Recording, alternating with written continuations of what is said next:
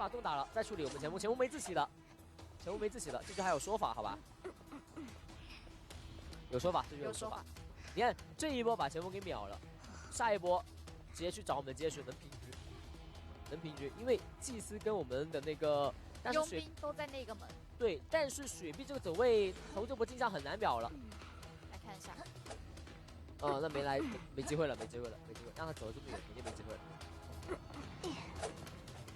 哎呦，反向拿球，空了，又空了，又空了，还空，哎呀，我的天哪！对面废墟，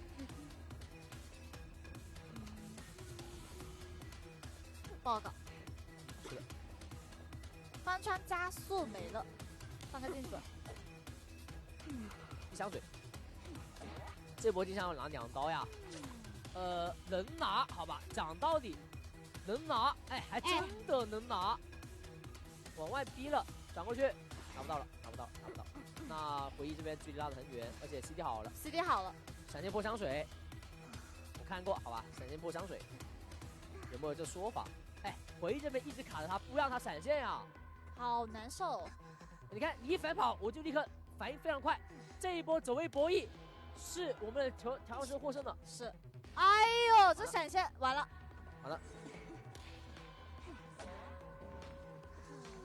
这样子的话，下一波进上，这一刀如果拿不到，这一局真的不好说了，要3重余韵呢。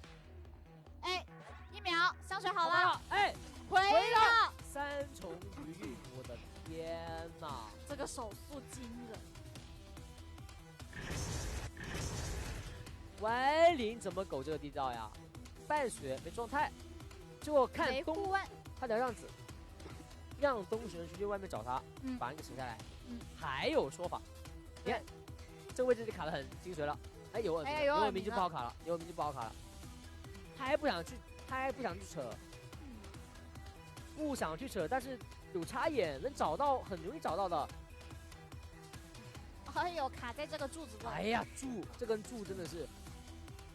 他好喜欢躲柱子，要么就是树后面，要么就是祝宁，好吧，改个名字，祝宁。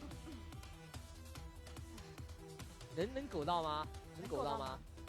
哎，好像有机会的样子。有说法，还真让他苟到了。这根柱子真的是，真让他苟到了，我的天！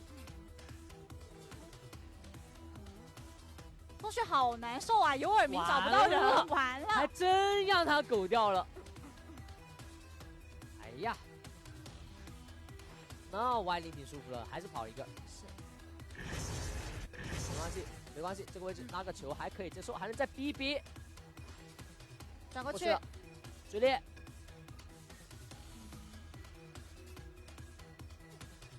这波博弈还是小心要胜。哎呦，这个回旋球，他没办法了，他不交球的话，他那个追猎撕上来了，他肯定溜不动的。就不用替他砸劫了，他肯定知道了，思路非常清晰了。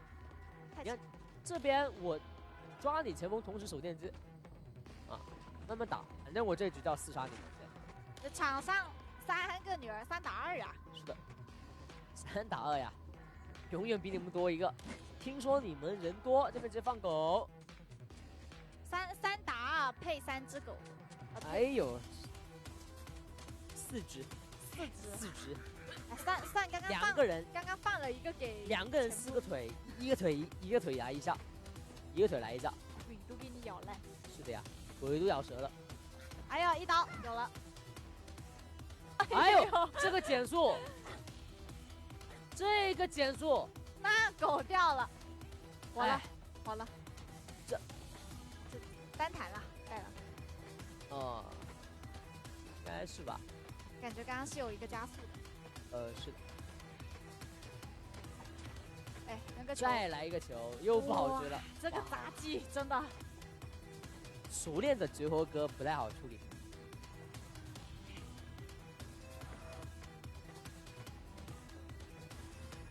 好，我把那个信徒放外面门口等着，你压好了，你把你自己摸满，我家门口等着，你还往外爬一段路。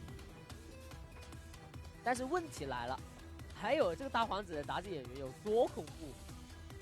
诸位玩家，见识到了没？但是还是有刀，毕竟是梦之女巫嘛，以外各杂他还是不太好处理的。但是还是那句话呀，有球呀，有球还能溜。前锋差不多该起了。他摸好了，他只在外面爬了，他等爬到楼梯再起来。哎，扔个球，杂技绝活哥还是比较少。难追啊！你看多难追啊！这杂技演员，了你没有狗，你没有狗，没有闪现，你要追他很难的。慢慢逼，还在逼。通过窗，哎，可以了。但是这个信徒在外面，再夹，不好夹呀。哎，有机会，但是有个球，有球太难了。哎呀，这个牵制时间感觉赶上佣兵了，好吧。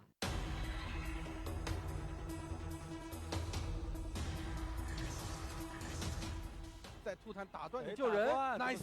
等一下，直接倒了，漂亮。佣兵没有救下调香师，一个康复连招，这里就先吐，哎，双吐，二连吐再一刀，漂亮了，这教科书一般的手势，教科书手势大家学到了吗？爆闪，这里还想爆闪。哎呦，哦，意识到了。哎，虽然撞下来了，但是还是我用另外一个女儿打了。对，看看还能不能拖。哎，闪现一刀，闪现一刀，这里要去强摸了。哎，强摸不行，这边提起来了。没有足够时间走出下一个板区，这里直接要鸟。那么就转入了我们下一个板区了，打掉。啊，先知在这个位置应该是走不远，一个闪现没有打到，稍微这里再给一个鸟。哇，还撞了一下。没有，因为他一直在回头看嘛。回头看，转了一下，又一只鸟。可以。吸鸟大师呀！吸鸟大师，这个先知还在瞟鸟。下一只鸟能出来吗？哇，几只了？我的天，这是第4只了。第4只鸟了。难道你要凑齐7个鸟召唤神龙吗？这个先知秀起来了呀！哎呦，不敢过，这回应该是没有。哇，脸疼，滑墙的方式来把这个人击杀掉。又一只了，第6只了。第6只了，离召唤凤凰还差1只鸟。这里又一个人皇步，又一个人皇步，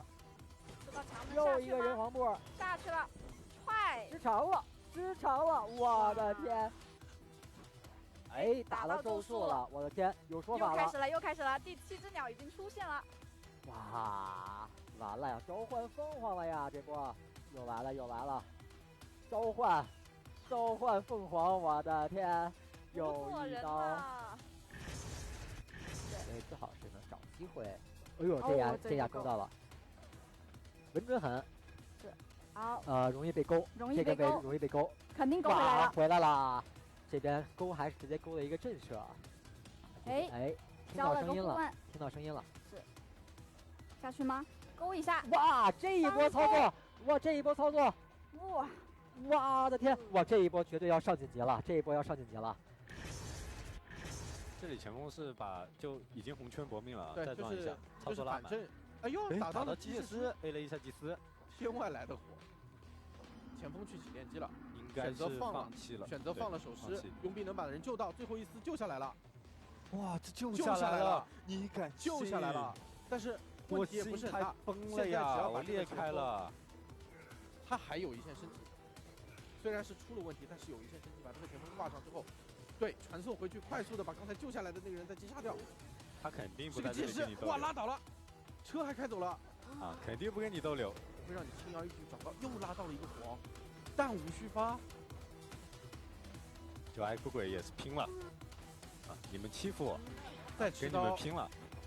现在他感觉打法就是在不停的刷血条，给你救。哎，拉倒了！哇，太准了，好准呐！这真的好准。再补，佣兵倒了，传送56秒 CD， 交一个藤蔓，快速移动过去。这里的话，可能半路就会拉一个火，他可能半路就会拉一个火，很急。是的。哎，电机快压好了，怎么说？拉倒了，抬起来！要不要摸？快摸！要抬起来！但没摸到，4人倒了，4个人倒了，4个全倒了，飞了。一个活，哎呀，拉到一刀斩，哇，好精彩呀！从我成为守墓人的那一天起，便知道，拉兹这座圣殿，我没有资格在此长眠。善者葬于圣殿，恶魔葬于殿外。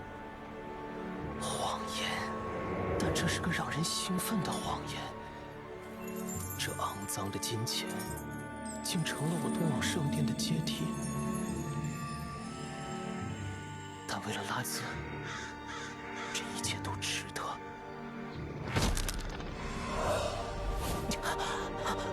这该死的光，我察觉到了这些肮脏灵魂的恐惧。怪物，是我，还是他们？可笑！我只知道，我的信仰在哪里召唤我。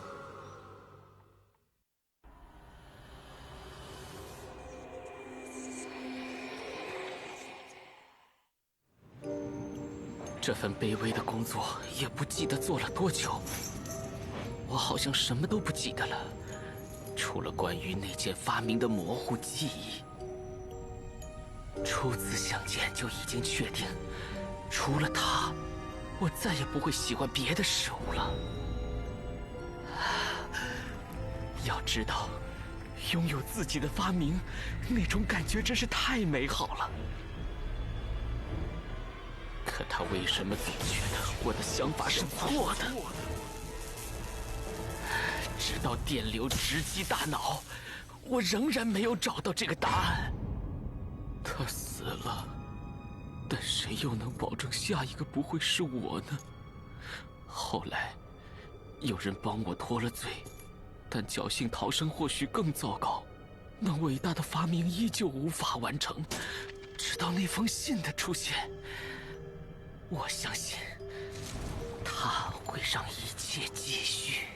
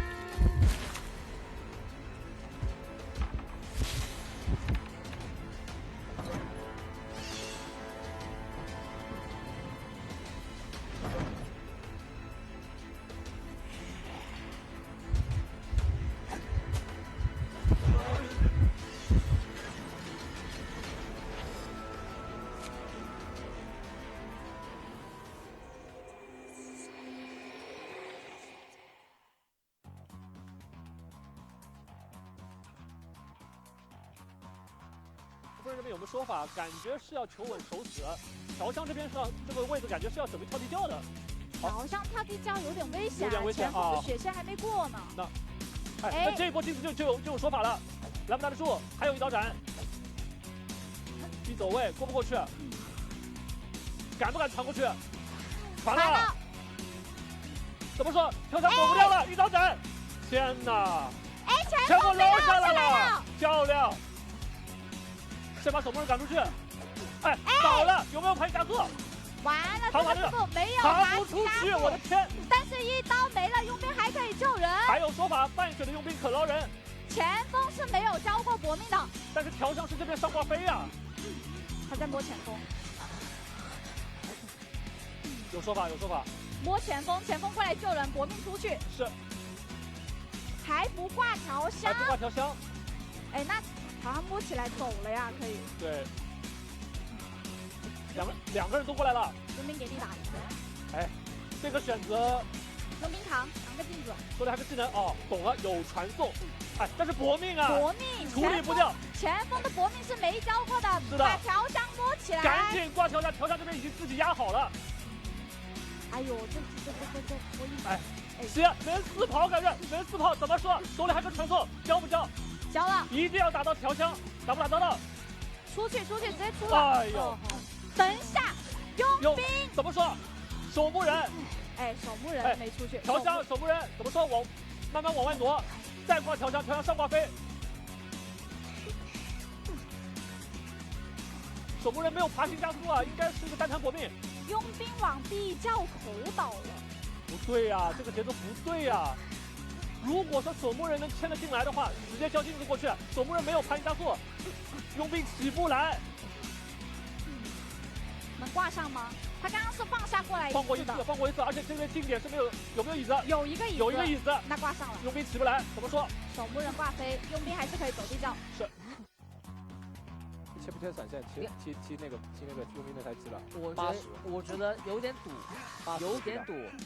80的剂量。哎，堵了，传头到了，卡到电机，那这边的话就慢慢开始打运营了。能消耗道具。对，开始进入红夫人的节奏。不入这边，哎呀，全交完。啊，不入确实不贪。已经没有护腕了。那这个开门战佣兵就是个累赘。他这边可能要这个佣兵打了电机，我也放掉了。是的。但是他这里如果直接过来追佣兵的话，他传送时间可能会有点久。哎呦，这个板有点久。这个板是真的疼，范围很广，盖了个头啊！哎呀，没有大洞。这次开始收小船了，船头手工正在改，小船电机也快亮了，快亮，进大洞，打了，大洞在船上，哎呀，很用呀，很用。你看电机压好了，对面船队也交了，喂，这个金条他上不了大船。对他现在只能这样子，只能去拖，想办法压制了呀。对，只能想办法拖不了。哎，开门战还少个传送，他对象没了，传送也没了，手刀亮机，亮机，守墓人能压门，祭司2个洞。平了。他这个镜像过去可能会被祭司的洞废掉的。对，平了。海滩没踢到，大概就平了。哎，但是前面有个洞，刚才那个地方，哎，奥利奥打了个奥利奥，哎呀，大招那也等于没打，那等于没打。但这个地方还有洞呀，这个镜子被废掉了。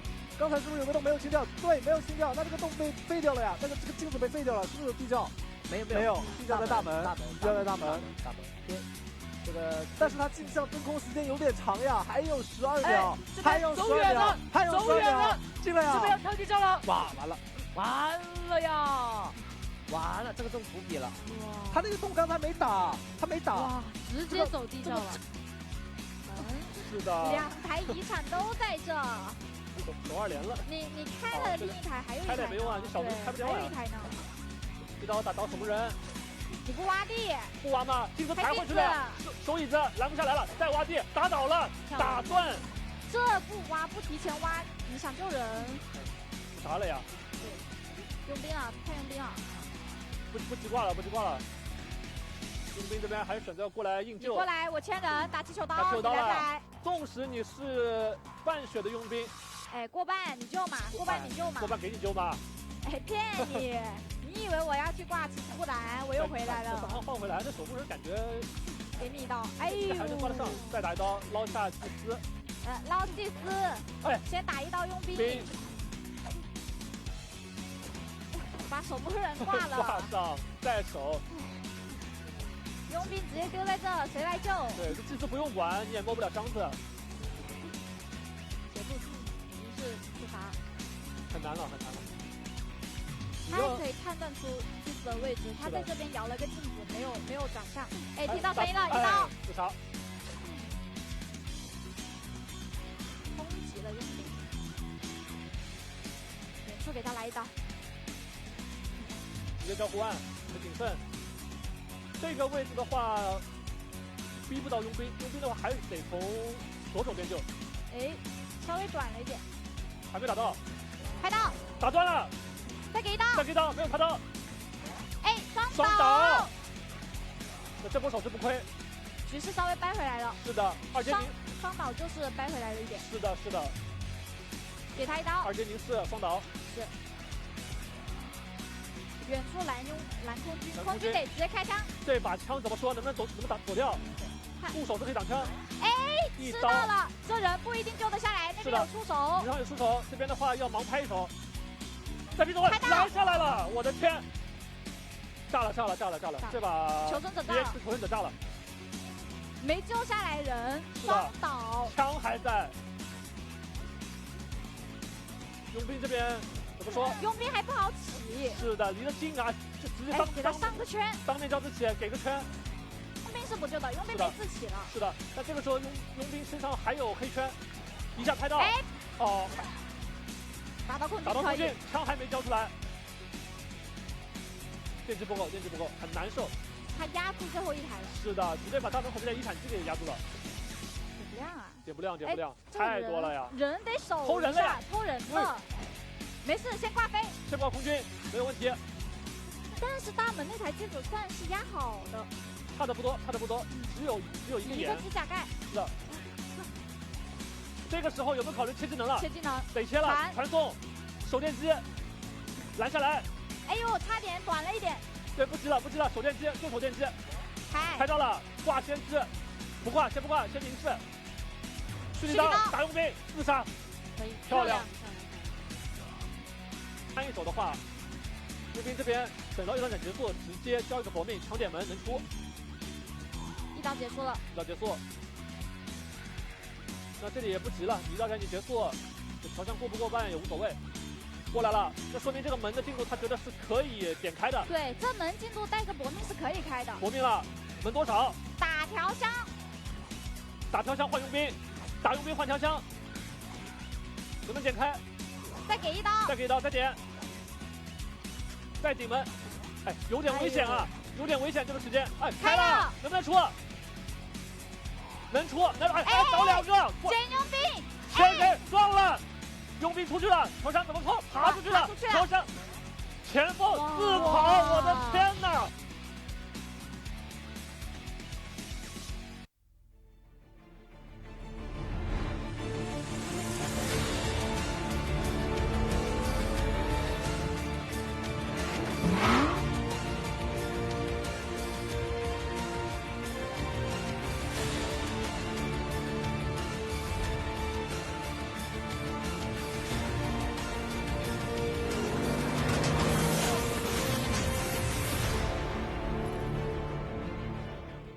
饮食辛辣，与美食共舞，引发口腔溃疡、口舌生疮、口腔炎。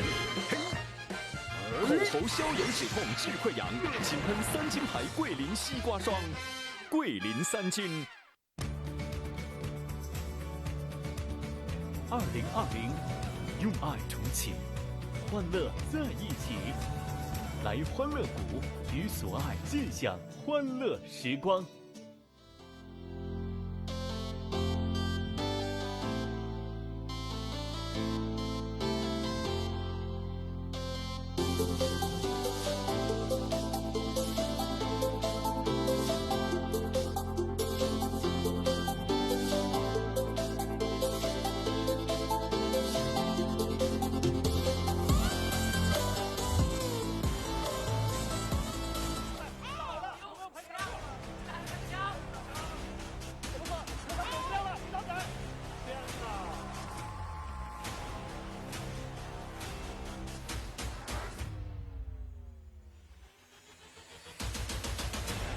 昨天的精彩角逐，我们已经诞生了4支强队，是率先进入了我们的8强。那么在今天呢，我们的战队呢将继续向我们的总冠军来发起猛烈出击。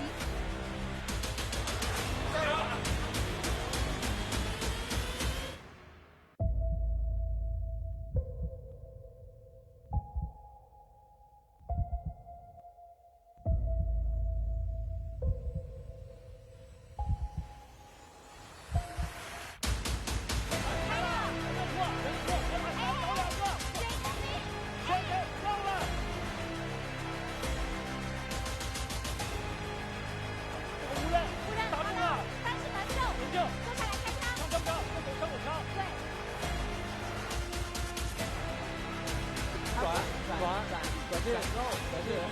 哎，大家注意球！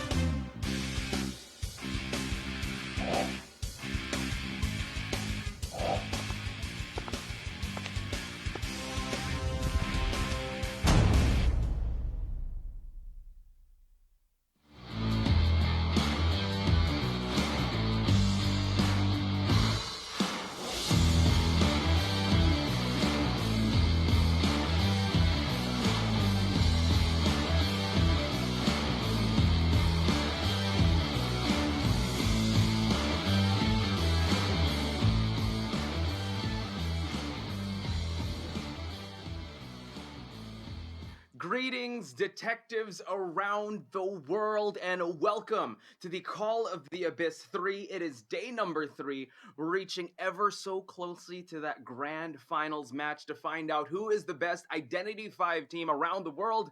My name is Potch Spice, and giving you some spicy action as well is Sayora over here. Yes, indeed. Good. I don't know what day is it today. So good morning, good evening, good day, good evening Night. to everyone. Yeah, and it's already day 3. It just happened so quickly. I mean, I thought it was just still day 1. I'm like, oh, time flies so fast. But you know what? It does. This Call of the Abyss 3 Identity 5 tournament is the apex of all Identity 5 esports, and this is where we get to witness the best of the best across the globe. And like what Pasha says, guys, this is day, so we are getting closer and closer to defining who is our champion and who deserves that title. I mean, we've seen some amazing Identity 5 action throughout this entire run. Day 1, I believe we casted a extra time match. 2 extra time matches. Yesterday, it went by as a breeze because, you know, all the teams were really gutting it out to see who's the best. And now, day number 3, the teams are dwindling. We started out with 15 teams, and now we'll see the brackets happening in just a bit. But I don't want to undercut the efforts that these teams have been putting on the table. So here we have it, ladies and gentlemen. See how we're ever reaching so closely to that center. We started out with 16 teams, and now today we're going to have 4 series of matches.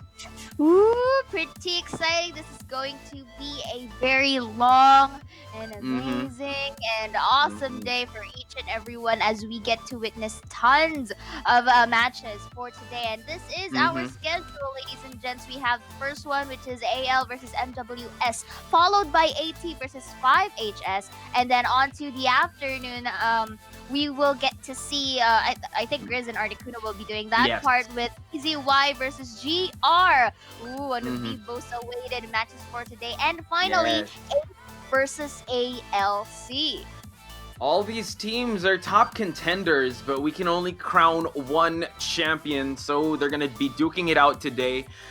This is today's match. Mark out your schedules now. Root for your team. Sound off in the chat who you're supporting because your team greatly needs that support.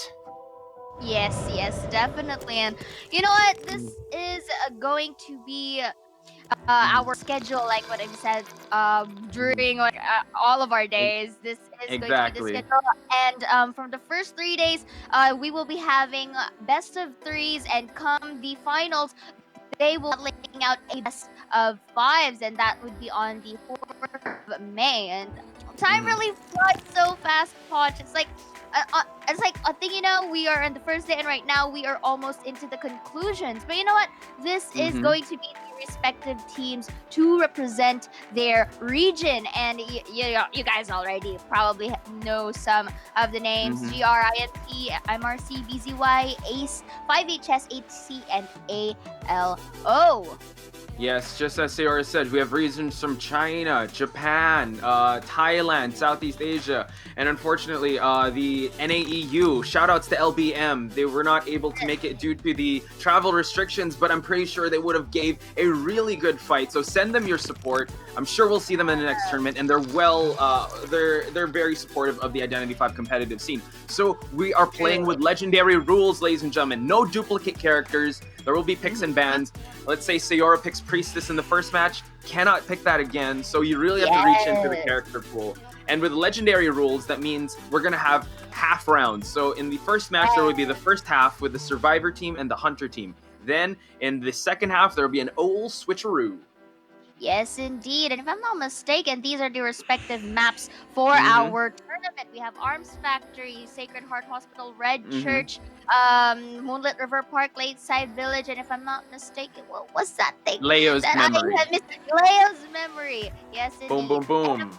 Yes, this will be our banning phases throughout our rounds as they progress. Round 1, the Hunter gets to ban 1 Survivor. Round 2, the Survivors get to ban 1 Hunter, and the Survivors get to The survivors get to ban one Mhm. hunter, and the hunter gets to ban 2 survivors, Yeah. and that goes on and on and on. So that means we get to see some wild variety of survivor pools once the game progresses. And of course, with the point systems that you guys already know this, get a survivor out 1, 2, 3. That's 3 points. If you manage to get a sweep on either sides, that will gain you an extra point. And this is what they're fighting for, aside from the coveted title of being called the champion of Call of the Abyss 3. This is what they're fighting for, ladies and gentlemen. So all road leads to May 4th. So please mark your calendars. Today we're gonna mark down the teams who's gonna duke it out in the finals. I'm so excited to get these matches started. As you saw in the schedule, we have AL versus MWS, and we're going to be calling that action. It's going to be a crazy match. Just to give you some context, AL beat PG. Okay, it was 2-1. We casted that match overtime, extra time, and then MWS. I'm just going to set the stage. MWS was able to beat ALO. Everyone was predicting ALO to beat MWS, but here they are, the underdogs, still repping. And sad to say, this is a Japan versus Japan fight. Ooh, they will be, shoving one of their teams out. But you know what? This is, Call of the Abyss 3. I mean, it happens. You really have to eliminate, one of the other team just so for you could really step closer to our grand finals, which will be happening tomorrow. Watch, it's gonna happen tomorrow. And I can't wait to see the snapshots of the players because, I mean, both of them performed really well. They were in day number 1. And you know what? Sometimes you just gotta, weed out the herd to find out the best of the best is. And if you have to, it's unfortunate that it's a Japan region versus region match, like Japan versus Japan, but it has to happen. And it has to happen in this way. But you know what? Regardless of that, we can really say that, all of the teams that had participated into COA 3 really did a good job, really representing the region. The fact that they managed to really step here into your zone or this battle is something that you have to commend because there are a lot of teams really wanting to be here, but they managed to really top it all off, and you really got to commend them. And like what we all say, just because they lost doesn't really define them as, as how their performances would be. It just so happens that we win some, we lose some. So Correct. I'm pretty excited, like what you mentioned, these are both Japan representatives. So let's see who gets to be, like the little one up on them. Yeah, the fact that they made it to Call of the Abyss is already a statement in itself. They should already be commended by just qualifying. It's just the format that we have to figure out who the best of the best is, and this is the best way to do it. I think all these teams have nothing to be. They have everything to be proud of because they did their country proud, they did the community proud, and I'm pretty sure they did each other proud by just representing and being here in Call of the Abyss 3. Indeed. And you know what? We'll be heading on to that really, really short. But for now, I really want that, recap of what happened yesterday. During the first and second matches, during day 2, it was pretty evident that the forward was more of the highlights of the play because it kind of made the pace of the games all throughout. So I'm pretty excited on how things would go for this day. But how about the remains? Do you have like any insights on it? On the match today, on what we're gonna expect? Yes. Yes. Well, honestly, I think Grizzly's gonna want to watch this match because AL's Vampy can be rocking a feaster in the first or second match. So we'll see what happens there. I mean, the feaster of Vampy was able to 4-man out IMT. So that's a pretty strong statement in the cross-division warm-up match coming into Call of the Abyss. So not sure because I'm pretty sure the other teams were watching his feaster and watching how he sets up those tentacles and sets up a lot of things. But you can't fall asleep also on MWS. They played to the meta pretty well, and I think they shocked everyone by eliminating ALO. If you guys are following Competitive Identity 5, you know that China is a very strong region. So slowly but surely, Japan is making their mark and really taking down some of these top teams.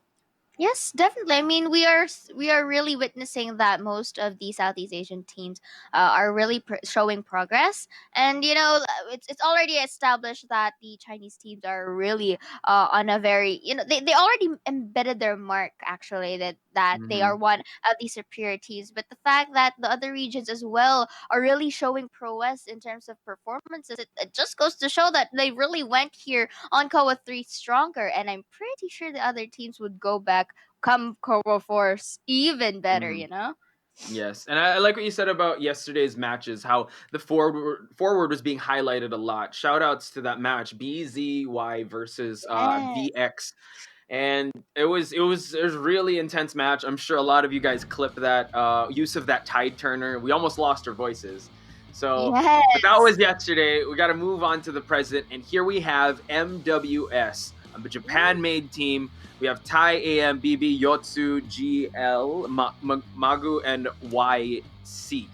Yes, and if you look at their preferred characters, really sticking to the meta, ooh, alongside with that first officer from BB. But you know what? This is mostly on the standards, and I like the way that MWS is really siding with the meta. And again, Mm-hmm. statistics speaks for themselves. They don't really have to, verbally talk about because their Mm-hmm. performances is what makes them so amazing. And this is look at AM stats, really really above average, and they really you know garner all of these experiences and all these mental capacity in for each player and for a team in general. So I'm pretty excited Exactly. on how they would perform today.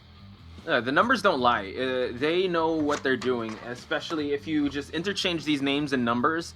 It still shows that they can kite with the best of them, and they can also decode with the best of them. As you can see here, mechanic average decoding progress 189. That's just the mechanic. So coming into this match, AL probably has to worry about banning the M&Ms, as we call them.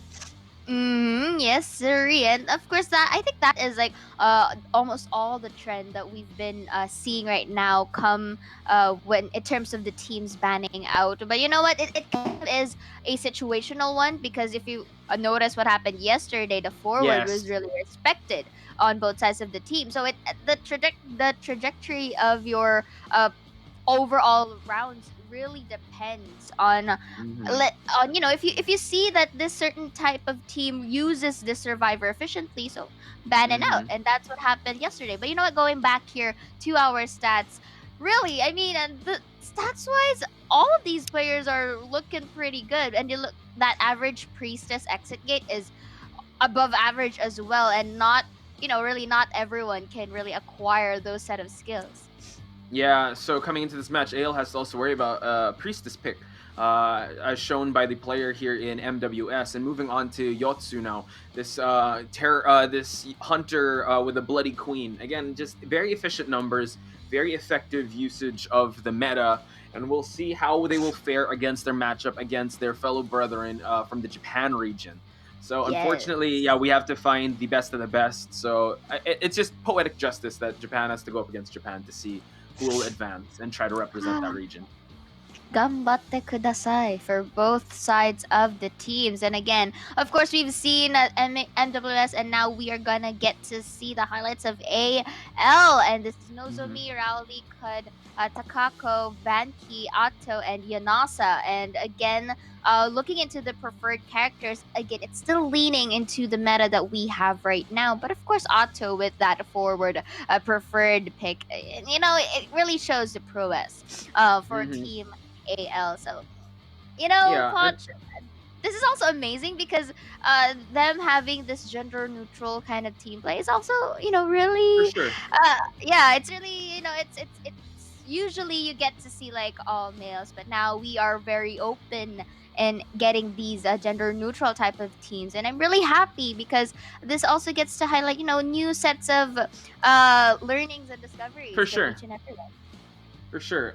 And just to highlight as well, yeah, they can play with the meta, but you know what? Vampy has that Feaster, and Yanasa has a Bonbon that was pretty effective during the cross-division warm-up matches. So that is Mm-hmm. something that MWS has to take note of and worry about when it comes to the picks and bans, because they can go off meta if they have to. So now seeing AL could over here. Average hunter containment time, 13 seconds, average rescues over here. But look at the decoding progress, 246. So the number speaks for itself. Maybe having this average decoding progress puts a target on his back to the hunter. Maybe the hunter wants to aim for him first, if that would be the case, if he was going to be playing that role. Yes, indeed. And look for Nozumi again. The stats speaks for themselves. Like you mentioned, look at the containment duration that he has. It's really remarkable because the moment that you know that you are being contained by the survivor, it only means that the strategies that they're really, opting for is really effective. And come rally right here with that amazing decoding progress, as well as the duration of containment, really goes to show that they are very, they can alternate themselves in terms of really distracting the hunter. With these numbers, you can tell that Team AL has a very well-rounded game plan. So let's see if MWS will be able to exploit some of the holes in their game, if there are any, or any of the slip-ups that these teams might falter into. Definitely. And you did mention that the Team AL, like what you said, Yanasa has his certain bonbon, if I'm not mistaken. So yes, it only goes to show that AL2 has something up on their sleeve, so they could play with they could play with the minds of let's say come MWS, that will they be sticking to the meta, or would they be go for a surprise pick? This is the advantage of really having a wide variety of survivors and hunter picks. You get to confuse the enemy or the opposing team. And just to note as well, AL, some of the team members here did make it to COA too. So coming into this, they are known as the vets. So if we're gonna build a story here, it's more of like, as we said before, like an experienced team versus the first timers or the young blood or the freshmen of the block. Yes, but you know what, Putch? We are gonna be heading to our drafting phase of round 1, match 1, first half between MWS as the survivor and AL Vanpy as the hunter. The map will be the Arms Factory, so I'm gonna expect a very versatile hunter for Vanpy, and we'll have to see. But you know what? Sticking to the bans, Seer won't be seeing the light of day. Indeed. Ty going for a prospector, and then AM going for a meta pick, which is the mercenary, and we're gonna see a mechanic as well. Just waiting for GL to lock in that priestess. And as you mentioned, I think all eyes are on the right side of the screen. Who is Vampy going to stick with in this first match? No bans in hunters yet, so he has a plethora of choices to choose from. Who among the cast of hunters will Vampy lock in with? Yes, I agree with you with that. It's gonna be the Bloody Queen right here, Potch. This is pretty interesting. And if Articuno was here, he would be so happy seeing this prospector pick. And you know what?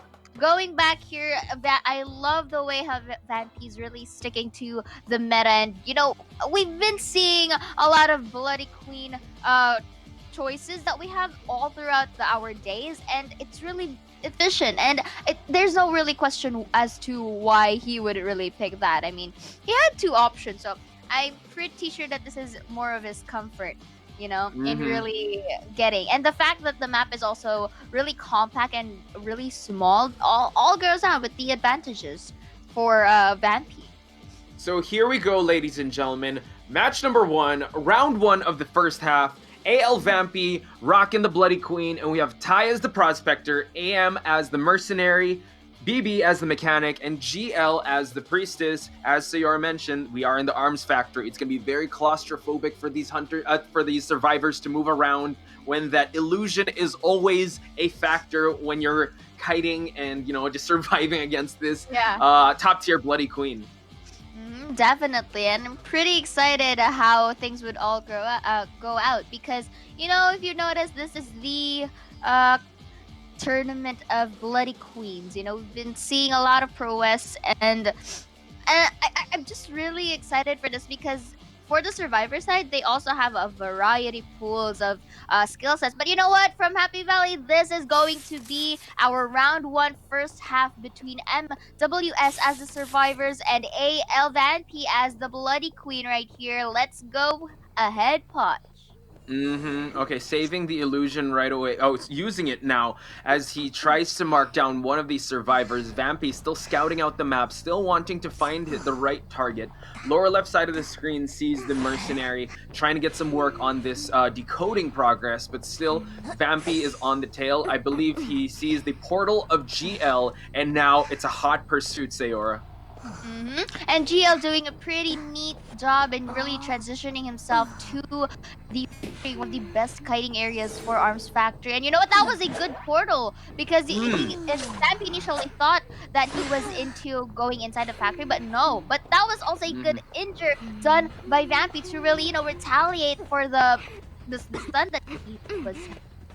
Exactly. So GL really has to find a new place to kite. Factory, he had to get out of there because Vampy had his number there. And GL using the terrain to his advantage, still moving it to and fro. And look at that, excellent holy key placement. But illusion's gonna be used. No swipe. Yes, definitely. And of course, that will be the usage of the mirror image to successfully knock down GL. And if you notice, that was, like what you said, it was an efficient use of the holy key. And you know what? It was in a very timely manner because Vampy was about to attempt like the 180 and then hit. And that portal was really placed in a timely manner. But you know what? The mechanic was able to pop one Cypher, and AM here really being stealthy for that potential save. AM in the vicinity. Vampy has to worry about that as he tries to stop the decoding process.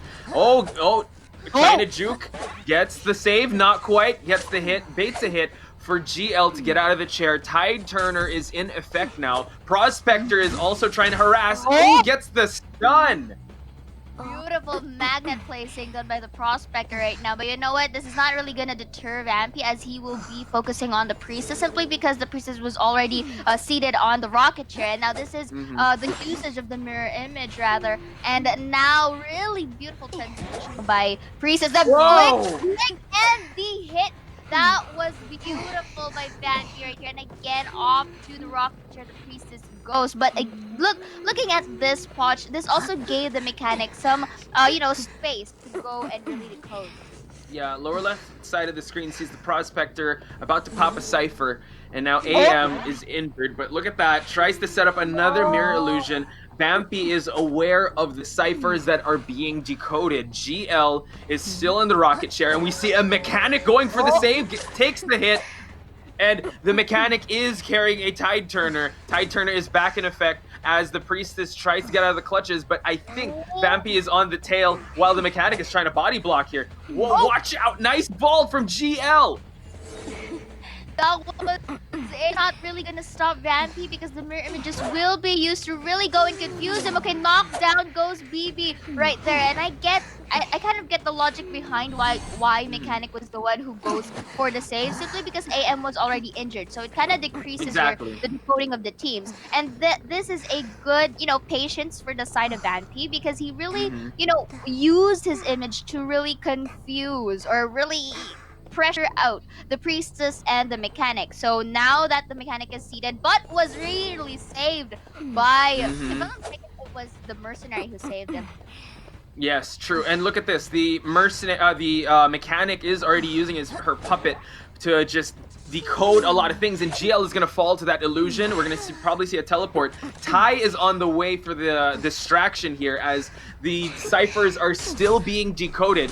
Use the magnet. Excellent stuff, but Vampy is stunned. GL is still down though. Again, the Prospector is going to try to buy as much time as possible, harassing Vampy into chairing this Priestess, because as you mentioned, she's been in the chair before. You can't afford for her to come back to that rocket chair. Yes, indeed. But that was okay. They popped. The cipher's been popped in a manner that was a bit too late for the Priestess to go and get up. But you know what? This will leave Vampy an opportunity to really potentially clutch. But you know what? This first position. Oh, unfortunately, with the mirror image high off, down, and again off the rocket chair. He goes mercenary here on the gates, really, doing his best to open it up right now. Well, not really doing his best, more like just opening it up. And I think they won't be risking any more saves and decides to go for a tie.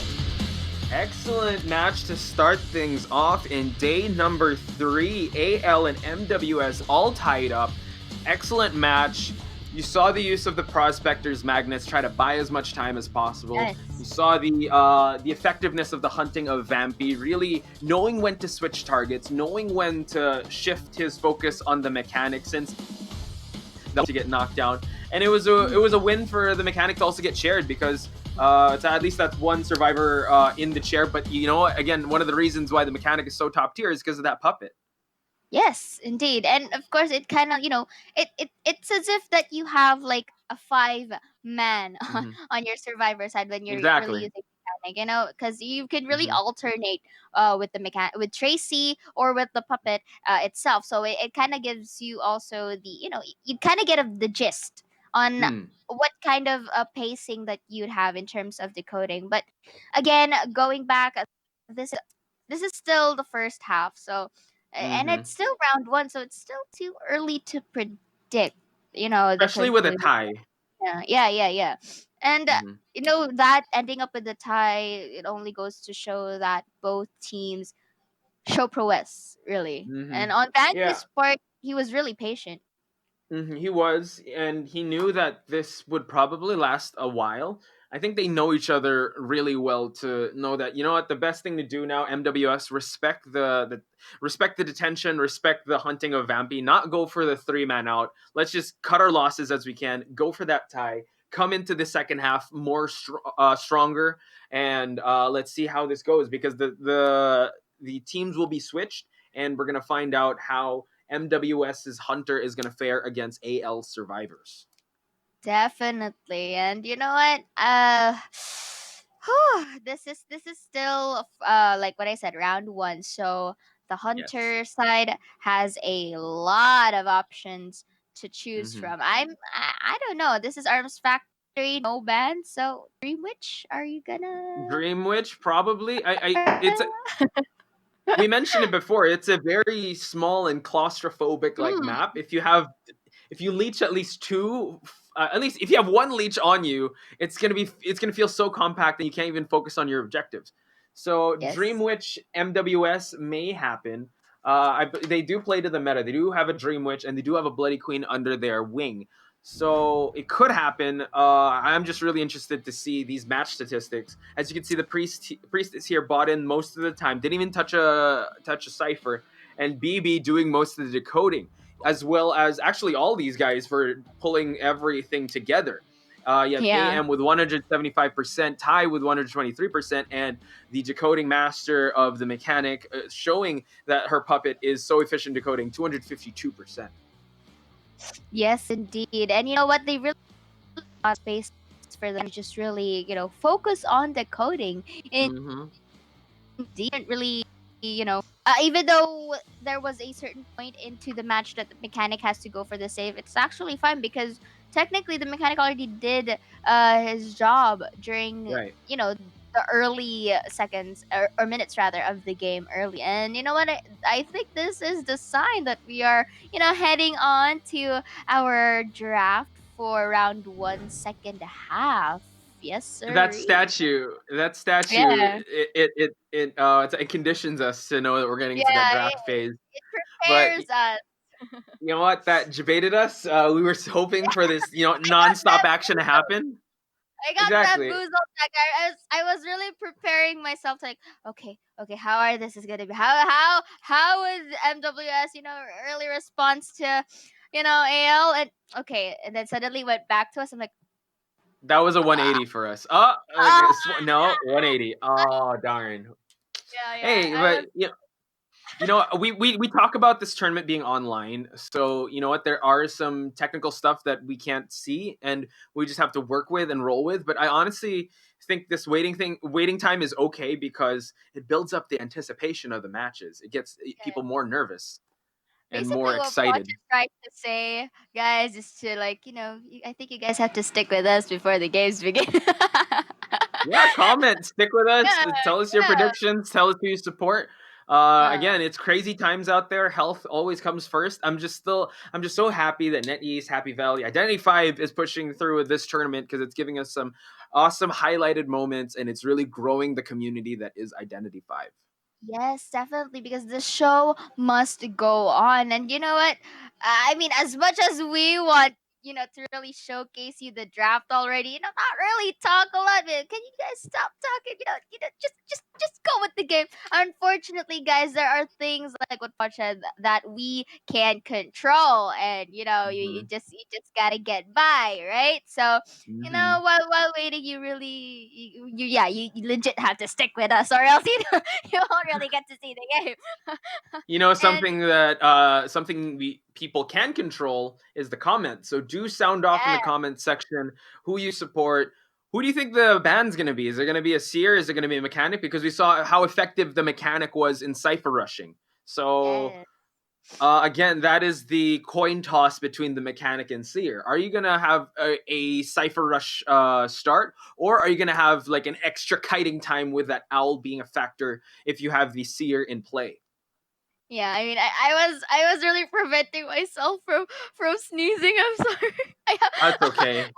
I have the cold, so yeah. It's Safety yeah. first. Water, Yeah, hydrate, everything. Okay? yeah. Don't forget to really prioritize your health, guys. I mean, if you guys saw our players really wearing some face masks right there, it only means you really course. gotta focus on your safety. But Yeah. again, going back to Mhm. like what you mentioned earlier, Poch. I mean, do you have like any just a quick prediction on Oh.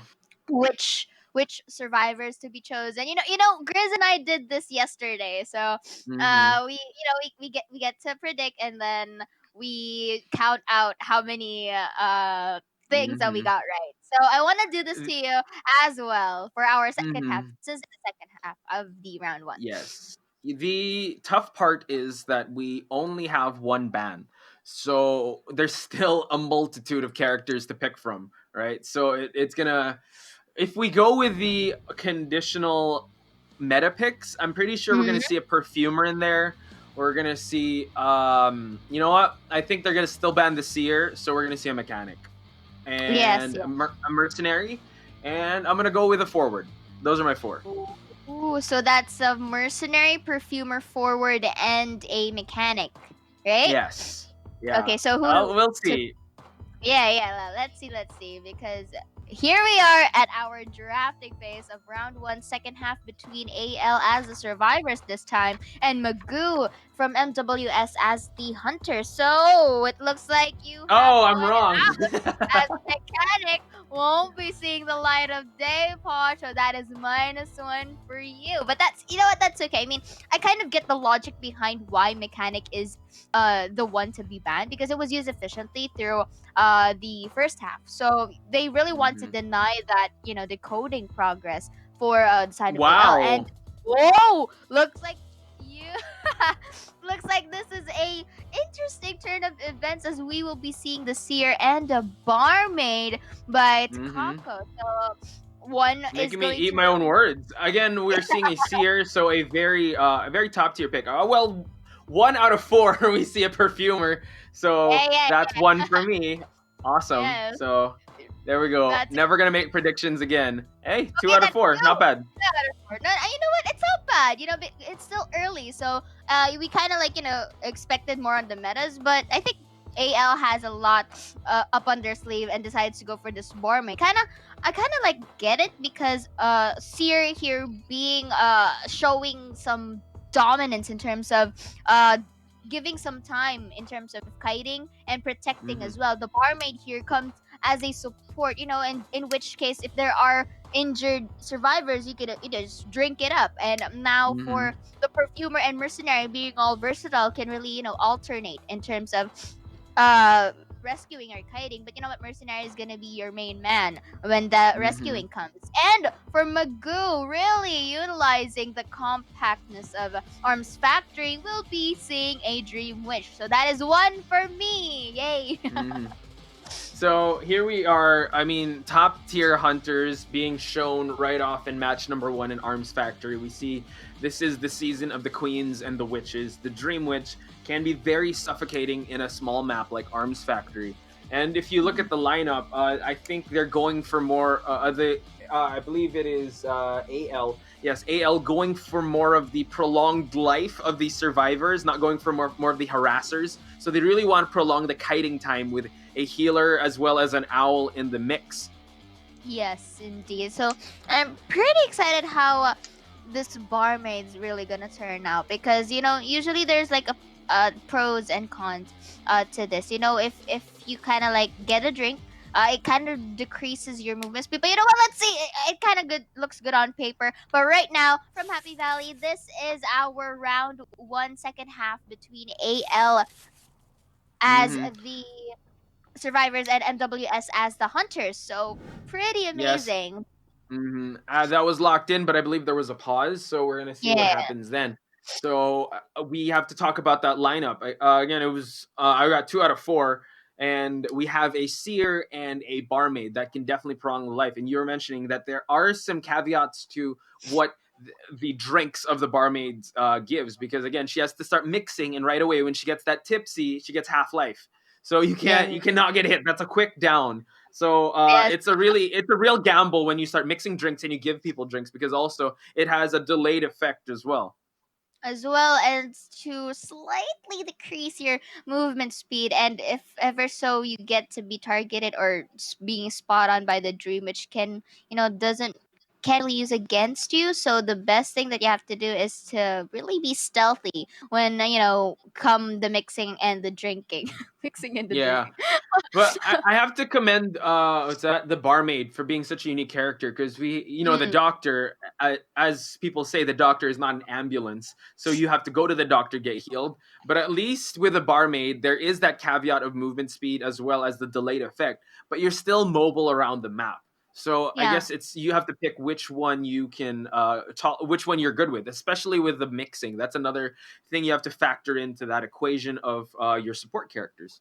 Yeah, definitely. And I'd love to, you know, really see this barmaid play, because you know, may come after COA 3, maybe I could like learn a thing or two. No, yeah. Oh, for Because sure. I don't know, to me barmaid is a pretty interesting character, because you mentioned that the doctor you really have to go to or for you to like get healed, but barmaid here really that legitimately the ambulance. It goes to you. It goes to you. It roams around, and you know, it kind of also provides you vision as well, because while on the long run it kind of like gives you the signal, oh, the hunter is here, oh, the happening is, you know, on this area. So it's kind of like pretty interesting, because it's like a walking potion. Yes, in that sense. And In a with sense. with Arms Factory as the map, and it's really important for survivors to keep moving.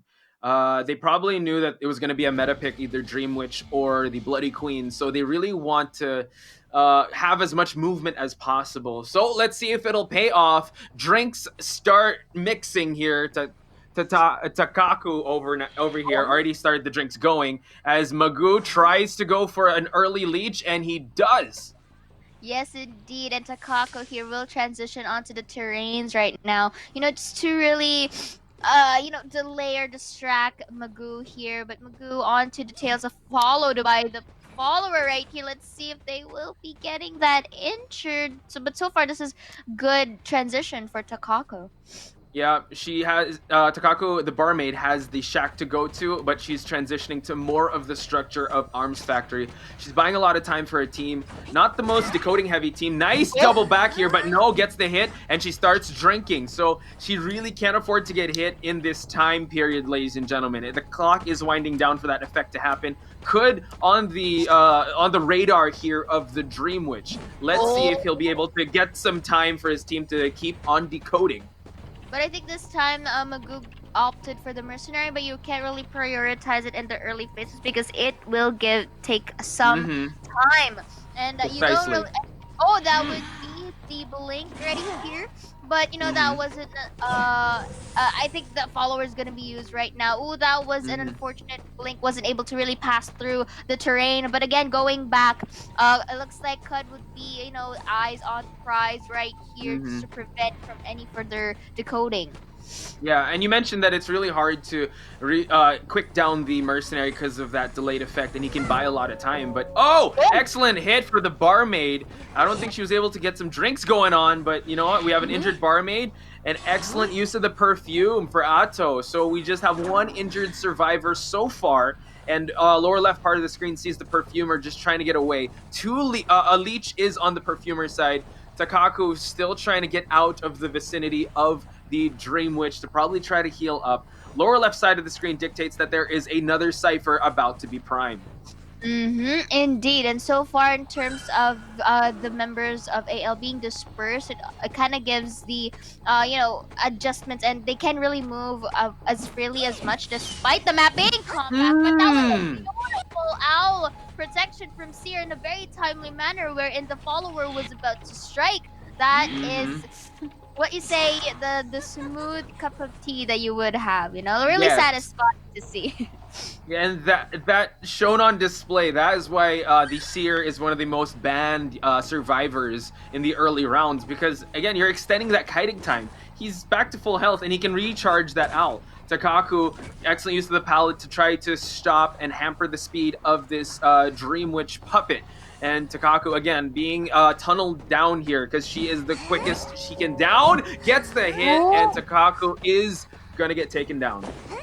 Okay, but you know what? That was really good discipline for the side of the barmaid. Really bought a lot of time against Magoo. But this is survivor down. I mean, not really survivor chaired rather for Magoo, and I think he's gonna really opt to really roam, but at the same time be in the vicinity where Takaku is placed at. So you really wanna lock in your survivor. Magoo going for the defense here. 2 ciphers left, and you can see there that the team is still going for objectives, while Kud is, I believe Kud is has an ability to take out the leech. Oh, gets the hit, trades the hit just so Takaku can get out of that chair. There's not much structures to go with. Last effort is going to be in effect. And how is the barmaid going to get out of this situation? Beautiful sidestep back done by Magoo, really playing some mind games in terms of sidestepping. And right now, the mercenary is Leech and will be the next one to get targeted. But you know what? You don't really want to get your hands off of Takaku. The fact that he was already chaired. And this is a good strategy for Takaku in return to really go to the corner to really buy some time. And you know what? Potentially, struggle his way out because the chairs are in a fair distance. But you know what? He spotted one in a nearby area, and Takaku will unfortunate. Unfortunate. Big cipher pop. And now 3 survivors left. Atto in the exit gate here. Magoo has the detention on deck. How is he going to be able to bounce back? Teleport. Excellent movement from the perfumer, getting himself out of that situation just in case. But it is Rowley that is going to be targeted with a leech. So far, again, the tension is in the hands of Magoo, so he can have this potential clutch play. But again, up to what extent the members are dispersed and the followers here, he really has to keep an eye on these members because, Magoo can't really afford, having a survivor to escape. But I think Atto here doing a pretty swell job in just taking time and abusing the terrains. Yeah, just keeping the hunter preoccupied as the other members try to open the exit gate. Lower left side already, Rowley out the gate. Atto still in the factory. And now Magoo trying her darnest to just salvage as much points as she can. Follower is still hunting down Atto. But this leech is going to be planted. This is going to be so much... this is going to be so much harder for Atto to get out of the compound that is the arms factory. So Rowley was able to get out of the map right now, and again, going here, just really, abusing the kiting potential here in the area. And Atto, I think will be, reuniting soon with Cud if Cud ever so went out to the exit, and I think they will be planning to go for that dungeon. All Ato needs to do is just really, buy some time and transition himself to the dungeon area. But seeing it as it is, it looks like Magoo really keeps up on applying pressure to the perfumer. We're at the end game now because excellent pallet use, but no, the follower was right there. The detention was still in effect. We're gonna see a teleport over here, but the mercenary is gonna be long gone, and I believe that's GG.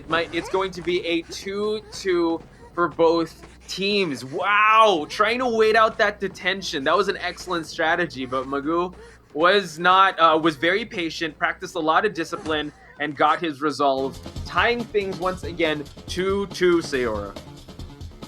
2-2 in our first round. Okay, so this is kind of like a reset. If you know what I mean. Because I mean, both of them ended up in a tie, so both of them did pretty well. And man, Coach, this is getting intense. Yeah, this just shows that, I mean, they know each other so well that they've been tying each other constantly. They're both from the Japan region. I'm pretty sure they've played each other a bunch of times, and they're just showing that they're showing each other that they want it. So 2 apiece. We're 4-4 heading into match number 2. MWS versus AL. Man, oh man. I mean, this is, I'm just really amazed because usually around when you get to, get a gist of who's a bit of a dominant one or a bit of the advantageous one, but here in our first round, both of them a tie, and yeah, usually you'd see the ties in match number 2. That the momentum slowly shifts to someone else's favor. Then we have a tiebreaker in match number 3. But this is it's just a showcase of how evenly matched these two teams are. 2 apiece and with meta picks. Yeah, it's as if that their momentums are really, clashing and really having that tug of war kind of moments. But again, this is round 2. We will be heading there very shortly, but the usage really of both the Bloody Queen and the Dream Witch was really showing prowess for both sides of the team. And in terms of the survivors, not really linking to Cypher Rush moments, but it's more of them really controlling the pace on the speed of their decoding progress. But all throughout, really got to commend the perfumer earlier onto the second half for really buying some time. Even though that it was captured really well by Magoo, the fact that the perfumer bought a lot of time, enough at least to get 2 survivors out, is really hard to commend. Yeah, Magoo practiced a lot of good defense as well. Once he had a survivor chaired, he knew when to transfer his attention to the different ciphers. He knew when to come back to guard the chaired survivor. And yeah, overall, it was just so evenly matched. I can't wait to get to match number 2 when we see more bans, just so we can weed out the characters to see how much game plans these two teams have and how much strategies can they implement and impose on their opponent. Yes, and that is really the magic of the legendary rules that we have. We get, teams get to showcase various survivors, and not really sticking to one, because I mean it's pretty exciting really to see more survivors at play. So I have to ask, I like the magic of it. out of the games you've casted in Call of the Abyss 3, were you hyped or were you excited to see a certain survivor come into play? Yes, that's definitely. not in the meta. Yes, indeed. Who's the survivor? It's the Embalmer. There was an Embalmer? Yeah, before, during the qualifiers. That would be amazing if we see an Embalmer today or on the grand finals. Yeah, and the fact that I am a die-hard shipper there we go. Really hyped me up a lot more. But you know what? let's look at the match stats real quick right here, Podge. Again, 200% decoding progress for the seer and the perfumer. Really, fundamental for their team, and not so fast, but in a good pace. And for Magoo, Mm-hmm. eight hits, really not bad. And the fact that the followers are also used in an efficient manner to defend and get two survivors on his pockets, really is well done job by Magoo. Yes. Well done indeed. He tried I mean, worst case scenario was tie. So that's Yeah, the yeah. best case scenario for them because they're not too far away. They're actually in the same even field. So match number 2 is basically like match number 1 with bans now. So we're gonna look at the highlights of this hunt with Vampy over here.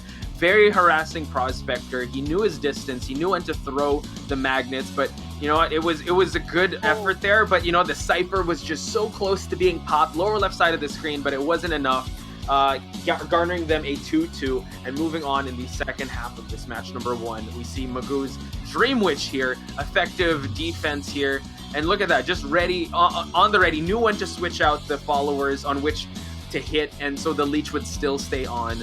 So excellent hunting by Magoo. Yeah, and he really did utilize his detention before the time ran out, and True. the side step back potential, and of course Magoo's reflexes, really came into play during that Dream Witch performance. So I'm pretty excited on how round 2 is gonna come out. I mean, it doesn't sound like it, but yeah, I am. I mean, 2 of the top teams in Japan. How else can we build this match up, ladies and gentlemen? We have MWS AL tied in match number 2, so it's really neck and neck. I'm so excited and also a little scared and nervous. I'm feeling a lot of emotion, Sayora, on what's going to happen in this next match because it's so close. It's down to the wire and only in match number 1. Yes. Yes, and only one of them gets to, really step forward and into our brackets, and both of them are really Japan teams representative. So happy and sad, and the emotions are mixing, So It's bittersweet. yeah, it gets intense as it progresses, but yeah, this is also a good time for them to showcase who gets to really represent the region for our grand finals potentially. I'm sure that these 2 teams are going back to the drawing board and refiguring out their strategies just so they can be a little like an edge above their counterpart here. 2-2, and then again another 2-2. I don't. It's really hard to favor one of them. The momentum is in anyone's favor. It's really up for grabs. Yeah. So prediction wise, it's kind of like hard to really solidify any specific draft because like what you did earlier, you got 2 out of 4 predictions. It only means that there are some pocket picks up in stores for them. So for this second round, it's kind of really interesting to see if we get to see another one, or will they be sticking to the meta as usual. But And I think I can say that it's since the hunter gets to ban out 2 survivors this time, I think still sticking to the meta, a seer or a mechanic won't be coming out to play. I mean, that's where I'm sure of. True. The only anomaly I see in another potential ban is if AL's or if the other team sees the effectiveness of the prospector, because that prospector was very harassing. I mean, we talked about how the forward played into the meta yesterday, and it forced, I believe, BZY to ban the forward and not go with a mercenary mechanic seer pick. So I could see, again, that's a very off chance because you know what, the M&Ms are very strong. But if you're going to get that prospector back in play and the effectiveness of that team play, it's going to be very harassing. And if you combine that with a forward, it's going to be hard for you to put a survivor's butt into that rocket chair.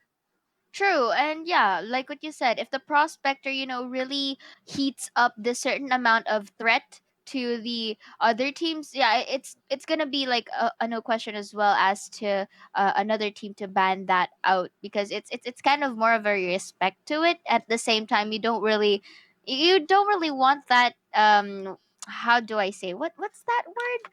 You don't really Mhm. want to risk like Yes. Okay. Risk. being harassed so much by the magnets of the prospector. But then again, if you are to ban, let's say the threat levels of the prospector are high. If you are to ban out um one ban out the prospector in those slots that you have, it only means that you get to open, like what I've said, the M&Ms earlier. So it's kind of like mind games too, because you did Mhm. mention that the M&Ms are really difficult, especially when the synergy is really on par and really on point. Mhm. So Yes. but to me, I think so far for the second round, first half, prospector won't be banned out Mm. anytime soon, because uh it's only used once, per se, here in our round specifically. It was only Mhm. still used once, and they could still get by. The fact that they were able to get a tie, and not a Mhm. sweep or not a 3-1, Mm. it only means that the risk or the threat levels aren't really that high and is manageable. But you know what, let's see what our players would think as we head on now to the draft phase. AL survivors and MWS as the hunter, and the map would be Sacred Heart Hospital. Yeah, that is a valid point, and I do think that a banned Eminem is more effective than a banned prospector that tied. So now we're going to Sacred Heart Hospital as we await for the Hunter to ban out 2 survivors in this second match. Again, it's basically like round number 1. We're still all tied up. Momentum is in no one's favor. It's like we're playing round number 1, but with more limited options. We're going to see a Yeah. mechanic that's going to be banned and probably a seer, but we will Yes. see what is on the mind of MWS's Magoo. Yes, indeed. And if you notice during the second half of round number 1, Seer was used quite efficiently because it wasn't Yes. really into the highlights, but the fact that the Seer was able to decode in a smoothly manner, plus the owl protection, only means Mhm. that it's kind of fundamental to ban out any more of Seers, and Mhm. that is what we are seeing right now. The Seer won't be seeing any light of day into our round 2. And this will give the option for AL this time, I think, to still go with fundamentals, go with the mercenary, go with the Mhm. perfumer, I guess. And this, and let's say if the forward, then I think fourth one could be another, but let's see on the overall overall draft of Mhm. AL. Okay, so AL Rowley locking in with the mercenary. As Sayora was mentioning, she was giving her prediction, so we're gonna check back with her in just a bit on this. And wow, we're gonna see a coordinator. This is gonna be a very scary matchup if the flare gun is a very efficient use. Is gonna be very efficiently used, and now Otto is about to choose his survivor. And now the Dream Witch being banned is very interesting. It opens up Magoo going for the Bloody Queen. A very strong, very meta heavy character over here at Sacred Heart Hospital. These guys are taking their time, really considering all their options, but I think Magoo's glad that they were able to ban the top tier hunters, the survivors, which is the mechanic as well as the seer. Again, Sacred Heart Hospital, one of the most used maps here in Identity 5 competitively. Yes, so instead of seeing a forward like you mentioned, it's going to be the coordinator. You know what? The coordinator, when timely, fires the flare gun, Mm-hmm. it could really be a good pacemaker. But then again, looks like, okay, they have the mercenary, they have the coordinator and perfumer, so I think they will be going for another versatile survivor, which is the priestess. Even though, let's say that the Sacred Heart is not as big as, let's say, Lakeside or Moonlit, the fact that the portals of the priestess here can really be advantageous, especially when the hunter gets an eye. Let's say example, the perfumer is really on the tails, and you really want to like Mm-hmm. further up the distance. The global holy key is really really shows the good effects on it if ever placed really well and really at a safe distance. So you know Precisely. what, yeah. Precisely, and we're at Sacred Heart Hospital. You know, the survivors do want to go to that hospital. Just it's like their safe haven from the hunters. One of the greatest kiting spots in the game, and the Holy Key can be another tool to use when entering the hospital. And it's just going to gimp the hunter's speed if the hunter goes through the portal to try to get rid of it. So excellent use, and AL's is rocking that priestess as we wait for MWS's hunter. Could be a Bloody Queen, or we could be surprised with another, well, off meta, which is not a queen or a witch. Or could be Bonbon. It could be Bonbon. Could be. I mean, it depends, because Bonbon is also, you know, good in this certain type of map as well, because it can really, you know, add pressure. But you know what? They will be sticking to the meta as the Bloody Queen will come out into play once more. I mean, I can't really, you know, I understand the logic behind, because Bloody Queen is also really OP in the certain type of map, and the fact that the mirror images can really help in pinning out the survivors, as well as, you know, to compensate to what the priestess can offer in terms of distance. Exactly. Yeah, the mirror can really, you know, complement it as well. So it depends. Exactly. We were talking about the Bloody Queen being very effective in this type of match, really closing out the distance. And maybe you did mention Bonbon and other picks. They could be saving that for the third match, because they're very evenly matched, and they're going to use the metas while they're still available, because, you know, once we reach that third match, the queen, we're not going to be seeing any queens or witches, because depending on how effective they are. Yeah, really. And you know what? I agree with you if we're not going to be seeing that Dream Witch and Bloody Queen come the next match, if ever so. But here on our current lineup, Mercenary, Coordinator, Priestess, and Perfumer for AL, and Bloody Queen as NWS, I'm going to say that leaning forward to a pace where it's not necessarily a Cypher Rush, but in a pace wherein they could really alternate themselves in terms of keeping the hunter preoccupied. And of course, for the hunter side, I think the Bloody Queen, per se, would really, you know, focus onto the survivors that has the more versatile movement. And of course, with that, we're already here into our round 2 first half between AL as survivors and MWS Magoo as the hunter. Early perfume by Atto. Magoo is still hot on the pursuit for this perfumer. Going to shift over to the structures here. Excellent stuff. He already used one of his kit. 2 perfumes left. We're going to see how Magoo is going to be able to take down this perfumer. Heads into the hospital, as we said, one of the best kiting spots, and the perfumer is buying a lot of time for this for the team, and it's not it's going to be a little prolonged Cypher Rush, as COA mentioned, because again, not a big decoding heavy team, so Magoo really has to pick his shots right and not spend too much time if he knows that the survivor is hard to take down. Okay, that was a hair away from actually getting injured. But you know what? I like it how Magoo didn't really follow too much on the priestess, because the priestess was in a good position to kite. And then transitioning here again. I mean, this is a good thing for Magoo, you know, just really observing the vicinity. And of course, priestess is going to be the one in the area. But you have to take note as well that while all of this is happening, watch out, gets the hit, and now the priestess is gonna get injured, drops down to the first floor of the Sacred Heart Hospital. Magoo still on the pursuit of this priestess. Again, we've mentioned it before, ladies and gentlemen. This is a very good spot for the survivors to kite.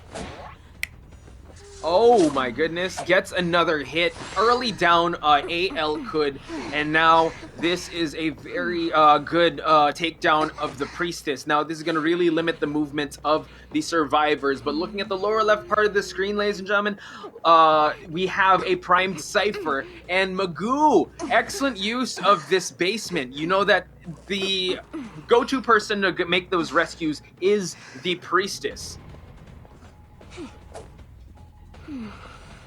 And Magoo's still playing some defense here. Otto is in the vicinity, drops down. Excellent use of the perfume. And now he's going to take a hit just so he can save the priestess. They need to get out of here unscathed if possible, just to keep the Cypher Rush going. 2 Cyphers left, but you know what? Tide Turner is going to be a factor for both these teams, and he's going to get that last effort. Could trying to distance himself from this basement, but look at this. Magoo's still on the hunt, uses that illusion to keep the pressure going. Otto getting himself out of that sticky situation and shifting and transitioning to some structures here. Excellent use of the perfume. Going back, doubling back to the hospital, and Kud is still down. Magoo shifting his priority to try to chair this downed priestess. Otto is still injured, so how are they going to be able to adjust to this this turn of events? So now let's see how Magoo is going to defend this chaired priestess. Otto is still injured while we see the mercenary in the vicinity. Rowley trying to gain the attention of the hunter while Otto is trying to focus on decoding. And now Rowley still choosing to approach this situation, wanting to save the priestess. He only has like a number of seconds left. Magoo realizing that. Are we going to see a terror shot coming soon? Excellent use of the Tide Turner. And now we're going to see AL Kud try to just distance himself from a rocket chair. Excellent a Cypher pop. And now detention is going to be effective here. Kud still in the hospital. Oh, and another last effort, and Kud is going down. The Tide Turner was not in effect here, and now Kud is going to be potentially rocket chaired. And look at the lower left part of the screen, ladies and gentlemen. Coordinator is already priming the exit gate. Yes, indeed. And it looks like it's going to be a 3-1. Survivor take. I have to apologize. It's all good. Yeah. So, you know what? 3-1. What happened there? What happened? 3-1. Excellent use of the perfume on the perfumer. The priestess was really buying a lot of time for teammates. Is just excellent use. You predicted it right. You know what? Just shifting the attentions, not necessarily in the rocket chair, but the attention of the hunter while everyone else was decoding. The coordinator was mainly the decoder, and the actually we didn't see the coordinator so much, so she was doing her job pretty well as the main decoder. No flare guns were put into effect. Mercenary was there for the save. Excellent pop. 3-1. I think that was the best outcome in that given situation because of the tension. Ooh, so you're saying everything went out smoothly, like really transitioned from one area to another? Is that right? It was as good as evenly matched as they are. This was a really good performance of in the Survivor side. Very different from our round 1, because it's pretty evident that the patience and the discipline of the survivors are there. And as much as the Bloody Queen had that good performance, I think it was merely up to the pace. The pace was in the control onto the survivor side. Yes, so AL is now up by 3. If we recall the scores, there are 4 all. Now it is 5-7 in favor of AL. Still neck and neck, a 2-point difference. Still anyone's game. Yes, so for this round 2 second half, Sacred Heart Hospital, Bloody Queen was used efficiently. Bloody Queen is used efficiently, but not to an extent that it really showed super prowess. So, Bloody Queen, it was Dream Witch as well, rather. But I think for the second half, I think one of the meta hunters will. I think both of them still, since it's Bloody Queen and Dream Witch that we have seen for the previous match and for this first half. But this also this is also where the comfort hunters also come into play. Maybe we'll get to see a feaster, because during yesterday the feast used really efficiently in this map. But you know what? This is the quick rundown of the stats that we have. Poch, why don't you get give me a rundown of it? Yeah, as you said, it was an effective use of the Bloody Queen, but the effectiveness of the priestess as well as the perfumer really was a factor in this match. As you can see, 200% decoding progress by the coordinator, and the mercenary was there for that last minute save towards the end. Cypher was popped. Perfumer, coordinator, and the mercenary were on the way out, while the priestess was rocket chaired. So it was a 3-1.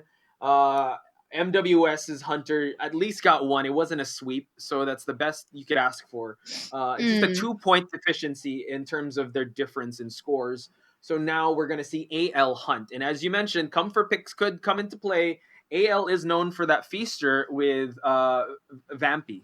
So could happen, or they could save it again if they choose to. And it's most probably going to go to match number 3 because of how tied the scores were in match number 1. Yeah, definitely. And of course, the main objective for the side of MWS in the survivor side is to really get that sweep escape. And of course, the same thing for AL. I mean, for Vanpy. So, I mean, I can't really say that the momentum is in it. It's still in anyone's game because 3-1, okay, not bad. It kind of gave you a 1-up, but if ever so in the second half we have another 3-1, so it just really goes to show that oi oi oi, it's me. Like, it is very likely. Yeah. It is very likely that could happen, especially as you can see the trend now is maybe the teams are getting a download on each other, and they are able to figure out certain patterns and habits that one possesses, and they're able to adjust to those patterns. So I wouldn't be surprised if this does end up in a 3-1 in favor of MWS. It could go any which way. I don't want to call it just yet. The momentum, as you said, isn't in anyone's favor. Okay, slightly in AL's favor because they did get a 3-1, but that could change really quickly in this game. I agree, and the fact that you mentioned both of the teams are adapting to each other. Not really, if not really tied, really close fight. So again, guys, this is the Call of the Abyss 3 Identity Fee tournament, and of course, we are now heading into the drafting phase of round 2, second half between MWS's Survivors this time and AL Vanpy as the Hunter. Same map, Sacred Heart Hospital, and let's see how this would all turn out. Yes. Again, MWS has to they have some catching up to do. They really don't want to go for those ties. They want to go at least with a 3-1 just to keep up with the score deficiency that they have, which is 2 points. So we're going to see a Dream Witch ban, which is a very logical and very top tier ban. And we're probably going to see another Bloody Queen in Sacred Heart unless Vampy wants to go for that Feaster in Sacred Heart. But only time will tell. Seer is not going to be seen in the Sacred Heart Hospital, and probably a mechanic as well. Definitely. And it looks like for the survivor picks, I think they'd still be sticking to the mercenary pick because it's already like a self-established pick. Yes. You know, I mean, unless it reaches the third round and then a third match, and then mercenary's out of there. Usually these picks go, they really compose their team with a mercenary and a perfumer. But wow, locking in a priestess at the start. So just seeing how effective that priestess was in the previous match. Ty rocking that priestess, just waiting on AM and BB to lock in, AM, BB, and GL to lock in their survivors. And like what we've mentioned earlier, the mercenary is gonna really come into play this time, and I think they would like pair it up, let's say, with a great keeper. Okay, this is added extra rescuing and kiting potential for the side of MWS. And again, wow. Okay. Forward. Okay, Jinx, you owe me a soda. So now, Poch, this is pretty interesting because, okay, sometimes people would ask, okay, how about decoding? But, well, you know what? This is a type of composition wherein you can be flexible in terms of your decoding speed, not really onto the rush that usually some other teams initially go for, but this is a type of composition wherein you get to alternate in terms of keeping Vampy preoccupied. And speaking of Vampy, looks like we'll be sticking to this Bloody Queen pick. A rescue heavy and kiting heavy lineup. Let's see if trends will follow today, how the forward was so harassing to the hunter. Yeah, indeed. And this is a kind of setup wherein I don't know. To me, this is pretty versatile. You have a lot of kits up on your sleeve, and when used efficiently, I think it's gonna turn out pretty well. But the question, however, is that will Vampy let that happen? It's hard to tell who Vampy is going to try aim, who he's going to target first, because this is a pretty heavy lineup, actually heavy hitters. We have the Priestess, the Mercenary, the Gravekeeper, as well as the forward by MWS, and Vampy rocking that Bloody Queen. Round number 2 in the second half. I just want to see this play out. Because, you know, usually the pattern that we have is, if it's not forward Mercenary, it's Mercenary Gravekeeper. But now we get to see all three combined in one match. I mean, in one round. A triple threat, if you would. Yes. So let's head straight into that match, courtesy of Happy Valley. Thank you so much for joining us, ladies and gentlemen. Call of the Abyss 3, MWS versus AL, round 2 of the second half. Indeed. So just a quick view onto the locations of our survivors right here. Whoa! Whoa! That was so early into the game. That was beautiful mirror hitting from Vampy. And you know what? Teleporting to really closing up the gap. So far, I love the prioritization of Vampy right here. You know, getting really Ty, because Ty on the Priestess is pretty hefty, or pretty, let's say with a lot of work, especially with the portals that she has on kit. So and lower left side of the screen, you can see GL on right behind the again, you got to worry about that up forward. Okay, he gets the knockdown, but GL is in the vicinity, and I wonder if Vampy realizes that she might get tackled by this football here. I think she does realize it. Doesn't want to pick up the discipline right away. Not picking up Ty, but the pickup is going to happen. And now GL right there. Oh! Not quite, but he's going to get hit. A great attempt there, but Vampy was ready. I love how Vampy really closed up the distance between the forward, because if the forward really tackles you in a short one, it won't really be enough to stun you. So that was a good call from Vampy. And now off to the rocket chair, the Priestess goes, and love it how the mirror image will be used to, get away from that decoding cipher, And again, Gravekeeper will be the one to alternate and go for the potential rescue, gets a hit, but manages to save the Priestess, and Priestess with that. Okay, goes for that flake hit. Beautiful transition from Vampy right here. And like what I mentioned earlier, it's the usual go-to of a Priestess to go for the hospital portal to just, widen up the distance. But Vampy knows that the mirror can also do this as well, and is really doing a good job on keeping up the pace. Yep, they're taking hits, alternating. The resources are slowly dwindling as one cipher is popped. So this means that it's going to take a longer time for these survivors to get out of this compound. BB is down. That is the Gravekeeper. And now we're going to see a kiting session done in the hospital by Ty. Again, excellent use of the of the Holy Key to just drop down. And Vampy has a teleport of her own. And now Ty is still keeping this hunter preoccupied.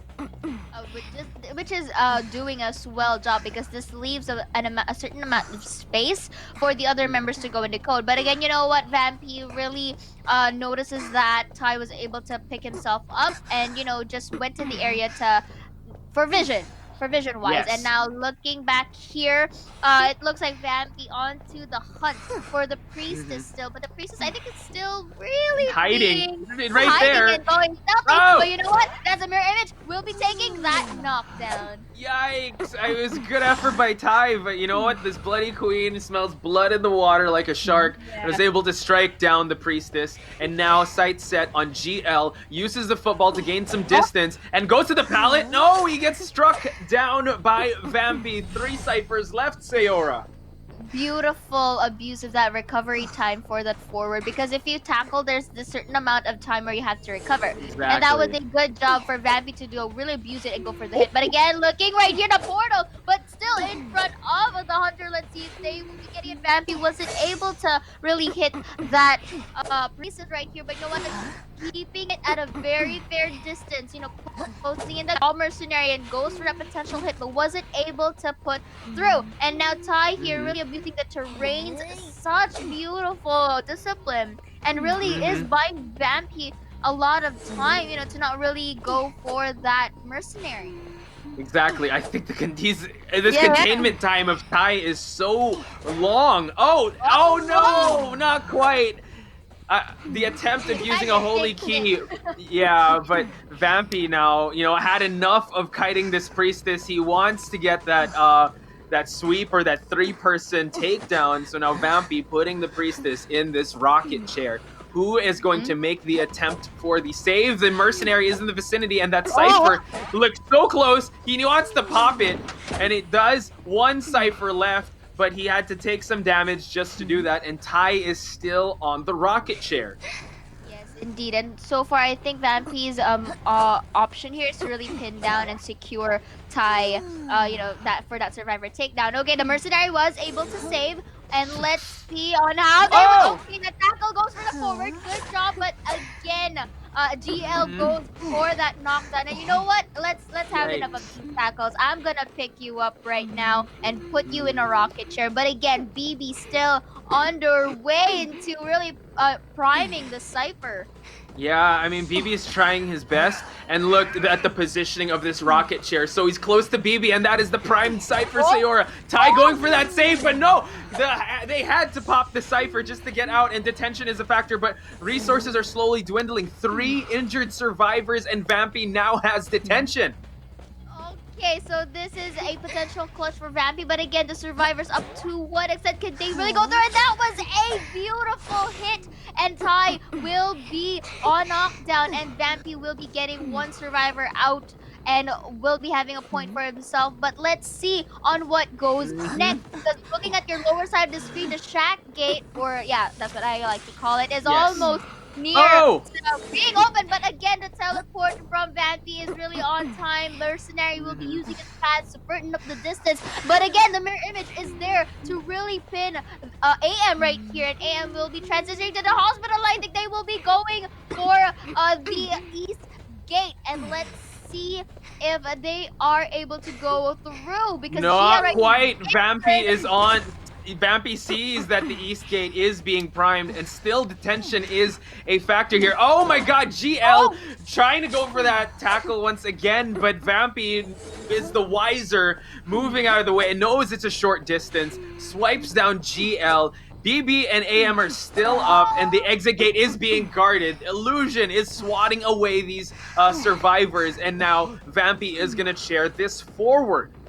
Yes, indeed. So I think Mercenary is still underway onto the shack gate right now, and if I'm not mistaken, BB is also on the underway. Like, yeah, it's on his way, really underground to go for that shack gate. But let's see, Vampy will be teleporting. It looks like it's gonna be 2 survivors out of the Sacred Heart, and wow. Going for a tie. AL, that again, tie isn't the worst case scenario. Getting sweep would be really hard, but a tie is fine. They're still at a 2-point deficit, but we are heading to match number 3, ladies and gentlemen. What an intense showing for both these teams. It really went down to the wire. The Priestess, I have to say, was the containment MVP in this scrim, in this scramble. Yeah, I agree with you, because you know that I mean, sure, we mentioned earlier that anyone can really go and alternate to keep the hunter preoccupied, but man, the priestess really, you know, knows how to transition from one area to another, abusing it, and the portals were really timely placed. So, and alongside with GL as well with the forward, really, you know, okay, I'm close by, so if ever so that you get picked up, Yes. I'm here to tackle. But you Yes. really have to pay attention as well to Vampy, because he knows how a forward plays. So he knows how to go to a distance where he won't get stunned. It just so happens that Exactly. everyone was there. Everyone was really all around and about. That kind of, I think, gave Vampy a bit of confusion. Okay, who's gonna go first? Who's gonna use the skill set first? And that really went quite well for the survivor side. But again, going back, it's not the same as the first round where we get a 3-1, but it's a close. It's a close game wherein it's enough to go to round number 3. So Mm-hmm. momentum wise, like what you said, still in a 2-point deficit, but I think this is where the decision factor, the deciding factor rather, will come into play, because this is round 3. So far, again, another addition into limiting our picks. Yes. Because the hunter gets to ban out 3 survivors this time, and the survivors get to ban out 2 hunters. So Mm-hmm. this is getting pretty interesting, because this is where we get to see various pools in play. Mm-hmm. And this is where the comfort picks come in. We've been talking a lot of talk about Feaster, Bonbon. They could be displayed now because you saw how effective these top tier hunters are. And for sure, they will be taken off the table, as well as the mercenary. Effective use of the forward, like he was really in position, but Vampy was just so ready to counter all the efforts of that forward. The Priestess, on the other hand, I mean, we're going to see the match stats in just a bit. The Mm-hmm. Priestess was really doing her job well. What an amazing kite by AL's Priestess there. It was just really buying a lot of time, and the Mercenary and the Gravekeeper were just trying their best to pop those ciphers and really play the role of decoder. And it just took too much time, and it Yeah. really snowballed the momentum of that Bloody Queen. Yes, indeed. And of course, this goes to both teams that I think it's time to start to really take the cards out of the table, and if not stick to the meta, still, opt for a surprise pick, because this is Mm-hmm. what both of teams would want to do. They would like to shake it up, the current Yes. momentum that both of the teams have. And I think Mm-hmm. one of the factors that could contribute to that is to really, catch them off guard by a pick that you're most comfortable with, but at the same time unexpected. So I'm Mm-hmm. expecting to see. I don't know. My gut is telling me that we might see a feaster depending on the map. But you know what? This Mm-hmm. is these stats real quick right here. Paul, try to give me a rundown. Yes, we have Vampy with a very effective Bloody Queen. So much strikes landed and just harassing throughout the entire map. MWSAM 171 decoding. We have GL 113 decoding progress. And then Ty with none because he was basically dancing back and forth with the Hunter. And BB with 215% decoding. As you can see here, just I mean, these are rescue heavy characters, but they can decode. It just takes a Yeah. while, and unfortunately, Ty wasn't able to buy enough time because Vampy's Bloody Queen just was able to close out that distance and really just limit the options of Ty. So now here Yeah. was the first half of the second match. Magoo. This is actually the 3-1, so very effective hunting on his side. Giving MWS that 2-point lead against MWS.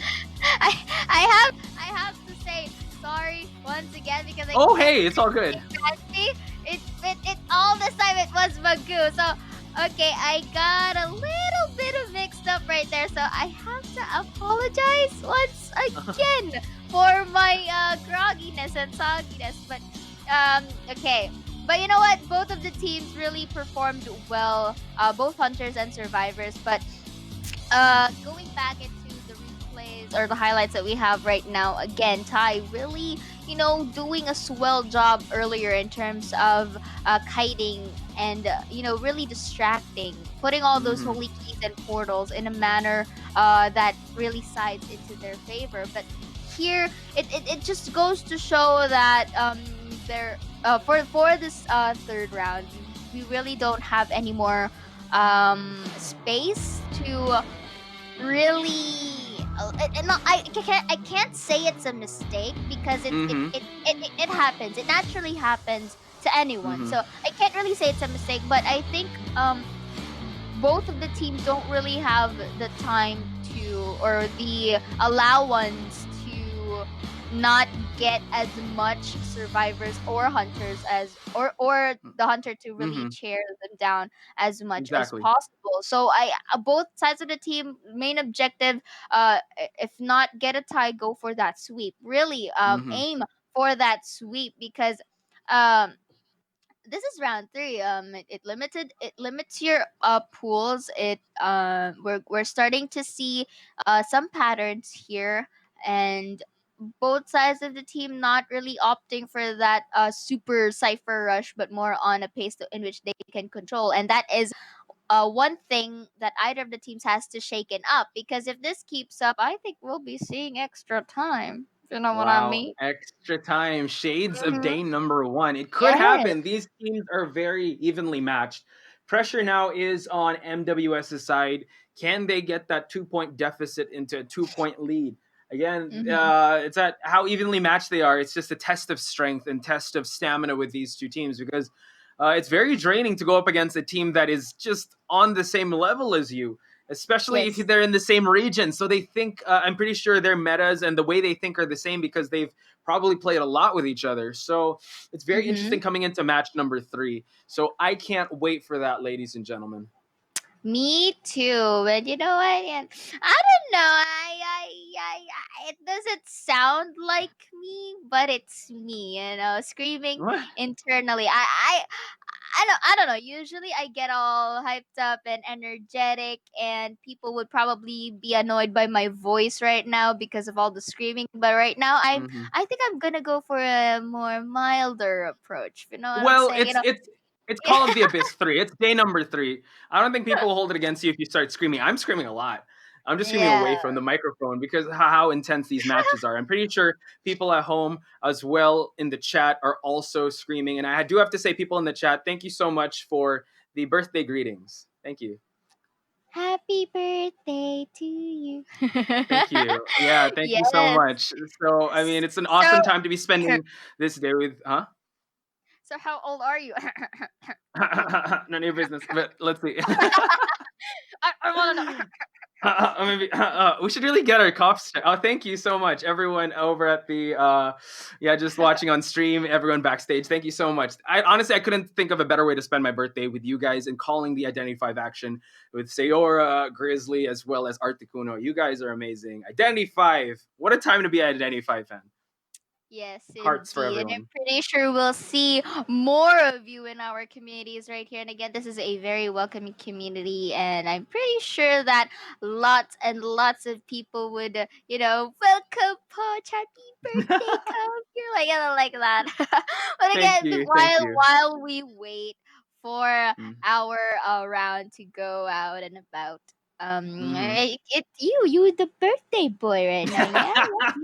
So, since you Sayora, are maybe the some birthday skins, maybe. okay,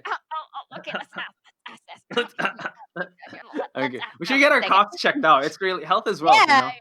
yes, really. But you know what? Let me ask you, since you're the Mm-hmm. birthday boy, do you have any, like, other than mercenary? Since you did mention that you main mercenary, do you have any survivor that you expect Mm. to see other than the metas that we usually Mm.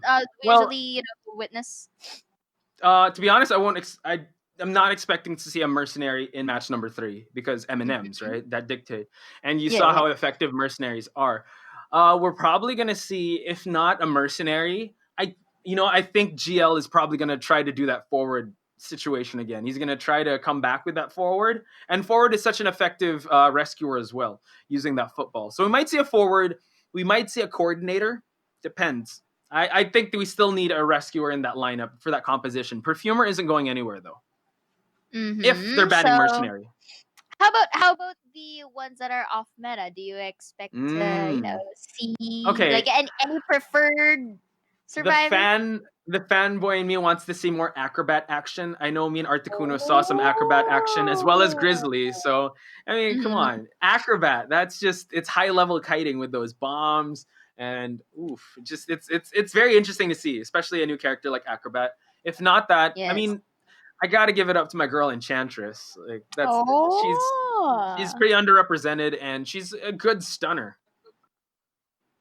Well, you really point right there, since we've witnessed the acrobat, both the acrobat and the enchantress, onto our previous days. So it's not really, it's not surprising, but it's interesting rather to see if we get to, witness some acrobats or enchantress plays. And I like your insights right there, because I think of your preferred survivors, you opt for a more kinetic, a more supporting slash kiting kind of survivors. And I Of think course, it kind of like, it's amazing that you have that I that think it sort resonates with of you as well, because you say that you yeah, love support characters, right? Dancer. Who knows? Maybe a dancer might come out. That would be great, right? yeah. But I would love to see if maybe an embalmer Embalmer. comes, but I don't think embalmer would come Hey, this time who, around. never say never. I You don't gotta- know, but yeah, I don't know. I Let- mean, I highly doubt. It's more of the like enchantress and the forward, like you mentioned. But you know what? This is the player profile. Oh, looking really Let- good. Yeah, let's get all hyped up as we see the MWS team. Yeah.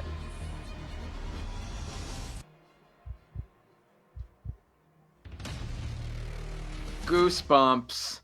Bam! It's looking so good, looking so fly. Oh man, I wish us casters have like that too.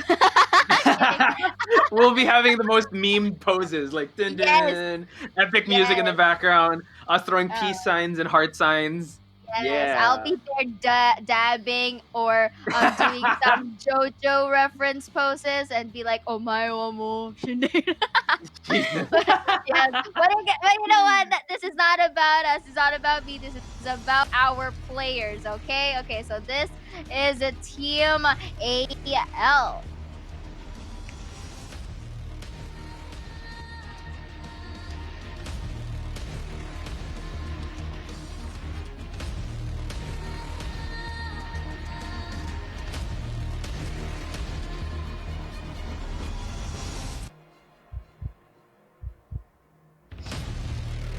Shivers.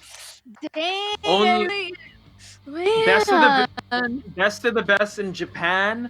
Only one can make it out today.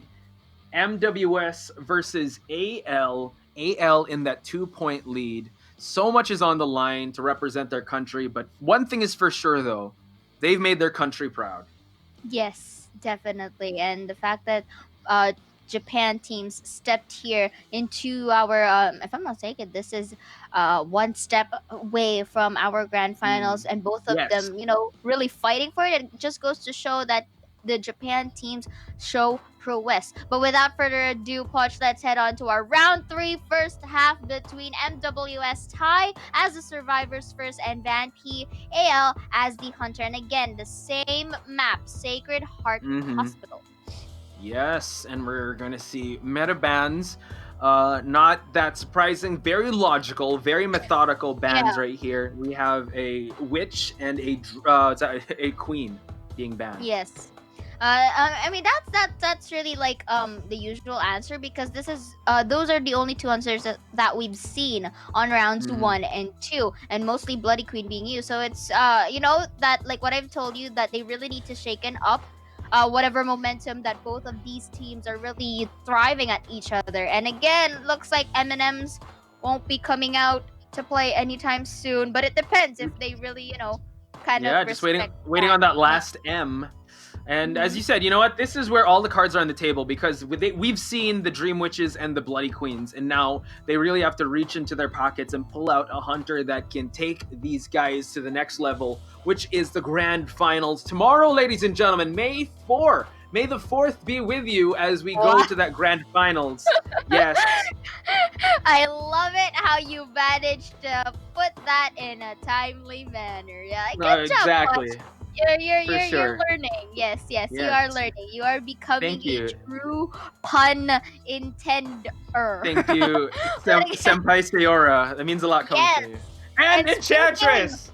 Yes, your girl Enchantress will come to play. And really aided by the Gravekeeper, the forward right here, alongside with the Priestess. And you know what? I understand why MWS will choose this, because why fix something that isn't broken? Okay, sure, you kind of denied us the mercenary pick, but you know what? We have an Enchantress, we have a forward, and the Gravekeeper as well to keep us company. And yes, sir, like we'll be seeing Calamari Grizzly come here. Yeah. This is your time. This is his main. Calamari's all over, and I'm so excited to see it because during yesterday's matches, the Feaster was really on par, nicely timed Calamari placements, and this is just what we need. And I know somewhere Grizzly is freaking out and watching very intensely. You guys will see him later on stream as he casts the rest of the matches with Articuno. But now, attention is all on AL and MWS. Round 3 of the first half. We're going to see Vampy's Feaster, one of the feared hunters here. And now we have Ty as the Priestess, AM as the Enchantress, Gravekeeper by BB, and GL having his redemption with the forward. Yes, sir. I'm really, really excited on how this would turn out, because this is one of Vampy's most comfortable picks. And of course, this is like your usual go-to when both the Dream Witch and the Bloody Queens are banned, but sometimes there are situational ones as well. I mean, we got to see the Feaster, and there was a a very unexpected pick, which is the Photographer during yesterday. But you know what? Let's stick it right here. Feaster's gonna come out, lots and lots of Calamaris, and you know what? With Happy Valley, this is going to be our round number 3. First half, the Tween MWS as survivors and Vampy AL team as the hunter. Let's go. Let's have a quick rundown on their locations, and it looks like GL is in the vicinity, or area rather, of the hunter. We're still doing this dance in the hospital, so you know what? It's very familiar with these two teams. I mean, they don't have to warm up. They've done this map already. So now just changing the cast of characters with this Feaster, and now Ty is in hot pursuit right now by Vampy. Vampy realizing again that this hospital is the safe haven of these survivors. He's going to try to spend some time trying to look for his next target. Switching sides, going to AM the Enchantress. Now, very scary. We've talked about this before, Sayora. The Enchantress with those stacks can be very dangerous for the hunters.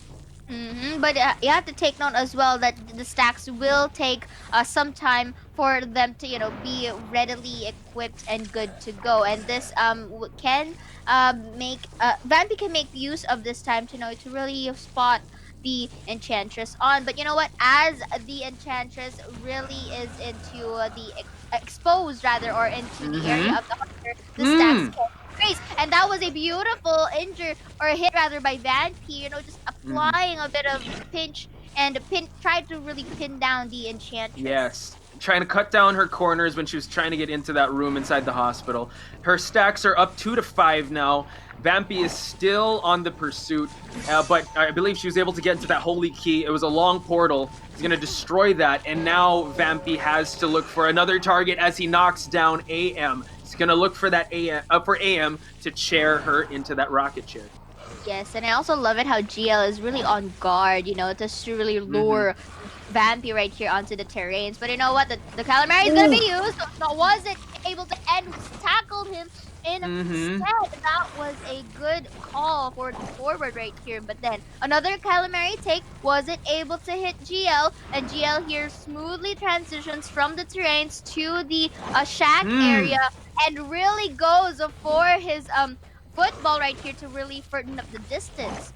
Ooh, wow. Okay, keeping Vampy company is the forward, and now Vampy moving targets. Still, AM is injured and has 3 stacks now due to that exchange they had. Now Ty is in the radar of the hunter. Can he make the holy key in time? Not quite. Another injured survivor. Vampy is ramping up the damage here, Sayora.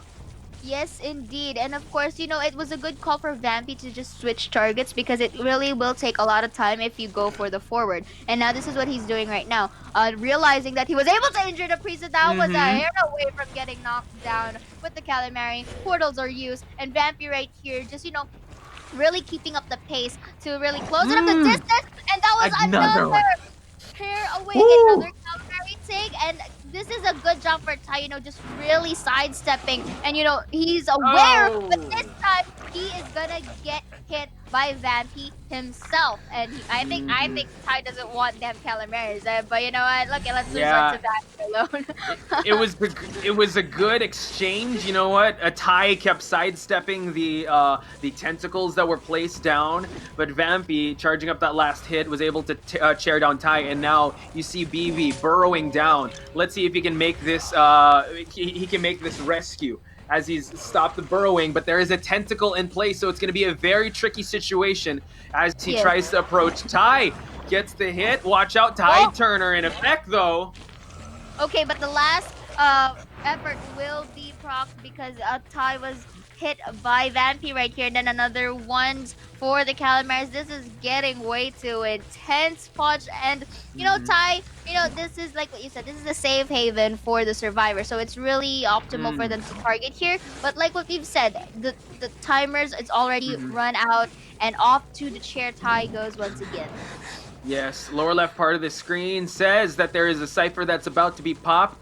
GL is in the vicinity, tries to go for that tackle. He gets it, gets the little bit of the stun, but he's gonna get a hit just in case, just for good measure. Vampy still on the hunt and knocks down GL.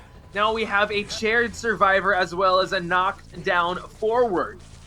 Yes, indeed. And look at here, the Gravekeeper is injured, so it's pretty double the risk in terms of rescuing the priestess right here. But you know what? Vampy's doing a good job monitoring both of the members, aiding a tentacle right there. But you know what? That's goodbye for now for Tai right here, as that is one survivor takedown for Vampy. And now really transitions to GL, really is placing him on a rocket chair that has this convenient distance so that the Gravekeeper or BB won't be able to really save him in time. And take note, AM and BB are both injured, so this applies like a double risk factor in terms of saving the forward.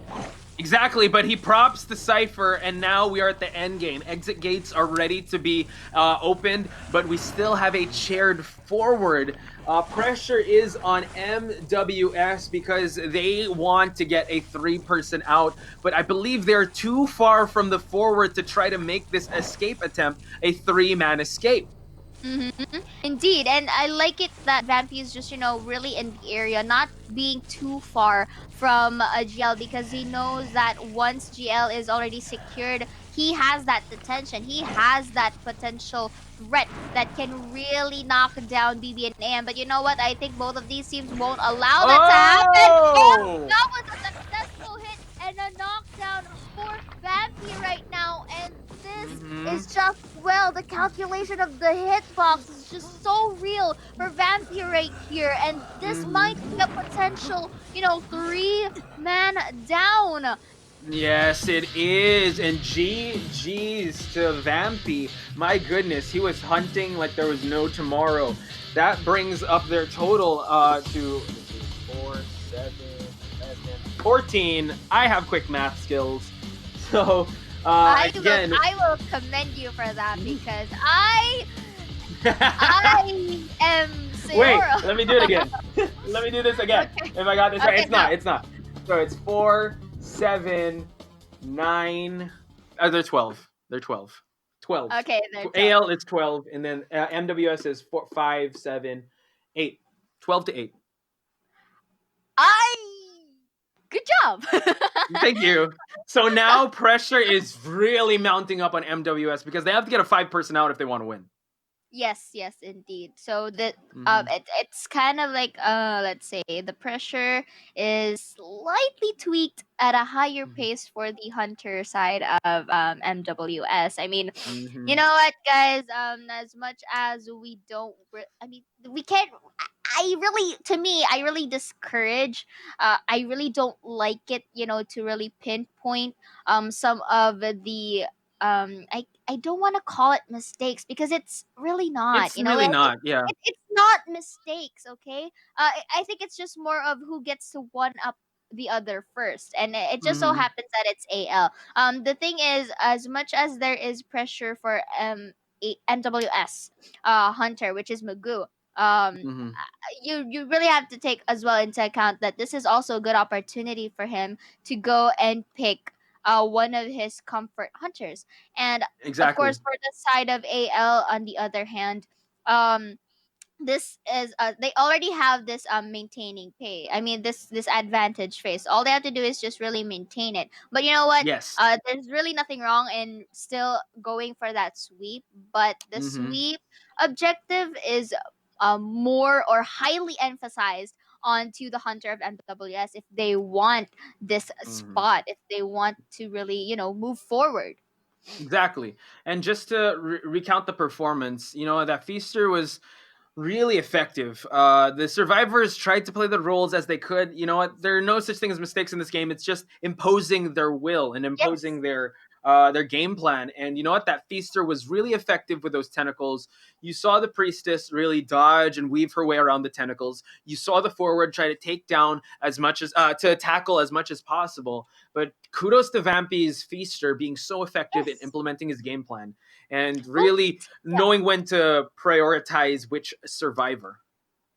Yeah, and the thing about Vampy here is that he took his time. He was patient. He wasn't deterred in any of what MWS has to offer. So this also goes both ways. Even if MWS wasn't able to get out the way that they wanted it Mm-hmm. to be, but this is Right. also the fact that they were able to decode swiftly and go and try their best to really save each other out. You really have to take Mm-hmm. that into account. But quickly, here onto the match stats right here. And again, Vampy with those 10 hits, most of them really being successful. And for Yes. the side of MWS, you see it's kind of a divide and conquer. Like the distribution of the decoding progress for both sides is really Mm-hmm. seen, but you have to take it as well to the priestess earlier for Ty, because it wasn't as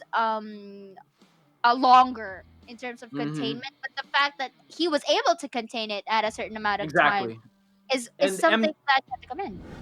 MWS, just having one person to escape shows the fact they are living to fight another match, because Yes. now is their time to really shine. I think Magoo really has a lot of pressure mounted on him because he needs to take 4-person take down this team. I mean, I said it with Grizzly before. Diamonds are always made under pressure, and this could be his moment, his one shot that he has to take, and he has to run with it if MWS wants to stay alive in this competition. Yes, and I'm pretty sure that that is what Magoo will do, because this is where we get to see, how a certain hunter gets to be tilt proof. Because, Yes. even if the pressure is at stake, if you can still play at your own pace, manage to still get your comfort and your footing, if I'd be happy if he managed to get the sweep and let's go for extra time. But you know what? This is the deciding factor is on Magoo here to Mm-hmm. to really see if he could be on par with what Vampy had offered during our first half. And uh you know what, regardless of what happens, I would still commend him nonetheless, because Hunter's job is a really big thing to do, as much as the survivors ones as well, because it's really hand in hand, and Yes. I'm pretty excited for this. But in terms of, this is round 3, second half, so prediction if predictions come into play, um I'm expecting the similar thing with Vanpy. He would be opting for a comfort pick. Magoo. Yeah, Magoo would really go for an comfort pickers, because usually Dream Witch and Bloody Queen, I'm pretty sure we won't be seeing Yeah, that. for sure. Second, yeah, and of course, second of all, M&Ms would also be out of the boards, unless they pay respects to that forward pick, because forward pick, compared to yesterday, wasn't really super like highlights, but the forward right now really tackles and gets the job done, and really Mm-hmm. buys a lot of time. The same thing with prospector too during our round 1 first half.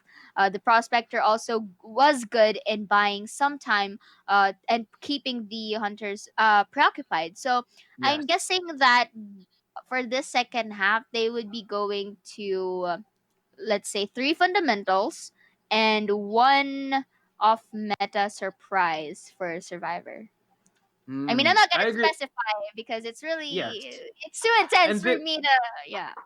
And this is what we live for. As the matches progress, you're really weeding away the meta picks. And MWS being a very strong meta team, this is stretching them to the point of where they have to really think of something big for them to trump their opponent.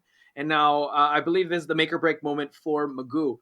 I wonder which hunter he is going to go with. There's an excellent cast of characters that would shine really well in Sigurd Heart, the hospital. So it's hard to tell who he's going to pick. I can't wait for those picks. And it's not too far off that we're going to see the M&M bands as well as the Queen as well as the Witch. Magoo can go for a feaster as well, but you know what? If he wants, If he does, I'm pretty sure Grizzly's going to get mad at both of us for casting a double feaster match. yeah, Grizzly's going to be like, livid. why? But Grizzly would be like, why am I not here? This is my match. This is the feaster madness, you know. But you know what? Is that your Grizzly accent? It's pretty good. I'm trying, you know. I'm trying. Your Grizzly accent, I mean. Oh, wow. I'm frustrated impersonator. So, Grizz, please don't be mad at me. But yeah, I mean, I think you would agree with me if ever so that the feaster would come into play and Grizzly would be what? Why? It's supposed to be me right there, you know?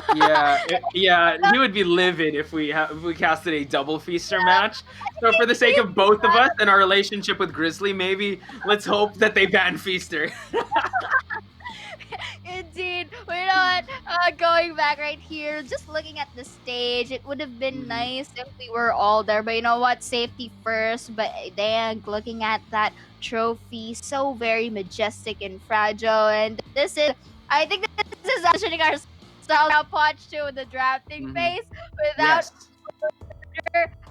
So this is very interesting. I have to point out MWS switching out Magoo for Yotsu. So Magoo is going to be benched for a bit, and now all pressure is on Yotsu's side. So we didn't highlight him enough. Yes, he is the other hunter of Team MWS. So now this is going to be very interesting. I think AL is maybe a little shaken up that the hunter has changed and the habits have changed. Because this is like during our round 1 and 2, the momentum is in anyone's game, but this time Yotsu can be a potential tide turner, legitimately. Tide turner. Legitimately for the side of MWS. And again, going back to our drafts right here, we won't be seeing the Dream Witch and Bloody Queen again for this time around, because this is the hunters that were used during our previous rounds. So this time, I'm pretty sure M&M's will be saying goodbye for now. And this shows that AL has done their homework on Yotsu as well. Even though they haven't faced him, they know actually in the cross-division warm-up matches and the previous matches, Yotsu is known for his meta picks, which is the Bloody Queen and the Dream Witch. So excellent choice, and we are going to see the M&M bands, the Mercenary, Seer, as well as the Mechanic. I can't wait. This is going to be an exciting matchup. Okay, so for the first one on our tape, chosen by Rowley right here alongside with coordinator. But correct me if I'm wrong, but we had a coordinator pick during our round number 2, right? And it was a 3-1 in favor of AL, if I'm not mistaken. I believe so. The coordinator actually, this was when the coordinator was more of the decoding. He was focused on decoding.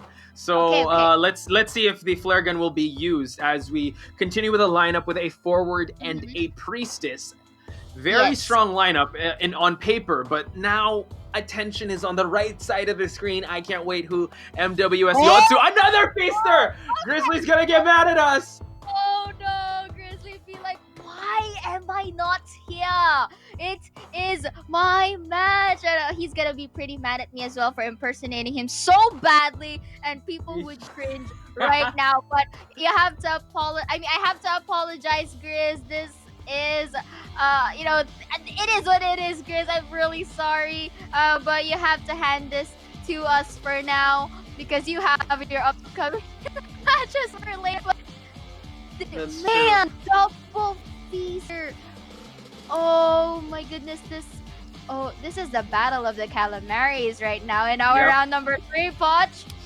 Yep, make or break moment for MWS, switching out Magoo for Yotsu with this Feaster going up against AL's Rowley's Perfumer, Takaku's Coordinator, Ato's Forward, and Kud's very elusive Priestess. So, we're going to see how this Feaster is going to fare against this top tier lineup as we head over to the second half in the hospital.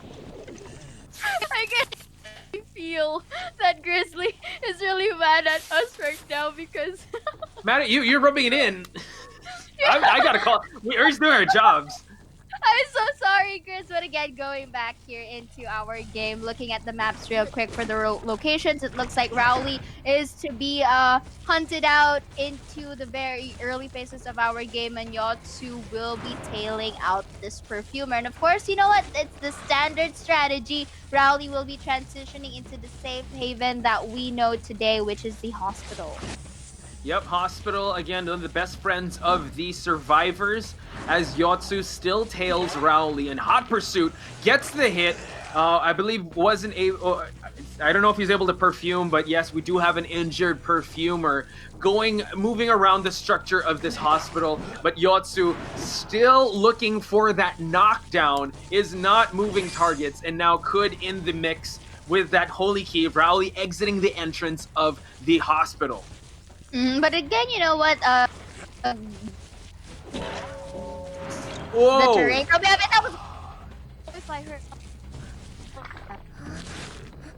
Big knockdown early on for Rowley here, and now Yotsu realizing that I think, yes, the basement is inside the Sacred Heart Hospital, and now Yotsu going to chair this Perfumer really means business, really wants to just even out the scores, wants to go to overtime.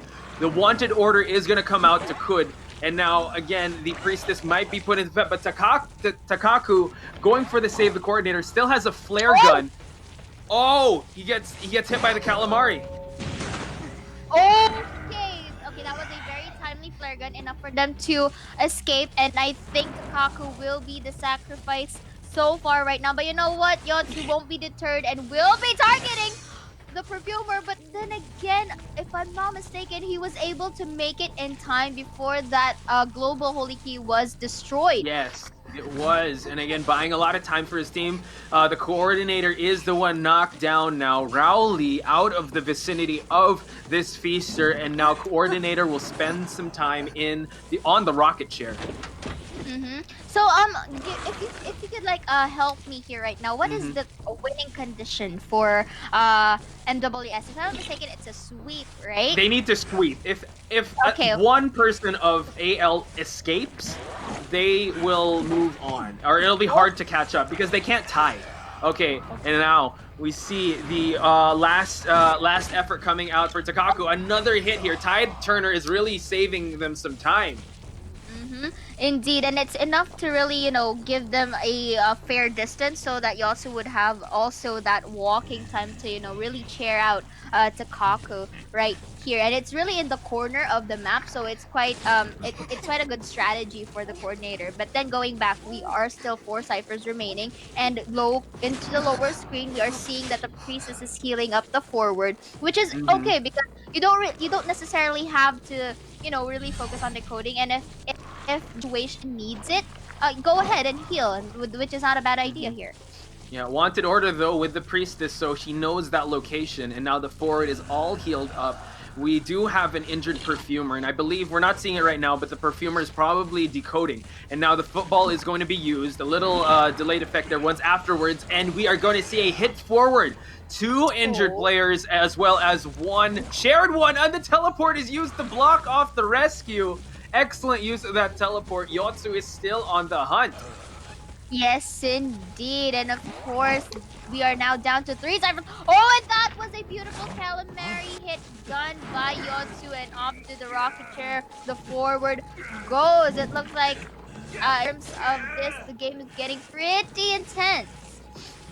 Intensity is the right word to describe this, because again, Yotsu really has to sweep this team if they want to stay alive. And now Rowley in the area here, trying to approach Ato, who is in the chair. Again, Perfumer is all healed up, but you know what? That tentacle could be a factor. Excellent sidestep, but no, it gets hit just for an exchange. No tide turner, though. So this is going to be a very tricky situation for both these survivors. Okay, that was a nice pallet throw, just really freaking up the distance. The Calamari is gonna be hit and successfully getting Rowley down. And that was Atto a hair away from getting knocked down as well. And that was enough, the pallet throw was enough to really go at a distance to transition to hospital. Meanwhile, Rowley here will be taking a timeout onto the chair. And this was actually Yotsu's first target, and now the Perfumer is on the chair. So now, if we do some quick math, we have 3 survivors left and 3 ciphers. We see at the lower left part of the screen, you see the forward trying to open up a box there, trying to find a gift for himself. Probably another football for more resources. He was able to find one. Atto has half a football left, and now could the priestess make the save. I just realized that fun as I was calling out his name. Could he? Okay, I get you, but I get you. But again, going back right here, that is another survivor down. And this is another up and grabs for Yotsu, and all he needs to do now is to really pin down and contain Atto and Cud. But you know what? Again, the situation is dire because if you, like you mentioned earlier, I think AL only needs like at least one survivor to go and survive for them to actually win the game. And I think this is another initial strategy for Team AL. And now Yotsu in hot pursuit of the priestess, and I believe we see we don't see the forward on screen because the forward is probably there. Atto going inside the area of the hospital here. Atto now just buying a lot of time for the priestess to start the decoding. 2 ciphers left. It is an uphill battle for AL, and Yotsu is still very dominant with this feaster. Excellent use of the terrain to extend this kiting session by Atto. Yes, indeed. But you have to take note that Atto is injured, and he's only 1 calamari away from getting knocked down. But again, usage of terrain. But again, he was pinned down in a corner, and now Atto is knocked down. But I think Yotsu will be eyeing out Cud right here. You know, he's really attempting to get the sweep. He has to. He's really trying to defend all ciphers from being propped, just so they don't have that borrowed time. And now Kud is probably on the receiving end of these calamari traps here. So let's see how he's going to maneuver his way out. Top right, Atto is still bleeding out. So let's see if he'll be able to get back on his feet as Kud tries to buy his team as much time as possible. Nice pallet throw to try to cut off the movement of Yotsu. Yes, indeed. And of course, really utilizing all the structures that he has right here. I think he's going to, after, if ever so that he manages to survive here, he's going to transition once more again to the hospital. But looking at the other side of the map, Atto picked himself up and, you know, gave him a little sign for Cud right here. And, you know, I think that was focused on decoding, if I'm not mistaken. And then here, going back, Cud is doing a pretty neat time in really containing Yotsu at a certain area so that the forward won't get targeted immediately. But you know what? Yotsu, realizing this, will be transitioning to Atto instead. Yep, shifting gears, Yotsu realizing Atto is up, and he is probably decoding and now changing his perspective because he realized that Priestess was so tricky with those holy keys and those short portals. And now Atto on the run away from Yotsu's tentacles, as we can see a very healthy Priest trying to look for a cipher to decode. No hit quite yet. Atto in a very dangerous spot. He is injured, so he is prone to being down. And that was another good sidestep by Atto right here, really utilizing the walls just to prevent Yotsu. But that was a successful hit. Once again, it looks like it's a similar scenario for for Rowley rather, that he doesn't want to get hit by the calamari and will be hit by Yotsu himself. And going back into our game, this is getting pretty tricky because you have to take note the stakes are high. Atto doesn't have self healing anymore, so he can't pick himself up. And the thing is, the priestess has to be really stealthy right here. Oh my goodness, tried to go for that portal, but you know what? Yotsu reached him in time, and back to kiting in the hospital we go. Atto still bleeding out, and how long can he keep this kiting session up? Yes, indeed, because you have to take note. There is a specific reason why Yotsu wasn't able to pick up Atto, because it buys him a lot of time to go and hunt Cud. And Cud Exactly. being injured, it's gonna buy a lot of time. But looks like Cud is Oh! going. Oh my goodness. This is looking good for Yotsu, because down to the basement party he goes, and that was a beautiful sweep, tying out, and will be heading on to extra time. Sayora, let me paint you a picture here, okay? Yeah? What if Oh, wait. they bet? Oh, wait. What? Oh, MWS? Wait. Yeah. Oh, they win! Yes, they win! We don't go to overtime. They go. Yeah, they got 5 points, and that really, adds up to. Yes, MWS my bad. being No overtime. on upper hand, so there will be no overtime, and MWS steals away that slot closer to our grand finals. Oh. Yes, that is true. They were able to. The underdog story was real. I think the shift in Hunter, which Yotsu, really was their trump card for them to just change up the tides there. I told you so. Sayora, wow, changing the tides indeed. Congratulations to Yotsu. It was really make or break. I told you so. I told you so. They just needed to really shaken up the momentum that both of them were throwing at each other. And you know what? It's, Yotsu is the way, they say. Yotsu is the way to victory. And victors, they are right now, Poch. But man, this is one intense game. Yes, indeed. So, yeah, again, apologies for the computation. Yes, they needed 5 to win, because I believe it's 1.0 above ALs. So, congratulations, MWS. The dream is still alive for them. They're still in this tournament alive and representing Japan. So, congratulations. Do send them your love, ladies and gentlemen. MWS moving on in this tournament. What an intense match. 2 feasters back to back. You know now that Yotsu is a beast when it comes to feaster. Okay, this only goes to show that Yotsu has this high, low key threat into his hands, and he can be a potential, literally tied turner. But you know what? You have to commend AL as well for that splendid performance. They had this, dominating plays as well in terms of getting 3-1s, into their pockets. But you know what? It's really all about who gets that points, and it happens to be MWS. But again, I congratulations to both teams for actually making it thus far. And I love all their plays, both Hunter and Survivor side, and it's really one for the books. Yes, because how neck and neck and how evenly matched these two teams were is just the highlight of this entire series between MWS and AL. They both played their hearts out. In the end, we have to make one move on, and it is on MWS's favor. It was so neck and neck; it could have gone any which way. The story of this match was really Yotsu being the change in gears of MWS for them to secure that ticket to the next day, which is day number 4, which we will have our grand finals in. So the teams there will battle it out for the grand finals.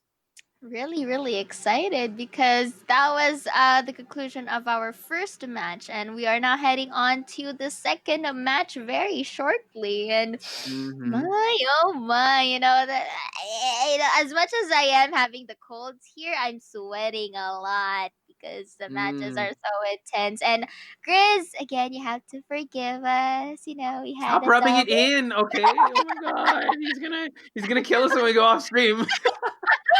He'd be like, I hate you guys. I hate you guys. You just had to rub it in. Just let's try to stay on stream as long as possible so we don't have to hear Grizz rant to us like that was 2 feasters matches. Yes, how dare you? Those 2 feaster matches are the bomb. I'm not a hunter per se. I have never really played a lot of hunter games because I'm the one who is really scared of hitting survivors. And it's the other way around. Usually you get scared by hunters, So but you're it's the friendly hunter. yes, definitely. Yes, you're the friendly hunters we all run into in quick matches. Yes, indeed. Nice. You guys are asking my main gauge. Okay, going back. That's a very scary hunter. I'm not that much of a hunter, users, but with the game that we've just witnessed right now, it kind of gave me that sort of motivation to go, Feaster, because as Wow. much as complex Feaster is, I kind of get it why Grizzly's really happy about it, because Feaster's really fun to play. And it's also very rewarding, especially. I mean, he's a big, chunky boy. He doesn't have the best, doesn't have the fastest movement speed, but his tentacles. Once you're able to set up a tentacle and strike someone down with it, it's so rewarding. It's like, yeah, I predicted that movement. I got you. I see where you're going, survivors. I'll be coding that out. Feaster, What? big chunky boy. He's a chunky boy. Watch 2020. I would be coding that out. I will be coding that out. I compared to, let's say, like Joseph, the photographer. Feaster. Yeah, he's the thick boy. He's good. He got the. Oh, wow. Okay, I am getting a lot of references right here, and unfortunately for you, I am a diehard shipper, so this is having a nice perspective on me. Good job, Potch. Good job. Good Thank job. you. Thank you. And thank you also to MWS and AL for giving us some amazing matches and some amazing Feaster action, as well as some meta action with the Bloody Queen and the Dream Witch. So really just neck and neck action. I'm pretty sure that both these teams have nothing to, put their heads down on. They've did their region proud. So let's check out those match stats. Yes, indeed. And for Yachts right here, 16 hits. That's a lot, And going back here for the side of the survivors this time, again, really versatile in terms of the decoding progress. But it all comes down to show that both of these teams show prowess and outstanding performances. It just so happens that Yachts really turned the tables around into his favor and got a beautiful sweep.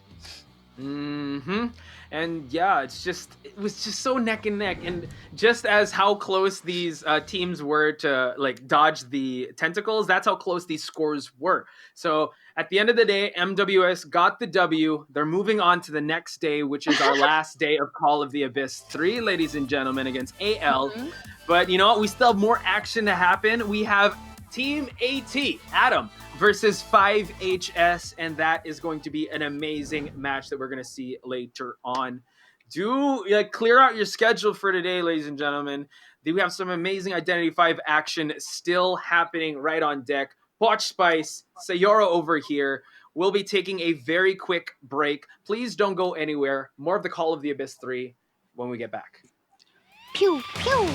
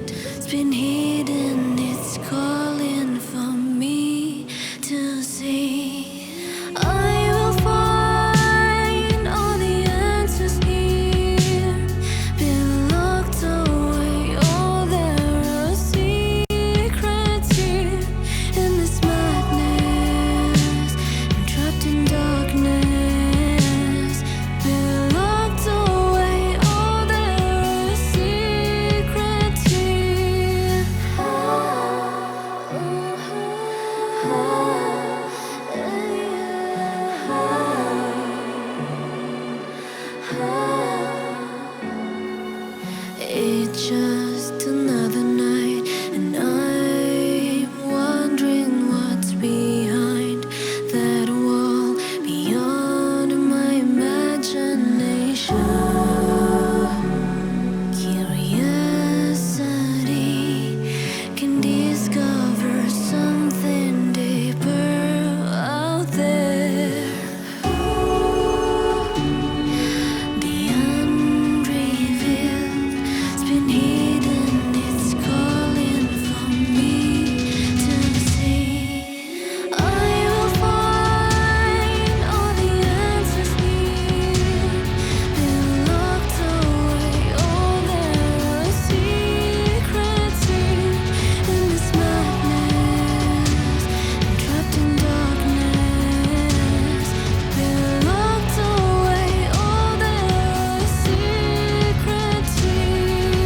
I will find all the answers here, been locked away. Oh, there are secrets here in this madness, trapped in darkness, been locked away. Oh, there are secrets here.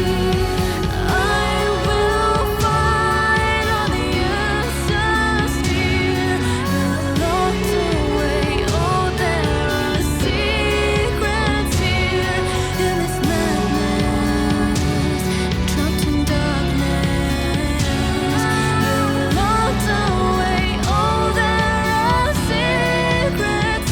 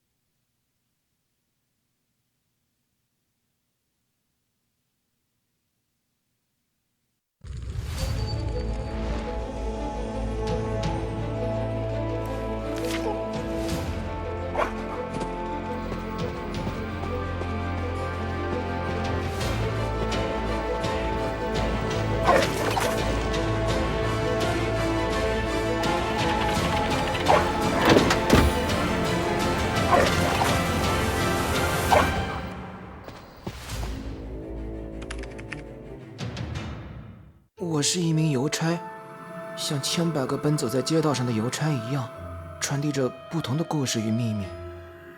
我并不擅长与别人交流，也不喜欢，但我却迷恋观看这些收件者拿到信件时的种种表情：惊讶、喜悦、激动万分，又或是怒不可遏。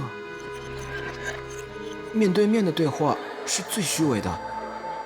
人们看着你的脸，根据你的反应而反应，说着那些附和的假话，而那些字里行间所藏匿的感情，反而才是最真挚的。可能说这些话时，无法让人信服，因为从没有人给我寄过信。毕竟，我唯一的朋友威克，也只是只小狗罢了。但当我第一次收到这封寄给自己的信时，我从未如此确信。文字所体现出的无尽真挚。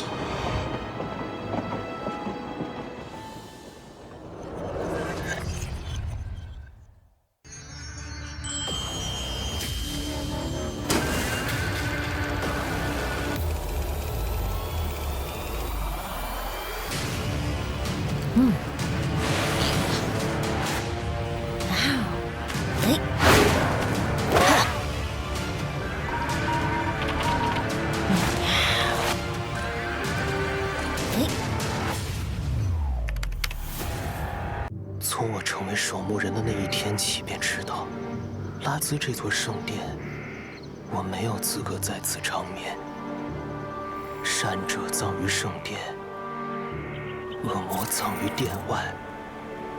谎言，但这是个让人兴奋的谎言。这肮脏的金钱，竟成了我通往圣殿的阶梯。但为了拉兹，这一切都值得。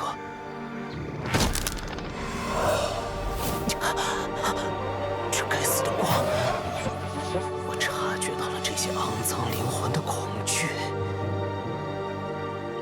怪物，是我，还是他们？可笑！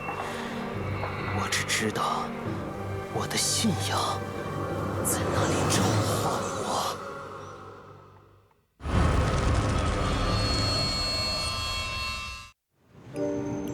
这份卑微的工作也不记得做了多久，我好像什么都不记得了，除了关于那件发明的模糊记忆。初次相见就已经确定，除了它，我再也不会喜欢别的事物了。要知道，拥有自己的发明，那种感觉真是太美好了。可他为什么总觉得我的想法是错的？直到电流直击大脑，我仍然没有找到这个答案。他死了，但谁又能保证下一个不会是我呢？后来，有人帮我脱了罪，但侥幸逃生或许更糟糕。那伟大的发明依旧无法完成，直到那封信的出现。我相信，它会让一切继续。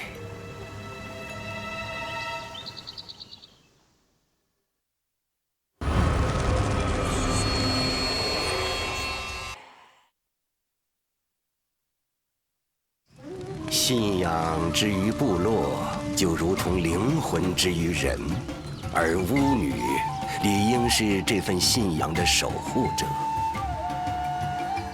但再虔诚的守护者也会感到迷茫，尤其是当那位探险家出现在丛林之后。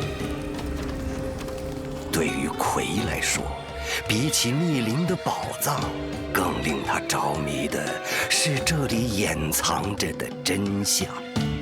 而另一边，新任巫女在成年之夜选择了与前任相同的命运，艰险疑问接踵而至，探寻的道路仿佛是命运的一场玩笑。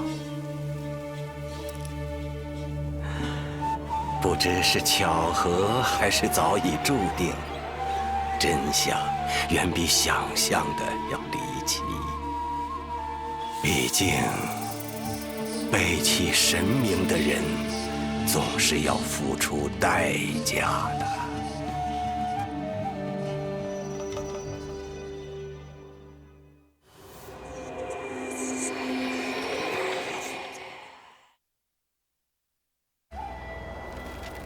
西部最富有的淘金者马歇尔惨死家中，金子也不知所踪。嫌疑人西部大亨靠着贩卖炸药而发了家。他总说，淘金的人不过是一群做着暴富美梦的赌徒罢了。而马歇尔生前更是在他开设的西部赌场里欠下了巨额的赌债。黑玫瑰夫人靠赏金为生，马歇尔正是他悬赏名单上的头号人物。在西部，每个人早已被明码标价。而这个嫌疑人和其他人都不同，他对金子可没有兴趣。当牧师们脱下圣袍，人们便开始信仰金币了。但我想说，抱歉，牛仔们，贪婪是必须要得到应有的惩罚的。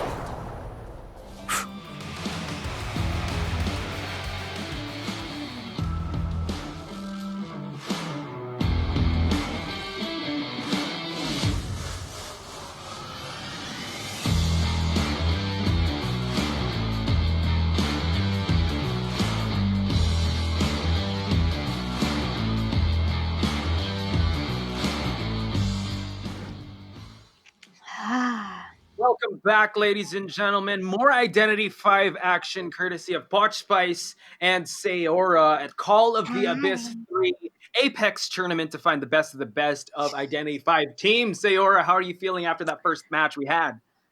I am feeling rejuvenated right now, Poch. And this time, I initially thought that Grizzly would be so mad at me, but now I am holding I'm holding nothing back anymore. You know what? This is OR.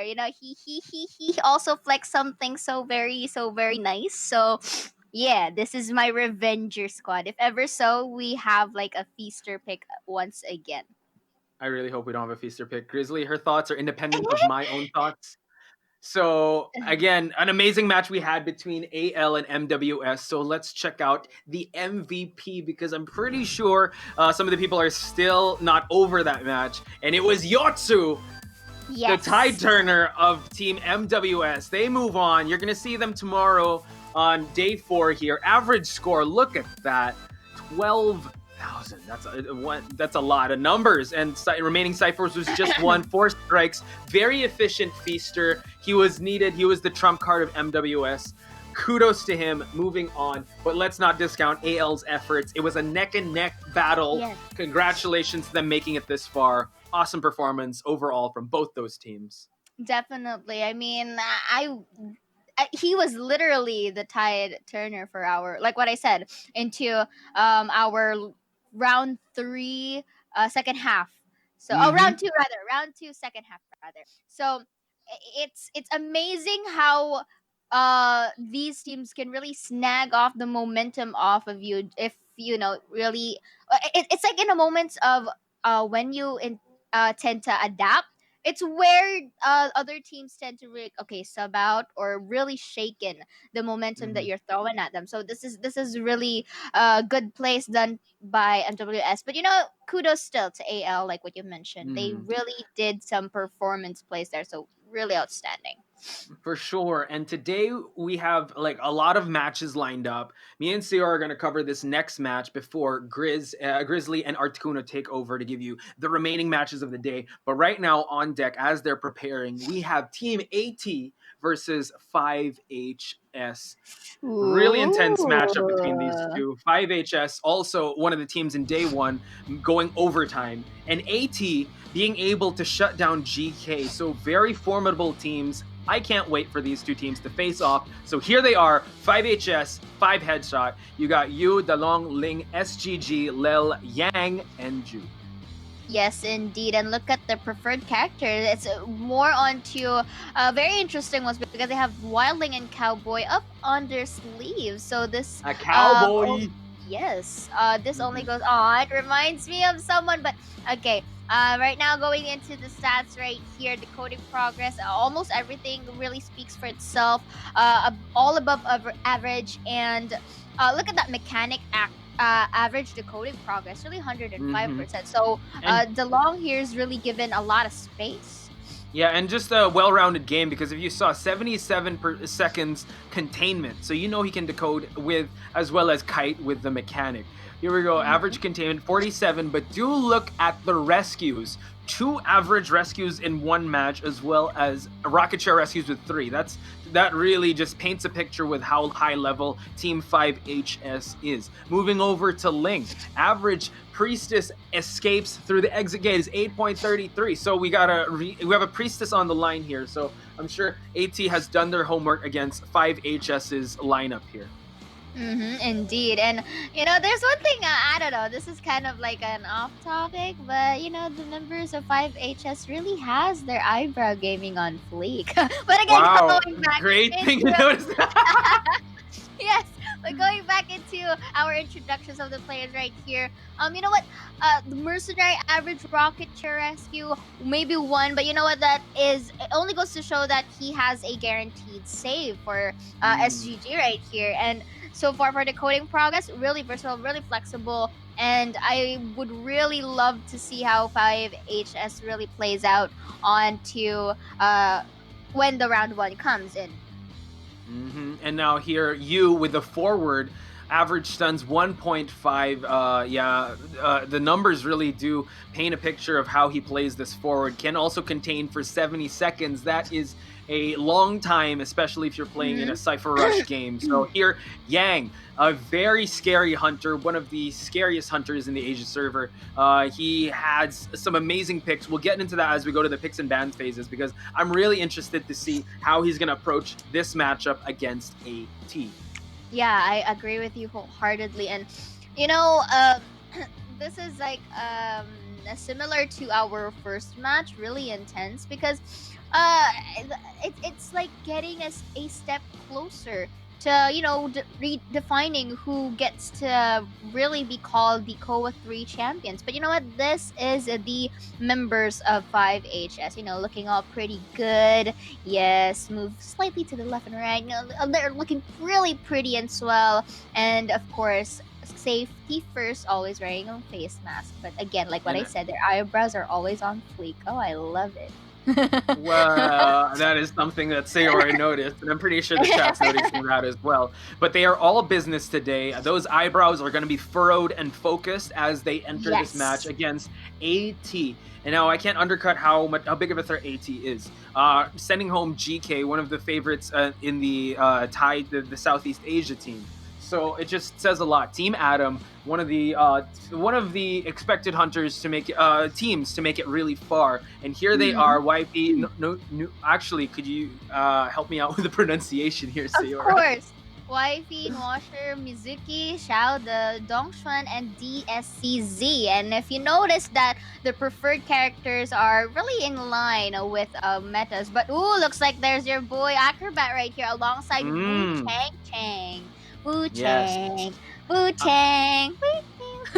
I'm really excited to see some Acrobat, and as well as some Wu Chang, if they'll be granted that. Again, these teams have probably prepared. This is day number 3. No more room for errors for any of these teams. As you can see there, just a snapshot of how these teams perform.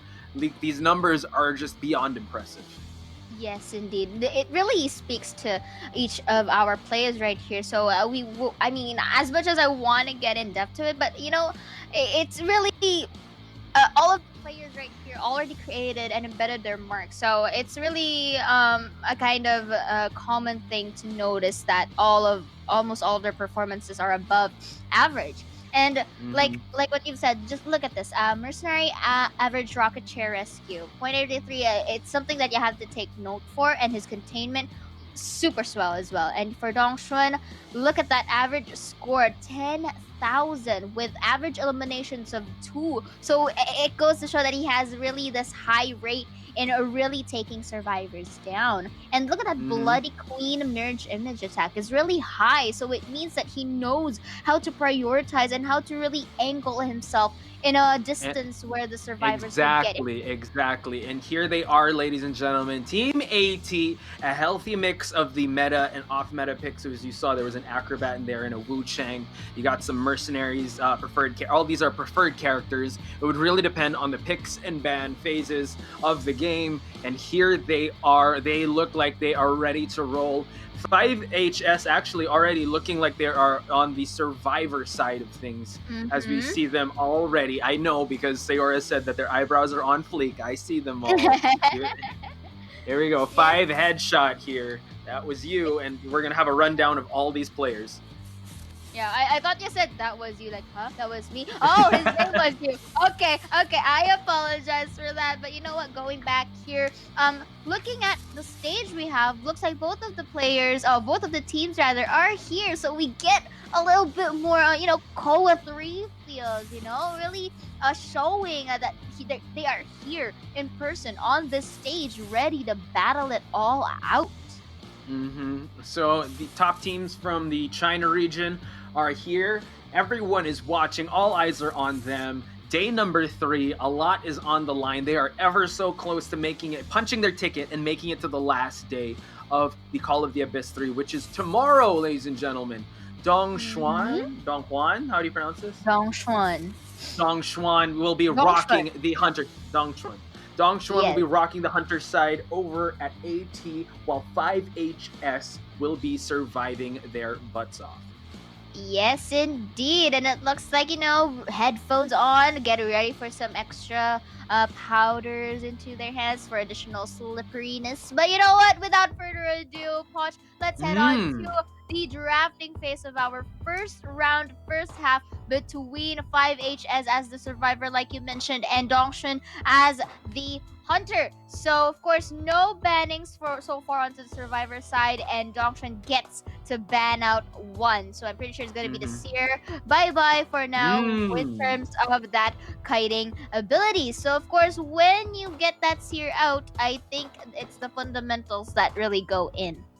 Exactly, and with Lakeside Village, a very big, a very mobile map, you have to really make sure that when you transition from structure to structure, you have a game plan, because it could be a hard time to kite a hunter if you are caught with your pants down in a place with no terrain, and you locking in with a forward, a very harassing pick to start things off for Team 5HS.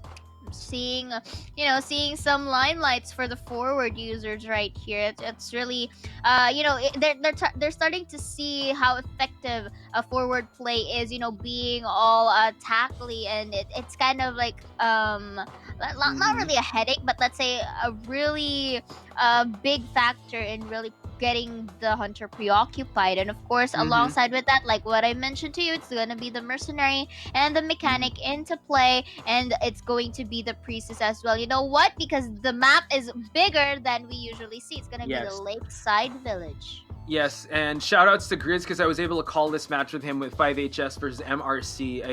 He said that a very forward-heavy lineup. And now, AT locking in with the Bloody Queen. I believe this is a great pick for Lakeside Village, as well as it being a meta pick that those mirror image can really close out those distances between them and the survivor, as well as, just swat away anyone trying to decode anything. So this is going to be a very intense match to start things off between AT versus 5HS.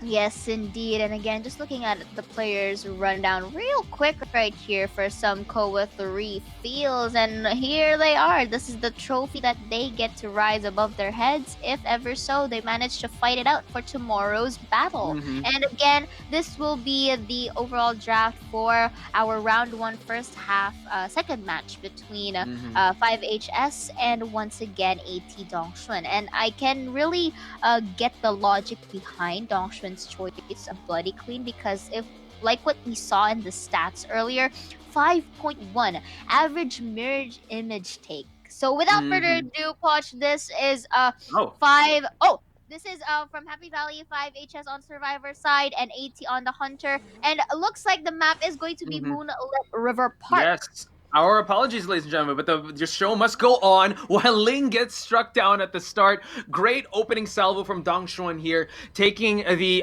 injuring the priestess. And now if they cut off the priestess this early on, it's really gonna limit their mobility around this map. We did say Lakeside Village is big as well. Moonlit River Park is pretty big as well. But you have to also take into account, I mean, Dongshun here really targeting the priestess out, but if the priestess ever so survives here, this can also, be the advantage factor of 5HS. But so far, you know what, Dongshun really, tailing on to Ling right here. Ooh, Ling, 40 hours. Yeah. But then again, going back here, I like it how Ling is really utilizing all the terrains and structures. And of course, even though despite being injured, I like it that Ling didn't really go in a far distance and decides to lure in Dongshun, because that is what your usual target would be. And again, this is what we've been seeing, because this is how a priestess, really makes a bigger map compact with the help of the portals. And going back here, good job in really abusing the terrains. Ling, though, is going to be falling down. I hope that she was able to kite enough, give enough time to her teammates here for them to at least prime some ciphers and get it at least halfway. Lower left side, you see the forward trying to decode and trying to pop a little, trying to go for those cipher rushes, but Dongshun, still undeterred, tries to swat away to the mercenary, but the elbow pads will be used, goes up to that structure over here at Moonlit park. Yes, indeed. So far we are seeing that Yu is onto that stairs up into that roller coaster ride. But again, Mercenary to the rescue will be taking that hit, saves the priestess to safety, and of course Dongshuan will be calling the shots in prioritizing Ling because Ling is already seated on the rocket chair. Last effort to be proc, and of course Ling will be going, I guess, in a very safe distance to really, give Dongshuan some time to really walk his way to some chairs. Yep, that is the strategy. And you know what? Just any time that the survivors can buy for their teammates, they will use it. 3 ciphers remaining. And I believe now the lower left side, you see the decoding is still in progress. We still have some heavy resources available on the survivor side. We still have 2 healthy survivors while 1 injured. And still a doll is put into effect by the mechanic. The U now is on the sights of Dong Xuan as Yu tries to kite and buy time as he tries to go for this save. Indeed, and of course the mirror image will be used to pin down the survivor. But again, going back right here, Ling is successfully saved, but you have to take note both are injured. Even though the tide turner is at play, once that last effort is proc, it's going to be very difficult for them. But again, Whoa! That was a wow. Last effort is going to be hit. Oh! Okay, that is like an attempted double stun, but I think the forward tackling was a bit too early because the recovery wasn't done yet when he went inside the portal. So now Ling here, unfortunately, was strike by Dongshuan and off to the chair he goes once again. And unfortunate because there's only 1 cipher remaining and Ling will be going back to the manor and Yu is still down while the mechanic is trying to get it but not quite. So Yu will be seeing the rocket chair and it is his time to just try to keep the hunter here while SGG tries to make the approach. Uses the mirror images, this Bloody Queen, and SGG slowly but surely getting the rescue here. Tide Turners are not available anymore. The Cypher is primed. They just have to wait for the moment, and it is popped. And now we have some very healthy survivors, Sayora.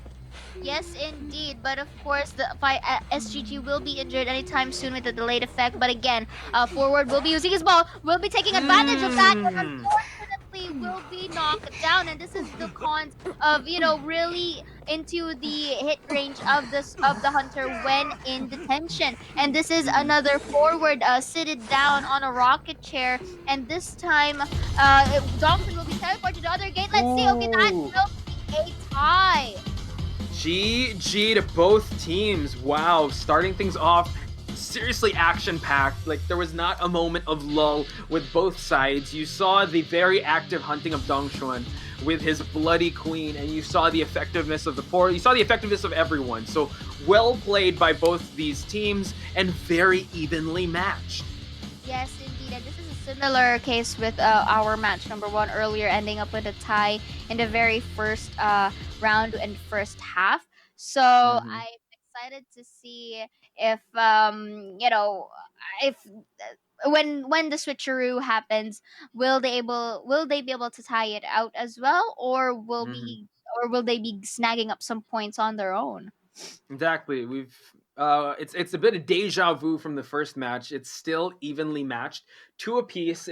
We're gonna once we see that switch, let's see if someone's gonna steal that momentum. Will it be 5HS's Hunter or will it be the survivors of Team AT? Yes, indeed. And so far, it's really too early to make some predictions since this is still the first round. And what we've been telling you guys during the previous days, it's usually the round 2 second half that is the deciding factor rather of how the games are going to be played out. Since round number 1 is like getting to know each other phase, Exactly. and the round 2 is like the going steady. Yeah, exactly. Now let's talk about the highlights of that match because very effective hunting was done by Dong Xuan there. But you know what I've been noticing? Forwards are very formidable. They are a very utilized pick when it comes to survivor composition, and it can buy a lot of time when used really effectively, like what we saw. It was a constant threat. If you are focused on one survivor and you don't have eyes at the back of your head and a forward is chasing you down, and you don't have that discipline that these players are showing to pick up the survivor, you're going to get tackled for that football. Yes, indeed. Just goes to show that our teams right here really doing some research, and you know what? Oh yeah, this forward pick isn't so bad at all. I mean, it's not your usual super duper prioritized in terms of bans, because you still really can't neglect like of the potential capacities of the M&Ms, but forward really working as a way into our COA. uh it's something that really shakens up to whatever overall drafts that we have, because it's okay. I think I'm gonna say it now, because the tackles of the forward is really giving some hunters quite some thinking to do, some headaches, if Yes. you may, because that those tackles are really beneficial for the survivor side, especially if you manage to get that stun. It really Mm-hmm. gives you that allowance to go at a safe distance away from them, and the Mm-hmm. decoding progress as well. Yeah, just one of the good stunners in the game, like the Enchantress and Prisoner, probably in COA 4. Quick brief of the match stats, but yeah, I want to move on right to the next half because it's getting pretty intense as we move on with the AT and 5HS switching sides now. But Yes. it's you know what? I really think the only prediction I'm going to make is that we will see a lot of meta picks until we reach match number 3. Yes, yes. While it's on the table, it's really easy to choose these very strong hunters. Not to discount the other hunters. It's just that the queen and the witch are just an echelon above, like and beyond, when it comes to high level play and harassment. It's just their presence is felt throughout the entire map. But as we saw in the Indeed. previous match, we did see feasters, back to back feasters. Back to back feasters, indeed, of course. And the thing is, the both the Dream Witch and the Bloody Queen are in the meta for a reason, and that reason is like what you said: more visibility, more mobility, and exposure of hunters. Really kinetic, and it's Mm-hmm. always really all around and about, and you have to take into account that as much as those off meta picks of hunters, Mm-hmm. you the fact that they are really on the top tier for a reason, it Mm-hmm. really goes to show how well do you really use these certain types of hunters. But again, like what you've said, once come round 2, and if ever so we have like a potential round 3, this is where we get to see, get to limelight the ones that are below Dream Witch and Bloody Queen, and this is where they Mm-hmm. get to experiment. This is where they get to mix new recipes and create a Mm-hmm. very nice viand for them, uh, to really smoothen out their overall gameplay. But this is also the same thing for the survivor sides too, because it's already given that survivors pools are more in terms of the hunter side, but this is where very interesting plays come, because like for example, if we ever get to see an acrobat later, that's another important twist, or another good twist to any Mm-hmm. composition. And that's the beauty of these legendary mechanics. There are the meta picks at the start. If you want them, it's like candy to a baby. It's right there. But there are some players and some teams that go off meta at the start and save the meta picks for later. So pretty interested to see what 5HS will be doing in terms of the hunting, because Bloody Queen and Dream Witch is fair play. We are going to see a ban, most probably a seer here at Moon River Park here. So it's really just we have to do the math in terms of how these teams are thinking. They know that this map is huge. There's probably going to be a priestess. They're going to pick characters with a lot of good mobility, a lot of kiting ability, and it really depends on how the picks and bans go. Because again, a mechanic is also a viable ban. Mm-hmm. Truly, and of course, other than that, recently we get to see a lot of mercenary forward tandems into our Mm-hmm. days today, so you also have to take that into account. But as well, like what we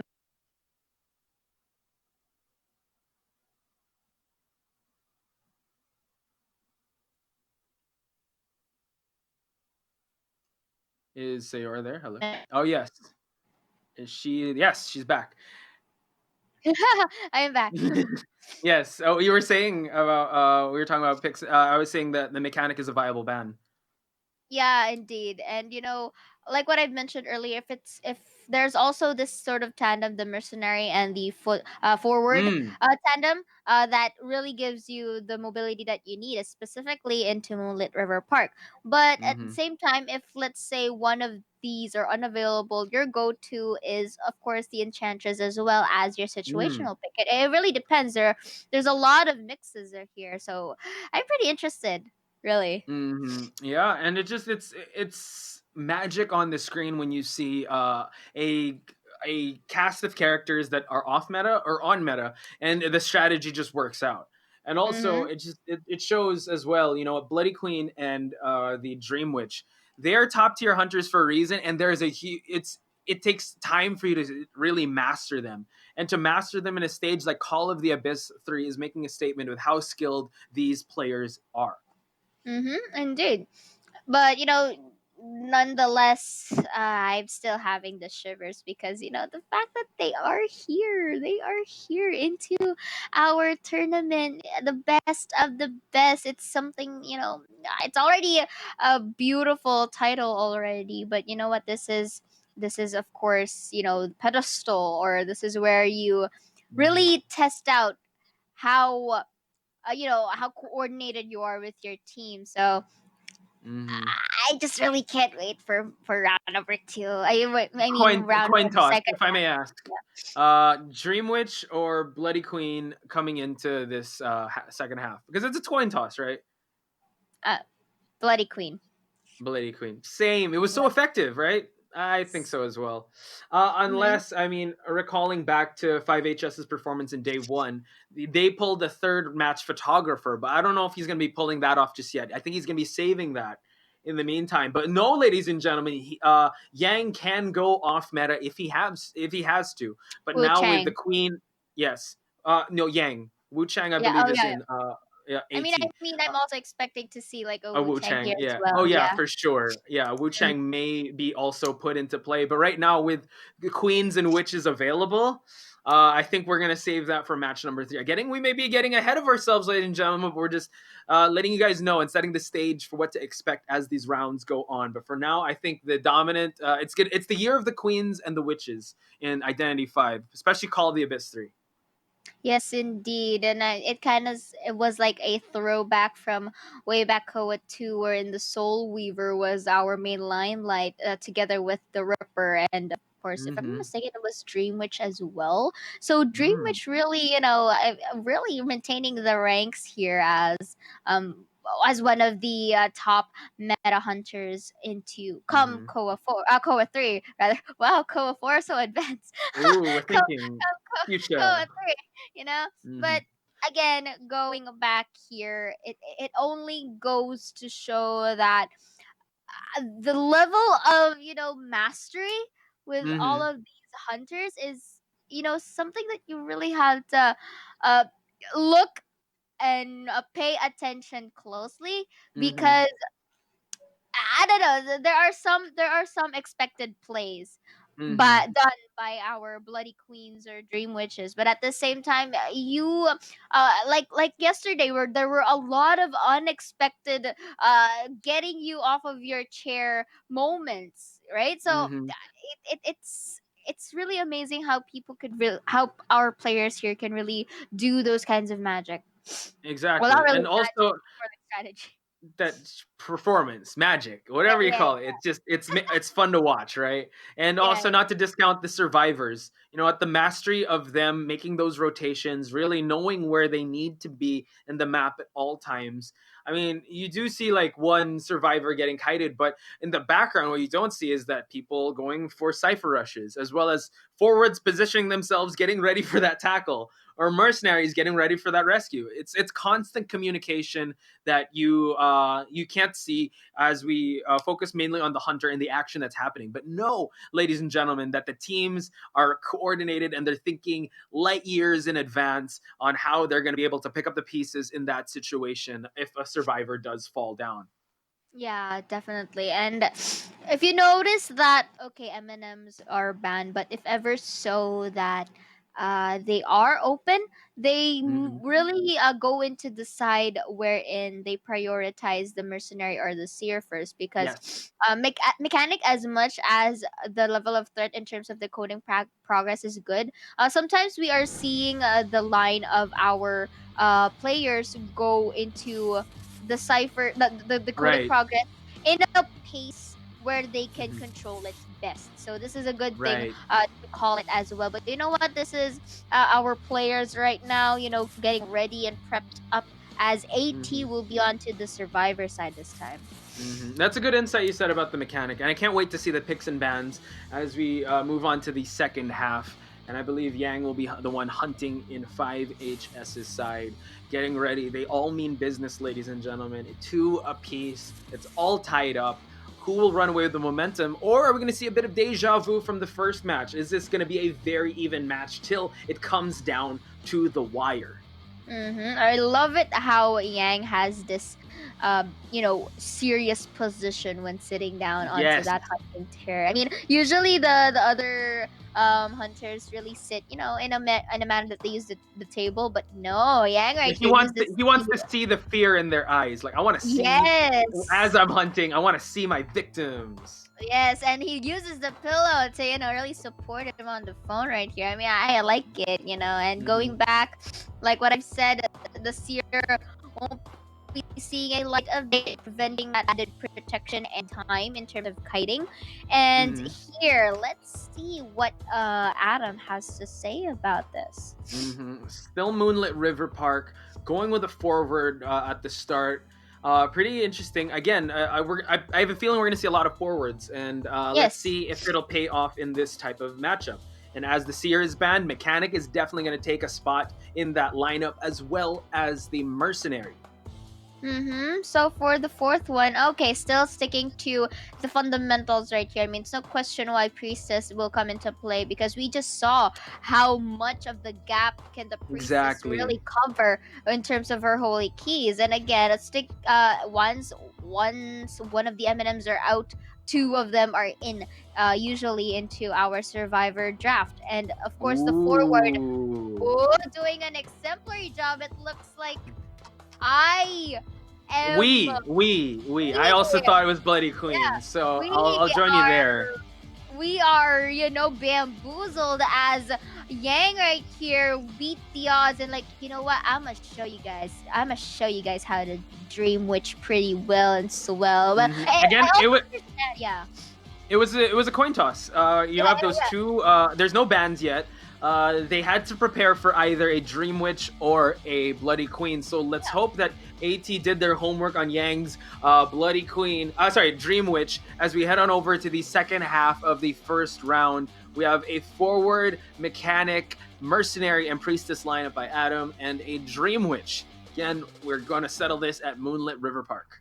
Yes, indeed, and this is going to be the start of our first round, second half, between, once again, Adam and 5HS.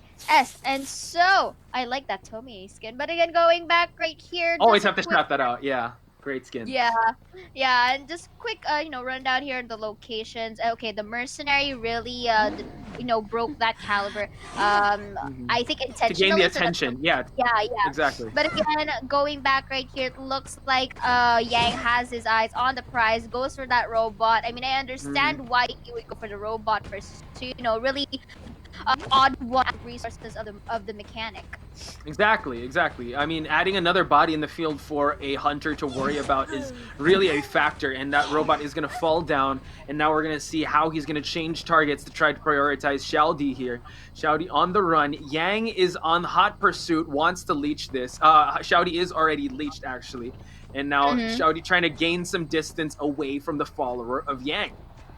Yes, indeed. And of course, Xiaodi will be forced to be the kiter for this specific match. And again, Yang already has vision onto the other members of Adam. And okay, Olet, that was a good tackle done by them. But again, at what cost? Xiaodi will be injured by that follower. And Go here will be transitioning to the terrains available on the area. And you know what? This is a very good, discipline for Yang. Just being patient, not too much of a hurry, but still keeping up the pace on Xiaodi. Down successful Yeah, tried to drop the robot to body block, but you know what? That robot will try to heal, but it will fall down as well as Shaudi is incapacitated and will be chaired. Looking good on this side of the lower left screen as the seer, I believe that is the one of the players of AT as he pops that cipher. And now 4 ciphers remaining while Shaudi gets rescued right away. That was a quick rescue. Tide Turner is in effect, and now Yang is still on the hunt.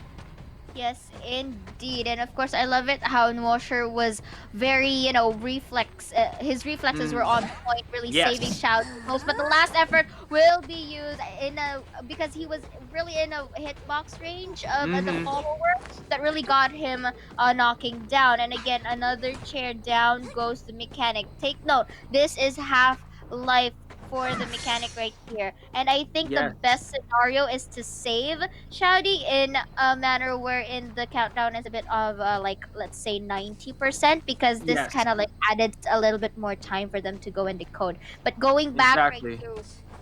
here, there, like what I said, YP is Ooh. at a distance where he can save. That was nice juking, and then Does. successfully saves Shouty once again. And Shouty gaining some distance away from the follower of the Dream Witch here. And now on the hunt. But wait, there is going to be, I believe, some technical difficulties here. Maybe a pause again, ladies and gentlemen. That was an intense half. We just went for a quick pause. We're still going to go back into the action. But again, you know what? The online tournaments, you have to just account for these type of things. We are shooting this live, right? Yes, definitely. And this is what I mentioned earlier that just because you're picking a mechanic, or let's say pick or no pick. Let's say in this scenario, mechanic was chosen, but it doesn't Mm-hmm. necessarily mean that mechanic has to work. You have to take Yes. note that there are other survivors too that can really alternate with you and can be flexible enough, especially when the mechanic was targeted first, and that's what we've witnessed just right now. Because if ever so that they continue on letting the mechanic do all the decoding, it's gonna be hard because other than the fact that they already have the debuff on the decoding speed, they also have uh already an injured mechanic. So the best thing Mm-hmm. that the mechanic can do is to really kite and just lure away the attention of Exactly. Yang. And let's take it back to the final seconds before that pause. There was a moment, like you mentioned, and it was actually a top tier strategy where the mechanic was about to get sent back, and then the mercenary coming in at the last second, trying to buy as much time as possible, saves at the last minute, and he was able to rescue that, and it turned into another mechanic save. While I think the mechanic was able to gain some distance. So, you know what? Really intense match. It could swing any way it will as we just wait for what's going to happen next.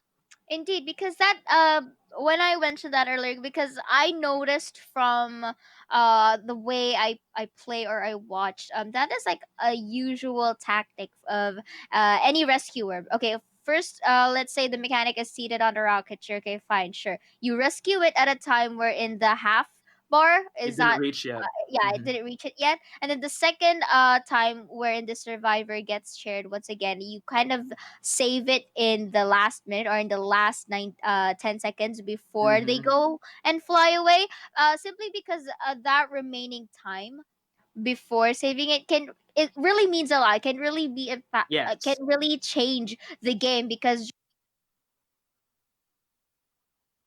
during the I to think go and code.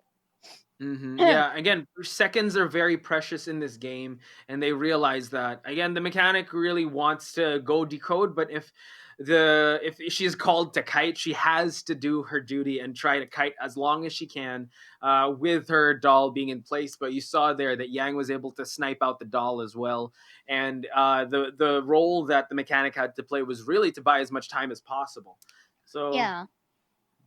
Indeed, and of course, before the pause happened earlier, I think there was just some technical on their end. But again, going back into that, okay, mechanic already reached a slightly safe distance, transitioning maybe into the terrains that are available in the area. mhm. And I guess what Yang is about to do here is to really focus on the mechanic, because take note, if that mechanic is already knocked down, that is one survivor for Yang. That's a secured survivor. And I guess he was shifting on it to the next one, which is I think the most viable, or let's say the initial target in paper is the priestess, because the priestess, we already know that it can cover up a lot of distance into this map. So it's kind of like your go-to, not really go-to, but like more like, yeah, like what I said, Preferred a preferred target target. afterwards. But yeah, I mean, it's really good on paper, but I want to Yeah, see if that there's will be again with Identity simplified. 5, there's a lot of preferred roles and preferred Yeah, targets. But what if like the mercenary's there? You're obviously gonna, yeah, I'll try swiping at the mercenary or like yeah. the mechanic. It was just lucky enough. I mean, also I think Yang was able to have some discipline to really look for the mechanic. So that really it favors the hunters getting the mechanic out of the way right away. Actually, any survivor, because right now it's 2-2. So they Yang's really looking to put some points on the board for his team, which is 5HS. Yes, and indeed, I think Yang won't really stop himself from potentially getting a sweep, because Mm. even though he wasn't able to technically speaking, there wasn't still any survivors takedown, but potentially the mechanic could be the first one to be out. So Hmm. Yes, why stop there, right? I mean, exactly.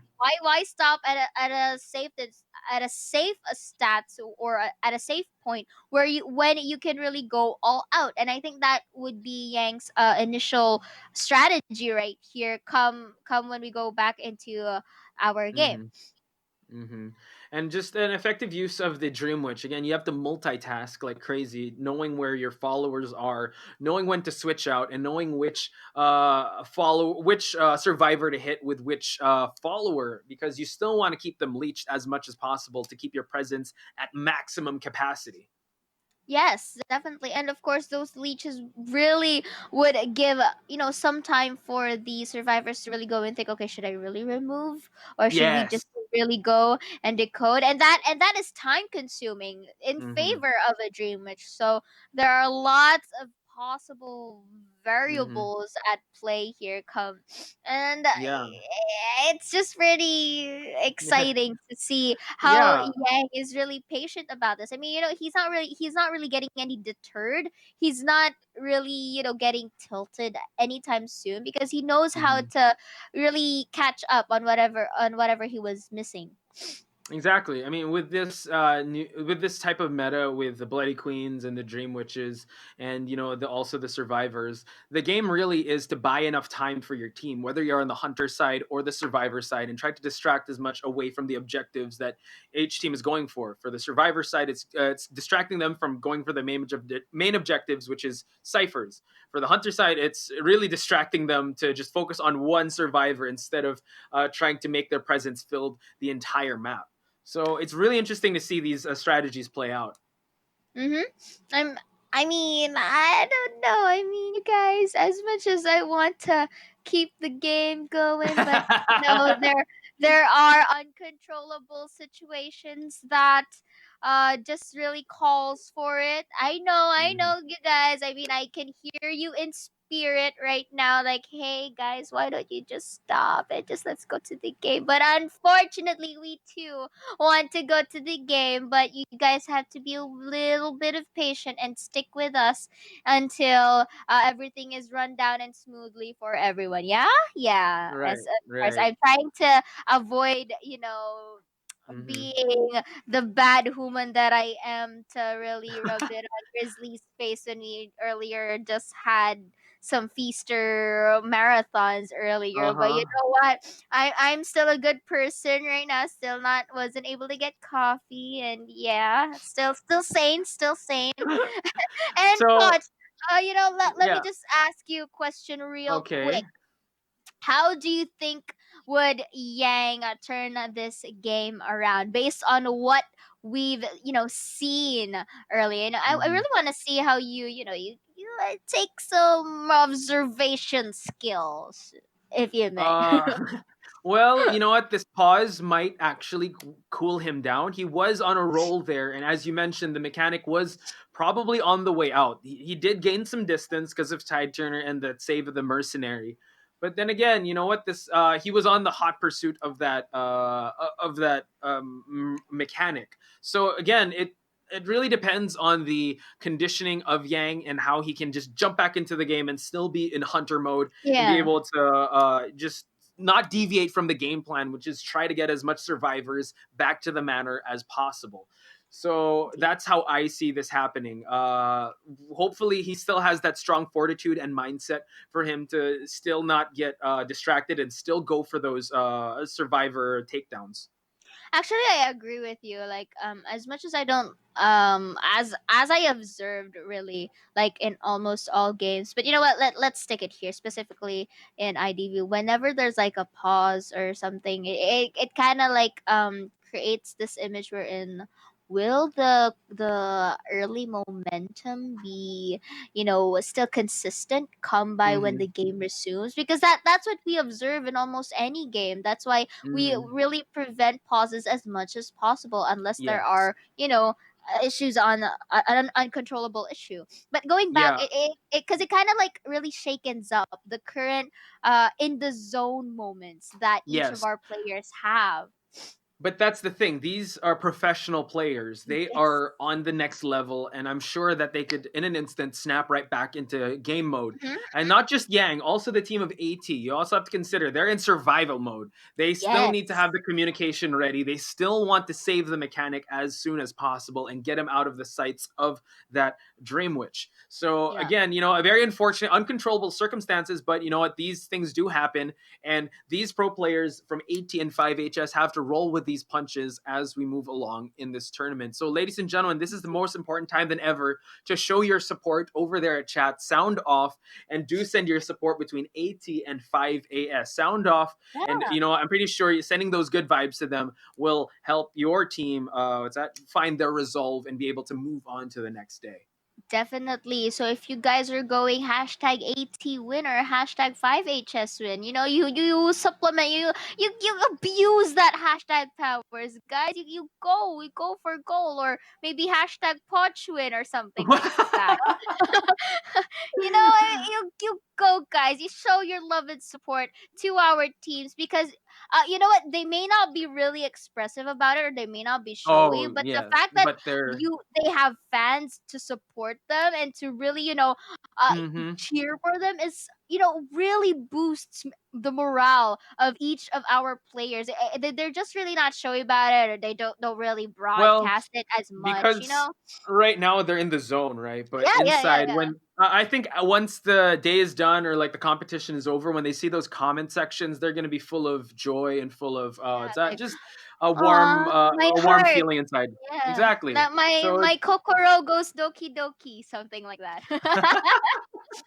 Yes, Yeah. So yes, yeah, do in sound off in the comment section, like your support for these players. Again, Identity 5 Call of the Abyss 3. It's an amazing time to be an Identity 5 fan.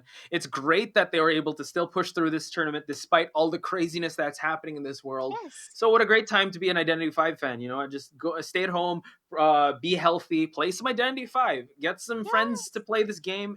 It's a really great bonding experience with your friends. yeah. I mean, you guys, there's like a lot of platforms, to go and play with friends and communicate. Like, I mean, this is I think the pandemic here, it's really something that's uncontrollable, and the best thing that we could do right now is to really stay safe. Of course, guys, don't really go outside for now, because safety is our priority. And like what Punch said, the show must go on, and this is very happy that Happy Valley, NetEase, Identity V in general was still want to continue this, and this is why we are here now, online mode, even though there's Mm-hmm. no audience into our initial venue. But the fact that they are still here, alive, kicking, and making this all possible, it's just something that we have to be thankful for. And you guys, you show your love and support. Okay, you do that, Yeah, support the game by playing it, saying the good words, yeah. sending those artworks in, because the Identity Mm-hmm. 5 community is one of the most unique communities and the most passionate communities that I've ever experienced in terms of like competitive play, as well as the Yeah. support in terms of the lore and the characters. You just feel like everyone's in on this amazing game that that's been brought to us. Yeah, definitely. And you know, I mean, to me, right, this is like I mean, both Articuno, Grizzly, even you are really mentioning that this is one welcoming community, because it is. Because I mean, this is a kind of game where you don't really to me, in my opinion, I don't want to call it mistakes. I don't want to call it wrong, because that's something negative. I want to call it as something that could be a room for improvement, and things would be better, especially Mm-hmm.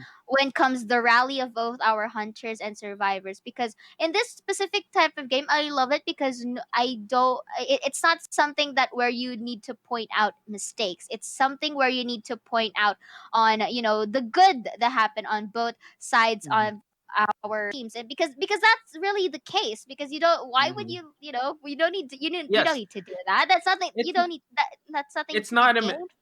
it's not a mistake if you learn Yeah. from it, and it's not a mistake as well because the game plan just didn't turn out as you thought it would be. It's just that the other team thought really implemented and implored their strategy and imposed their strategy more effectively. It's the right Hmm. game plan for you to, you know, do these sort of things. So yeah, I really want to echo what Sayora is saying, that this game really just shows a lot of improvement in terms of your hunting ability as well as your communication if you're on the survivor side. So yeah, Yeah. do support the game, do support the community, support your content creators, support NetEase, support Happy Valley. Thank you guys so Yes. much for an amazing game for Identity 5.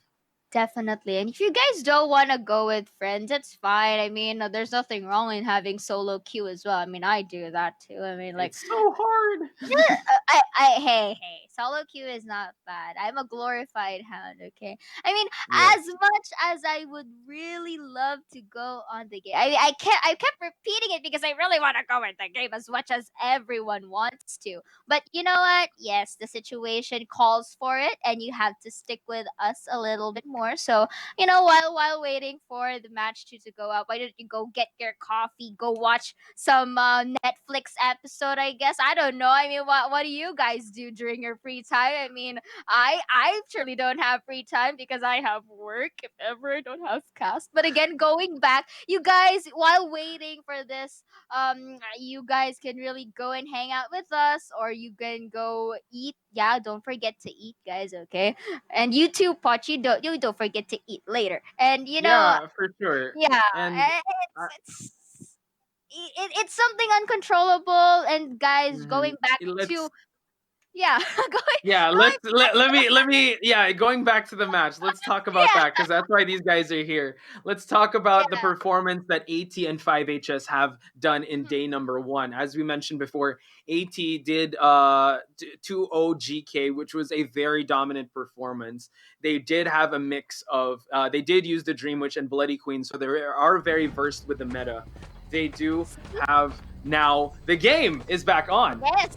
Okay, guys, so the much awaited game we're all doing for, I'm pretty sure you're already tired of our faces anytime soon. But again, going back, Patrol is gonna be here and will be taking the mechanic in a very timely manner. And this is good for the followers to go and really follow up and take this mechanic. But again, Mizuki might be attempting a body block, but I guess it won't, because they already know that mechanic will be into the rocket chair, and that is one take for Yang. And this is what we were talking about. Yang just really focusing on getting this mechanic out of here and back to the manor. And now we see that the rocket chair is in the vicinity and he gets the mechanics but in the rocket chair. And we are seeing a 3 survivor team by AT, 1 in deficit. And now Yang still keeping that momentum, looking for more survivors to hunt down.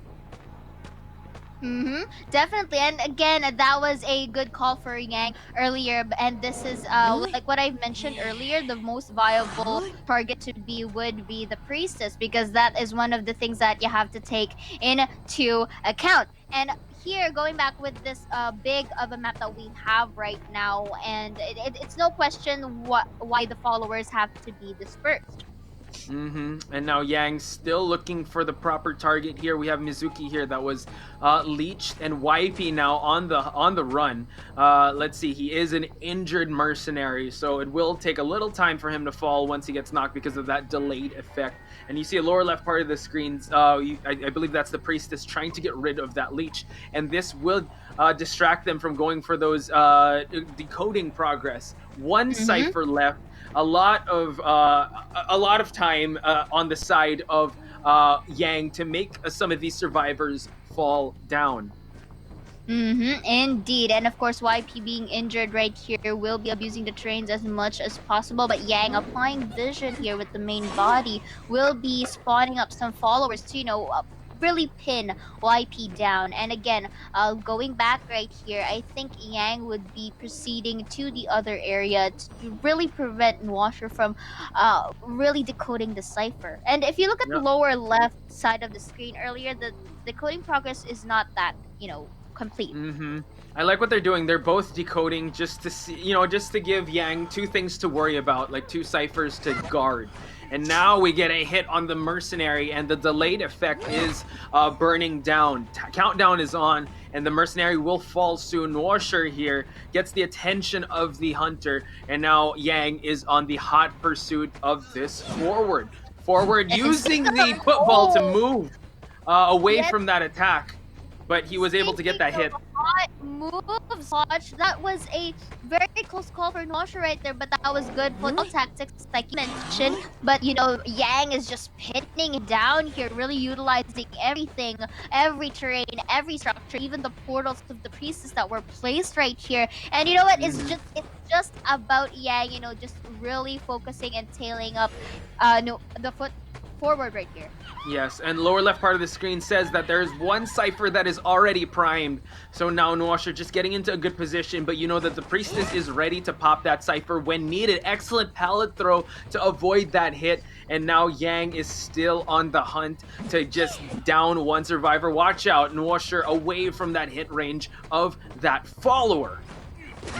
Indeed. So two survivors are injured, but again, the cipher has been popped. They are in the other side of the gate, and I'm pretty sure that the forward will be used in his position to really delay and to just lure in the follower. But again, you have to take note, the mercenary is already going to open the gates onto the east side, and the patroller is going to be used to try and get the forward. But will he be taking it? No, because of the pallets that weren't destroyed. Okay, YP is already out, but the Washer was still knocked down. Nwasher is down. It's going to look like a 2-2. We're all tied up. My goodness, Sayora. 2 apiece. It's so evenly matched between AT and 5HS. Yeah, indeed. And again, this is a similar scenario for our match 1 earlier. Getting some 2s on the board. Yeah, it was the patroller was a good idea. The cipher was already down. Like there was 5 ciphers already decoded. The patroller was a good effort, but those pallets that got in the way, you know what? That forward was really able to set up the terrains to his advantage, really hampering the speed. But you know what? 5HS, congratulations, still tying things up. We're heading to match number 2. Evenly matched. This is what I predict the entire day. I think these teams are really going to go neck and neck until the end, and we're really going to see some match 3s. Indeed, but in our first match, rather into the round 2 second half, MWS stood their ground. This time, I want to see if come our round number 2 second half, will 5HS or AT really stand their ground, or will we be heading on to a round number 3? And based on their initial drafts that we have right now, really fundamental, really still sticking to the meta, not really going far astray, or there wasn't much of off meta pick. And so for this round 2, like I said, if your round number 1 is like getting to know each other, I think this round number 2 is going steady in a sense wherein you have to like really stand on your ground. But round 1 earlier was a reset, so expect that round number 2 if it's not a tie as well, there will be the deciding factor if one of our teams gets a sweep. Yes, it's really hard to predict how Yeah. these teams would perform, and it's pretty even laid out, like four apiece on both these sides. Unlike AL and MWS, AL getting that 3-1, really giving that 2 point lead, but then at the end, giving us a clutch victory with MWS's Yotsu. So we'll see what happens. Will history repeat itself? Because I think as the days go by and we reach ever so closely to that grand finals, it's going to be more neck and neck action as we move over to the match stats over here. Shao Di here, not touching the cipher because again he was so busy trying to just get rid of all the hunting skills that Yang was presenting towards him. Truly, and quickly just running down the match stats right here. Very flexible in terms of the decoding progress, and it's also like I get the logic why Shouty wasn't able to touch because one, the priestess was injured at the early seconds of the game, so Yes. that's an automatic debuff. But again, you have to take note that Shouty really did a good job in containing the hunter nonetheless, as well as the forward. But you know what, Yang with his strikes right here also did pave his way on getting that tie. So it's really exciting to see how our round 2 would play out. And I think everyone is really looking forward to, if ever it goes to match number 3, that once the meta picks are out the door, we're going to see some off meta picks. And I'm really interested to see how they would adjust to the limited cast of characters from both the survivor side and the hunter side. Truly, and it's what's exciting to see is that if we already saw it in our earlier that both of our teams have pocket picks preferred up in their sleeves. So I would like to see it as well. Of course, the same thing for the people who are watching right now, if they would be able to see that during a round 2. But this is our highlights for the things that happened earlier. So Dong Xuan here, as in a very effective Bloody Queen. Do note, ladies and gentlemen, the first match did end in a tie. So both evenly matched players. We're looking at the highlights. You over here being the forward, trying to go for that tackle, trying to look for that. But look at that, Don Chuan just swatting away any attempts of a stun there. And he's able to get one just to buy time for his teammates. And I believe, Yu was rocket chaired. And one cipher left. Dong Chuan making quick work out of this exchange here, trying to go for that. And I believe this is the closing seconds, because the cipher was popped. And Dong Chuan getting away with a 2-2 against 5HS. Definitely. And, just really highlighting on the effectiveness of how Dongshun really, took advantage of that recovery from the forward earlier to when he was really taken aback and froze when he used his football is something that you have to take into account for.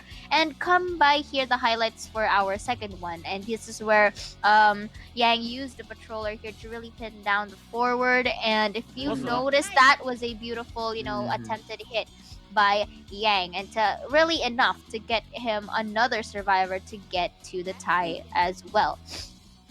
Action packed from start to finish with those 2 rounds. Evenly matched are 5HS and AT. And I do have to bring up the fact that 5HS in the first day, they did go extra time. So you know that they can go the distance, and they do have that fortitude and that stamina to keep their high level play going. While AT eliminating GK in a 2-0. So as this match goes on, it's very interesting to see how these 2 teams are going to be able to adapt each other's strategies. Yes, indeed. And of course, like what we've been, there is this a certain pattern actually in almost all of our matches wherein both of the teams gets to adapt into come round number 2. So I'm just okay, the thing about here is that when come the predictions on round number 2 is that they will be sticking to the fundamentals most likely. We won't be seeing any DQs or DWs or BQs anytime soon. And of course, M&Ms will be out and about usually. But for right now, with the movement of our match number 1 and for the first rounds and second rounds, from the movement of that, I think this is where we take into consideration in with regards to forward pick, because it may be a successful tackle or not, but the fact that the forward is doing a pretty swell job. I think that was since yesterday already. Yeah. It's kind of like a situational thing wherein will they be banning the forward out? Is the forward really that high of a headache, let's say? That as to we don't want any more of these tackles. But at the same True. time, yeah, it I really think depends. one of the question in my mind is that will AT respect the Dream Witch of Yang, Mm. and will 5HS respect the Bloody Queen of Dongshuan? Because Yeah. again, it's evened out, so we're probably going to see a cross meta ban here. So we're probably going to see them rock the counter character. So 5HS is going to use the Bloody Queen, while AT is going to use the Dream Witch, if they Mm-hmm. choose to go for that respect ban. Unless they Yeah. want to take another crack at each other's hunters, but I don't Yeah. know. That's pretty scary. Speaking of crack at each other's hunters, how about the survivors as well? Will we get to see like dancers as well, or acrobats, or some more spices to the overall Exactly. draft? So I'm pretty Well, excited on as how that the turned out. as the survivor meta gets banned out, I'm pretty sure we're gonna see like those enchantresses and the acrobats. There were some preferred characters in some of the teams that prefer acrobats, so it's not too far off to say that there will be an acrobat in this match. Truly, and we are like getting closer and closer to having their options limited. Yeah. So I don't know. Well, me and Yeah. Grizzly live for these type of moments where Yes. we're gonna reach the point of the unknown, which is match number 3, where Into the unknown. Yes. Yes, exactly. I didn't want to say that, but you go for it. I don't even want Yeah. to sing it. So, yeah, in the unknown Sing part it. of the unknown part of the matchup here, where the meta is not going to be. We're gonna lose viewers if I sing it. Into the unknown part of this series, and a lot is on the line. They are ever so close to day number 4, which is the grand final. So you can't afford any that they have to bring their A game. That's what I'm trying to say, because they're just inches away from touching that trophy. So it's just right there already. It's so close. So are you saying that our teams have to show themselves to the maximum power? Okay, I For don't want sure. to sing it as well. I'm pretty sure We that can't. the No.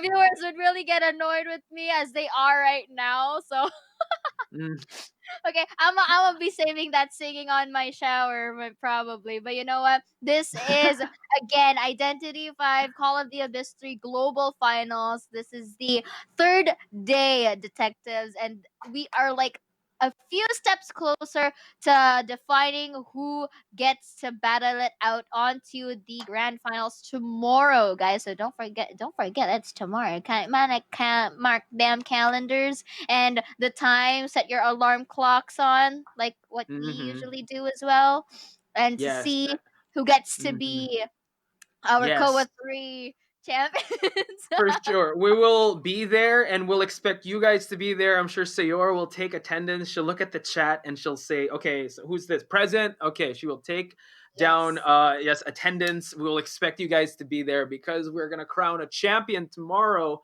one of these teams. So, if you have a favorite team that's still alive in this competition, send them your support, or just support your teams in general. Those that made it this far in any of the regions, do send them your love and support. Support the Identity 5 community. It's in a great position now, and it's still constantly growing as this game evolves. Yes, indeed. Also show some love to our newly caster right here, Poch over here. Send some love. He's very, amazing and remarkable. Yeah, I'm really happy that you get to be chatting with me right now. I mean, I don't know. I mean, I've been talking so for the Oh. longest time here, Yeah, and I'm really well, surprised you're not like Articuno saying that like I'm with you. Oh no, that's not me. I mean, you're technically my superior and my senpai, so I gotta respect that. And it's a pleasure sharing the desk with you. So Do thank I you. look Virtual like? desk. Oh, No, this there is what? I think the chat will disagree that you look old, but in terms of like experience in Identity 5, I look up to that. So thank you for sharing your insight and knowledge with me and everyone watching on the stream as we move on to our match number 2 between AT and 5HS. And as I was saying before, the previous performance of AT, they did a pretty good performance against GK. They haven't gone the distance, which 5HS proves that they can go. So it's going to be interesting to see these styles match up and how they're going to be able to adjust in terms of how long they can go in this legendary mechanic. Because, I mean, 5HS just gave us a preview that they can hang in the grand finals because they made it to extra time against MRC in the first day. So it's time for AT to, really cement their spot to punch their ticket tomorrow if they can take down 5HS. Again, any which way, because right now we're in a tie, ladies and gentlemen, 4 apiece.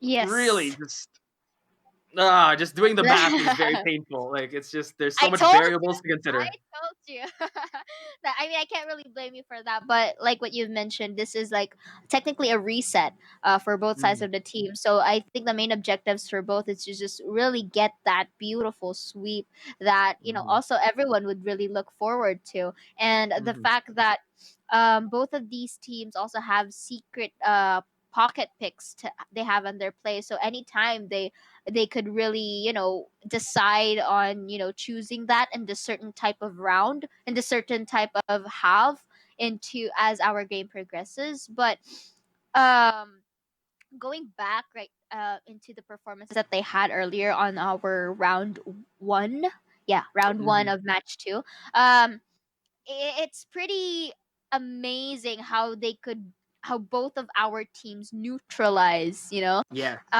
the performances of each, because at any time, let's say onto the first half, they could have had that let's say 3-1 score, but you know what, with the discipline of both sides of the team is really being painted out in a manner in which that is similar to match number 1, wherein they are really having head on battles with the momentum of each and every team. And take note, there was a pause earlier.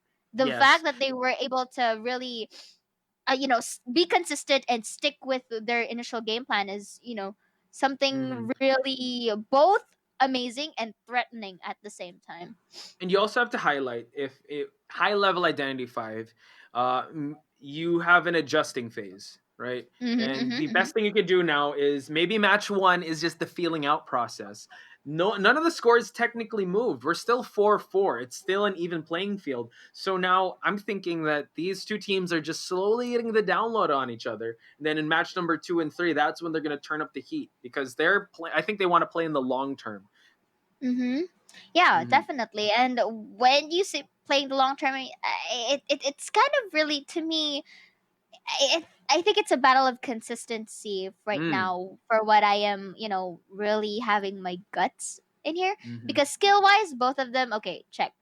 Discipline, patience, okay, check. But the consistency, however, is where one of the deciding factors come into play. Because what if in this round too, there would be some shake-ups or turn of events in which it could really not really destroy, more like tear down, I guess, the momentum, or take it into a very slowly pace. So I'm pretty interested. I mean, I have my notes right here looking at how they managed to really draft out their compositions. Both of them are fundamentals, but both of them are quite exotic as well. So yeah, especially 5HS, when when push comes to shove and the metas are out the door, rest assured that they'll pull out some surprise picks and pull out some unconventional and exotic picks, as you said, and make that work. And I like what you said, consistency. How can these teams stay consistent with a different cast of characters that's in their roster? They still need to produce the same results, but with different conditions and different toolkits given to them as the match progresses. So it really is a test of character and a test of team fortitude as we move on as the matches progresses. Really. And just a quick prediction on your side. I mean, what do you think will be the movement of both sides of the team? Would they go for again a fundamental one, or just really, utilize whatever kits they have?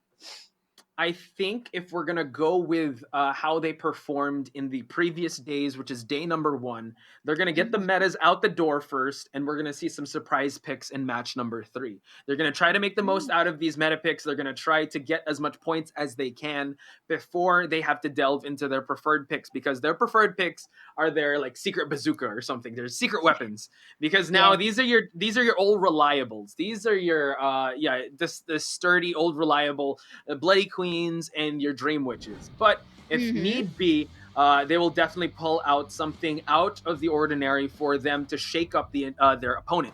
But I digress. Let's go into this matchup.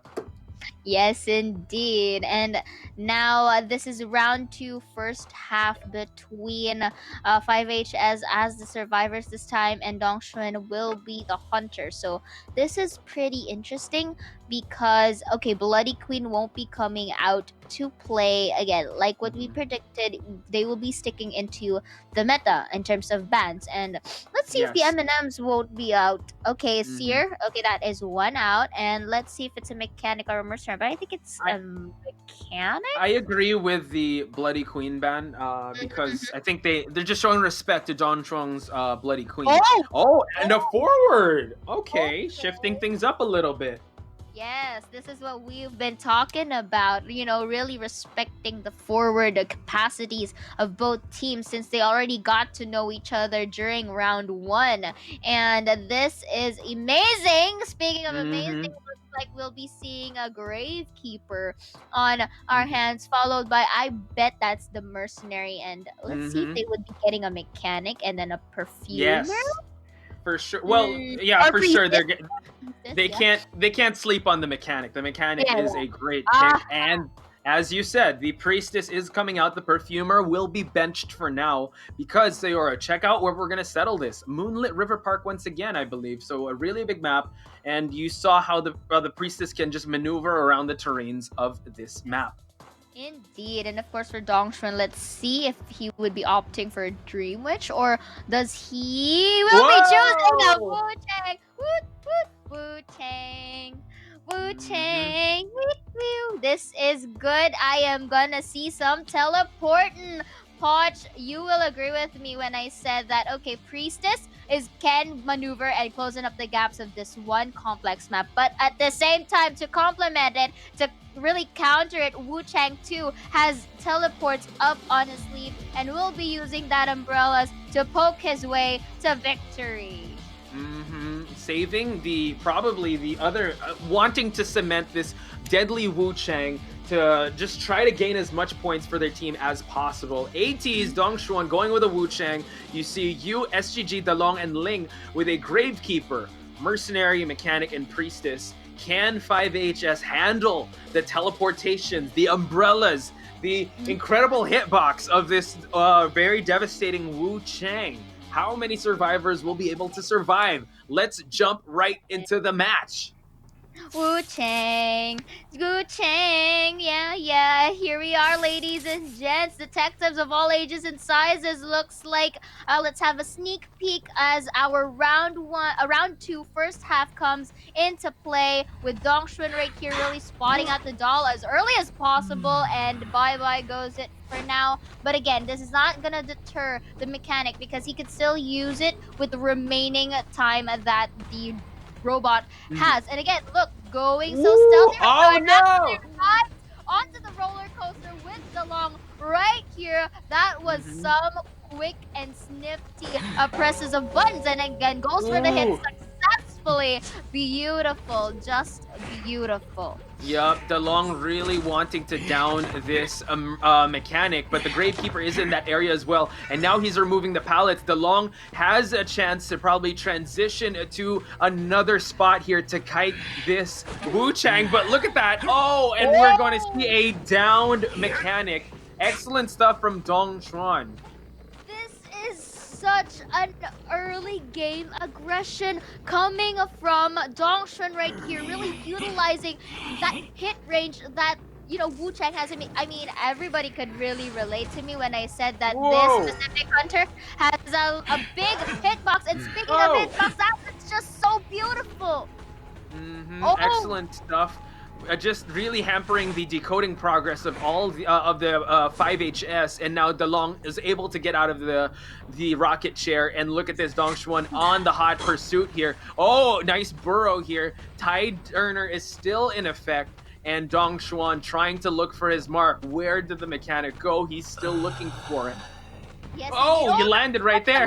He landed in front of Dongshun, unfortunately, and this is going to be another effort for Mechanic to really miss out. But unfortunately, again, that umbrella is really gonna get into your nerves because of that very long hit range effect. And now he's gonna transition himself to Andrew right here. Oh, if you don't know Andrew, this is Gravekeeper. Okay, that would be excellent movement from Andrew, though. That's some awesome stuff.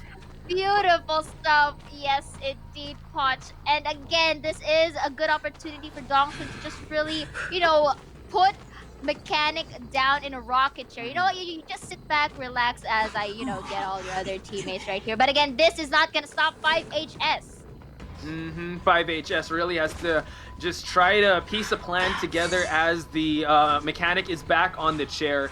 You see SGG, but there is that umbrella, that constant threat of teleportation. Mechanic is gonna get hit. Tide Turner is still a factor, and now DeLong really playing with fire here as he tries to move away from Dong Xuan.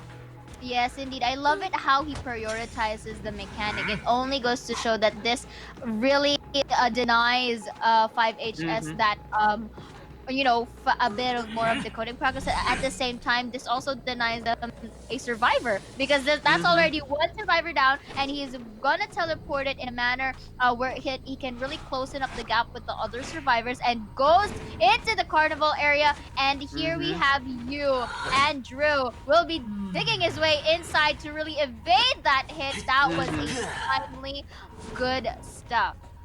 Yeah, and now we have 2 ciphers remaining. Dong Xuan still on the hunt of this Gravekeeper. Swings, nice movement from Andrew. But oh my goodness, 2 injured survivors here. Ling seems to be the only one that has no injuries left. And you know what? 2 ciphers remaining. Still, the momentum could shift in anyone's favor. Let's see how it favors Dong Xuan as he still is on the hunt of this very slippery Gravekeeper. Okay, that was nice, predictions from Dongshun, really pinning out the Gravekeeper right here with the help of his skills, so that Andrew would go back, and then he would go use the umbrella for that hit, and down will you go. And then again, this is a very different, pace that Dongshun is demonstrating to us right now. Very aggressive and very early. He take down one of the members of 5HS. Okay, what's the option right here, Posh? Okay, Mercenary already hit. Will be taking that with the Prime. Cypher is prime though. Cypher is prime. Okay, I think they would be knocking that out. Oh, that is a beautiful Cypher pop right there. But again, going back, Wu Chang has detention, Posh. Wu Chang has detention. Yes, and he can easily knock this out in a bit. But Dong Xuan tried to drop the pallet. You tried to drop the pallet on Dong Xuan, but Dong Xuan will fall. And now the teleport is going to be used. Excellent evasion from the priestess. And as you mentioned, we have some detention on deck with this Wu Chang. And now Ling trying her best to just move around the map, try to buy as much time as possible as she kites around this roller coaster site.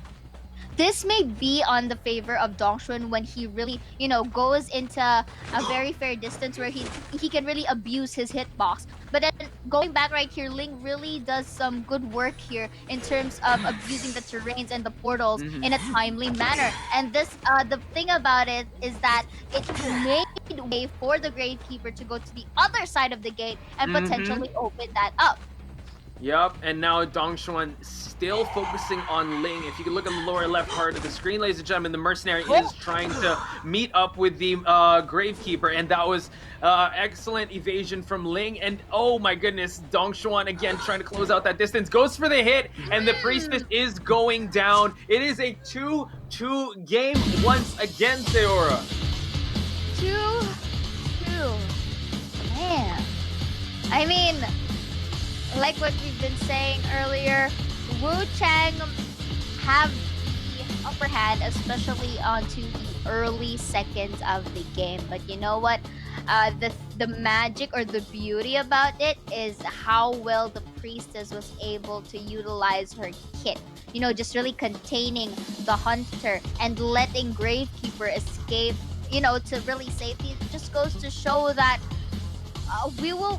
It's like a message that we won't let you like take, you know, as much points as you can. And I like the decision from 5HS to just really go for the tie instead of risking a save. Right. You know, it just they just want to cut their losses and try to get as much survivors out there. The tension is so deadly, and that Wu Chang hitbox with that umbrella is just unreal, especially when he has the tension. So great job on the Priestess, really buying time for the Gravekeeper to open that exit gate, as well as the mercenary getting out just in time. So we're all tied up 6-6. Yeah, and man, this is. You know what? If we get another tie right here, wait. I think I'm gonna sneeze, but wait. Okay, no, okay. I won't. Okay. I saved it. I saved it. If we get another tie right here, I'ma say it. I'ma say it right now. I will. I love these two teams already. Everyone is waiting. Yes, I agree with you there. Them really in the zone, not being deterred on what. Okay. We have to admit it that the Wu Chang had this aggressive play, especially on the at the start. You know, really getting the mechanic all throughout. But the fact that they didn't deter from that and still manages to slip their way through onto the other side of the gate is. Wow, you don't really usually some people just either go risky to save and then it will this both of them the mental stability that they have, man, I wish I had that too. Yeah, it's not breaking under pressure. It's the constant communication and the constant like team just rotations that were put into play here. As you said, the start of that round really went in the Hunter's favor. It was it swung heavily when Dongshuan started downing a lot of the survivors. But you know what? The survivors having that never say die attitude, 5HS was able to at least pick up the pieces, and they were able to get a 2-man escape. So keeping things on an even playing field with 6 apiece. Yes, indeed. And let's look at the stats quickly, Poch, right here. And if you notice that Wu Chang had those 15 strikes, so amazing and well throughout. But you know what? This is also the importance of the decoding progress as well, because Ling, despite the fact that he isn't just decoding, he was also containing in the long run. And you have to take it note as well to the Gravekeeper for really doing the work as well. So the overall composition was really well thought out and very versatile. And the thing is that they both alternate themselves in a way that they could keep the Wu Chang preoccupied enough to really get that 2-man escape. Yeah, and you know what? Kudos to AT being able to ban that forward, because if I think he was thinking that, okay, I'm gonna pick a Wu Chang. I don't want this forward to constantly keep harassing me, so let's ban him right away. Keep the mechanic in there. And you know, he was able to really implement that game plan. So super effective on that side of AT Dongshuan. So shout outs to him. Excellent stuff. Still keeping them on an even playing field, but now we're gonna switch things up, going with 5HS as the Hunter. And now I'm really interested to see now, because they seem to be going for their preferred characters So again, 5HS might pull out Photographer. Who knows? And save the meta pick for the last game. Maybe they'll try to go for broke now, and at least once they hit the last game, they still have the meta pick of either the Dream Witch or the Bloody Queen if they're able to establish dominance with their preferred characters coming into match number 2. But to me, let's say, okay, this is round 2, second half, so it's the turn of 5HS as the hunter, right? And the other one will be the survivors. Okay, survivor wise, I think they would still be to me, the way I look at things, I think they would still be going for the fundamentals. For And sure. yeah, and I think for the side of the hunter, this goes either way. If number one, they stick to banning out the M&Ms, or number two, they would also respect that forward ban. But at the same time, uh, this is also where we start to see an answer, if ever so, that the forward is banned. And one of the survivors that usually our players go to is the Gravekeeper pick, because if you noticed, the mobility that he provides, and the high rate of saves also is another factor. So I think for the second half, we might be able to see. This is just a guess, okay? I mean, I'm not good at predictions whatsoever. I mean, I'm not Miss 100%, okay? But I guess for this specific type of match, okay, Dream Witch will be banned. Or Bloody Queen, Dream Witch or Bloody Queen, either of the two, and I think they will be choosing. Let's say, if not the photographer that they are quite known for, I think I'd like to say Feaster, but it depends because this isn't because yeah. I'm trying to roast Grizzly or anything, or boasting Let- it out. No. That's not the case. I think it's because it also depends on the map, because this is Yes. Moonlit River Park. Feaster, okay.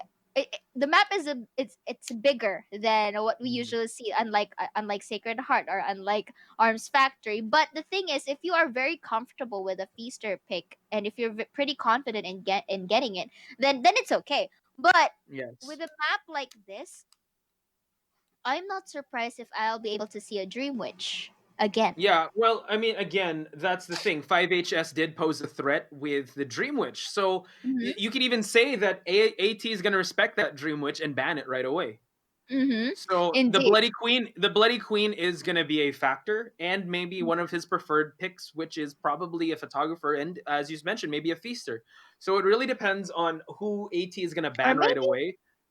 Oh, you got Or one more? maybe, yeah, no, I don't know. Maybe I'm just thinking of, like, some of Go, the. shoot for the stars. Let's go. No, I'm just thinking of some Mhm. of the hunters that were usually used, especially in the certain type of map, because it's really situational, really. So I Yeah. don't want to drop some bombs lately, especially if uh I don't know. I think I'm really gonna cling into the Dream Witch still. Ban, If or he's going to pick no, the no, no, Dream no, Witch? pick, because He's going to I pick the think Dream that Witch. yeah, because I think Bloody Queen would be, banned out, because there are Mm. some scenarios where Bloody Queen is really effective on Moonlit River Park, especially it's like a shorter teleport version of Wu Chang. You know what I mean? Because Wu Chang can That's true. teleport. Yeah, but Bloody Queen can really, as other than the fact that Bloody Queen can pin down some survivors, it can also really teleport to close in the distance. So it's kind of really hefty, and it also really counters what Priestess offers with the Holy Keys. So, That makes sense. I mean, you know what? 5HS going with a Dream Witch to start things out. It might happen again. He might go for another Dream Witch depending on what AT is gonna ban. But now AT has that resource of understanding how 5HS's Yang uses the Dream Witch. So now I guess the ball's in their court on which meta character they want to see and not see. If they'll be the ones to ban out. I think they might want to ban out the Bloody Queen if that's the case. If that's the logic of how she can close out the distance and be a constant terror around this map. Truly, truly. But again, for this draft and for the side of the survivors, to me, I think Seer and Forward won't be seeing as well. Because I think, both of the teams managed to get by having the mechanic, into the draft. So if you really removed one of the tricky Key survivors up players, on your team, so it could be. So I think that's very true. Yeah. So I think we won't be seeing either Seer or Forward into play there. And to validate that theory, you know what? In the previous matches, they have been using the Forward in their lineup, so it's not too far to say that the Forward could not be seen in this map. As we move on to the second half of this match, ladies and gentlemen, AT versus 5HS, all tied up. Dream Witch is gonna get banned. They don't want to see that Dream Witch, so we could potentially see a Bloody Queen. Yeah, definitely. And I forgot to mention, we also have the option of having Enchantress as well. I mean, Enchantress is also one of the good situational picks. And going back right here, it looks like Seer and Mechanic won't be into play. So I think Yang here is pretty confident in facing a Forward. But let's see. And I have to apologize if I buffer a lot. Yeah, I buffer a lot, I think, on this, so that you couldn't really understand me, or I'm like a robot right now. I think you're fine with me. I can totally understand you. So no need for apologies. It's all good. So Forward and Perfumer seeing the light of day here in Moonlit River Park, as well as a Mercenary. And we're just waiting for Mizuki's last pick before we head over to Yang's side to decide who he will be hunting with. Yes, and so far for the overall lineup, pretty similar. The only difference that instead of a Mechanic, it's a Forward. Am I right? They also had a Perfumer earlier, right? Yes. Wait, let me see. I know I took notes of that during. Yes. No. Wait.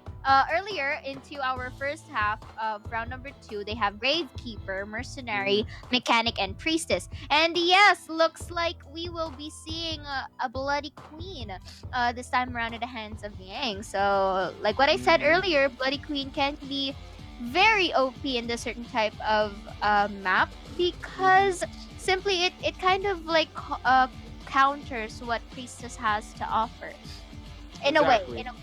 And this is probably a respect ban from AT.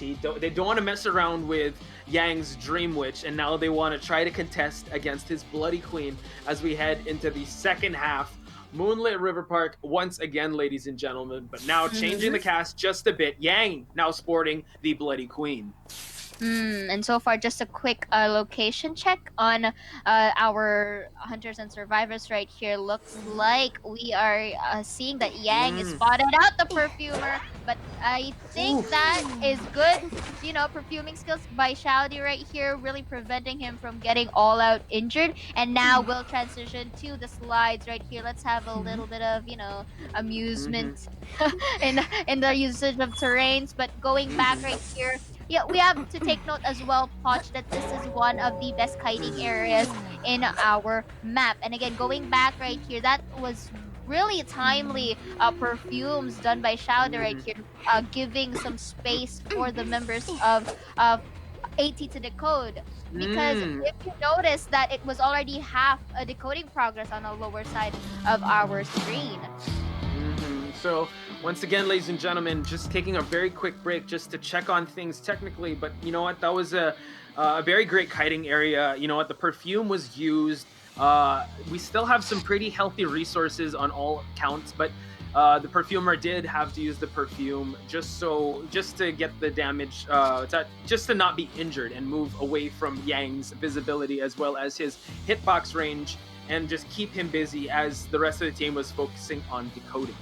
Indeed, and this is the beauty of a very versatile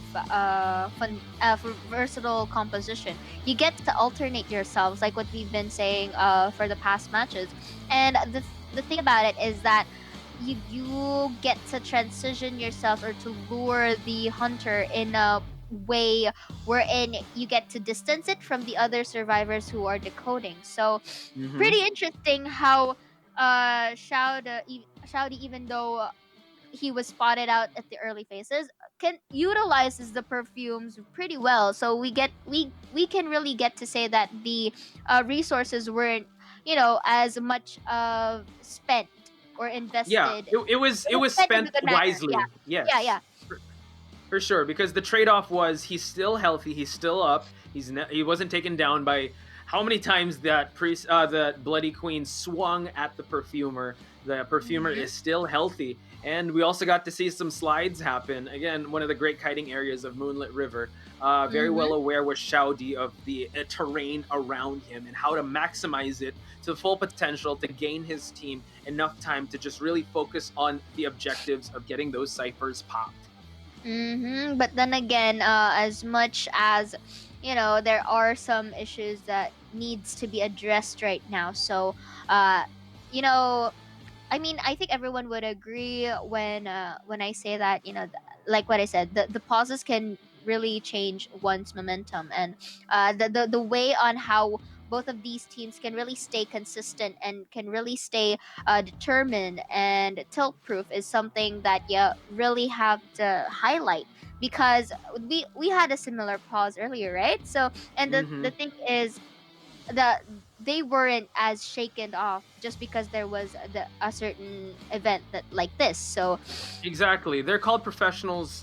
They are professionals, and I'm pretty sure that their mental stamina and their mental stack has accounted for this. And right now, you see that they're still trying to get themselves in the game, trying to get themselves warmed up. That was it was still in the early part of the match. Yang was able to spot out the perfumer. Excellent target, but you know what? The perfumer had a good kiting session so far.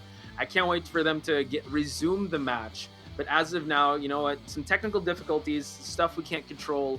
But I'm pretty sure that the people over here are just on top of everything as we try to head back into that match. yeah, and most probably, and the thing is, it gives me chills, and of course, guys, I really would like to apologize if I sniff a lot. I don't have allergies. No, I don't.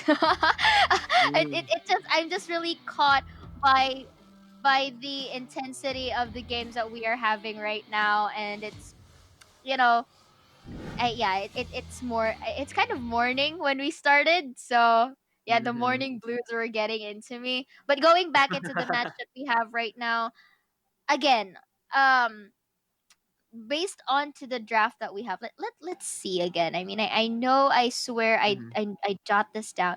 That You was have a a forward.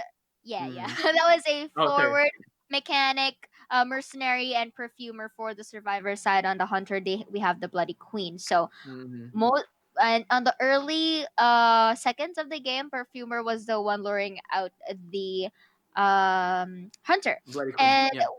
when we saw it onto the lower side of the screens, that the decoding progress of um each and every one was already going to half or above half already. It only goes to show that the containment time of Shouda is really showing. We're really witnessing it. And if that keeps up, this could be a potential cipherish. But then again, we cannot really conclude as early as that, because Yang is doing really a swell job in keeping up the pace in terms of the kiting capacities of the perfumer. Yes, and the perfumer really playing to her strength, really kiting the hunter as long as she can to buy out the time that is needed to go for those cipher rushing, that cipher rush strategy. So the question in everyone's mind is, how long can Shaudi keep that up? and how much resources does he have left. I believe he spent 2 perfumes, and he's also dropped some pallets. I don't know if any of them have been broken because the match was so fast. And it's a good kiting area he's in. He has the slide to work with, he has the terrain to go around. But then again, you also have that fear of that mirror image that is always a constant threat to just stop you in your tracks and just swipe you out of nowhere. Mm-hmm. Definitely. And the thing about it is that this also leaves the survivors to use that containment time to go and decode as fast as they can. Well, not really as fast as they can, but more of in a pace wherein it's very convenient for them. And the thing is, the mirror images of Bloody Queen can really shorten the distance. So if ever comes to shove, the vision wise, or she can really locate the survivors in a way, Mm-hmm. maybe after pinning down, or maybe after taking the perfumer down, um Mm-hmm. during that time. So Yeah, just secure that one survivor, and then again, that's why it's so important for them to go for that cipher rush, because once the Bloody Queen's attention is away from one survivor, that constant threat of that mirror illusion and the teleport as well is very real, even in a big map like Moonlit River. yeah. So it's really a question of how long can Shouty keep this up, and how fast can his teammates go for that cipher rush. Because once Shouty falls, and then they have to change up their strategy right away to see. I don't even know how far the other teammates are from him. So he seems to be doing pretty well in just buying the time of the hunter. We've been saying it before that the perfumer is like that clingy girlfriend to just pay attention to me, pay attention to me. Like, don't mind them, mind me. And then once you mind her, she just runs away. I like I like your take on the perfumer survivors there, Mhm. Potch, and I won't be surprised if you're gonna use perfumer eventually. But It's again, still okay. He's a pretty good kiter, I have to admit. Like one of the yeah. top one of the top in the game. So Really, really. That's true. That's true. I'm not gonna lie. I mean, I agree with you on that. Mhm. But going back right here, in terms of distance, think of it as the best of both worlds. I mean, perfumer and Bloody Queen dancing onto one side, and then the other three are like onto the other one, really focusing on on the ciphers that are available in that Right. area. And I think that's kind of like, I get the logic behind it, because, well, the hunter is far away from you, so the best thing that you gotta do is, really do your thing and just go and decode. But I wanna like highlight what you mentioned earlier, that the perfumer already invested 2 of 3 of the kits Mhm. that she has. The thing is, will that one perfume uh be enough to go for a potential 3 cipher kite? Mm. That is the question, because sometimes the thing about Bloody Queen's mirror images is that it can pin you down in a situation where you wouldn't really like it. So Right, right. if ever that Yang get the hands on the perfumer with invested perfumes already, it only Mhm. means that Yang was able to, one, get a survivor, and number two, decrease the resources that our survivors have. So True. I think the main thing, if ever so that what do you call this? Um, if ever so that the Mhm. survivors get to know that, okay, we are down to one survivor, the perfumer is shared, the next go-to thing here would be mercenary, would be one of the main rescuers, which is Mm. usually the fundamental thing to do. Yes. And But also, I want to point out that they still have a priestess. mhm, So that can heavily favor the survivors, especially in closing out that distance. Because, like you said, Bloody Queen, yes, can close out the distance as well as the priestess, and it really nullifies taking that bridge. So it's again, seconds are very valuable in this game. So if you can cut down the time of you trying to go for that rescue, if you have to like travel from one place to another with that holy key, it could play into effect. And yes, I agree that the mercenary is going to go probably make that save, depending on how close or how far, and how much time is spent on the rocket chair as well. yeah, A lot of indeed. variables.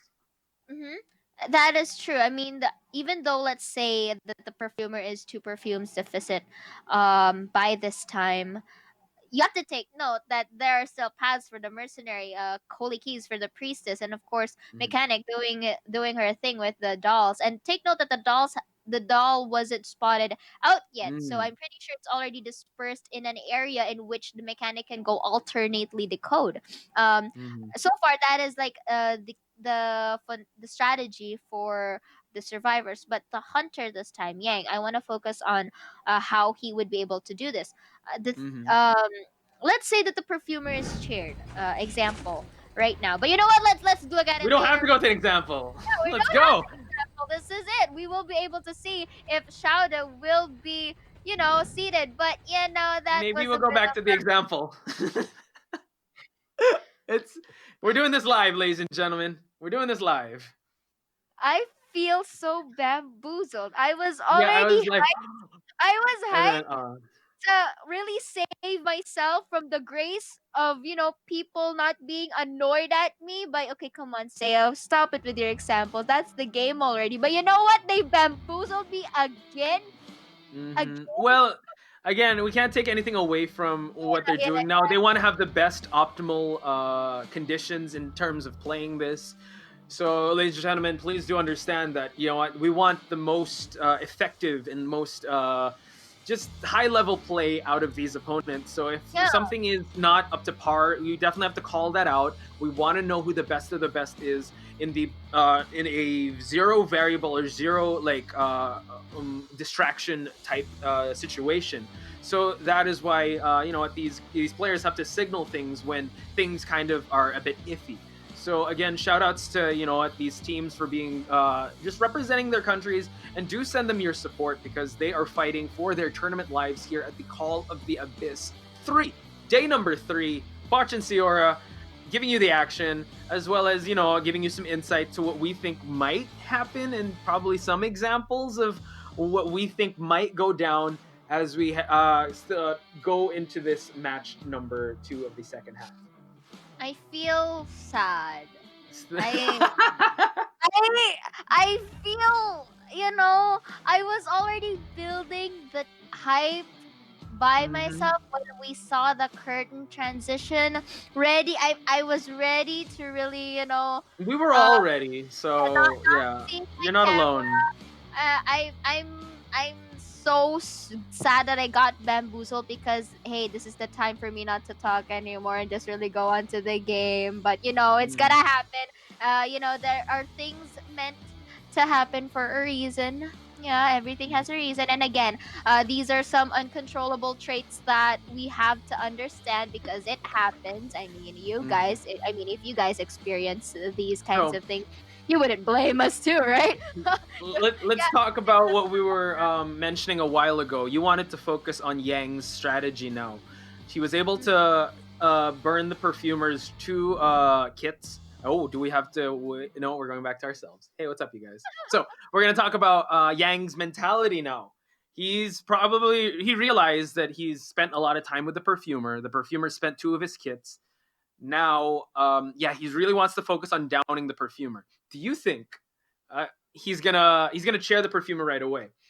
What would be his next train of thought, or what would be his next plan of action? Wait for the mercenary to come, or just go for that mirror image to try to swat out some survivors near the ciphers? Initially, when let's say that the perfumer has been knocked down already while all that fiasco was happening, of course your initial reaction would be put this survivor on a rocket chair. And the next thing that you have to do is to use your mirror image to really pin down and corner out the mercenary or any potential rescuers, either the priestess or the mercenary. Yeah, approaching. So that's your best bet. But the thing is, here, of course, onto the survivor side, the best thing that you have to do is really sidestep your way to the perfumer once done, right? So if ever, let's say the save was a successful, okay, then I'm pretty sure that the initial strategy of Yang once again is to target out the perfumer, because that is the survivor that's already, I know, placed in a rocket chair, and it kind of gives you more assurance in terms of taking your survivors down. And let's say that with all of that happening, this would give like a leeway for the mechanic, although having that debuff can still continue on decoding because again the robot is available, the priestess is there, up for grabs. I'm so sorry, I'm kind of preventing myself from sneezing. But If you have again, to sneeze, just it's okay. Like it's all good. yeah, We're all human here. We're all human here. makes me want to sneeze, and so that magically the everything is gonna be a-okay, and then we go back to the game. A But you know what? Let's powerful sneeze. yes, yeah, the sneeze of doom, let's say. But you know what? Going back to the analysis that we have right now. I think uh, let's say the perfumer is already done and was taken down by Yang. The Right. next thing, Okay. the next viable or preferred target you would like to have is if not the mechanic, the next survivor that Yang will be getting to see or will be getting to go getting in the area, in the vicinity rather, because by that time I'm pretty sure that they will be having 3 or 2 ciphers down. So it's since Yang invested some time in terms of catching up to Shauda, I think it would be best that he would keep the pace a bit of fast in taking the other survivors down, because you really want the sweep right here. You really want to get a lot of points as much as possible. So I think that's initially what Yang could do once we resume onto the game. Yeah, excellent analysis. And yeah, that's on paper, that's the strategy, right? And the question in everyone's mind is how long can Shauda keep the attention of the hunter as everyone else tries to just go for those objectives. Again, it really depends on how much attention Shauda can have. He already burned 2 of his perfumes out, and now he has 1 left. Can that one? Wait, I think I am buffering right now. I think why am I still thinking that mechanics in play? Wait, Yeah, it's not. Oh. wait. Yeah, there's no That's mechanics. the thing. I still think mechanics in play when it's not. Oh, Okay, it's priestess. Yeah. I lagged right there, guys.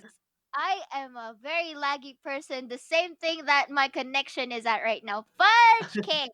Okay, forward, priestess, mercenary, perfumer. You have to Yes. remember that, Saya. You have to remember that. Okay, I'm still hungover, but our previous matches right now, so you have to forgive me. Okay. Okay, this is the effects of having allergies. This is bad. This is bad. I need my coffee. This is giving me wrong info right now. This is giving me wrong. Oh goodness, I am so sorry. That is on my end. Hey, look, again, we're all human here. We're all human here. So, I am not but human though. I'm not human though. I'm a potato. but that doesn't change your analysis though. If you think about it, you still wanna try to swat all the survivors away once you get the perfumer down. And as we were saying before, the question in everyone's mind is Shauda, can he contain the hunter, and can this potential perfume once again lead to a 5 cipher kite? I still can't Oh, believe 5 cipher that. kite. Sorry, a 3 cipher kite. Yeah, I still can't believe it myself for being such a slow poke. Right, I'm like one of the for example, us four. Let's say you, me, Articuno, and Grizzly. I'm like that one friend who when you gave me a joke, I still don't get it. And then I will have this buffering time. And then that's the time I would get it. And then I would laugh by myself. And you guys are laughing, not because of the joke, but because of me. And that's me right now, that is me right now. Okay, so again, I have to apologize that I went a little bit Okay. back there. Redemption time. Do you want to change your Yeah. analysis now? No. Actually, it's still the same. It's still pretty similar. All you need to do is just really change the mechanic to Yes. It's not that bad. It was very insightful analysis, so it's all good. Yeah. So I think pressure now. Depending on when we get back to the game, how many ciphers are gonna get popped and how many are primed, because that's gonna add a lot of pressure on Yang. Because I lost count with how many seconds, but those precious seconds were burnt and were spent on decoding. So as the hunter is being contained, more pressure is gonna be on Yang's side. Yeah, definitely. And of course, like what we said, we both of the teams can't really afford any more, resets right now, because if you really want to snag out your spot, you really have to go for that objective wherein you are one above your opposing team. And I think for the side of Yang, if I'm not mistaken, I'm gonna do some quick recaps right here. On the first Sure. half of round number 2, there was a tie, right? Yes. So All the ties. yes, so the thing is, for this specific round, I think let's say I think that Yang has to get at least 3-1 or a sweep to Sayora, hello. Uh-oh.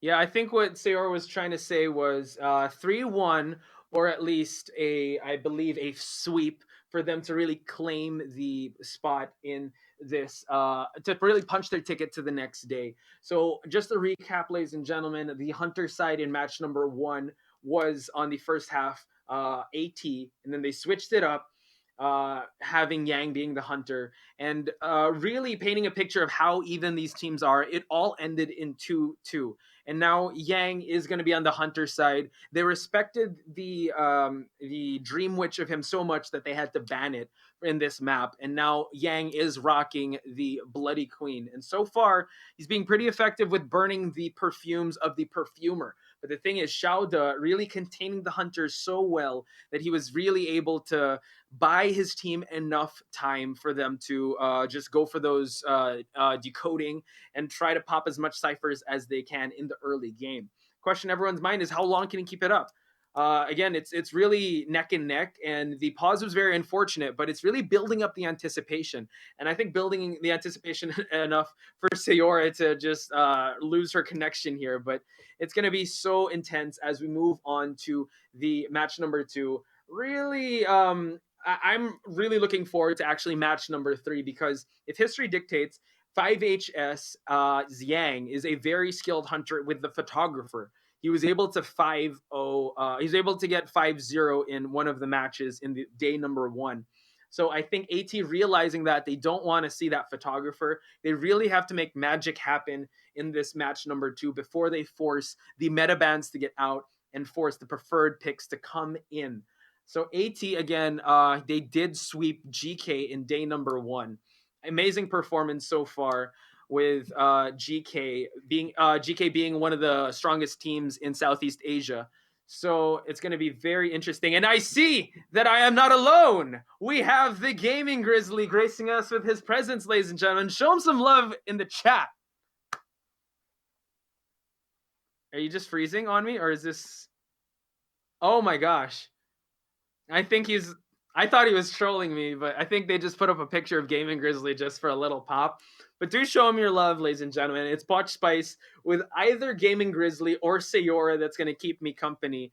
Again, the show must go on. Some slight technical difficulties. As I was mentioning, AT sweeping GK was a big statement in day number 1. But the thing is, this is a match to likely go to match number 3, and we all know that 5HS can go the distance and can perform with that strong mental stack on their favor.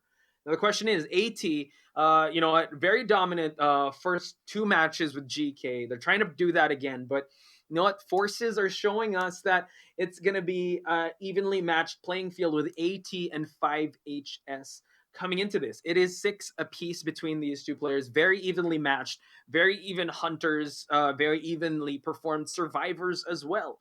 Both the maps. Yeah, there he is. There he is.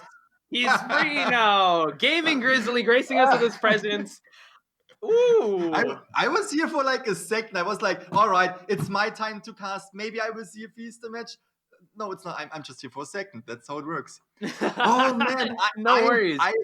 I have been watching you for the entire stream so far. You guys do amazing, and thank you. The technical issues right now. I want to apologize to everyone. I see the chat. I'm reading the chat. I know everyone is crazy.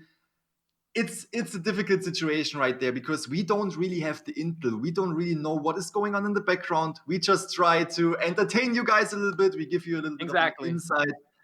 And yeah, so for now, so at this time, do send Sayora your love and support, as well as, I mean, she's been sniffling all this time, so, but we are now graced with the gaming grizzly here. Yes, some insight here. I have been practicing. I heard Xeora's impression of me, right? Oh, you did? Okay. Let's hear yours. Do you want to hear mine? Okay. Are you guys ready? Chat, are you ready? I want to see if you okay, let's go. Okay, we jump in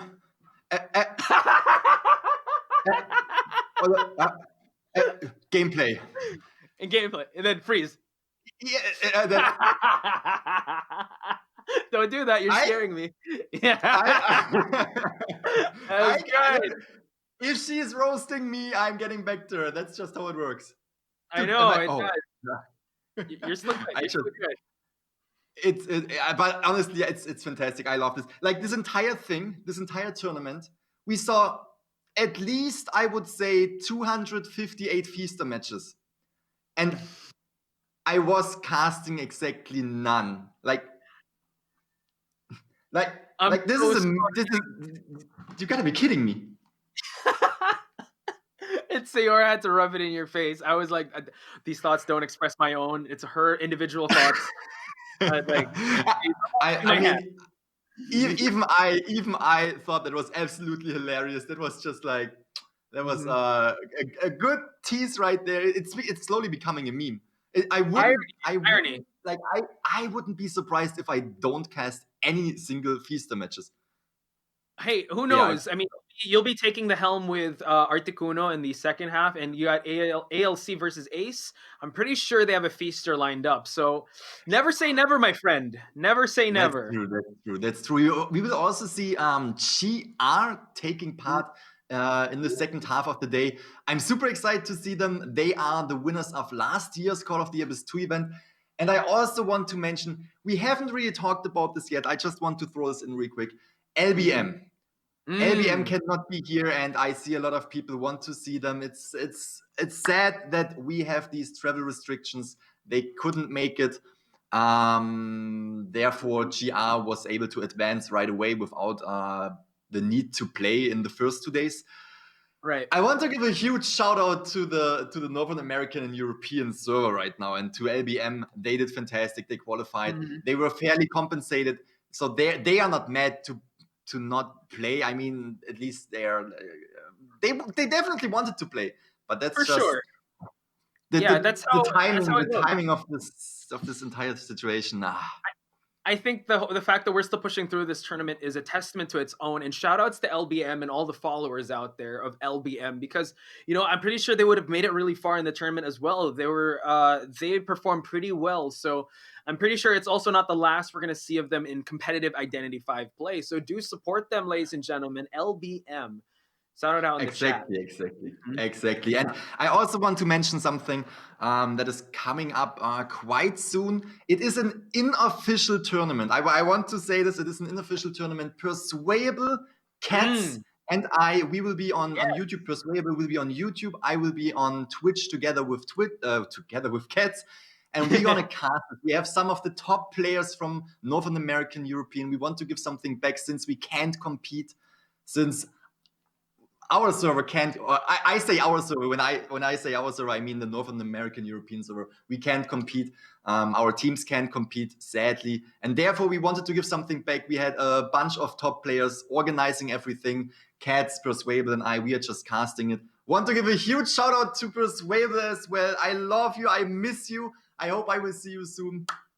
And that was just a little bit of promotion that I probably shouldn't have done, but no, it's all good. I mean, just shout outs to all the community out there in whatever region you're in. You know what? You guys are keeping the passion burning for Identity 5. Content creators out there, players, anyone that just has the game. It's a great time to be an Identity 5 fan. As we're here in Call of the Abyss 3, this is a great game to play, and I believe, you know what, this game is just getting bigger and bigger as the years roll on. Exactly. It absolutely gets bigger every year. And I already, compared to last year, I think they brought up the prize money by 100%. Like last year, it was around 150, a little bit less than 150,000 US dollars prize money. Now we are having well over $250,000 in the prize pool right there, and this is just, it's getting bigger and bigger, and it's getting more intense and more intense. A lot is on the line, and it's day number 3 because you know what? Grand Finals is just a day away, so a lot is on the line. There's so much teams here that you know what that deserve that actually want your support, ladies and gentlemen. So do sound it off on the chat because they are that close to punching their ticket to Identity 5 Glory, Call of the Abyss 3, day number 4. Mark your calendars because it is happening tomorrow. And now, Gaming Grizzly, I know you're in the background. I know that you're watching the matches. It's evenly matched between AT and 5HS. We've had the privilege of watching 5HS, and they went overtime. While I was painting the picture that AT did sweep GK. So give us your thoughts on the initial matchup. The thing is, okay. I first of all, can you repeat the question? Thoughts on 5HS versus AT, because right now. Okay, all right. I got it. Absolute. The thing is, I am not rooting for both of. I'm rooting for none of these teams because, like, I don't want to say that I am rooting for none. I'm rooting for both of these teams because they are both absolutely great, and I would love to see both of them advance. But I have when we look back at the Call of the Abyss 2 tournament, we had GR the champions, kicking out 5HS during the semifinals. So that would actually be something that I'm really interested to see again, to see GR versus 5HS. Not because I don't want to see AT advance, just because I kind of want to see this rematch. I kind of want to see if these two giants can go against each other again, and who will win this time. That would be interesting to see. That would be very interesting to see. Yeah, and that makes sense. A grudge match is always good, and shout-outs to GR, because they will be the next match coming up. I believe you and Articuno will be taking that helm. BZY versus GR. That's going to be an excellent match, I believe. But I digress. Yes. AT versus 5HS, evenly matched. And I agree with Grizzly here when I say that these two teams are really great. So it's really hard to really pick which one will go. Again, we're at that point, day number 3. It's so hard to pick or like try to root for one because they're all so good. That's true. That's very true. Like, seriously, we saw these teams already compete. Every single, except of GR, we saw every single team competing. And I kind of want everyone to get into the next round. I kind of want to see them all again tomorrow, but that's just sadly not how it works. And I am super excited for the upcoming matches. For example, you already mentioned it, BZY versus GR. First of all, we haven't seen GR's performance this year yet, not in the final tournament at least. And BZY, very well known for actually picking off meta hunters.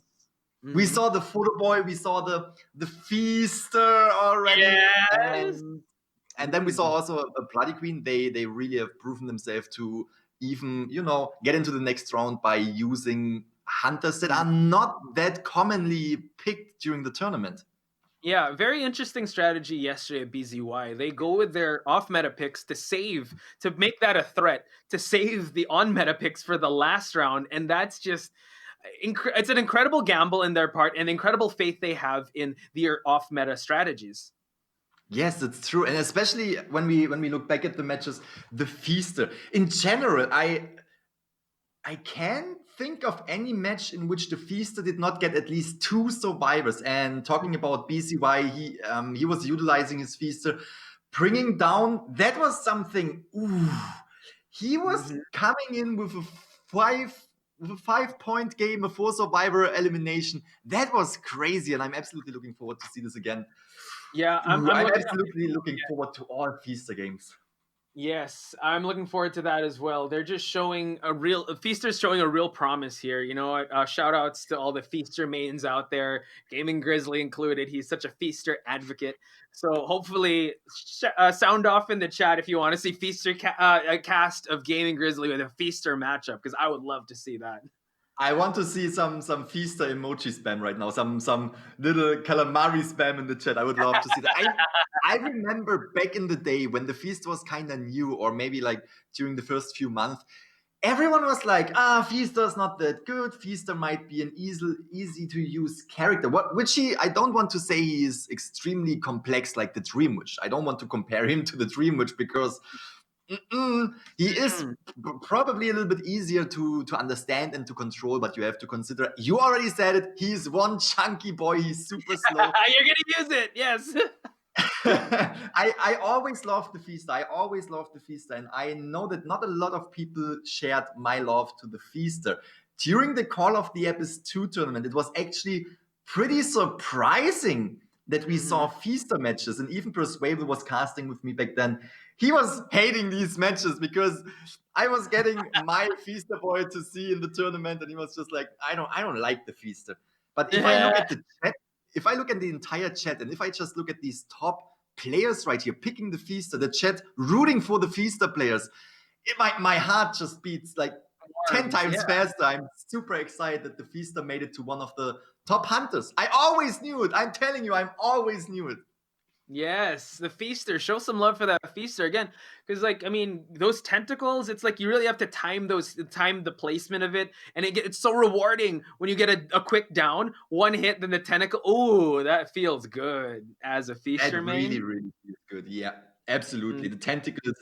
Also, like just using the tentacle to get the direction of the nearest survivor. That is a strategy that is just so powerful, at least in my opinion, because especially during the tournament right here, when sometimes you need the 4 survivor elimination. We saw this before. Sometimes there is a situation where either you get 4 survivors out of there or you are disqualified, right?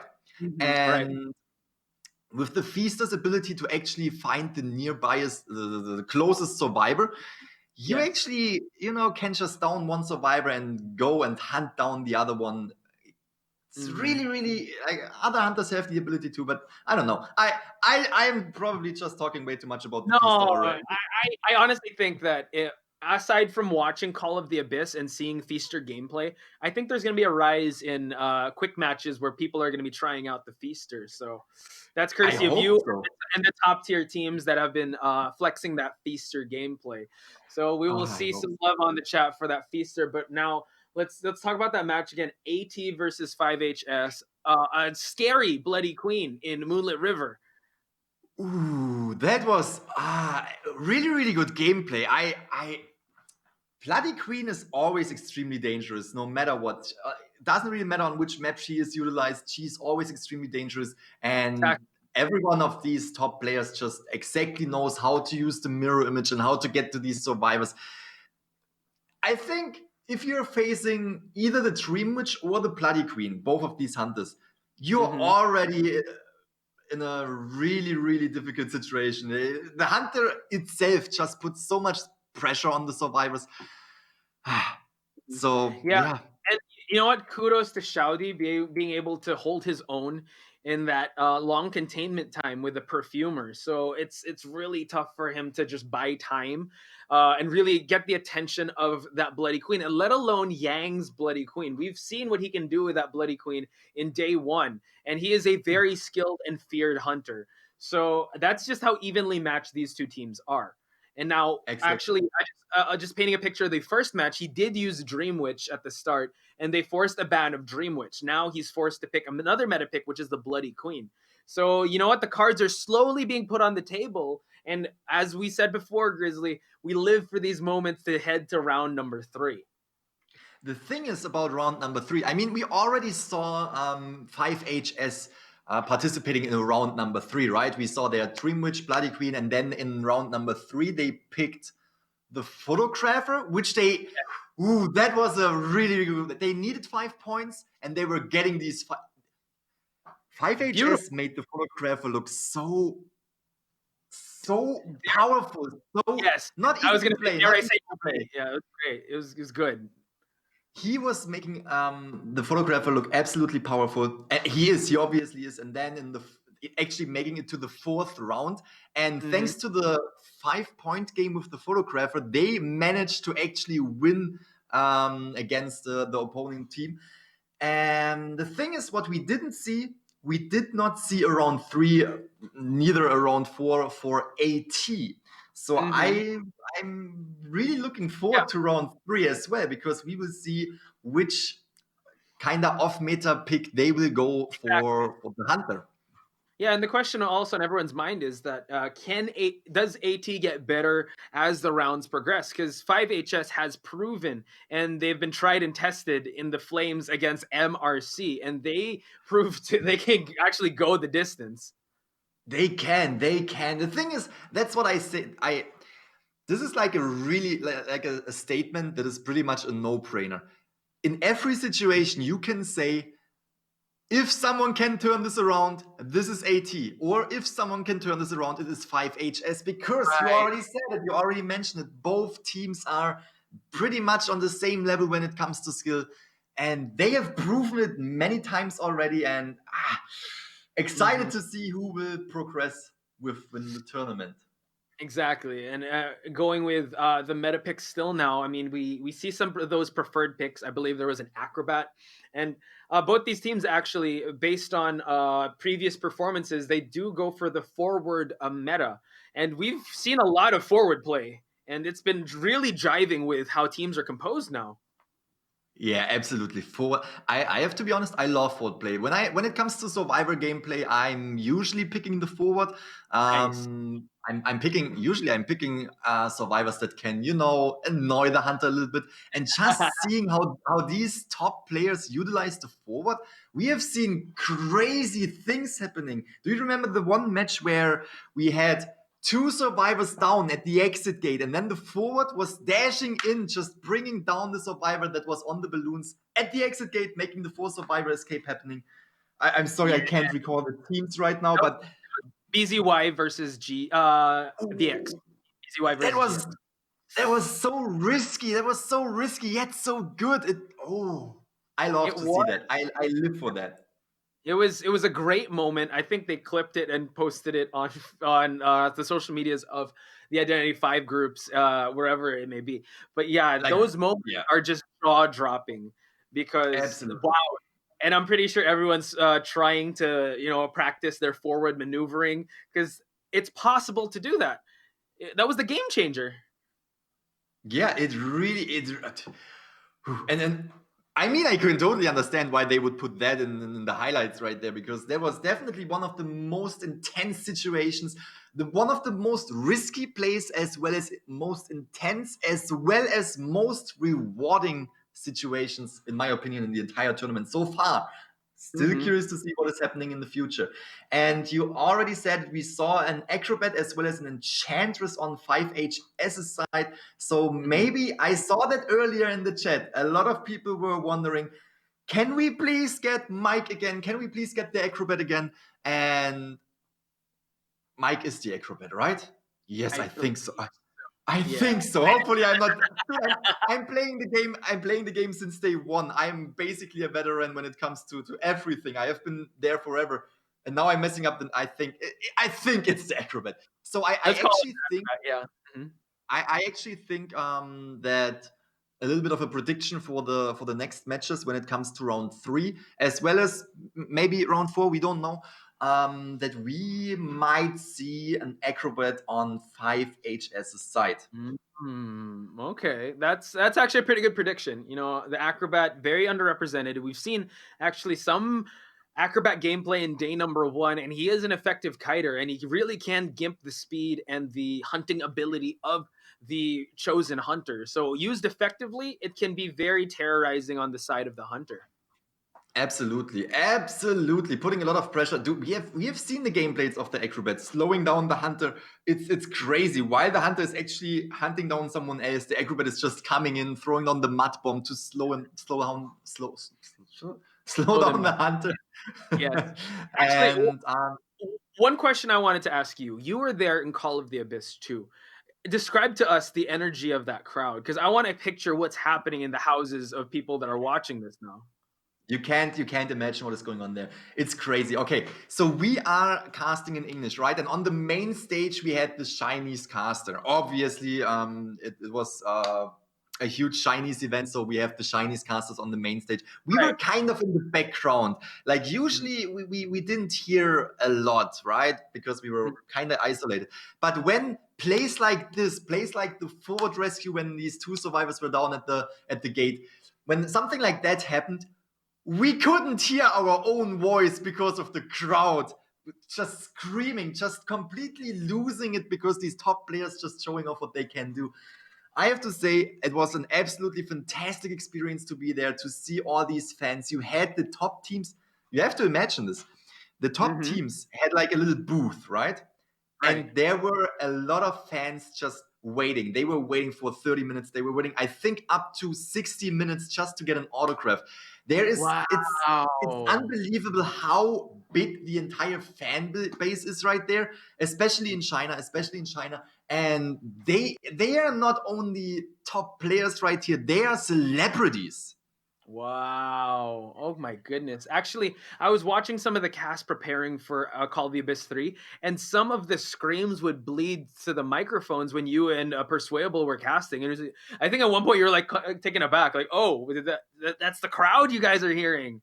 So the passion is alive. We were so confused because it was so loud, and we were like, what is happening? Are we hearing this through our own headset right now? Or, oh no, that's actually the crowd. That was crazy. The energy right there was absolutely crazy. Sadly, we can't see this year, obviously not. I think Netties did a fantastic job on how they managed to still come up with the Call of the Abyss 3 without, like, there are so many obstacles. During the year 2020, there were so many events that had to be cancelled, but not with Identity 5. No, we got the Call of the Abyss 3. It's a little bit different this time. We are all sitting at home in our beautiful homes and in front of my beautiful wall, and we are casting it. I think they did a pretty good job so far.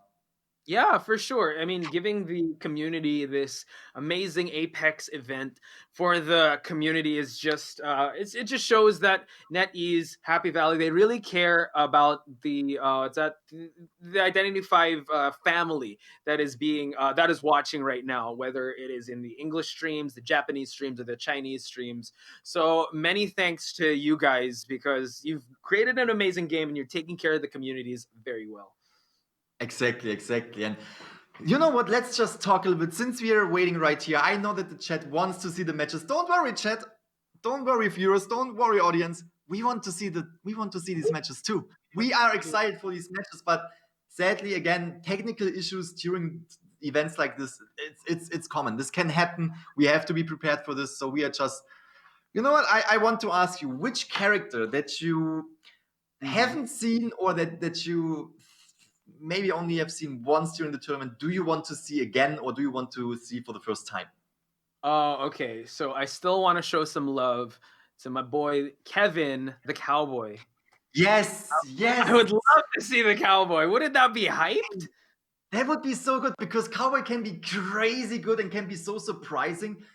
Ooh, I would like, seriously. Yeah, like in the poster of the Call of the Abyss, he's there, and he has that cool lasso, the flames.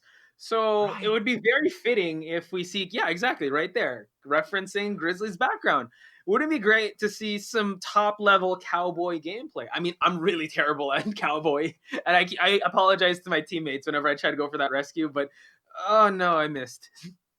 Cowboy is like not easy to play as, and he can be extremely fun if you have someone in your team that can play cowboy.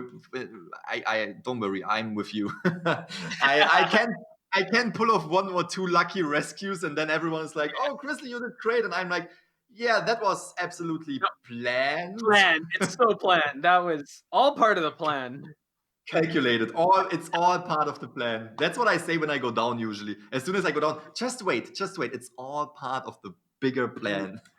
Yes, all part of the plan indeed. You know what? Just yeah, you guys focus on decoding. I'll keep him distracted while I'm down here. It's all good. So I will give you enough time for everything. I'm just, you know. distracting. Exactly. I believe we are getting some word on the situation right now, and this is a pretty rough translation, but I'm just gonna say it to the people that are wondering about the match. So it says during round 2 of the second half, changing a bug, Shouty's perfumer between the Bloody Queen. It has been determined that these bugs are heavy impact and can really weigh the outcome of the event. So after consulting with the referee and coordinating with both teams, they reached a solution to remake and replay the game for that particular half. So this would take about 2 minutes, ladies and gentlemen, so do stick around. Again, these issues will come up. It's a live event, and it can't be helped, and we do want these teams to play to their most optimal performance. Did you just say 2 minutes until we see the match again? Ooh, I love you for that. I love you for just for that sentence. I love you. 2 minutes. You heard it here. The wait is almost over. 2 more minutes. About 2 minutes. Let me just give myself a little leeway here. Okay. About 2 minutes. I give you that. That's fine. That's fine. But at least we can see the light at the end of the tunnel, right? Like we can see that we are getting into the game quite soon. So you said we're gonna play round 2, match 2 again. Am I right? Yes. So I believe it's still going to be the same cast of characters. We're going to see that Bloody Queen, the Perfumer, the Forward, I believe, in the Mercenary, and we're just transitioning to see what's happening on stage. Again, these things can't be helped, but you see that these players are still focused and looking for, eyes are still on the prize. And here we go again. The teams have come to a resolve here. 5HS with the Bloody Queen, and Nuosher with the Forward, Xiaodi with the Perfumer, Mercenary by YP, and Mizuki with the Priestess on AT side. All right, here we go. Round 2, second match, second game. We have Yang coming in with the Bloody Queen. We already said this before. Bloody Queen extremely dangerous, always putting a lot of pressure on the survivor side right away by using the mirror image and trying to find a survivor that can be really good for the beginning of the game. Yep, still scouting around, looking around for any of these survivors, goes through that portal just to get rid of it, just to cut off the movement of the survivors. Norsher is in the radar while Yang is in the hot pursuit over here at the 2-floor building. Norsher still going for that, and the Forward escapes the clutches, but the stun though, and my goodness, the Norsher is going to get injured. First hit right there from 5HS. Good job. Really putting a pressure on the survivor team, because as survivors, you want to stay alive, especially early game, as long as possible. Because if there's someone going down early game, you need to go for the rescue. Decoding speed will be a little bit slower. But what we can see right here from Nuoxy, doing a fantastic job just getting distance between 5HS right here. But that was a terror shot by vaulting the window. Great job, great call from Yang, getting his first survivor down and bringing him to the rocket chair. And me and Grizzly have talked about this. Having this Forward out of the gameplay removes that harassment survivor that Yang has to worry about. And Xiaodi in the area looking for that. But Mizuki, though, was closer, and he's just gonna get rid of that portal. Mizuki's still in the vicinity here. And you see the aggression on Yang trying to snipe it out. And now we have a rescue. Tide Turner is now in effect. Really good rescue. Tried to make this global portal happen to give the Forward even more time to get away, but global portal was destroyed. Noxy taking another hit right here. This is really good for 5HS, bringing down the Forward yet again, bring him to the rocket chair yet again, and we can see still 5 Cypher machines remaining. If we look in the bottom left corner, Priestess and Mercenary are about to pop 2 of these, so this means we are now pretty much down to 3 Cypher machines while the Forward is sitting on the rocket chair yet again. We can also see Priestess cannot bring down that Cypher machine. No, 5HS is coming in. Bloody Queen's image. He's coming in hot, and as you said it best, that this Bloody Queen does pose a threat with those mirror image and just really swatting away anyone that tries to touch a Cypher. Yang is making a statement here, trying to get rid of the forward, and it's about a few seconds left until we're going to say bye-bye to this forward, and now we are in a 3-survivor team at the side of AT. There was really not much to do for AT. There was almost no chance to rescue right here. 5HS's Bloody Queen is so dangerous and really was guarding that chair. Really wanted to get the first survivor out of the game early because, again, this is crucial. Getting one survivor out of the game gives you more time because the decoding speed will slow down. Now already having Mizuki on the rocket chair right there, we can see that the Perfumer is getting ready to rescue, and Mercenary just decoding, just putting, you know, time that he has on the decoding right here. Yep, just focusing on those objectives. Xiaodi is going to try his best to make the approach here. Still sprayed the perfume, and now he's going to travel back as he saved Mizuki, but there's no more Tide Turner. Mizuki is trying to use the Holy Keys to her advantage over here at Carousel, but here we go. Yang teleporting to that Holy Key just to nullify it, and still on the pursuit of this Priestess. Great rescue from the Perfumer right there. Absolutely fantastic rescue. Shortly before the halfway mark which was reached, so making sure that Mizuki could get on a rocket chair again. But Mizuki with the portal is doing a fantastic job, but still, you can't just escape these mirror images. They are coming through, and the hits, they just land. 5HS doing a fantastic job trying to put Mizuki on the rocket chair for the second time, really concentrating to make this happen right here. And Yang did see that the Perfumer is in the area of the 2-story building. Yang still trying to look for a target here. Again, it is one Cypher remaining while he still guards this Priestess. We've said it before, we said it again, ladies and gentlemen. This is the danger of the Bloody Queen. It is the year of the Queens and the Witches in Identity 5. And it's also the year of the feast. Yes! How could I forget? Alright, here comes my apologies. Don't worry. Fantastic shot from the Mercenary, taking it, giving the Priestess a little bit more time to get away. Oh! That's gonna be... That was just... You can't get away right there. What would you do? It's so difficult. Fantastic job. Now going down into the basement, trying to get more time right here. But look at that, the Cypher was not primed in time, and the Priestess is ballooned, and this is going to be a 2-person deficit now on the side of AT, while there's still one Cypher remaining, Grizzly. That was a fantastic play from 5HS. I have to say that the team did know that the Cypher machine was not primed. That's the reason why the Priestess was going down into the basement, because when you're in the basement, you have quite some distance to get out of there. But 5HS utilizing the teleport to straight up get to the Perfumer here again. And this means the Mercenary, who is already injured, needs to bring down the Cypher machine. We can see he's working inside of the haunted house. The Perfumer on the other side isn't damaged, can give a lot of time with these perfumes, and could actually give enough time to make the Cypher Prime happen. Exactly, and you know what? Great job on Yang, really keeping the pressure in this area, because that Cypher is close to being popped, and it's forcing the Mercenary to go decode. And he takes the roller coaster ride, but he was able to hitch a ride! My goodness! Last seed might give enough time to get out of there. Oh! Can't believe what I'm seeing right here. That's so good. That is fantastic gameplay from the Perfumer. Look at the Cypher machine. Cypher machine almost primed. Good job. That would have been such a difficult situation if the Perfumer would have gone down.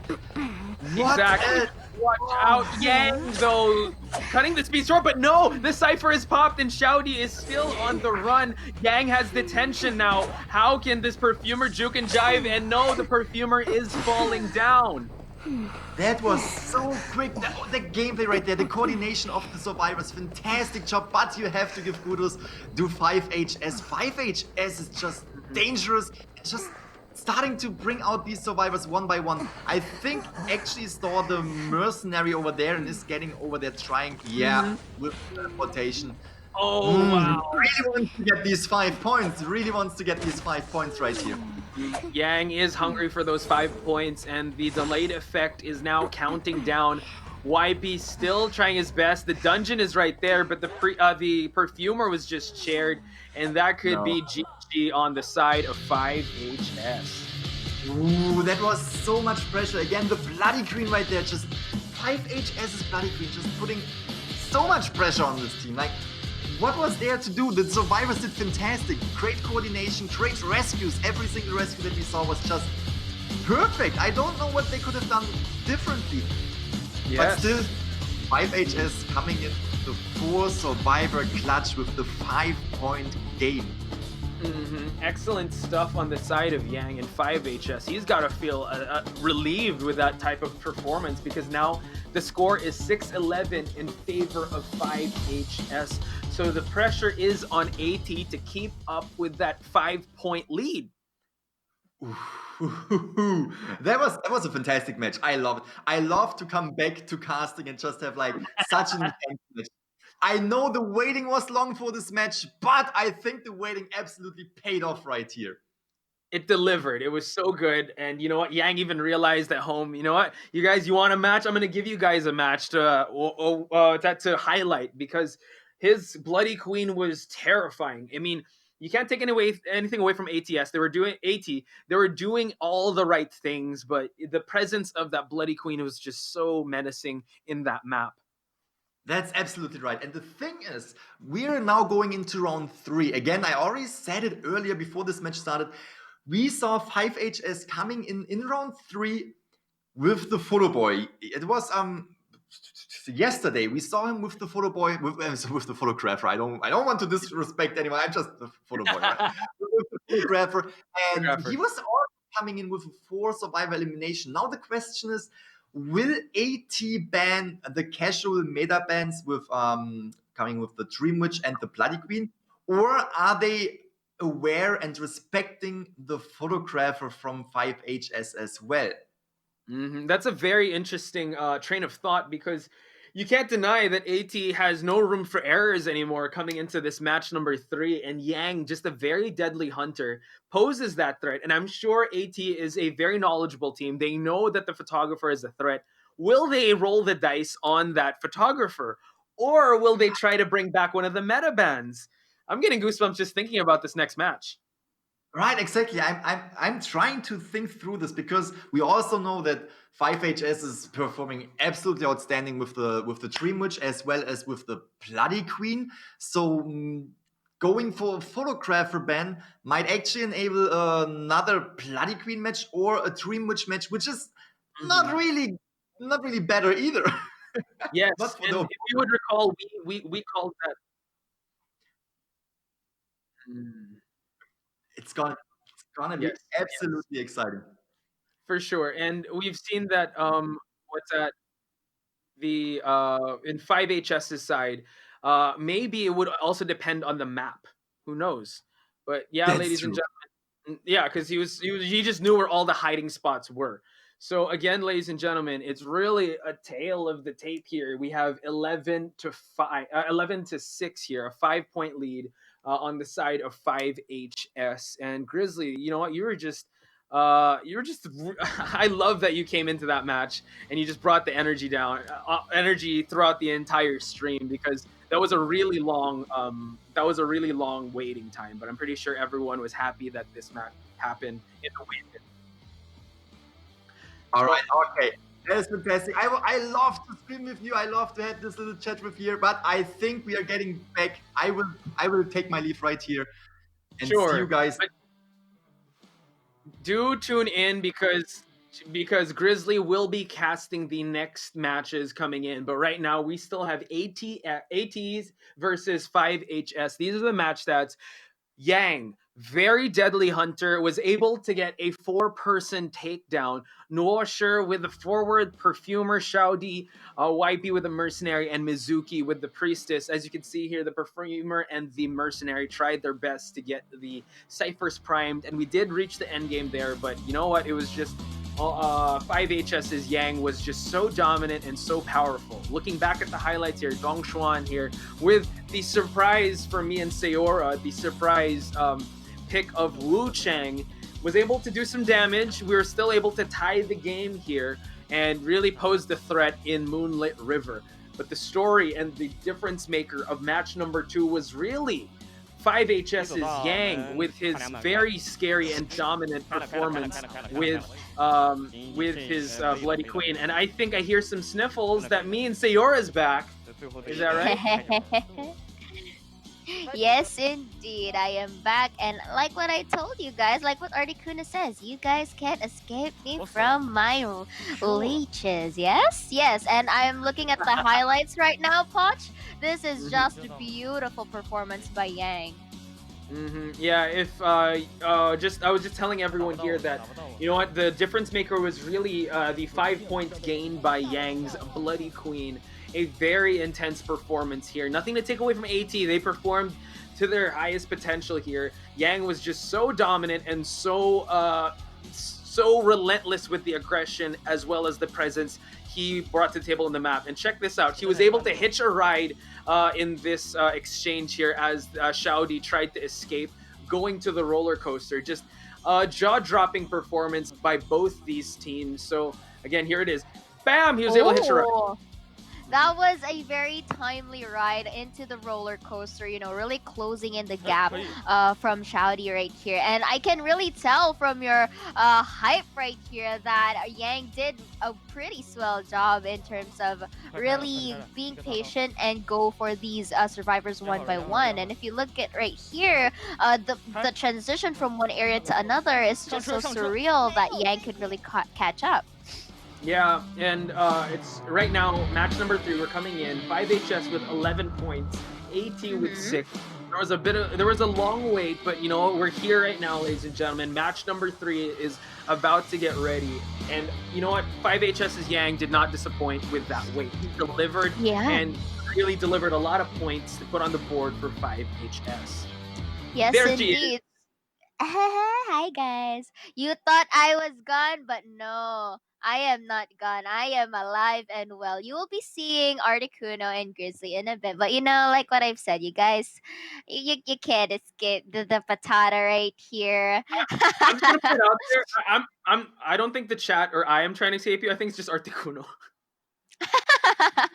Nah. I mean, it's fine either way. But the fact that I'm here, guys, you're gonna be sticking with me. And you know, the amazing thing is, my laggy head was as lag as my connection earlier, but now I am back.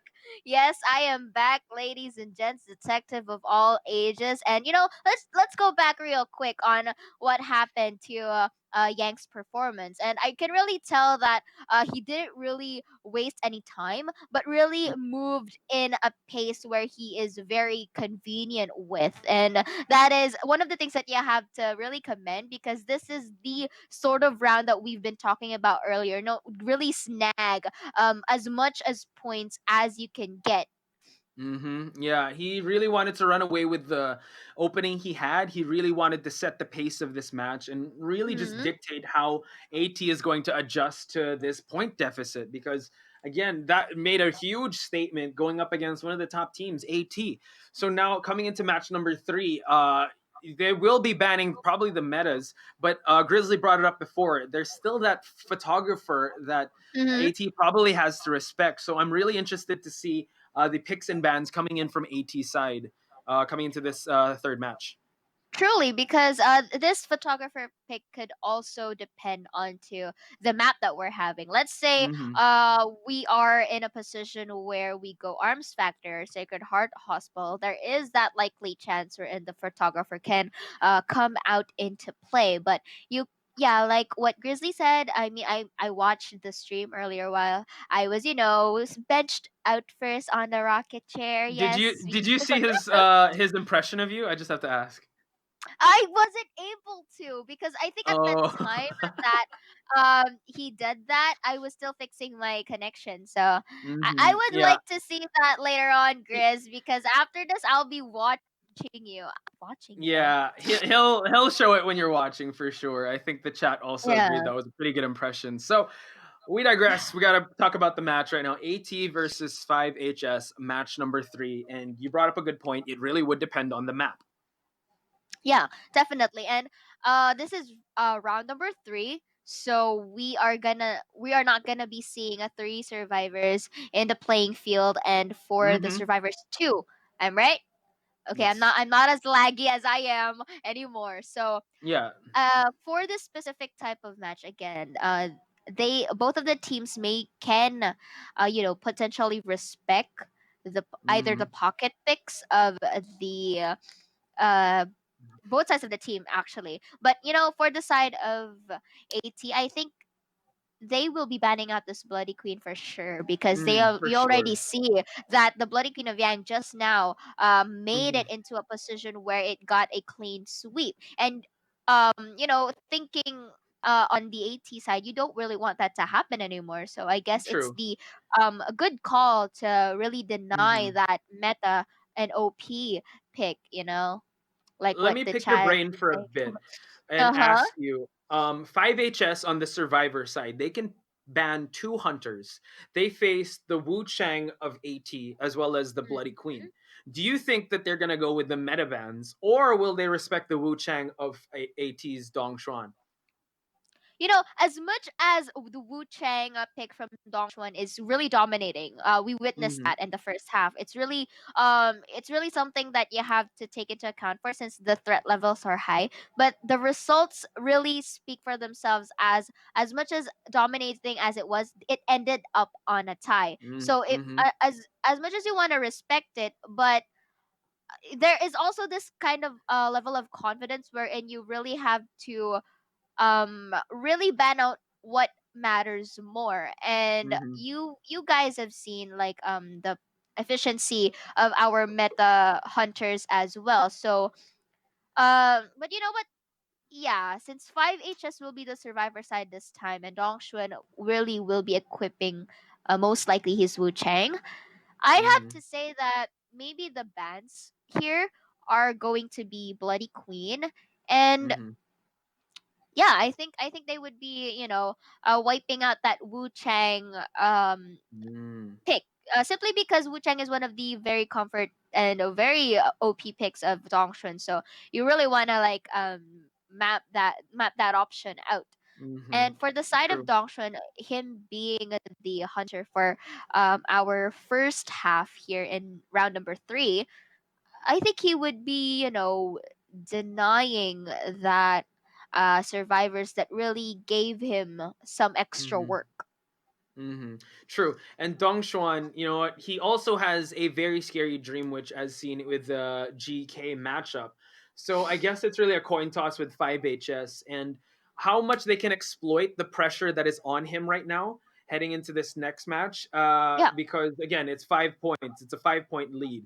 Also on the survivor side, will we start to see more off meta picks? Because right now the M&Ms are probably going to be banned, and probably even a forward. Who knows? And we might see some acrobats. We might see some enchantresses just to fill in those M&M roles. Yeah, indeed. And like, yeah, this is round 3 already, and we are getting ourselves some front row seats into seeing some of the limited options for our teams. But you know what? Let's go ahead quickly into our team profile. And this is Adam, ladies and gents.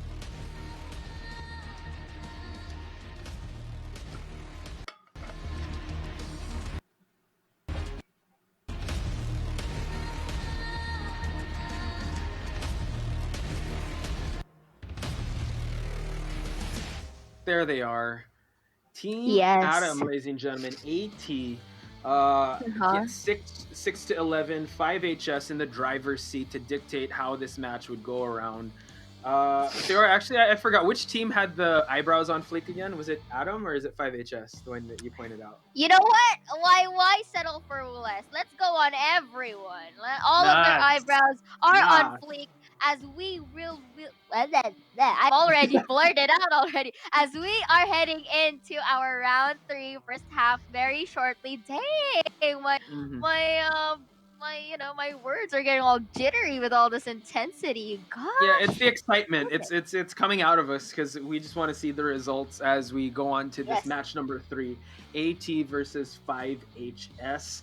As we mentioned before, the momentum is with 5HS, but that can be easily swiped away with AT. And now their oppositions, 5HS. Truly.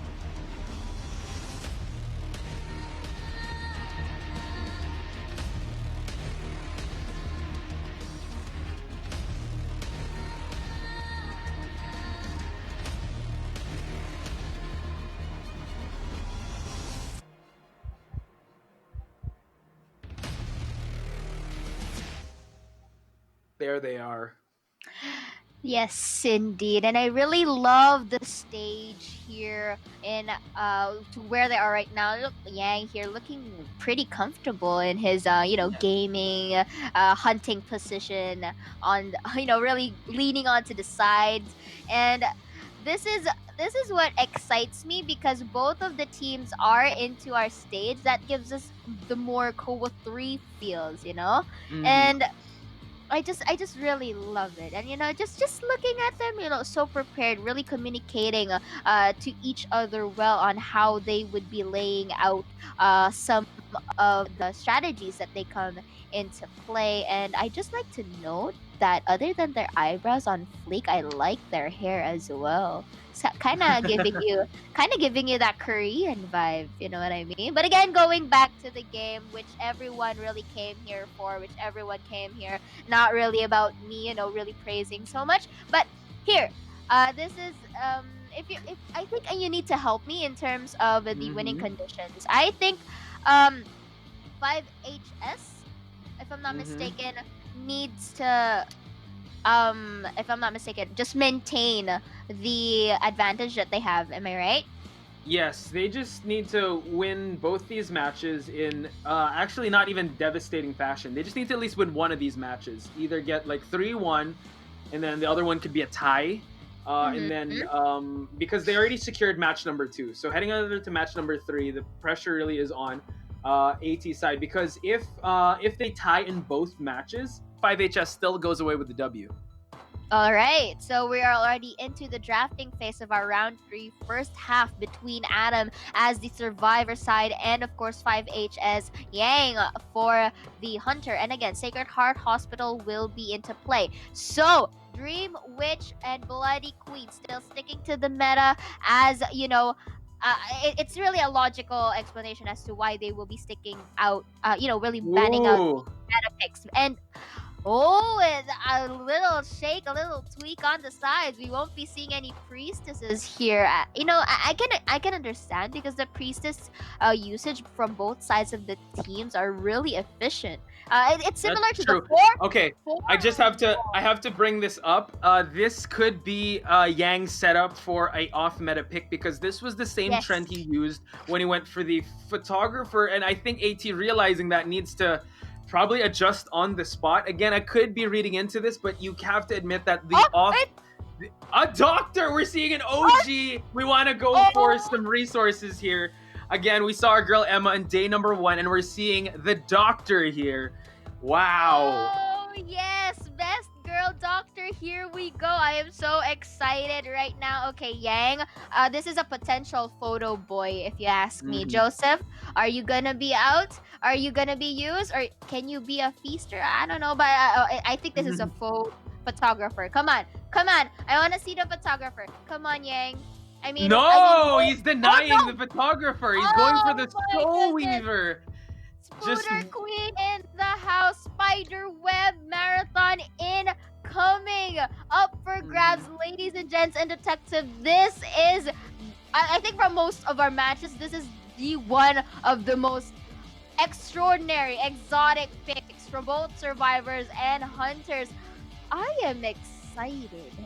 Yeah, with a Soul Weaver, a doctor in the mix, and the very unconventional bans as well, like limiting the, taking out the priestess and the forward. So now this is our lineup, ladies and gentlemen, looking pretty interesting as we head into this next match. We have a coordinator, a doctor, yes, a doctor, ladies and gentlemen, a mercenary, and a seer, and a Soul Weaver will be hunting them all down.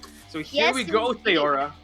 Yes, indeed, and this is the time to shine for the Spooter Queen. Let's see just a quick, top view of the locations of each of the survivors. Man, Hodge, this is looking pretty exciting. So now early chase here for Mizuki. Yang is now on the hot pursuit of this seer. Again, the spider with these web buffs here just to increase the speed. And as we mentioned before, he's near the structure of the hospital, and now that owl is going to be used early on.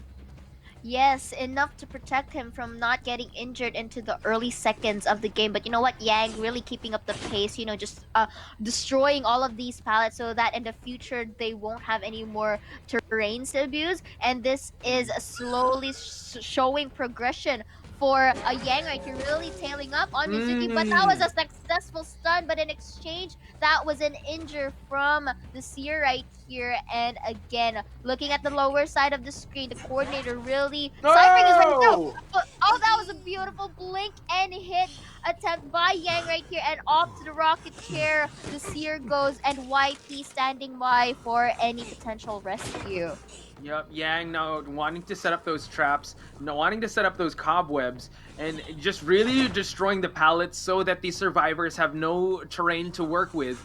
A Seer is on the rocket chair while Yang just guards his way, and as you mentioned, YP is in the area. How is he going to choose to approach this? Gets the hit, just so he can exchange. But no, he didn't get it quite yet. But watch out. He's out of the way, trying to get away from the dangerous range of this spider. And my goodness, Yang was able to take out the rescuer of the team.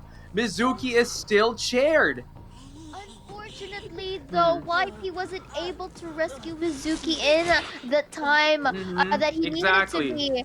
And Yang, knowing this, really utilized the spider webs, and of course Nushi had no choice but to actually go to their aid. Will be getting a hit, will be saving the Seer, but up to what extent? You have to take note, both of them are injured, and the Tide Turner is still activated. So let's see. Okay, the Seer's gonna be the first target, but the flare gun will prevent him from going any nearer. Tide Turner is still in effect. We still have a downed mercenary. It takes a while for him to get back up on his feet because of the hits he's going to take. And if you look down there, Xiaodi still working as the doctor, focusing on decoding 3 ciphers left. And the chase is on for Mizuki because he spent so much time in that rocket chair. And now Yang really wants to send him back to the manor. But you can see the effectiveness of the kite here in the hospital.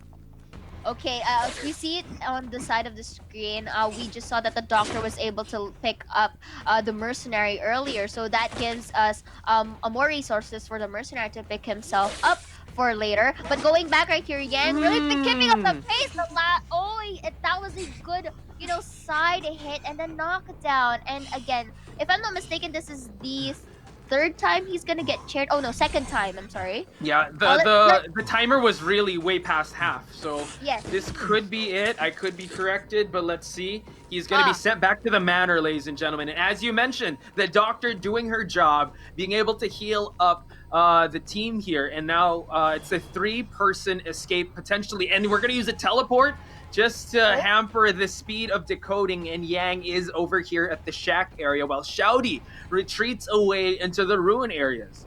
Yes, but you have to take note that the ruins area is also an advantage point for Yang, placing all of these spider webs to go for additional movement speed. And, Shadi just really, disciplining herself by just going around and about to buy some time for the other 2 ciphers remaining to really get decoded. But again, like what I said, this is what we're seeing. The advantage point of the spider webs come into play. And now the doctor here was hit by the spitter spatters of Yang right here, but that was a good pallet throw, enough to really further up the distance. But Xiaodi has to be really careful. He's up to 75% injured. One more flicker of spider spooter in the air, and it could be him being down on the ground.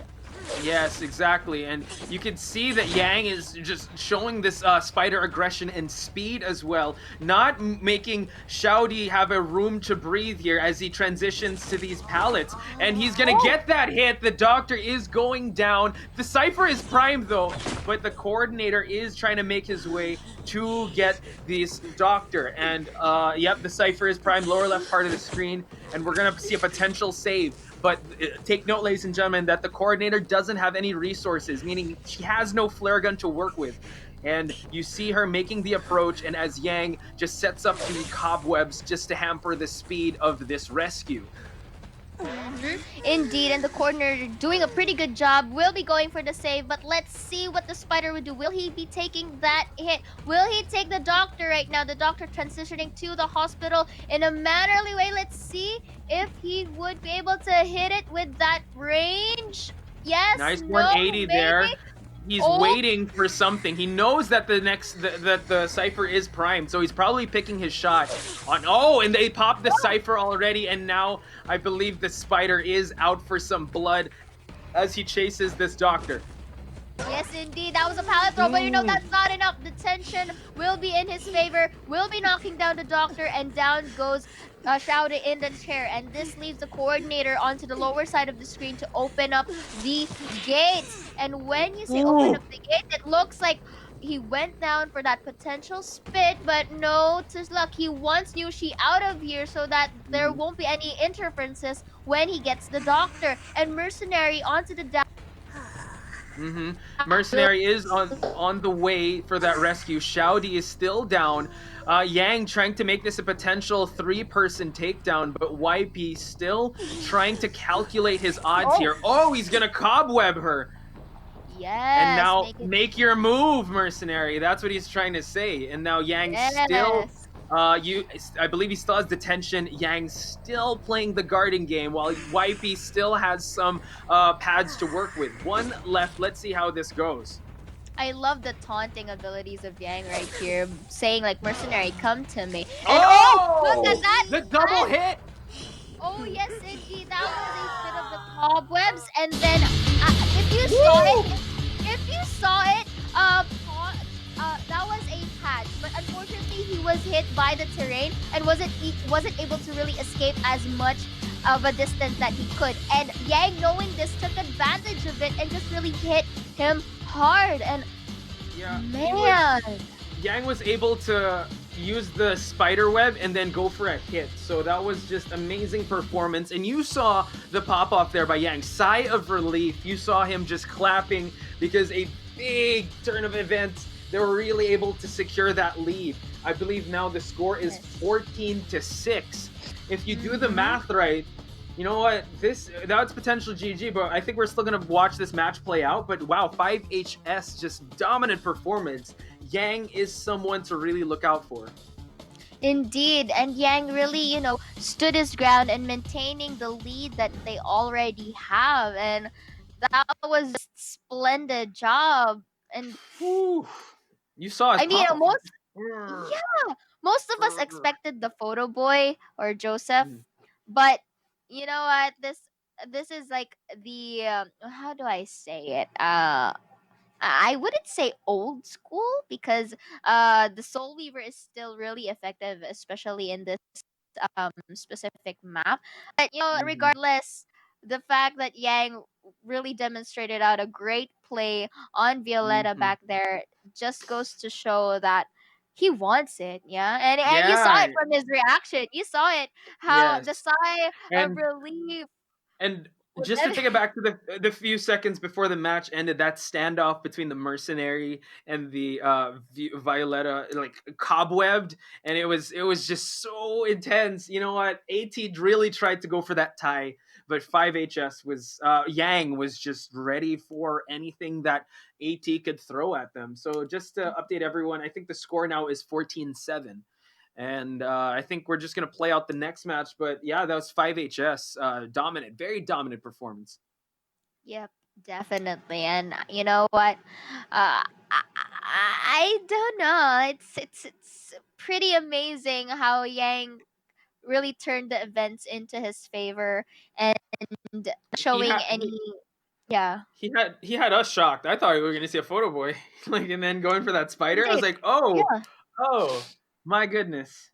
But that was a good call from him because he knows that the spider webs are also really advantageous onto the ruin side, and it was demonstrated earlier. Really catching up to Shouda in a fair distance. Yeah. So really good job. And really calculated as well, chasing away the coordinator just so he'll only have the Mercenary to worry about. He knew the doctor was down. And just the discipline of Yang. It's just the aggression is there, as well as the calculation and the next level thinking. So here are the match stats. The deciphering by Shaodi was really, it was really effective. But you got to look at the hits of this Soul Weaver. So dangerous and so intense. Yes, and still good job for Team AT right here, and Mhm. you can just witness here on the stats that the doctor was really used efficiently, and we Mhm. look at the decoding progress really what do you call this, divided, and Mhm. they were able to alternate themselves. It just so happens that Yang was a bit of one up in terms of strategy and gameplay. For sure.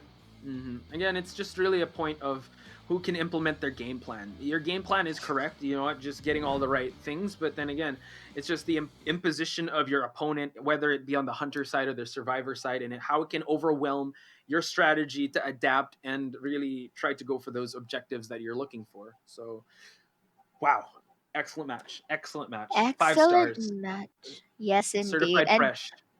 yes, this is also one of the most interesting drafts that we have all throughout our, and our matches for today. And Yeah, okay. If we're doing character bingo for the OGs, we saw the gardener, and now we saw the doctor. So who's to say that we won't see the lawyer or the thief? no, that I can assure you that, I don't wanna We can't degrade say the never say lawyer. never. Yeah, never Never say say never. never. Maybe we'll be seeing a thief or a lawyer, but But it's highly it's unlikely. highly unlikely since, hey guys, this is COA 3, so you We've wanna seen the update. showcase. Yeah. Yeah, let but we'll never know, because Never say maybe, never. maybe at from behind the scenes they are practicing some Some awesome lawyer thief tech. or lawyer techniques. Let It me look at my depends, but map. Here. I'm here. And you are there. And the hunter yeah, is right in front of me because I'm looking at my map. but sticking to what we do best, this is the second half of our round number 3, and the main objective here for AT is to really get the sweep, if I'm not mistaken.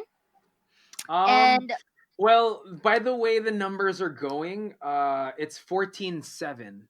yeah, So if they so get the sweep, it's still GG's for 5HS, but I think they're just going to play yeah. this out just Mhm. because, we want to give some amazing Identity 5 action. And also, this helps both teams get better. So I think we're Yes. still going to play this out. We're just going to wait for some word there. But rest assured, we still have to play out this match. But kudos to Yang for being able to solidify himself. And you saw the excitement he got once he was able to down that mercenary. Yes, So, he maintained the advantage that they have. He solidified it. He really, what do you call this? What really, embedded the mark of 5HS on their side. So really amazing, and still kudos to Team Adam for doing a splendid job. Not, having a tie in the first match is not really easy. I mean, yeah. that is something that you have to look into, and you have to commend it. Well, because honestly, I love their performances, just because some were sticking to the meta, some there were also times that they had some Deviated interesting from the plays. meta. Yeah, they had some interesting plays as well, and it's really good job for everyone. And yeah, let's see how the second half runs out. Yeah, and this is what you were talking about with the first match being sort of a feeling process, and then you start to see one team gain the momentum ever so slightly, like in the first match, and now 5HS really running away with the momentum with a 5-point lead in the match number 2, and now in the third match, you just see that you can't discount the fact that this is legendary rules and it's a best of 3, and teams will get better as the game progresses. So it really just invites everyone to watch these matches in succession, and you can't judge a team's performance based on one match alone, because just them getting here in Call of the Abyss is a testament on its own that they are some of the top teams in the globe, around the world even. Yes, they have made their names, and I'm pretty sure the teams that weren't able to make it will come back even stronger. And even now here in Korea, we're already seeing some, big improvements and progress to other regions, and that is something that you have to take into account for. Exactly. It's just amazing. The when the meta changes, the strategy changes, as well as the adaptability of each of the teams have. So pretty amazing, really. Yeah, and I can't wait as this game progresses. More characters, probably more maps. I can't wait for the next Call of the Abyss. But right now, you know what? You can't look too far into the future because you know what? As far as I'm looking, we're looking at May 4. That's the that's the finals of this global event, ladies and gentlemen. Identity 5 Call of the Abyss. Day number 4, that is tomorrow. Right now, we're determining who is going to make it to the final day of this prestigious tournament. Indeed, and of course, look at that, dude. The curtains are calling. Here we go, seeing the seriousness of, if I'm not mistaken, this right? And this is going again onto the hunter side. You know, sitting like comfortably and prepared to our draft. And you know what? You know what? I just really want to, you know, highlight the stage that we have right now. I thought that COA 2 was awesome. You just look at COA 3 right now. It's very on point, and I just love it. You know, the screen over there from the floor would kind of like get the creeps at you. But you know what? Let's proceed on to our round 3 second half draft between 5HS as survivors and Dongshin as the hunter. Meta bans on deck already. 5HS doesn't want to mess around with those top tier hunters, which is the Dream Witch and Bloody Queen. It's the year, it's the season of witches and queens. So again, that's a very logical pick. And Dong Xuan probably going with the Eminem band. That is like the most likely. Oh, looks like I stand corrected. It's a forward. Yeah. Yes, a very similar band earlier, but the ones earlier were priestess, mechanic, and forward, right? This time it's seer, forward, and priestess. So again, this is a good thing. Really respecting the survivors that worked efficiently all throughout the rounds that we had for this specific match. So, looks like we would be seeing a cowboy. Yes, I'm so excited. That's amazing. You know, this is just amazing. Turn of events for survivors. You know, a mind's eye. We're seeing a mind's eye. Okay, you know what? This is really amazing because when I saw the chats earlier, they were okay. An wow. Okay, 5HS. All right. I think 5HS really wants to make a statement here to just show their character variety. But I'm sure Dong Xuan going evil reptilian. Here we go. Oh, Lucino on the battlefield right now. We've been seeing some hippity hoppities from Dong Xuan. So interesting. Yeah, this is a very interesting match indeed. I'm pretty sure everyone in the chat is going crazy. Again, if you count the scores, it's 7-14. So these teams just want to make a statement, and they want to show how much variety they have in their gameplay. Because again, the meta is so strong in Identity 5, but there are other cast of characters. We're going to see a cowboy, a mercenary, the mind's eye, and explorer on the side of 5HS, and 80 Dong Xuan going with that evil reptilian.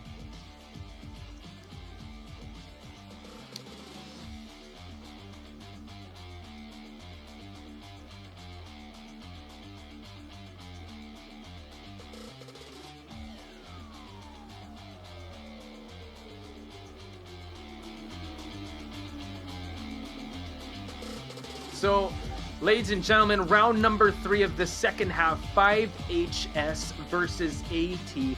What a turn of events here. Just a variety of character representation is going to be displayed as we head into this second half.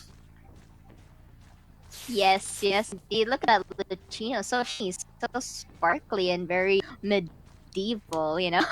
Let's the locations of the survivors real quick right here. So on the second floor, and if you notice that is in a case wherein I think she's transitioning, just really bring a Lucino up to the pace of the mind's eye, and now really transversing.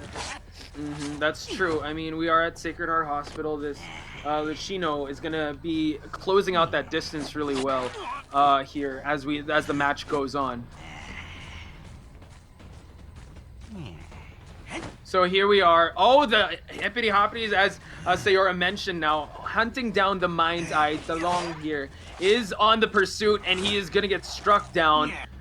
Their early decoder is going to be injured. And look at Dong Xuan just closing out that distance, just keeping the pursuit really on the tail. He's really on the tail. But look at that. The cowboy coming in. And now DeLong is still injured. And you as well.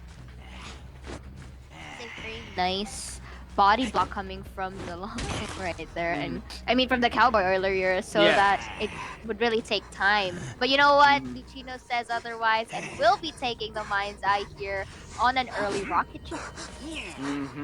So this evil reptilian really closing out the distance, really just controlling even the air while jumping and just posing that threat to just close out that distance upon anyone that tries to approach this Mind's Eye. 4 ciphers left.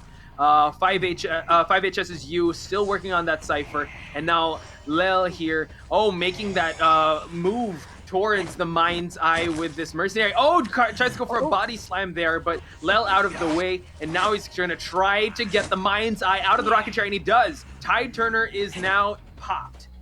Yes, and again, looking at here, Lucino with that attempted body slam, but again, did you see like that? what you... Yeah, I mean, this is getting pretty amazing for Dolphin, just to flexing all throughout right now, and that was a last effort. No, it was a knockdown, actually. It was a knockdown, yeah. Wow, that was Watch out, though, you right behind. Cowboy. Okay. No, dropped it. Excellent counter to the lasso of the cowboy. Dong Xuan still dominant, keeping this Mind's Eye at bay. Yes, indeed. And now we are down to 3 ciphers remaining. And you know what? I mean, Dong Xuan invested some quite of a time on the Mind's Eye right there, but I think it also made it in an advantage wherein he gets to injure 2 of the members of 5HS. So it would be a bit easier once the Mind's Eye is already out of our map. True, and you know what? You also Dong Xuan also has to revert his attention probably to Ling, because Lel, I believe. Sorry, Ling. Yes, the Explorer, because the Explorer is getting the objectives done. So now Dong Xuan spots you, and now setting up some peepers here for this potential hunt. Jumps and closes the distance, but oh my gosh, excellent slam there, and Dong Xuan just was able to balloon this cowboy. Indeed, and there will be no lassos because it's the cowboy into that rocket chair. And look at that, Explorer being stealthily, shrinking himself to prevent it. But the peeper is there, really active right now, and of course Lucino will be aware of the Explorer's location and going back right here, just really waiting, just really securing the cowboy out. And now we look at the lower left part of the screen. There is still some ciphers being decoded. Explorer trying to make his exit, but no! Yu gets knocked down once again, and also in the process, Ling gets injured for that exchange. I love it how Lucino really takes down the cowboy in a very timely manner. The timing is on point, and now he's reverting his attention to Lel over here as we head over to the hospital, and Dong Xuan still on the hunt, now going back to the chaired cowboy. Yes, indeed. And again, really opting for that potential save. Uses the pads to close the distance. Another knockdown, maybe. No, but the sidestep was on point this time, but will be taking a hit. And now really body blocks you from, into a safe second wherein before the delayed effect hits. But you know what? Still on position here as the Lucino predictions come into play, and it looks like this is goodbye for now for the cowboy as he rockets up into our map and then progresses on to Lel right here. But the Cypress, Lucino has that's gonna play a huge factor. Excellent use of Explorer's, just ciphering and decoding. A great job on the Explorer side. Now, he is gonna try to open that exit gate while this mercenary tries to buy as much time as possible, but no, gets knocked down. And the Explorer is on his way out of here. And now that was GG, a 1-3 in favor of AT. But as we compute the scores, it is going to be a 10-15. And this is, I guess, GG well played for 5HS, doing a splendid job, beautiful job, and, really capitalizing of everything that they needed to be and maintaining the advantage that they have. Excellent stuff. I mean, it was pretty, I don't know, heartwarming to see those characters be represented. I was just talking to Grizz about having a cowboy, but congratulations to 5HS first and foremost. They will be moving on. They're punching their ticket to the finals, which is tomorrow. So, But still kudos to AT. Do send them your love and support for putting up a valiant fight. Yes, indeed. I mean, congratulations to 5. Secured their spot, and for those who weren't able to make it, still congratulations on being on COA 3 Global Finals. And it's just amazing to see, having to have this front row seat is, I feel really honored and thankful. I was, able to cast it with you despite me Exactly. having. Oh, hey, it's all good. I mean, there were some technical issues here and there on both in the venue as well as in the internet. So we got to make most out of the situation. I'm just glad that I was able to share this desk with you, this virtual desk, and we're still able to have some amazing Identity 5 action courtesy of NetEase and Happy Valley. Thank you so much for still pushing through with this. I'm sure that a lot of people at home are very entertained and they're very excited to see the upcoming matches. Indeed. And speaking of upcoming matches, we got, if I'm not mistaken, BZY versus GR on the block. And guys, this is the thing that you've been waiting for. Articuno and Grizz will be here very, very shortly. So yeah, that will be happening in just a bit because again, we have to finalize the teams for tomorrow. Again, I can't plug this enough. Tomorrow is the grand finals. We're going to determine who is going to be granted the crown of Call of the Abyss 3 champions tomorrow. So do tune in for that, ladies and gentlemen, because that's going to be an amazing spectacle. And today, you know what? Congratulations to 5HS for moving on. Congratulations to MWS for moving on. Great matches. I'm so happy and grateful that I was able to cast it here with you, Sayora.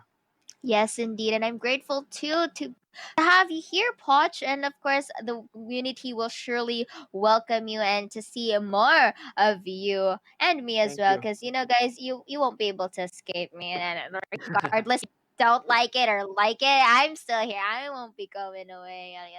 I'll be on your tails. I'll be on your shadows. Okay, I don't even know.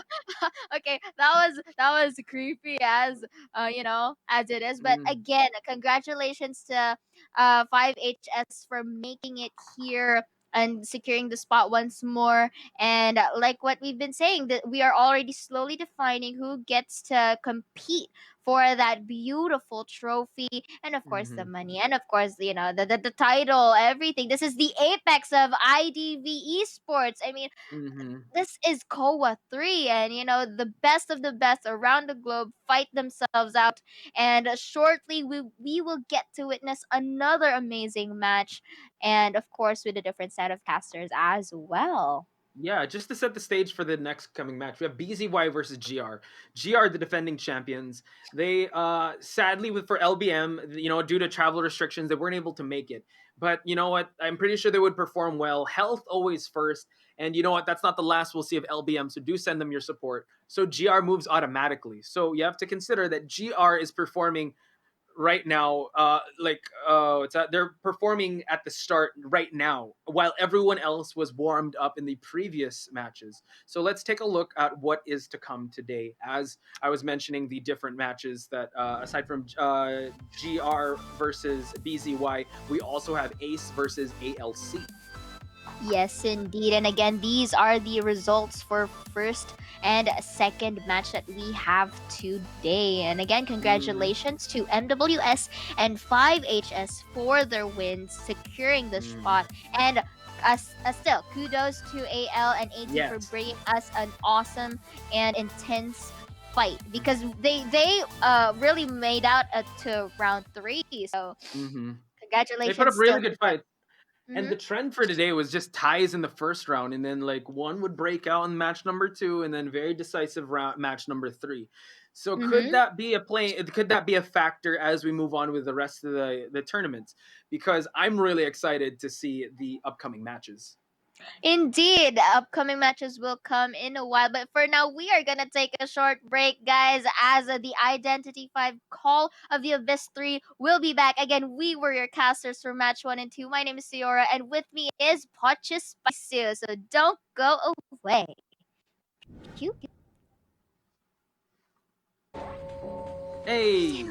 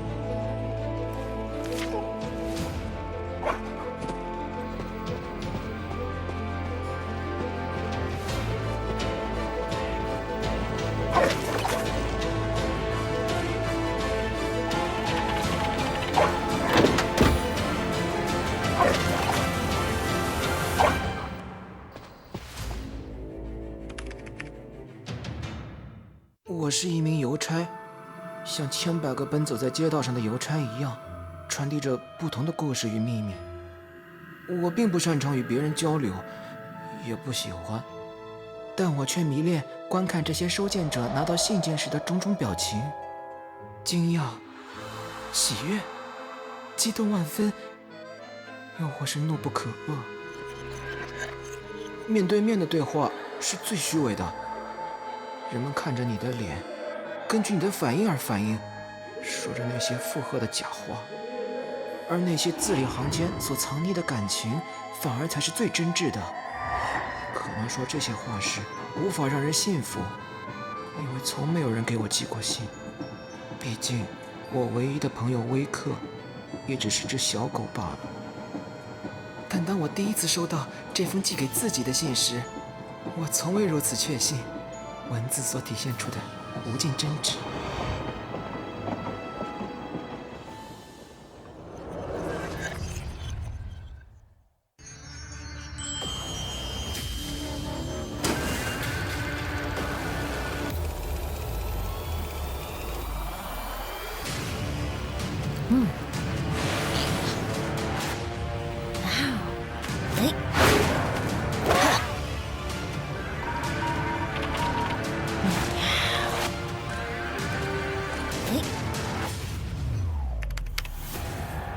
从我成为守墓人的那一天起，便知道，拉兹这座圣殿，我没有资格在此长眠。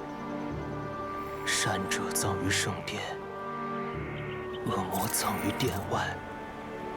谎言，但这是个让人兴奋的谎言。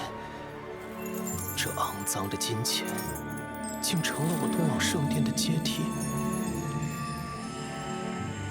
但为了拉兹，这一切都值得。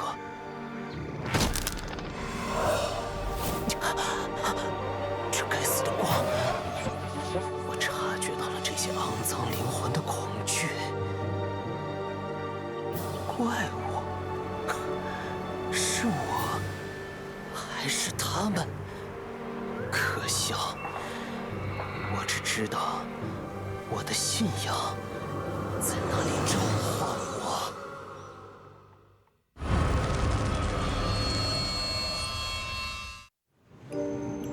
这份卑微的工作也不记得做了多久，我好像什么都不记得了，除了关于那件发明的模糊记忆。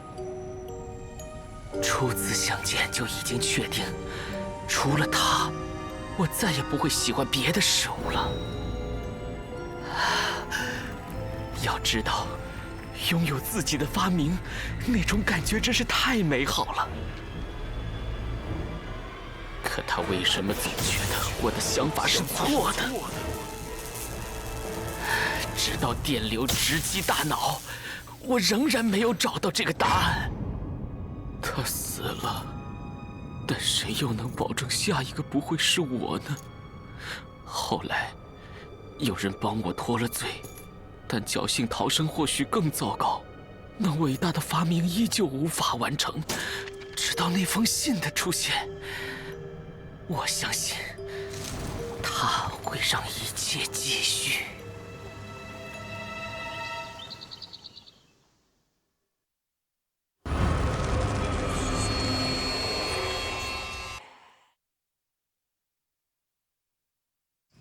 信仰之于部落，就如同灵魂之于人，而巫女理应是这份信仰的守护者。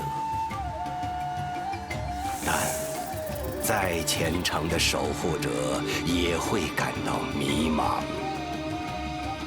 尤其是当那位探险家出现在丛林之后。对于葵来说，比起密林的宝藏，更令他着迷的是这里掩藏着的真相。而另一边，新任巫女在成年之夜选择了与前任相同的命运，艰险疑问接踵而至，探寻的道路仿佛是命运的一场玩笑。不知是巧合还是早已注定，真相远比想象的要离奇。毕竟，背弃神明的人，总是要付出代价的。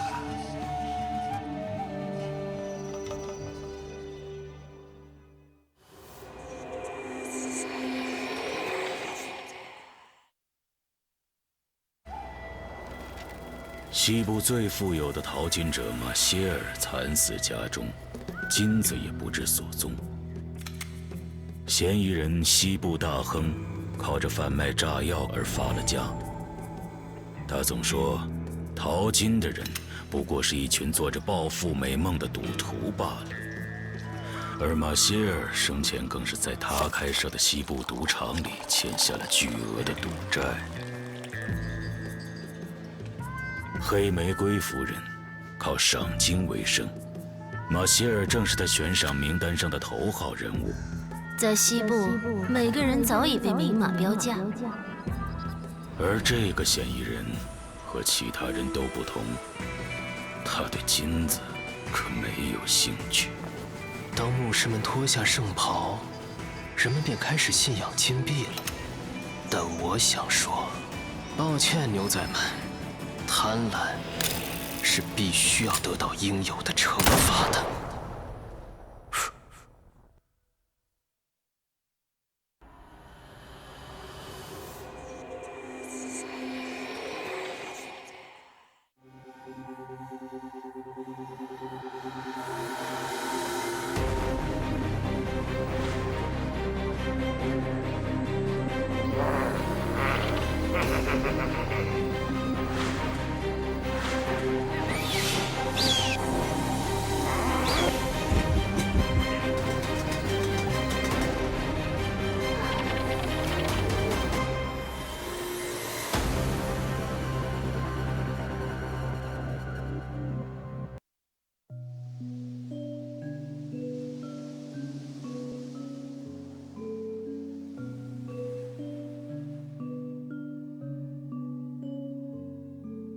Stuck here under this curse forever, searching the mystery when I was gone. Show me the faintest clue to see this new worldview. The curiosity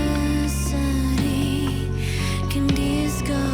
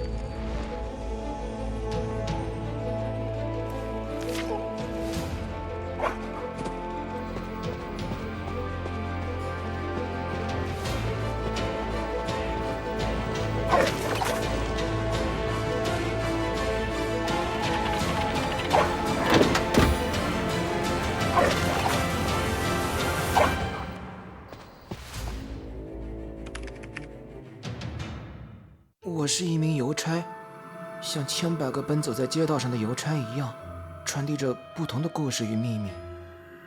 我并不擅长与别人交流，也不喜欢，但我却迷恋观看这些收件者拿到信件时的种种表情：惊讶、喜悦、激动万分，又或是怒不可遏。面对面的对话是最虚伪的，人们看着你的脸，根据你的反应而反应，说着那些附和的假话，而那些字里行间所藏匿的感情，反而才是最真挚的。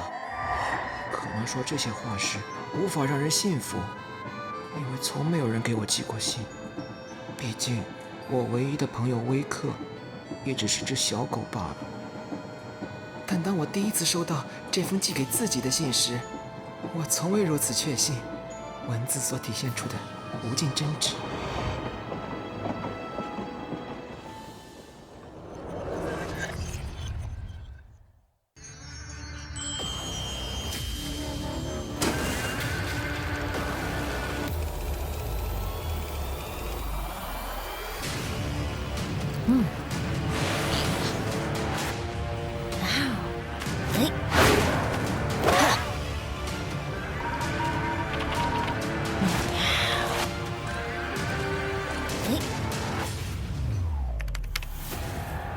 从我成为守墓人的那一天起，便知道，拉兹这座圣殿，我没有资格在此长眠。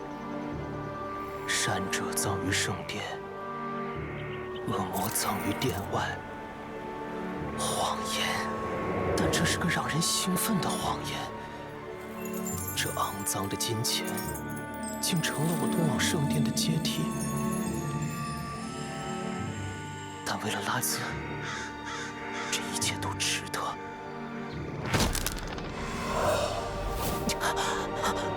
这该死的光，我察觉到了这些肮脏灵魂的恐惧。怪物，是我，还是他们？可笑！我只知道，我的信仰在那里召唤我。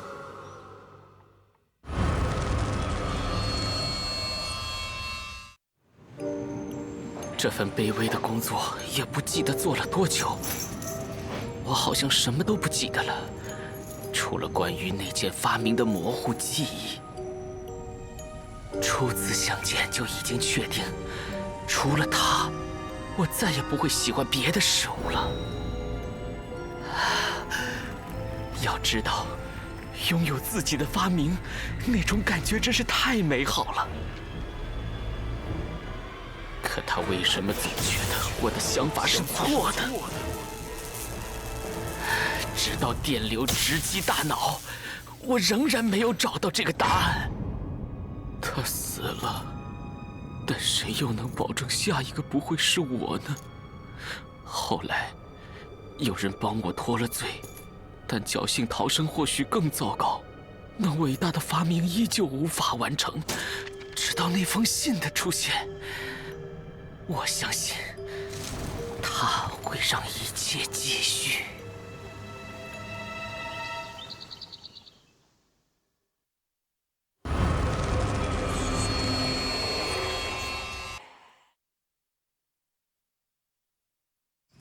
信仰之于部落，就如同灵魂之于人，而巫女理应是这份信仰的守护者。但再虔诚的守护者也会感到迷茫，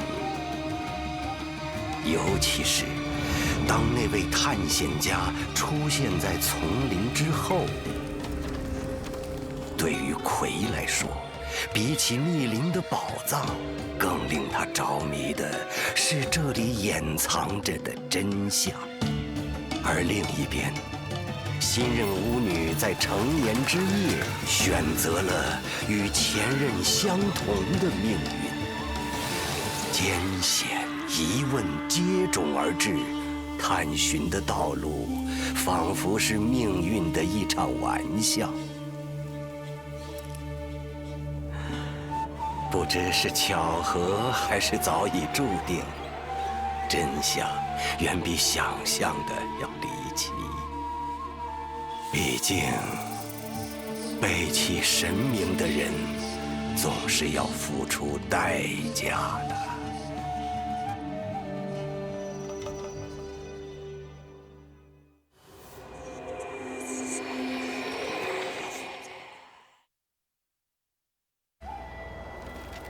西部最富有的淘金者马歇尔惨死家中，金子也不知所踪。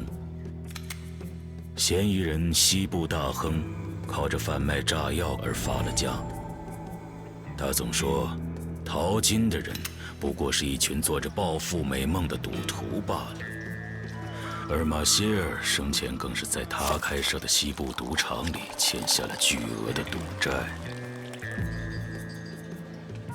黑玫瑰夫人靠赏金为生，马歇尔正是他悬赏名单上的头号人物。在西部，每个人早已被明码标价。而这个嫌疑人和其他人都不同，他对金子可没有兴趣。当牧师们脱下圣袍，人们便开始信仰金币了。但我想说，抱歉，牛仔们，贪婪是必须要得到应有的惩罚的。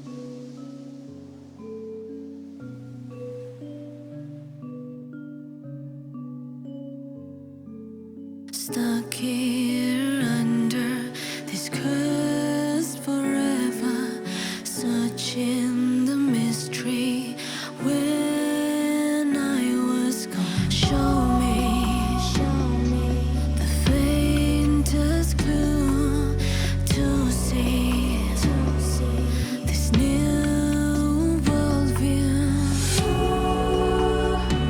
The curiosity can disguise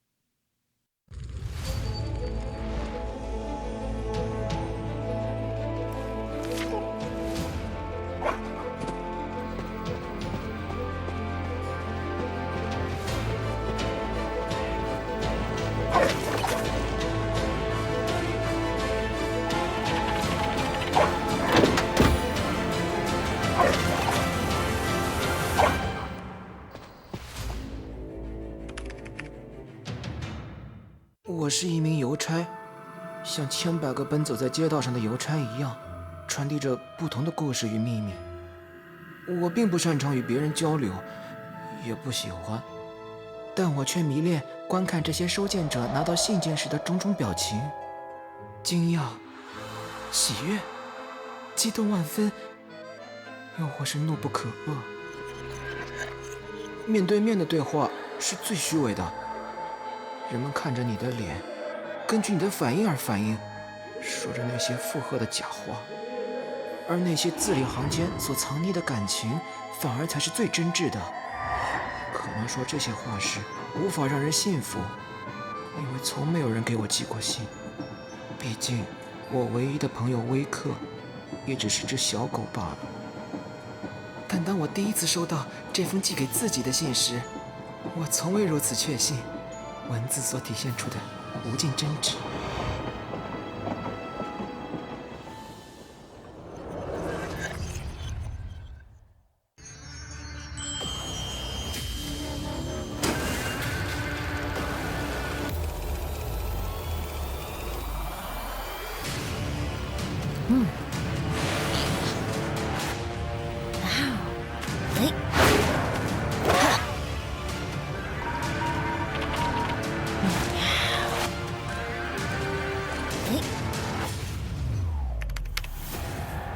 从我成为守墓人的那一天起，便知道，拉兹这座圣殿，我没有资格在此长眠。善者葬于圣殿，恶魔葬于殿外。谎言，但这是个让人兴奋的谎言。这肮脏的金钱，竟成了我通往圣殿的阶梯。但为了拉兹，这一切都值得。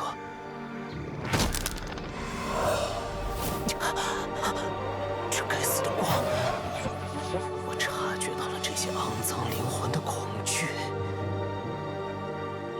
怪物，是我，还是他们？可笑！我只知道，我的信仰在那里召唤我。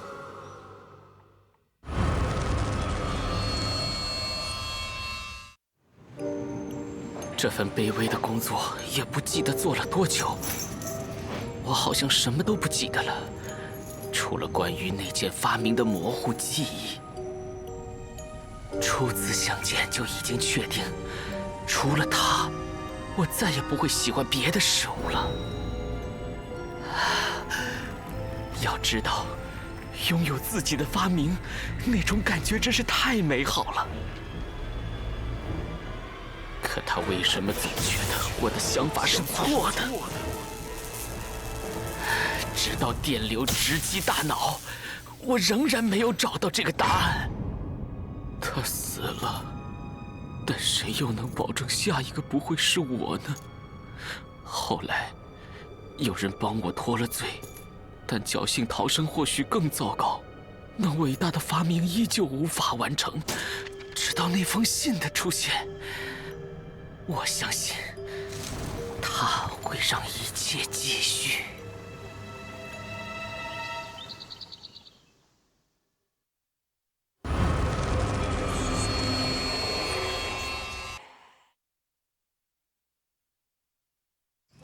信仰之于部落，就如同灵魂之于人，而巫女理应是这份信仰的守护者。但再虔诚的守护者也会感到迷茫，尤其是当那位探险家出现在丛林之后。对于葵来说，比起密林的宝藏，更令他着迷的是这里掩藏着的真相。而另一边，新任巫女在成年之夜选择了与前任相同的命运，艰险疑问接踵而至，探寻的道路仿佛是命运的一场玩笑。不知是巧合还是早已注定，真相远比想象的要离奇。毕竟，背弃神明的人，总是要付出代价的。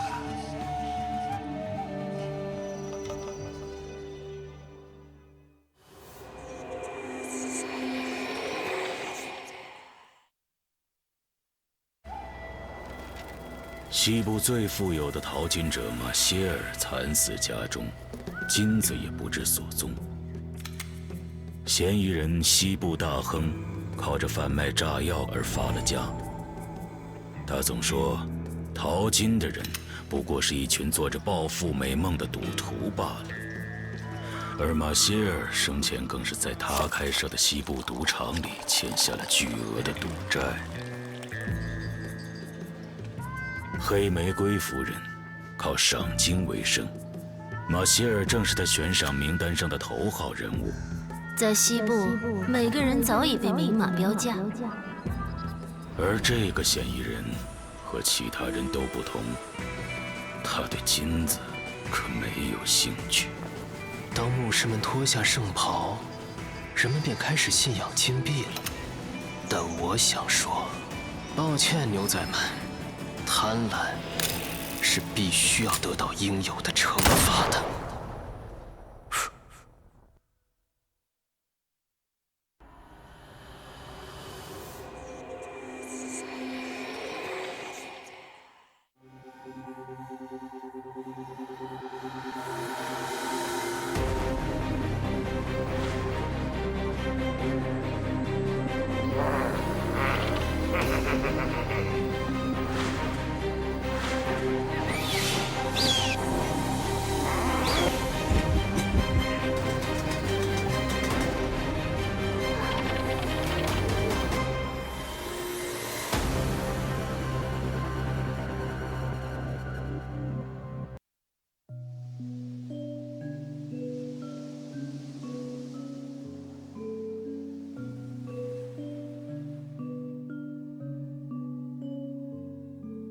Stuck here under this curse forever, searching the mystery when I was gone. Show me the faintest clue to see this new worldview.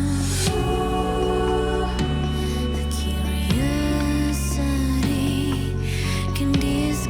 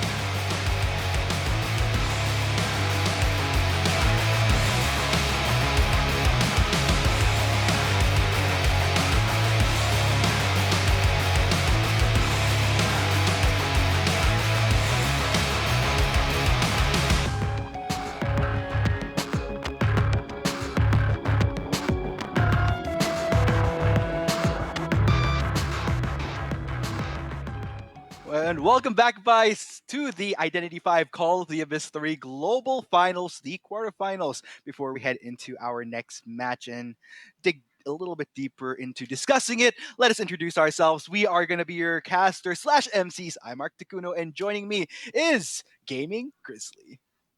That's me, that's right. I'm so happy to be here with you again today on day 3. We already saw some fantastic matches, some intense matches. We have 2 teams continuing in the tournament. We have MWS and 5HS. Next up, we have one match that I'm really looking forward to. It's BCY versus GR. We weren't able to see GR yet because GR basically was the winner, or not basically, was the winner of the Call of the Abyss 2 tournament last year, and therefore was able to automatically advance into the next round, which will be today, right? And then we also have Ace versus ALC, another great match. And I have to be very honest with you. Just a quick thought that I want to get out there. Sure.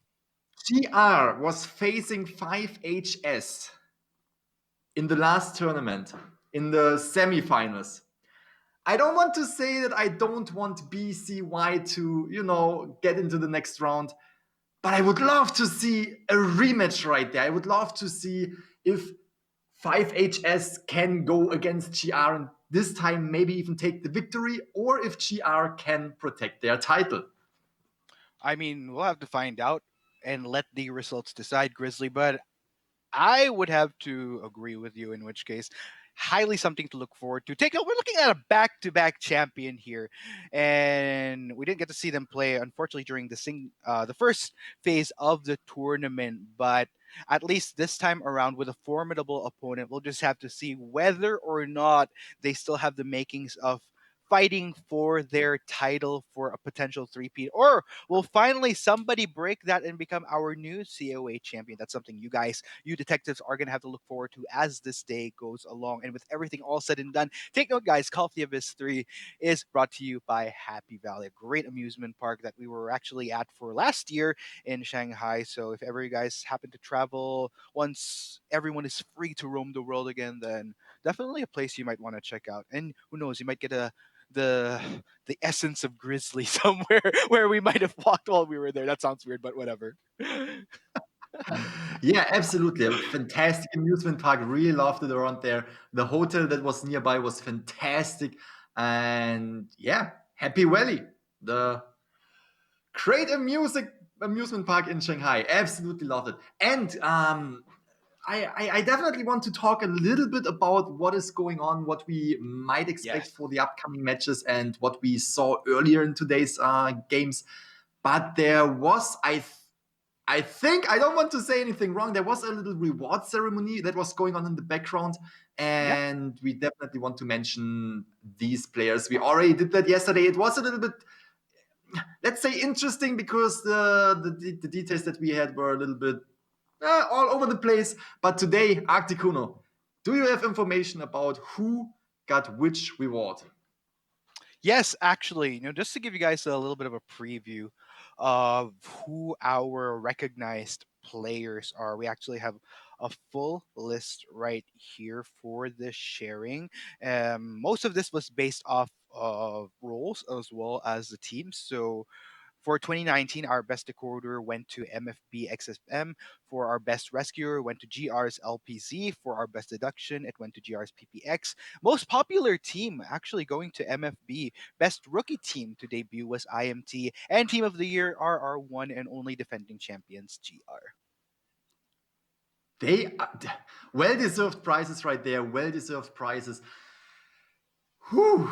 Just imagine you're getting one of these prizes. You are the best kiter of the year 2019 in Identity 5, and then you're on stage, you're getting a prize reward handed over. Whew. That's something that I would definitely want to put right there, but I would definitely not get the best caster reward because that would either go to you, Sarah, or Poch. You guys do amazing. I just want to point that out. It's fantastic. It's always a pleasure to be on your side. I'm excited. Yeah, I mean, it's always a pleasure to be working with you too, Grizzly. Although I do gotta admit, whenever we're casting together, since I watch a ton of your videos, there's a part of me that's slightly expecting you to say "Hello, Bears" or like your usual intro. But Hey, Bears! I am the there you gaming Grizzly. go. It's like I Of course. wait. You know what, guys? Actually, if we go on a break between match 3 and 4, I'm gonna let Grizzly do the introduction, and hopefully we get that. I feel like a stream. I don't even care if it's a tournament broadcast or your content on YouTube. I want the freaking intro. My experience of working with the gaming Grizzly is not complete with the signature gaming Grizzly introduction. Okay, guys, we'll do that heading into the introduction for match 4.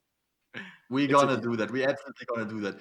And again, I want to talk about the upcoming match and the matches that just happened. What we saw earlier was absolutely interesting. I really loved that there was the last game that we saw. We had the Evil Reptilian, which is a really interesting pick when it comes to the tournament. We also had Explorer, we saw Mind's Eye, we saw a Cowboy and a Mercenary in the Survivor team. Obviously, the points already decided who was the winner, so this was more a match for fun. And I think that the Survivor pick was absolutely fantastic because everyone, I was checking out the chat, right? I was checking out the chat and I saw a lot of people who were like, every now and then popping in, I would love to see a Mind's Eye. There was a lot of love for the Cowboy out there. Everyone wanted to see a Cowboy, and there was also love for the Explorer. It seemed like the team was checking the chat, and then was just like, okay, you know what? Sadly, we will not win this round anymore, but we're gonna give something back to the audience. We're gonna show them the characters that they want to see. It was a really nice match. We also saw the Evil Reptilian, which is a hunter that we haven't seen before. Very, very nice. And yeah, 5HS advancing. And now, upcoming, what are your thoughts on the match between BCY versus GR? Oh man, it's so hard, Grizzly, because we haven't really gotten the chance to see GR, except for us already knowing that they are our defending champions with good reason. Now, the big question here is how they've been doing since the last time we saw them on the global stage. We got little bits of peaks in them for those that were able to get access to some of the other tournaments that we had in between COA 2 and COA 3 for the Chinese region. But other than that, not really much to work out. BCY, however, on the flip side, I mean, you gotta love a team that is all the. I think actually, I'm confident in using picks that are off our usual duo of go-tos this tournament. And I think this time around, Grizzly, considering the next two matches, or rather from these two teams particularly, we've seen some Feaster. Um, I would love to see that again, to be honest. Not necessarily just for your delight, but the Feasters that we saw during No, day no, no, two, no, which no, no, just no. so Just happened to be to clear, be. just for my delight. Thank you. Okay, okay. Hands up, hands up. That's the only thing for him, I guess. But for me, it's because a lot of the best feasters that I feel we saw so far here at COA 3 were from yesterday's games. And it just so happens that from yesterday's games, those are the matches that both Grizzly and I will be casting. So I wonder, though, also if we're going to see it get through because the muscles on that feaster yesterday were top notch. Absolutely, absolutely. I can only agree on that. And you already mentioned it. Just seeing a team that is using hunters that are out of meta. We saw BCY utilizing the photographer in round one. In round one, we have to consider that in round one, you could still use the Bloody Queen, the Dream Witch, these super extreme, dangerous, powerful hunters, but they're going for the photographer. Really, really mixing up the entire match right there. On the other side, second match, not going for a meta pick either, picking the Feaster. The Feaster coming in with an absolutely crazy 5-point match right there. Ooh! And to be fair, all of the Feasters that we have seen were coming in with an extremely strong game right there. There was not a single Feaster that was, where you could say, yeah, no, Feaster is not good. Here you can see it, because that's absolutely not the reason. What they show us with the Feaster, okay. So I was not casting a single Feaster match. We had around, I would say, at least 8 Feaster matches already. I was here in my room, I was screaming, and I will promise the audience right now, if I get to cast a Feaster today, I'm gonna scream. I'm gonna probably I'm gonna cast the entire game. You will just sit there and then I will not stop to talk. Yeah, I'm just gonna be like, yeah, Grizzly. You gotta like, interrupt me. Yeah, keep going, keep going. No, I'm not gonna interrupt. I'm just gonna let you get your mojo on when a feaster comes up. No, you definitely have to interrupt me. We're not gonna interrupt it, guys. No, but it's gonna be super interesting. It's gonna be super interesting, especially again. You already mentioned it. GR. We haven't seen GR yet. Champion of the Call of the Abyss 2 tournament. GR. The expectations are high. Obviously, the expectations are high for GR right here. The thing is, we definitely saw GR using the Dream Witch already in Call of the Abyss 2 tournament, but we also saw an extremely dangerous Spider and Smiley Face. So the question for me is, at least in round 3, which hunter will we see on GR side? Or will GR actually pick an off-meta hunter in the first 2 rounds? But then I also want to say, from what I can recall, GR was pretty much sticking to the meta picks right there. Oh yeah. I mean, GR is clearly a team that really knows how to abuse the meta. And there's a reason why we see these picks in the meta, because they are statistically what have been proven to be the most efficient. And so long as you're able to use them properly, especially when you lean in towards those higher skill cap hunters like Dream Witch, for example, then we've got a pretty good thing going for you and pretty good chances of winning this entire thing. And I think that's one of the things GR has been pretty much doing consistently over the past 2 COAs that we've had going into COA 3. Those are the same expectations as well. Yes, absolutely. Ooh, GR. And then next up, after GR versus BCY, we're gonna see Siri, stop. Alexa, stop. Sorry, my Alexa. I am so. I love that. I live for these. I live for these bloopers that happen during the live. Oh man. Well, we know who keeps you up at night, and it's Alexa. Oh my gosh. Yeah, no, what I want to say is, Can somebody please click that, by the way? Okay. Ace versus ALC is also a team that I really, really want to see. We saw both of these teams really coming in extremely strong, because both of these teams were actually deciding the rounds for themselves within 2 rounds. So they didn't need to go into round 3. Stop laughing. You know, I'm semi-professional only. Okay. So yeah, we saw Ace versus ALC, or we will see Ace versus ALC, and both of these teams were able to decide these matches within 2 rounds. So we didn't really see what they can come up. Both of these, no wait, we actually saw ALC also coming with a Feaster, but I'm curious to see what they will pick in round 3 during today's matches, if they even make it to round 3. But I think they will. Right. They will for sure.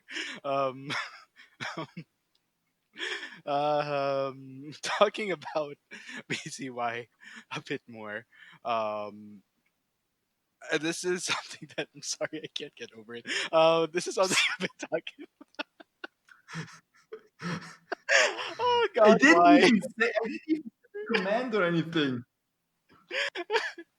Yeah, I mean, I guess he wanted a few seconds of fame on the Identity Pipe stream for sure. But yeah, talking about off meta picks a bit more, because BZY was one of those teams that has proven. I mean, even just looking at the Hunters by history, they're very confident with bringing in pocket picks, and it's definitely one of the stronger elements of surprise that you have going for in this tournament. There is, of course, that risk of knowing that meta picks would grant you a higher percentage of winning, but then again, if you're confident in pocket picks, then sure, go for it. BZY has shown that they can roll with anything they want, and I'm all for teams that have that strategic diversity with what they can bring to the table in terms of drafting and a lot of the teams that have brought off meta picks that have proceeded to the quarterfinals have been pretty impressive thus far. I would say we've had our own fair share of that during Call of the Abyss 2. Heading into Call of the Abyss 3, I'm really happy to see that there's still that comfort to see from those other hunters, and even to an extent maybe from some survivors as well, that deviate from the usual picks that we see as well in earlier rounds. Absolutely right. Impressive through all their matches, as you said, all the teams that were coming into the next round, because while using off meta picks, these hunters, it's, as you said, it is technically, if you look at the win rates and all of these analytics things, right? Technically, it's better to use the meta, of course. But if they are confident enough to get into these matches against other top teams and just coming in with a photographer, coming in with a feaster, coming in with Wu Cheng, I highly appreciate that, because we, as you already said, we see these common picks. We have M&Ms, which means Mechanic, Mercenary, Seer, as well as the Dream Witch and the Bloody Queen on the Hunter side. We always see the same picks. Not always, but most of the time we see the same picks. So I highly appreciate it when someone is just mixing it up a little bit. For example, banning the forward. That is an extremely strong survivor through the entire tournament so far. We also saw a Feaster ban, which I personally had never expected to see a Feaster ban. If you can ban Bloody Queen, if you can ban Dream Witch, I personally had never expected to see a Feaster ban. But we saw it, and I live for that. I live for these little changes, but I also live for the extremely high-tier gameplay that we see if there is a meta pick. The entire tournament so far has been ups and downs of both sides. Both sides of all teams had every single team was using different constellations of survivors and hunters. We saw survivors going into highly risky situations just to make at least a tie happen, or maybe even the 3 survivors out of there. Sometimes it worked out, sometimes it didn't. That's just how it is, but you need to take that risk if you want to be the very best there ever was. To hunt them is their real test. To escape the gate is survivor's cause. I see. But yeah, one thing that I would like to highlight here is, of course, our teams. As we look into their stats once again, we already have had a chance to get a glimpse of how BZY plays during yesterday's game, and really looking forward to see what they bring to the table for a second time around, especially up against such a powerhouse of a team. I mean, that's a lot of pressure, in all fairness, Grizzly, that they're going to have to deal with. Quite the Mount Everest of a climb when you're not only going up against Team of the Year, but you're COA 2 defending champion to boot. So, gotta shake that off. Don't want to look at them as that, but just treat them like any other team that you're facing here at the Global Finals. Exactly. And right here we can see the player introduction. BZY. Look at the decoding, look at the kiting time. Oh god, same thing here. Over 130% on the decoding side, 48 seconds on kiting. Whew.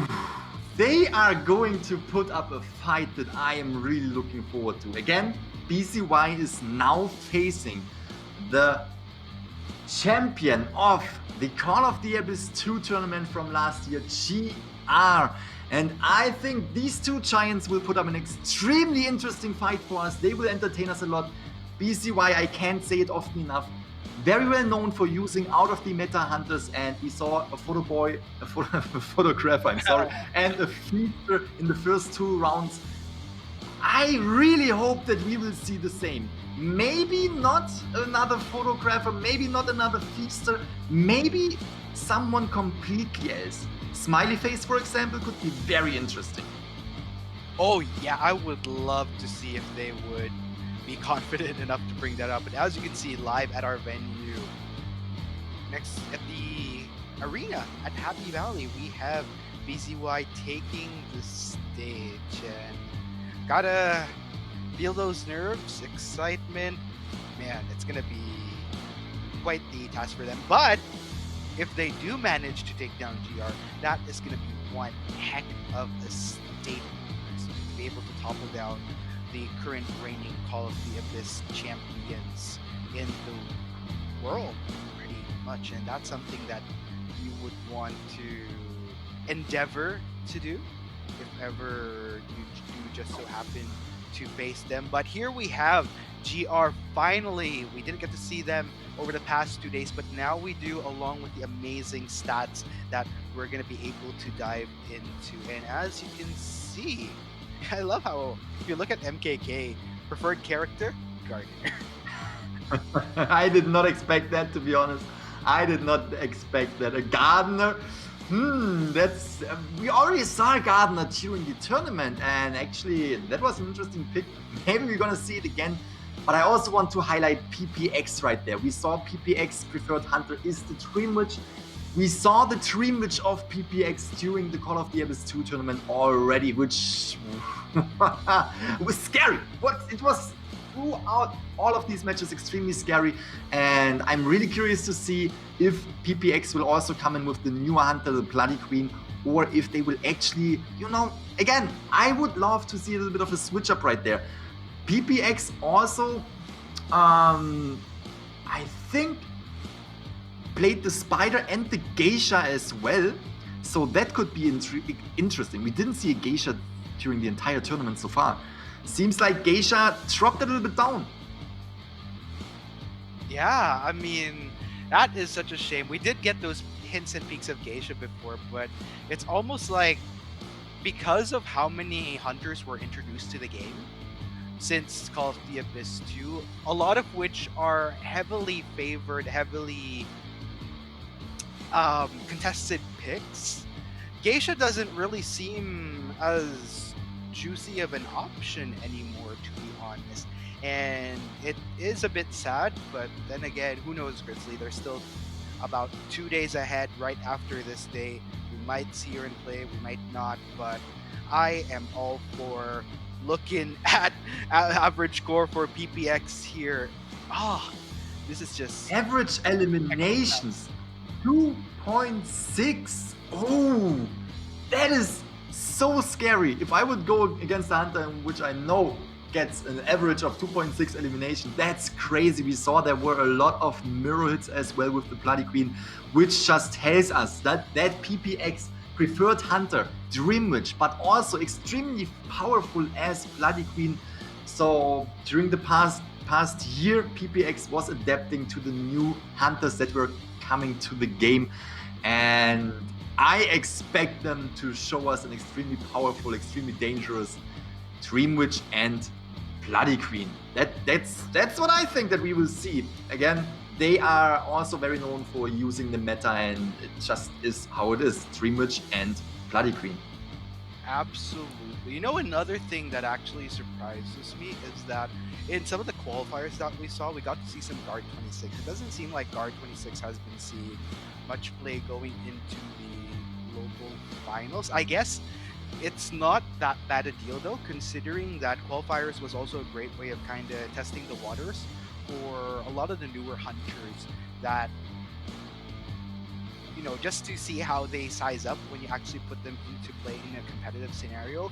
And as a result, what has been a bit of the trend, of course, we already mentioned the dynamic holy duo that we have in BQ and DW, and what we do see as a bit of a secondary rotation in case those two aren't the go-tos, it has been mostly Feaster, Ripper, and the occasional Spider, with the bits and sprinkles of the Wuchang and Photographer if you want to put them in. But yeah, just by the pick percentage, that's what we're doing. Exactly. And as you just mentioned, I'm actually, now that, like, I didn't even think about this, but I was actually looking forward to see Guard 26. I kinda expected to see the Guard 26 more often, Right? like at least one time, right?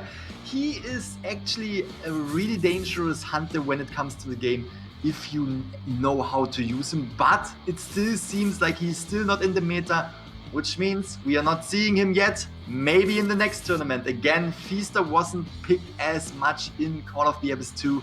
Maybe, Guard 26 just needs a little bit more time and is aging like a fine wine, getting better over time. Yeah, hopefully, because I was a huge Bon fan from the time we got to Cast Qualifier, so I'm a little bit disappointed that we don't get to see him, but agreeably so on the flip side.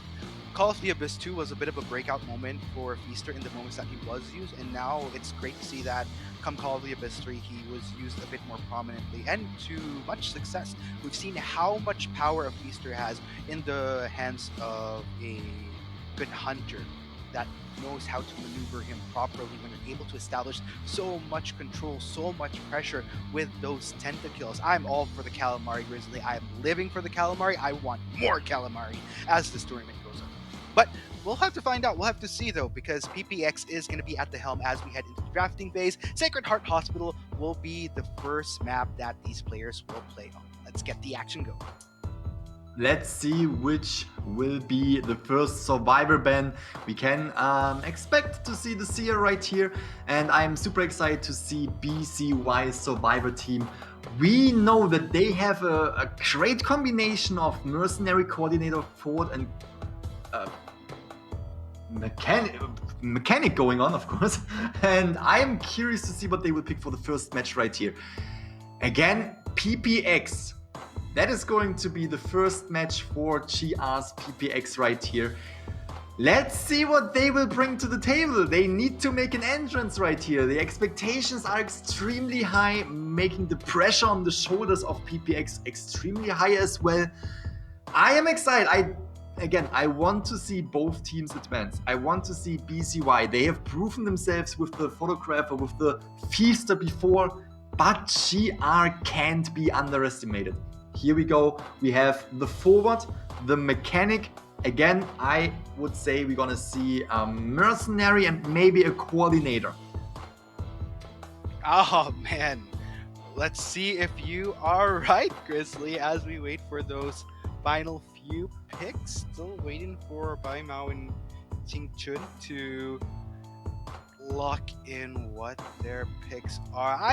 One thing that I really love about COA 3 is the rise of more of these forward picks. I mean, we already seen a number of forward picks in COA 2. I feel like by pick percentage, I'll have to double check though the statistics, but I'm loving how teams have been utilizing forward as a way to buy time, and just the crowd control has been pretty top notch in terms of deterring and just disrupting a hunter really from doing what he should. And okay, Grizzly, looks like with the final two picks coming in, it will be Mercenary as well as Gravekeeper, another survivor which I am very happy to see has been seeing much more play in this tournament.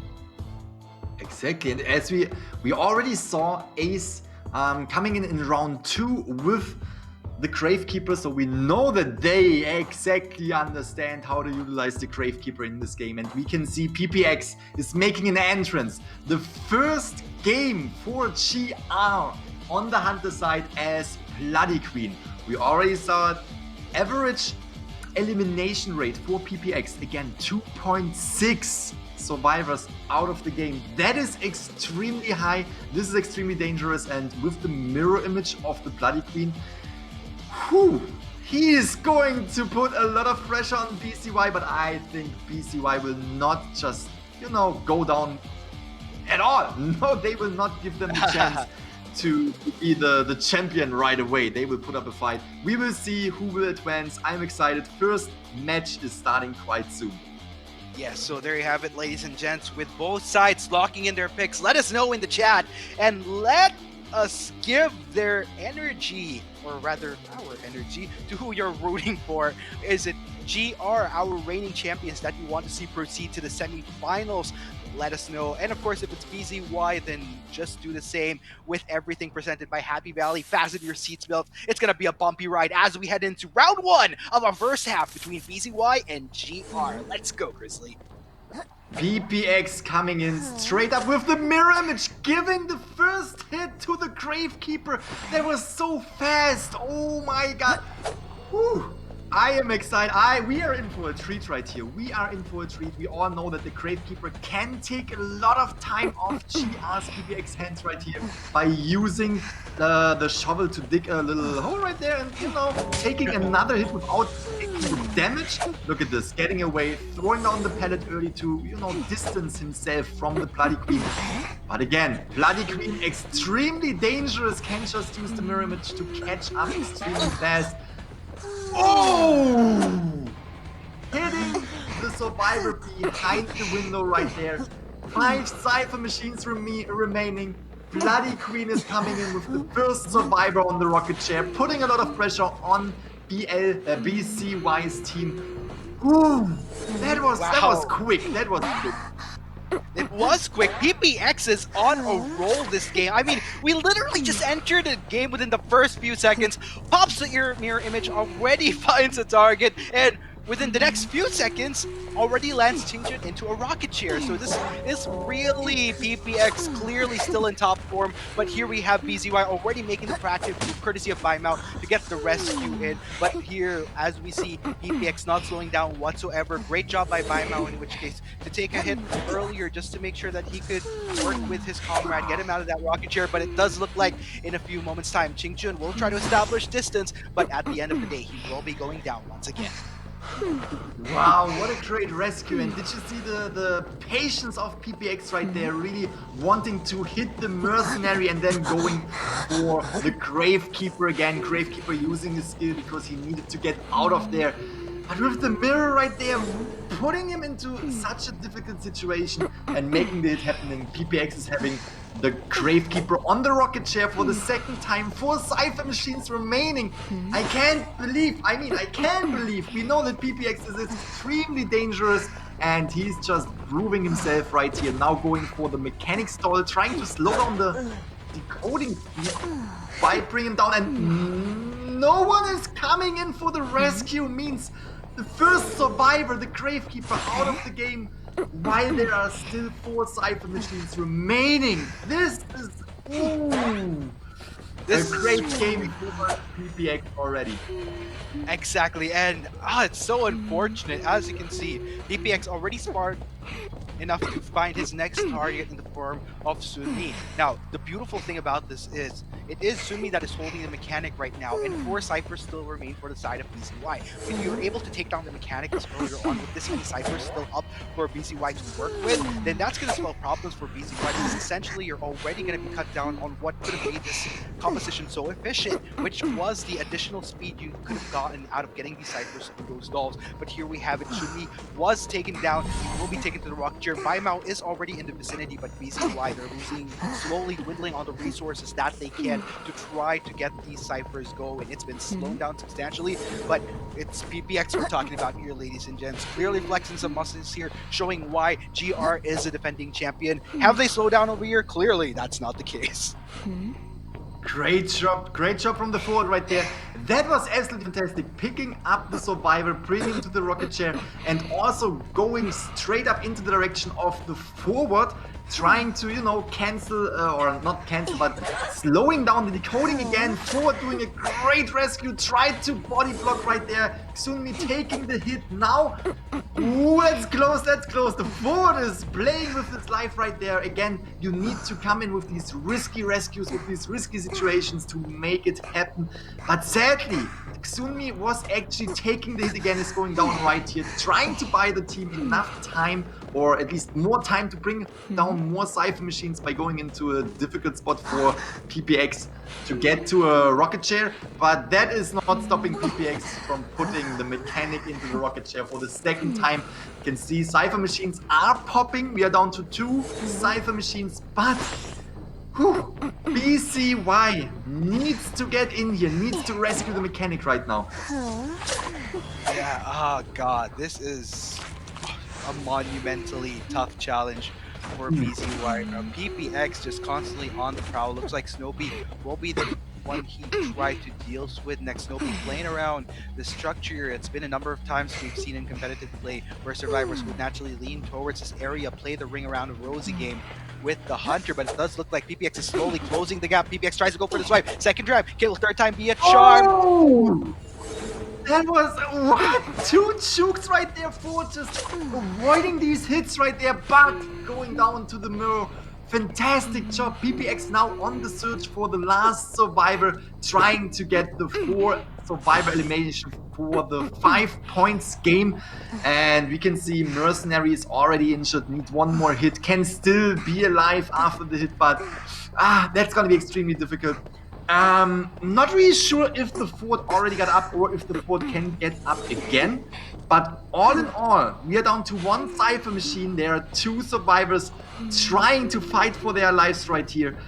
That's gonna be tough. I have to say that's gonna be tough to get out of there with more than 3 survivors, with more than 1 survivor. Oh god, Grizzly, I am shaking in my chair right now. It looks like they finally get the pop on that Cypher. But take note, the pop on the Cypher, got the Mercenary again up and running. Fantastic job, fantastic job. Maybe I talked too soon, We have to say we are spectating BZY. You can't underestimate these teams. They are really putting up a great, fantastic fight. Teleportation is ready though. We have teleportation on GR's side. That's gonna be... Let's see. The survivors are trying. I think they were searching up for an item in the item boxes to give them a little bit of an, head start if they are facing the Hunter again. Whew. All right, there we go. Oh god, I am feeling the tension here for BZY. I think one of the best things they can do at this point is try to escape with 1 survivor. One of them might have to end up being the sacrifice here, ladies and gents. And it does look like it will be Snowbee. But take note, PPX, he's on the prowl right now. Is he going to try to go for Bai Mao? Ooh, unfortunately, Bai Mao already able to skedaddle out of the distance. But PPX, he's gaining speed. He's going to slowly close that gap. Bai Mao, he's going to have to run for dear life. Oh, that's so unfortunate. Mercenary was actually trying to heal up, found the syringe in the box, and this could have given the team more time, even with the tension, by taking a hit. Oh! For survivor elimination, the champion of Call of the Abyss 2 is coming in with a great entrance. The first round, first half, giving him 5 points for GR. Whew! What an amazing game that we are witnessing. Absolutely, Grizzly. And take note, guys, this is the top hunter in China that you are witnessing. He did not win 2019's Best Deduction Player and Best Terror Shock Player for no reason. PPX still has his mojo, still has his fire going, and I think that first round, first half in itself with PPX back in play already makes a statement that GR is coming back to keep their 3-peat going. And with the beautiful gameplay that we saw right there, whoever is going to be facing GR along the road, if BZY isn't able to deter them from proceeding any further in this tournament, then I don't know, Grizzly. I am really liking GR's chances here if they're going to continue to play like that. But that was only the first half, though. I don't want to discount BZY just yet. Let's go ahead and see how GR survivors fare this time as they take on BZY's Hunter. I need to catch a breath right there. That was so intense. Every single second was intense for the survivors right there. The Bloody Queen was all over the place, really putting pressure on BZY. BZY needs to come in with a 5-point game, with a 4 survivor elimination as well. If they want to tie the first round, it is possible. It is possible. I don't want to say that it is impossible. It's definitely possible for BZY. They have proven themselves that they are definitely worthy. They came in with a photographer play in the first round and with a feaster play in the second round yesterday. So I am curious to see what they're coming up in dude, what? With, I need to slow down. I'm too hyped. Take a breather, Grizzly. Take a breather. with Hunter, they will come in the first round against GR right here. You already mentioned it. They are both teams extremely powerful, extremely dangerous, and if someone can bring down 5 why am I saying 5? Someone can bring down 4 survivors from GR, it is BZY's Hunter. I'm just curious to see which Hunter they will pick for the first match right here, for the first round. Oh yeah. I'm have to agree with that. Not really agree, but I actually share the same curiosity as you, Grizzly, just because earlier you were already mentioning that these are one of the teams that is comfortable from deviating from the meta. Now, the big question is when you're going up against GR, is deviating from the meta the best way to go? Because these guys, when you're going up against a team like GR, they pretty much have the meta down to a T. They know why certain hunters, certain survivors are still up in priority in this tournament. That said, when you're this aware of the strategical elements of Identity 5, you'd also know how to naturally work around, counter the less prioritized picks because they are under less priority for a reason, and trust GR to be one of those teams to abuse that. Now, it's all really comes down to whether or not BZY's capacity to work around that is going to be stronger than GR's resolve to continue into a potential 3P. That's, I think, the main storyline and that we're looking at aside from just the whole strategy of things heading into this particular match. But you're like, I 100% agree with your statement right there, but that can be said about every single team. Every single team that is in the tournament right here knows exactly why which hunter is good, why they have maybe a little bit of a deficit on a specific map against specific survivors or the other way around. And again, if someone can turn it around, I trust BZY to make this happen. I trust them to actually get down GR Survivor right there. I'm absolutely excited for the upcoming match. We have still BZY versus GR. And it's a fight of the giants. A fight of the giants. You can't underestimate. Grizzly, what is going on today? Underestimate any of these teams. Yeah, that's definitely a mindset you want to have going into tournaments like this, where you don't want to underestimate or even overestimate teams. You just want to look at whoever your opponent is as just like every other team that you are challenged to topple in this tournament, regardless of what their team name is, regardless of what their player history is, regardless of whether or not they have a hunter that's considered the best in China right now. BZY, they just need to keep their head in the game, and hopefully they do that. I mean, there's still the potential to tie this out, or maybe even better if they're able to. Well, actually, that is really the only circumstance that they're working with. It's either a tie or a loss in this round because 5 points can't go bigger than that, really. It's either you go 5 or you ultimately lose out on the round, regardless of what points you garner. Exactly. Again, we saw that Gravekeeper getting out of the game really, really fast. That was a tough situation for the survivors. Going against GR, like, okay, you have to see this. We have BZY coming into the first match against GR right here, and GR is known that they are the world champion at the moment, and that they are fighting for the crown again.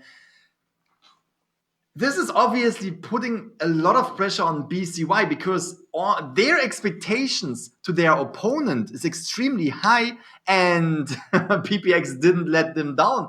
PPX was putting a lot of pressure early game, mid game, and late game on these survivors. We have to give huge props right there to PPX. Fantastic hunter play. Survivors did nothing wrong. The rescue was really good. They couldn't get the Gravekeeper off the chair in time because he was protected so well. I couldn't point out anything that could have been done better on both sides. Obviously not on GR's side because they got the 4 survival elimination, but it was just extremely difficult to catch up after the Gravekeeper got sent back to the manor. Yeah, I mean, I couldn't agree with you more, Grizzly. The way that we saw that Buddy King played was probably one of the best that we've seen in the tournament thus far. I mean, imagine PPX already finding a target to swipe within as soon as we load into the game. That already shows how calculated he is as a hunter. And I'm really looking forward to the next steps to come, Grizzly. This match He is going to wasn't be even fire. giving us the time. Exactly. We were like, all right, the match is starting. Okay, there's the first. What? Okay, there. Okay, all right, let's go. That was. I loved it. I loved it. First match that we are casting together today, and it's already that exciting. Yeah, beautiful, beautiful, beautiful. Again, I am looking forward to the Hunter. I can't. I said it probably already 10 times, but I can't say it often enough. We have BCY right here with the out of meta Hunter picks, and I'm curious to see what they are picking right now. Again, we are slowly transitioning to the game right here. We see the teams are getting ready. We have GR on the survivor side right here. Let's go! Let's see which Hunter will be picked on BCY's side.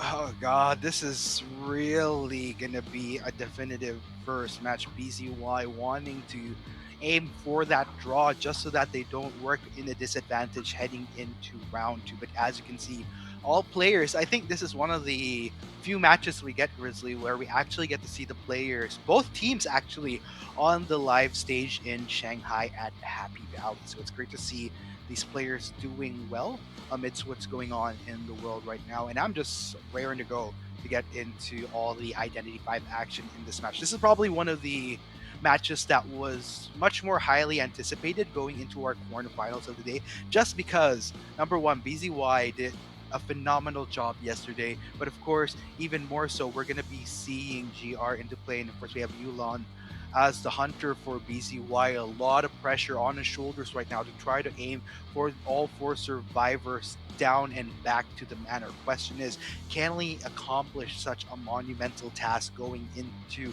the second half of the first round? We will find out in a bit, ladies and gentlemen. This is the Call of the Abyss 3 Global Finals, the best of the best in the world. Second half, first step. Let's check out how those drafts roll out, Grizzly. Ooh, did you see GR getting ready right there? They seemed extremely calm, but also extremely focused at the same time, and that's just what I love about them. PPX was giving them a great start with the 5-point match right there. So the survivor side is getting into this match maybe a little bit more relaxed than BCY's Hunter, obviously.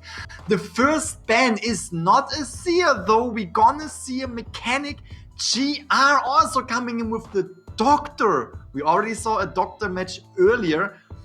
Ooh. I want to mention BCY was utilizing the photographer in the first round yesterday, which could be the reason why we are seeing 5, 6, 7 coming with the Doctor this time. We also have the Mercenary, and last but not least, MKK is also coming in with the Seer that was not banned. Absolutely lovely. This is GR with the strategic move to not only bring in Doctor, but this should be exciting. Not only does GR have something up their sleeve with the Doctor, but also BZY with the Hunter they're bringing to the table. They are sticking to their guns, coming in the first round with the photographer yet again. That was a fantastic call from GR right there, bringing in the Doctor.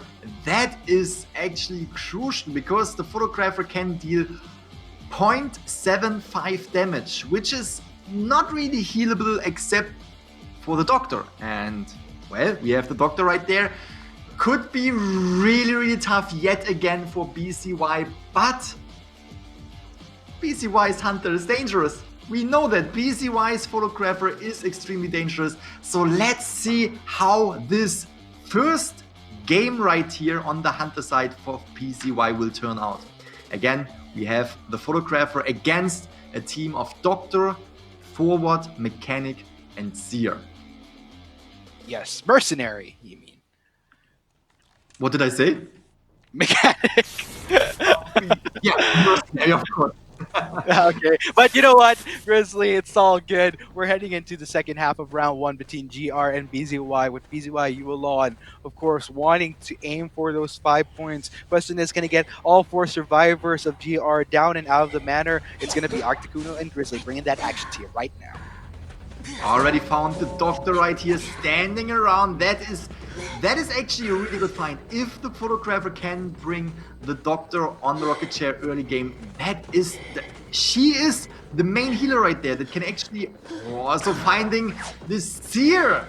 Okay, that is putting a lot of pressure, just dealing a little bit of damage to the seer so he can one-hit the seer later on. That's gonna be interesting. Yuelan really going a long distance right there with the short attack recovery. Because, again, if you have a survivor on the balloons, you almost have no attack recovery. Giving another hit to the mercenary right here. You see this? Strategically giving a little bit of damage to a lot of survivors so they can go down with 1 hit in the real world. Oh man, that was really interesting to see, and this is where the deeper depths of strategy come in for GR, in which case Yulan already trying to spot out his target here, but tricky. It really is. We can now see that there needs to be the doctor that heals up the damage. We can see MKK was already healed. LPC got already healed. Fantastic job. And the doctor healed herself as well. Great play on GR right there. Fantastic. Now we can see BCY again going into the photo world, trying to sniff out these survivors, and is actually doing a great job going for LPC first right there. Got the mercenary down. Now trying to find more survivors right there. Again, GR is doing a fantastic job right there. Healing up. Still not a single survivor was on the rocket chair. The time is ticking. Time is ticking for these players. But you know what? GR has been doing a great job so far from the few seconds since this game started. It's very clear that GR knows how to play around the photographer and deal with, in fact, facing a photographer heading into this game. Yulan definitely still very patient nonetheless, but time is ticking. Time is ticking indeed. But we can also see the photographer using his skill to actually slow down decoding right there. There are still 5 cipher machines up. Photographer already has his presence up. He already hit a bunch of survivors, but in the end, thanks to the doctor, every single survivor, look at this, every single survivor is at full health. Really not dealing with the damage of BCY right there. Really trying to, avoid to have a little bit of damage on their shoulders. And the doctor is just doing absolutely fantastic. The owl was coming in a little bit early, tried probably to avoid a blink hit. BCY still has the blink, is probably waiting for the owl to disappear and then to attack the doctor. It's crucial for Yuelan to actually bring down the doctor right here. Perfect timing on that hit, giving 5, 6, 7 the damage. Ooh, 4 survivor machines. 4 cipher machines are remaining. We have 5, 6, 7 trying to escape into. Trying to escape into the hospital. We have the 4 giving more time to the doctor. That might be enough time to actually completely heal up again. Yeah, and you gotta give kudos to GR here. They've been playing the heavy patience game, and they know that it's the type of game that they need to play with slow and steady if you're going up against a hunter like Yulan. And given that they have the doctor, I think it's pretty much proven, and it's showing how much of an asset it is in their draft to have this particular survivor in order to play out the patience game correctly. But here we have Yulan already on 5, 6, 7 still. Once again, going to be going over that window, but gap is slowly closing, in which case they got to be careful. 5, 6, 7 is such an asset to this team. They don't want to lose out on him, but that will be the whack down. There comes the blink hit that GR was expecting a little bit earlier. Very now. Wait a minute. Excuse me, I can't see. I think there was a stun with the pallet. Fantastic job from the forward, protecting the very important asset, the doctor right here. BCY is not getting an easy hit on that doctor. What a phenomenal pallet hit. Whew, sneaky forward in the parallel world, rescuing the doctor. That is going to be very interesting to two Cypher machines already. Phenomenal play coming in from GR. The patient game is really starting to pay off, as we can see here. Only 2 Cyphers remaining, with Yulon really hellbent in intent on taking down 567. This doctor has been the boon to his success in this game, and I can't really blame him for needing to laser focus this particular survivor, because so long as 567 is up, it just enables GR to constantly play this patience game. Not to mention great use of this forward to further deter the hunter from his cause. BZY really has their work cut out for them, and they're starting to run out as GR 1 Cypher remaining now. 1 Cypher remaining. Bottom left, we see the mercenary almost primed the Cypher machine. The doctor is in a little bit of a tough situation, but forward was not leaving the side of the hunter right here, not leaving the side of the doctor, trying to protect the doctor at all costs. It gave the team enough time to bring down the last Cypher machine, popping it, bringing up the doctor again, bringing up the forward again. Now really concentrate on the doctor right here.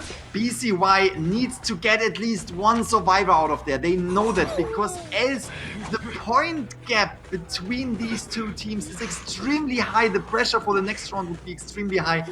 Therefore, concentrating on the doctor again, bring down the doctor. We can see the exit gates are open right now. At least one of the exit gates. Both exit gates are open. Is GR trying to make the 4 survivor escape, or are they taking the 3 survivors out of there? They are going for the 3 survivor escape. Great match from both teams. Oh man, great match indeed, Grizzly. And just like that, GR starting off this match with a bang, with a total of 8 points. Sure, they still had an opportunity to go for the full 5 points once again, but hey, what the heck? We already got 5 points during the first half, courtesy of PPX. 3 points is already a great deal, just so that not only do we slam dunk round 1 almost, but also heading into round 2, we have so much more room to work with, even if it does come down to needing to push it into round 3, where the points will become all the more crucial. But with how GR has been playing so far, it does look like they plan on closing out as early as round 2, but that's not to discount BZY just yet. However, the facts are facts. BZY has a lot to make happen in this round 2 if they will want to play the game. Exactly. Absolutely. This is such a tough situation. This gives GR already in round 2 a lot of air to breathe right here.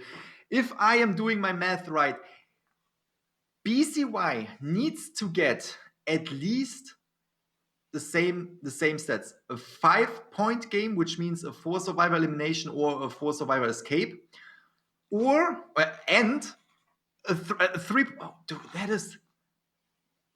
As soon as they are getting a tie, that is it for BCY. Imagine the pressure on BCY right now. Getting a tie means we are out of the tournament.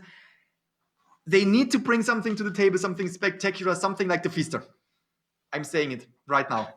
They need to bring the Feaster. Not only for my pleasure. Sure. I mean, not only for my pleasure, but they really need to show that they are one of the best teams right now. They really need to go against GR. They need to be aggressive. They can't be defensive. They need to be aggressive. They need to get this going. At least 3 survivors out of there for the first match. Would be better if they would have a 4 survivor elimination. I would have to agree with you though, Grizzly. I mean, it's not just you favoring Feaster, but I think in terms of tactic, they definitely want to be on a hunter that's a bit more proactive, because based on what we saw there, GR is very much comfortable with playing with patience, playing with tempo of the game, that perhaps you do want to see a hunter that could try to be much more of a, how do I put it? Someone that can deter, I guess, GR from being comfortable with just playing into whatever they want. I need to talk really quick because just look at these stats. Look at the decoding of the entire team, even the forward, over 140%. The doctor on the other side, 8%, but 146 seconds of containing the hunter. Really doing a fantastic job, really giving a hard time to the photographer. I'm sorry, I just want to say it before we can't see this graph anymore. 12 hits of the photographer, still did not only manage to bring down one survivor. Ooh. Oh man. Super duper unfortunate here for BZY as far as their start to round 1, but they still have a round 2 to make up for a lost ground, and I'm just really continuing to appreciate the emphasis of putting it forward in these compositions, which otherwise allows these prolonged moments. And just looking at these highlights right here, we got a glimpse of that bloody beautiful play coming in from PPX, and here we also see the great work coming in from GR. Whenever there were moments that were dire for 5, 6, 7, that was when they put the forward, well, no pun intended, forward to help them out. And it bought enough time for sure. We have to say BZY was coming in with perfect hits as well. Did you see that the owl was just disappearing, the hit was landing, really paying attention to the owl's time right there. The owl is making a sound every second, and I think the owl is disappearing after 20 sounds. I'm not 100% sure, don't pin me down on that, but the top players obviously know how long these owl will be staying around for them to actually strike 1 second after it disappeared. Again, you can't really say anything against the photographer, but GR just had a fantastic coordination. Photographer, BZY was coming in extremely strong, really bringing down the doctor early game, hitting 2 more survivors and giving them early damage, and just, having a little bit of damage so they could go down with another hit. But overall, GR utilizing this doctor, first of all, to heal the teammate, second of all, to kite around the hunter of BZY. Whew, that was absolutely fantastic gameplay from both sides, but GR just coming in a little bit better. 3 survivors out of there. Great job. Yes, indeed. And I am really looking forward to seeing how this will eventually progress, especially for GR, because they have not only fantastic build up here, but it's just very clear GR is on a whole different level than a lot of the teams entering the global finals. And what really piques my curiosity even further is just my statements over the past 2 days, where it does seem like a lot of the regions have already stepped up their game. But then again, if that was already a step up from the other regions, I don't even know what to call what GR is doing right now. It's near godliness entering the global finals, to be honest. And as they go along, should they get that opportunity, should BZY not stop them from doing that, how will they potentially fare against some of these other teams, especially those that were formidable opponents coming in from COA 2? There is still a chance where they could face longtime rivals such as Sessa's team, who was first runner-up during the COA 2. Exactly, absolutely. We saw Sese actually going against GR in the finals, as far as I can recall, which was absolutely crazy. They also have, if GR is advancing, they also have the opportunity to face 5HS again, which would be a match that I would absolutely look forward to. But I'm also reading the chat while we are casting right here. I read a message that was just getting my attention. How would you even counter PPX? He is such a strong hunter. You already said it. One of the best, and he has all his hunters down. How would you counter such a powerful player? You don't. You don't. You don't. I honestly think, straightforward, you can't really counter someone as epic as PPX. It really comes down to just the mindset of hopefully being able to outsmart him in game. And I think if there's a time for BZY to bring whatever other secrets in their playbook that they have, now would be the moment, because GR is just proving to be such a strong force entering COA 3, and you just want to pull off all the stops at this point if you're BZY. Exactly. And now I'm just curious to see. We are coming into round 2. PPX had an extremely strong geisha. First of all, I would love to see the geisha. Second of all, we already said this before, these teams, they know each other. They know which hunters the teams prefer. That's why GR was coming in straight up with the doctor, because they know BCY might take the photographer and the doctor is the perfect choice for that hunter to counter him. They GR can expect to see a feaster. We saw the feaster extremely strong on BCY's side, so they can expect the feaster. They might even ban the feaster, depending on how they, think they can compete against the feaster, or if they think they should rather compete against a different hunter. Then on the other side, is BCY going to utilize the feaster? I mean, to be honest, it just really ties back to what you were bringing up earlier. Your point on hopefully pulling something off a bit more aggressive. And Feaster would be one of the best options, I feel, for them to go with if they don't want to opt for something like Dream Witch or Bloody Queen. If they want to stick with something that's still a bit more up their alley by history, then sure, I would love to see some Feaster just as much as you, Grizzly. Not because of just favoring it, but strategically speaking, I think it would be not a bad way to go as well. Exactly. I think at this point it is not really predictable to see, to know which hunter they might go for. There are a lot of options right now. There is still only one ban, and we just have to wait which hunter will be banned for BCY and for which hunter they will go. GR, man. Winner of the Call of the Abyss 2 tournament, winner of the Call of the Abyss 1 tournament as well, am I right? Whew, they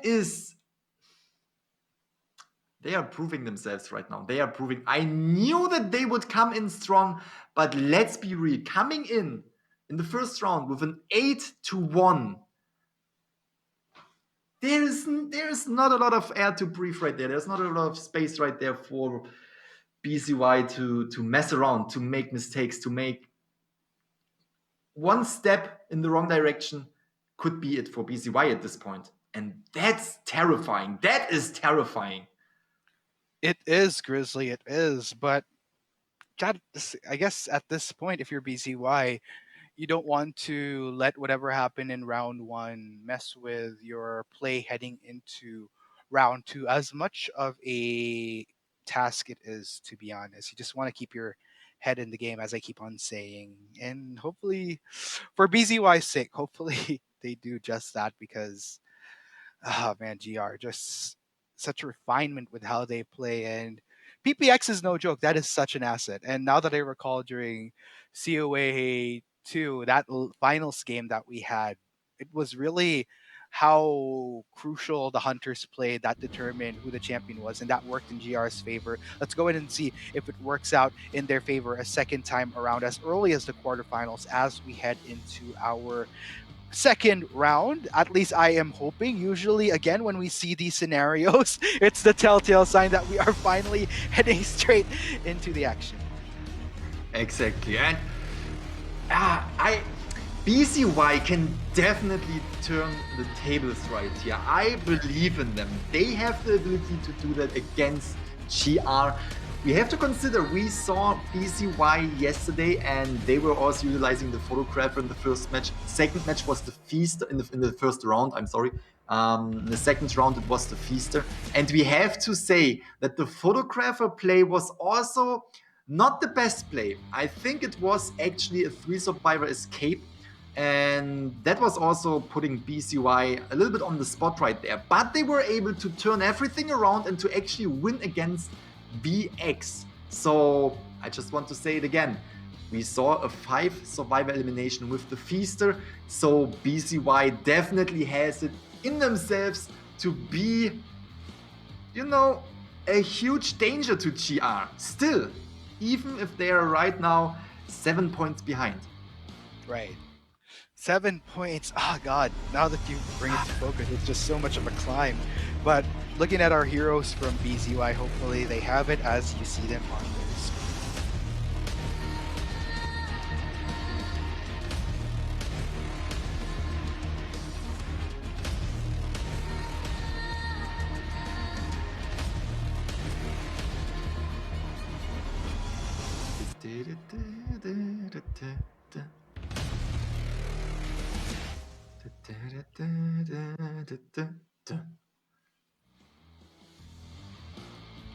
And there So you have it, guys. Exactly, there you have it, guys. We have. Look at this. Look at this. Really focused right now. Just waiting for the match. Just as we all wait for the match to begin, we have BZY right here sitting in the hunter seat, waiting for this match. Really, you know, I think at this point they really want to show off that they can go against GR. They really want to bring everything to the table that they have. So I think for the next 2 games right here, for round number 2, we are in for a treat. Oh, we are, Grizzly. We are, and this match is just going to get all the more intense. I know a lot of people are especially looking forward to seeing how our champions fare a second time around for a second world. This is the first day that we get to see them play at the Call of the Abyss 3 after getting immediate slot into the quarterfinals. Now, it really is up to BZY to stand up to their oppressors from the first round as we head into the drafting phase for our first half of round 2. And there we have it. We have 1 pick on the Hunter bands. We have 2 picks on the Survivor bands. BZY is on the Hunter side. We have GR on the Survivor side. Again, it is 8-1. A 7-point deficit for... Ooh, you see, that's interesting. That's interesting. We have GR, I would say, giving BZY the opportunity to, you know, select a different hunter than the photographer. That is an interesting ban. I did not expect that. I would have, you know, I kind of expected the Feaster to be banned. Maybe even one of the meta hunters like Dreamwitch or Bloody Queen. What I want to say is we have 8 points on GR sides. BZY is having 1 point. BZY really needs to show what they can do. We have a mercenary ban and a forward ban. Forward always extremely strong during the entire tournament so far. Now let's see what GR is going for. Yeah, oh gosh. GR already bringing the mechanic to the table. And I guess what I like about this is that knowing that the photographer is banned doesn't really put GR in a position where they feel that they need to have the forethought of bringing Doctor to the table. And here you go. Instead, they will just switch it up a bit. As we can see, Priestess as well as Gravekeeper will be. But I'm really interested in seeing both Mechanic and Seer let through in this case. And I also love the adjustment of BZY realizing how Forward has slowly become an asset in this tournament. And that crowd control, I feel, has been actually buying quite a bit more time than I would maybe with an Owl on Seer. I actually like the crowd control over that invulnerability. And it's just by the seconds, correct me if I'm wrong, by the seconds of what both these kits enable. I feel like if you were a really efficient forward, then a forward would be more potent in this case, at the risk of, sure, being physically needing to be in that vicinity for the protection. But you know what? As you can see, final picks have been locked in. It's BZY versus GR. Again, BZY with the monumental task of needing to come back in this round 2. Let's see if they can accomplish it with the Bloody Queen. Can you believe me when I tell you that I think that I will never cast a Feaster during this tournament? Oh no, Grizzly, my friend. Keep the hopes up, man. Keep the hopes up. I will keep the hopes up. I will keep the hopes up. I'm gonna see a Feaster. I mean, this is not over. There might be potential 3rd round as well. We can now see BZY as Bloody Queen, straight up going for the Seer right there. MKK trying to get these early hits, trying to get the first Survivor out of the game as soon as possible, or at least on the chair as soon as possible. putting the survivors of GR in a difficult situation. Again, we need to highlight this. They need everything higher than a tie. As soon as BCY is only getting a tie, which is already pretty decent because, you know, GR extremely powerful team. But if they're only getting a tie, that is it points-wise. They can't really catch up on that. Oh my gosh. This is really getting grueling here. MKK trying to establish some distance, but Yulan, oh, charging up. But looks like the pallet will find its target. But not before Yulan goes straight in, closes out the gap, and looks like finally gets his first swipe onto MKK. BCY actually kind of missing that hit with the blink, but luckily striking straight up after the missed hit and hitting on the seer right there. Still, you can clearly tell that this is just such a dangerous match for BCY, and BCY really wants to get MKK, but MKK knows what they have to do. They need to get GR more time to decode, the entire team more time to decode. We can already see Cypher machines are popping right there, but first survivor, MKK, the seer, is finally down for BCY and sitting on the rocket chair. 2 Cypher machines are remaining. Oh gosh. Looks like we are finally seeing some progress, but at what cost though? He was so preoccupied with that seer, and to an extent, it's totally fine with GR so long as we have the mechanic utilizing this stalls and just speeding up the process on these ciphers. Then it's all good. We could eventually try to go for the rescue onto MKK, and looks like GR is on the case. Ooh, there you go. Really nice baited, really nice bait. This is one of the chairs where you can actually rescue from behind the chair, which is really, really interesting because then you can bait the hunter. BCY got baited, actually hit the chair right there, but not giving up on MKK right there. Giving him another hit. Tide Turner will eventually run out, and then we will have MKK most likely on the chair again because BCY needs to focus on this first survivor. But you have to say, as long as BCY is concentrating on the seer, we have the mechanic running around, we have the mechanic stall running around, we have so much potential for decoding right there.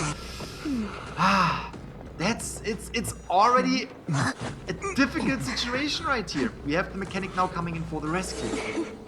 Yeah, looks like GR realizing that they really need to start getting the ball rolling here. Ooh! Sneaky Okay, rescue behind the Bloody Queen's back. Body blocking. Oh my god, the stress right here, just by watching this. I want BCY to come up with the 3 or 4 survival elimination right here, but GR is just doing a fantastic job. Cypher Pop is coming in. Blink is not usable anymore. That is putting...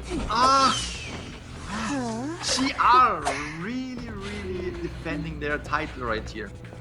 Exactly, and I love the timing on those ciphers, and it's actually very, very deceptive if you think about it with those 2 ciphers up, but those 2 ciphers were already propped and just waiting for that right timing there. It does seem like BCY Sulon will have to try to at least get 1 survivor here just to relieve the pressure of the second half, and it looks like it is very feasible to take MKK down.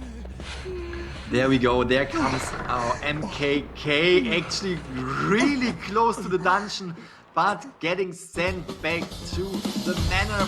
But again, this will give GR 3 points, and BCY will get 1 point, which means we are at 11-2 right now. Oh gosh, Grizzly, I am so worried for BCY at this point. I mean, to surrender 3 points once again to GR, and knowing that you're going up against PPX in the second half, which will make or break your standing in this tournament, whether or not you'll be able to proceed. Chills, man. Absolute chills. Fantastic match from both teams right there. You just gotta say, you see it, you saw it in all 3 games right here. GR is putting up a fight, just as in the Call of the Abyss 2, just as in the Call of the Abyss 1. They are, for a reason, the top players in the world.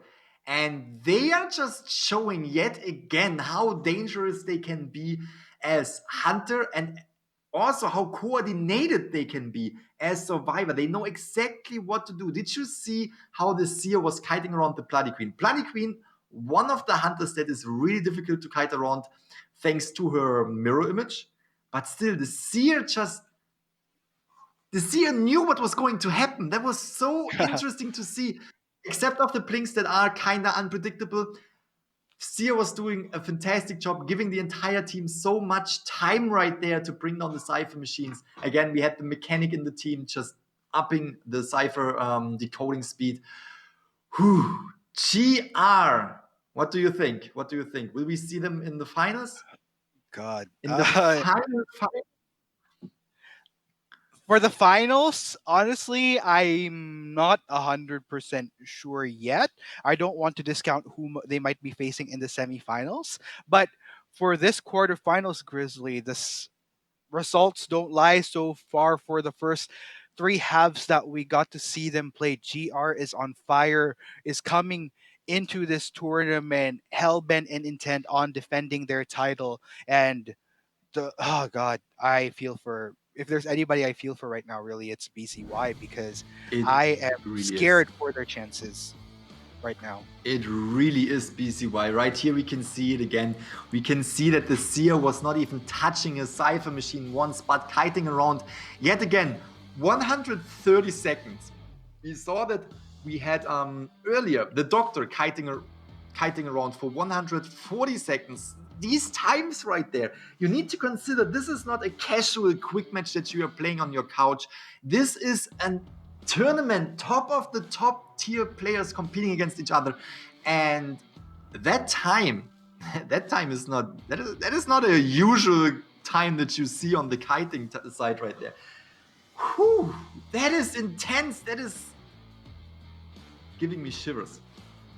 Yeah, I don't blame you, Grizzly. I'm getting the shivers, the chills, and chills for all the right reasons, I would say, because GR is just so good going into this. And I am pretty sure that for those that are GR fans, they are probably the least bit disappointed and just all the more thrilled to see their stars just shine as brightly as they did, if not even hella brighter, going into COA 3 than they were in COA 2. Man, oh man, you also have to take in consideration that this is literally the first match for GR, and BCY was already competing the day before, was already, into the competition, already had pressure on their shoulder to get into the next round, now facing GR. So through the entire tournament, there is a lot of pressure on BCY already, while GR is just, coming in absolutely relaxed. First day, first matches, and I don't think that it's just that, but GR is just GR really dominating in these first games right here.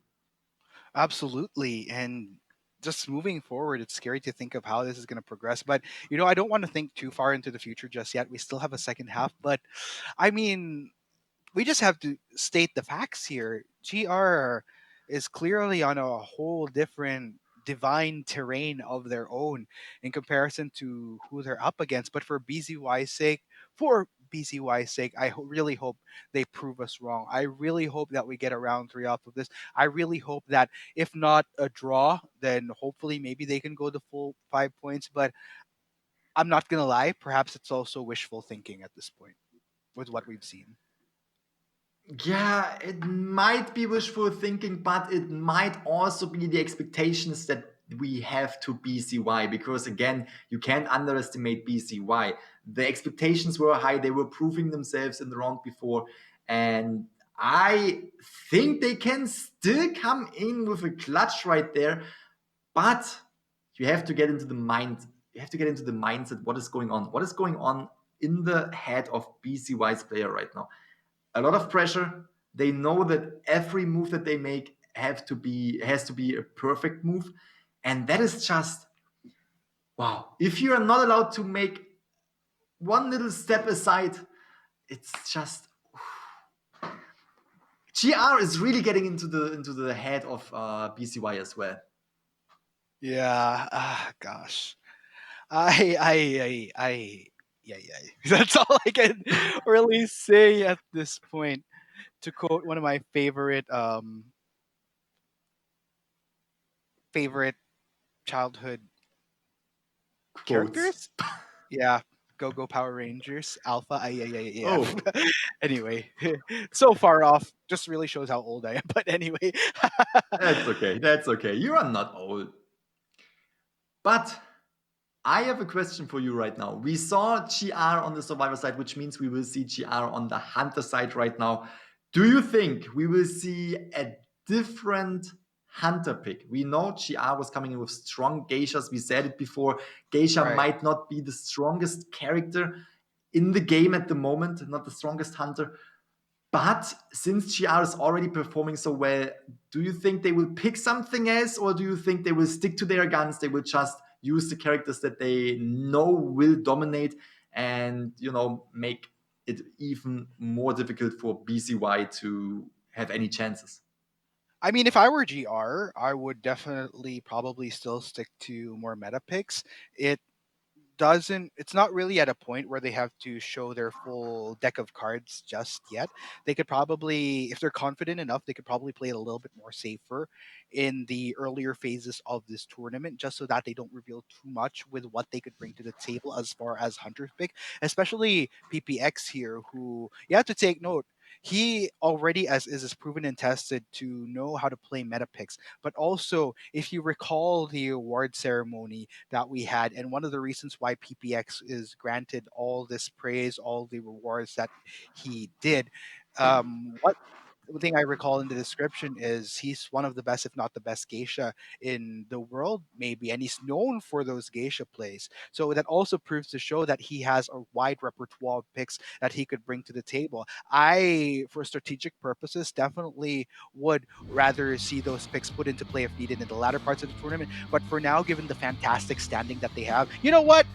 Let's just play it safe for now. Let's just stick to our picks just so that we save the best for last if needed during the latter parts of this tournament, if they're lucky enough to proceed even further. But given the play that we've seen, I wouldn't be surprised if they do, Grizzly. You're pretty much speaking my mind right here. I am thinking exactly the same. I think that they will stick to their guns, because you still have to understand, this is not a fun tournament right here. I mean, it is a fun tournament, but there's a lot on the line. We have a prize pool of over 215,000 US dollars, and just playing around a little bit, just showing off a different Hunter might sound fun to us, might sound fun to the audience, but not to them. They are really here to show what they can do with their Hunters, and what we can see right there, we have the Dream Witch ban, which could allow PPX to come in with the Bloody Queen. And on GR side, we can see that there is a Seer ban and a Mechanic ban, really bringing down the ability to kite longer thanks to the Seer's Owl, or to decode extremely fast thanks to the Mechanic Stall. Okay, so far so good for BCY. Looks like they will be utilizing the forward for some juicy crowd control to delay PPX here. Not a bad way to go. I like the aggression. Perfumer as well will be playing around the jukes here. Love the mercenary going through as well. I think this is definitely a great composition that BZY is working it, wrapping it up with a Gravekeeper. Question is PPX going to be still sticking to the Bloody Queen? Why fix something that clearly isn't broken? Why fix something that granted you the full 5 points in the first round? Given the composition that BZY has, though, will PPX feel that it is appropriate to use the Bloody Queen a second time around? And yes, it is indeed an appropriate time to do that, Grizzly. Exactly. We have PPX yet again with the Bloody Queen on the Arms Factory. Quite small map, which gives the Bloody Queen a lot of options to travel around really fast. Again, we have the Gravekeeper in the game. BCY also sticking to their guns, even if they know if they switch it up right now and bring him survivors that you wouldn't expect. It could be surprising, but it could also be a disadvantage since they are not the best picks for the team, obviously. Now we are jumping into the match. We have PPX yet again. We're gonna see PPX's Dream Witch, Bloody Queen, I mean, I'm mistaking that all the time. Bloody Queen, and really putting pressure on the survivors right away. Really putting pressures on the survivors right away. Oh god, pressure is on Grizzly. Love how you emphasize that. BZY, let's go ahead and see. It looks like PPX won't have that instant load in of a swipe right away, but he has found his target, in which case Mirror Image is coming in. I love this. This could ultimately lead to a good pincer going forward, but Sunmi definitely going to try to establish some distance. However, whack on the head will come in. Taking the first hit right there is the Perfumer. That's actually an interesting spot to be in right now for PPX, because obviously the factory is one of the strongest kiting area, but with the Bloody Queen's mirror image we can see that it is also a really difficult task to kite around PPX right here. Now trying to get to the Perfumer, making the hit happening over the window. Fantastic job. First survivor is down yet again. While there are 5 Cypher machines still up and running, we can see Mercenary is slowly making his way in to rescue the Perfumer. We still have 2 survivors decoding right now. Whew. Again, really good play from PPX, putting a lot of pressure on the survivor side, on BZY side, by bringing down the first survivor so early in the match. Yeah, unfortunately, Jukes aren't going to be saving Sunmi, in which case Baimao is already on the case, though. Has quite a bit to work with, has a lot of pads, so it should be an easy rescue for him. In which case, will be getting the first hit, but it's just fine. Wouldn't really deter him running for this cause. Should be able to free Sunmi. PPX, he's going to be back on the chase.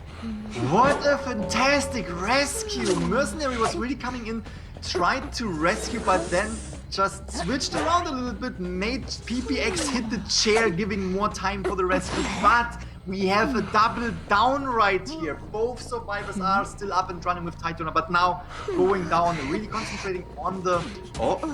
we see the forward, but that was actually expected from PPX, bringing down the Perfumer just in time to take the hit and not losing the Perfumer. Fantastic job. We have Snowbee still trying to protect, taking the hit right here. That is so dangerous for BZY. Oh my god. Oh, trying to stun yet again, going down right here. We have 3 survivors down, 4 Cypher machines still up and running. Perfumer on the balloons. Oh gosh. Got a feel for BZY right now. Already in a interesting position if you think about it. Snowbee as well will be scouted out by PPX to Rocket Chair, and you don't really have a choice if you're BZY right now. You have to respond to what's going on when you have 2 survivors out of, not really out of commission, but are currently not in a position to help you with the ciphers right now. PPX expecting that there's someone to come in for the rescue. That's why the forward is now right next to the rocket chair. Forward could still get up if they provide enough time. There we go. Forward gets up, runs away. We have all survivors up and running, but Perfumer took another double down right here. I can't believe it. PPX is just giving these hits. Look at these survivors falling down left and right. Are you kidding? PPX just proving that they are dangerous. You can't mess around with GR right here. Bring the Grey Flavor on the rocket chair. Definitely concentrating on the Perfumer next. Maybe? No, not going for the forward, because forward cannot get up on his own. Really concentrating on the other survivors right now. Mercenary making an entrance again. Absolutely. At this point, Grizzly, it's a PPX flex show that is going on right now. Look at this, probably one of the fastest decimations we're looking at in this tournament. Look at this. So many survivors just not in a position to further BZY's cause to take to work on these ciphers, and oh gosh, it is such a chore that they're dealing with PPX right now. There is not even the dungeon revealed. You need to understand what that means. There are still 4 cipher machines up and running. PPX on the hunter side right now, putting so much pressure on BCY. What is there to say? There is way too much pressure. If Sumi goes down, that's it for the team. Oh, actually was able to rescue right here. There comes the double down. What is there to say? We have all survivors down in a few seconds. They actually got Snowy up right here, but that did not last very long with that dangerous bloody pin. I'm on a loss of words right here. This is just absolutely crazy. 4 cipher machines remaining, and look at the right side right here. Cipher machines on the rocket chair, survivors on the rocket chair, survivors on the balloon, survivors are down, survivors surrendering because there is no option to go against GR anymore. Ooh! What a god! PPX.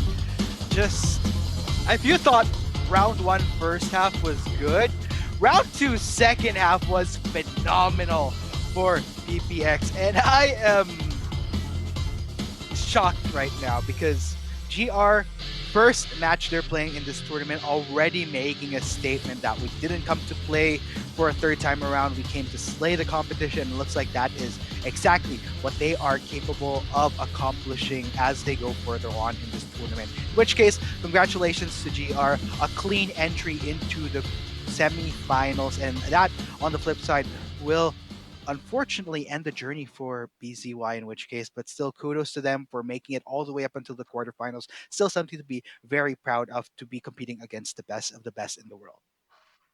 You need to understand, we were just casting BCY yesterday and they did good. We praised them. Fantastic gameplay from their side. And it was really difficult for VX to actually go against BCY right there. They have proven themselves to be one of the best teams right here. And now GR comes in and just...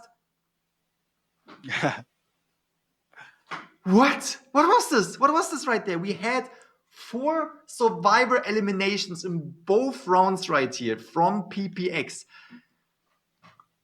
I'm kind of on a loss for words, but I kind of don't need to talk about it. Everyone saw what happened. Everyone saw what was going on right there. Everyone witnessed the power of GR's Hunter PPX right there with the Bloody Queen. Oh god, oh god, oh god. That is crazy. That was extreme. That was so fast. Are you kidding me? That was crazy. That's probably the fastest series we've had here at COA 3 Global Finals. Correct me if I'm wrong, guys, if there was anything faster, but this was just impeccably played by GR here. PPX, there wasn't a single dull moment for him. He was up and active for each time. It put BZY in a position, as you can see by the stats, barely any decoding went down in that game, and just constant 8 points, both round 1 and round 2. GR is a force to be reckoned with, but as you can see, total tally of games here, it's the only game so far that didn't even need to go into a round 3 for GR's case, in which case, but you know what, we'll have to find out a little later on if we'll be seeing the same success from our final match of the day, Grizzly. Absolutely right. And we have to say that BCY, we were seeing the stats. There was not a lot of decoding going on, obviously because there was a lot of pressure from the Bloody Queen, but the kiting times were also all around 30 seconds. That just shows how dangerous PPX is right here. Really putting pressure on these survivors fast, early game. I mean, 4 survivors were remaining. That is everything that we have to say. I mean, not much to be said anymore, really.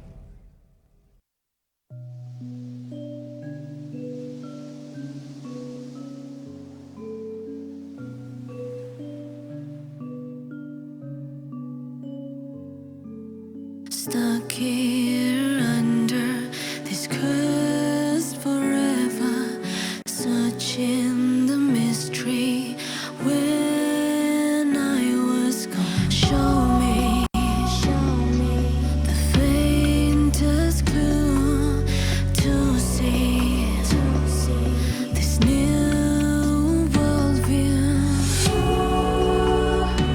The curiosity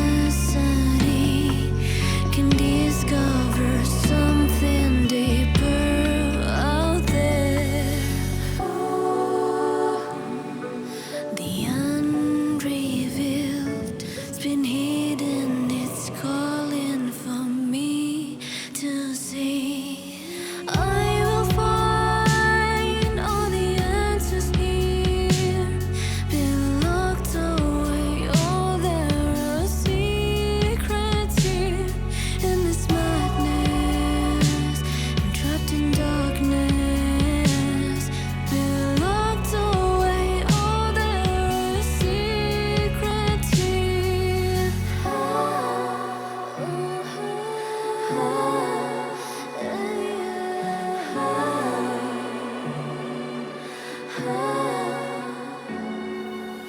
It's just another night, and I'm wondering what's behind that wall, beyond my imagination.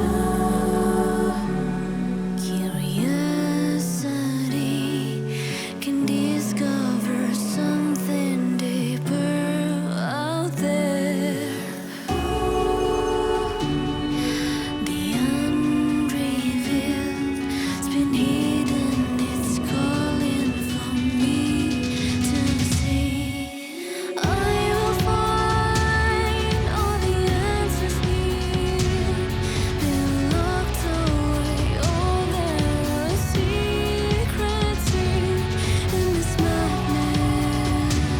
I'm trapped in darkness, been locked away. Oh, there are secrets here. I will find all the answers here, been locked away. Oh, there are secrets here in this madness. Trapped in darkness, been locked away. Oh, there are secrets here. I will find all the answers here, been locked away. Oh, there are secrets here in this madness. Trapped in darkness, been locked away. Oh, there are secrets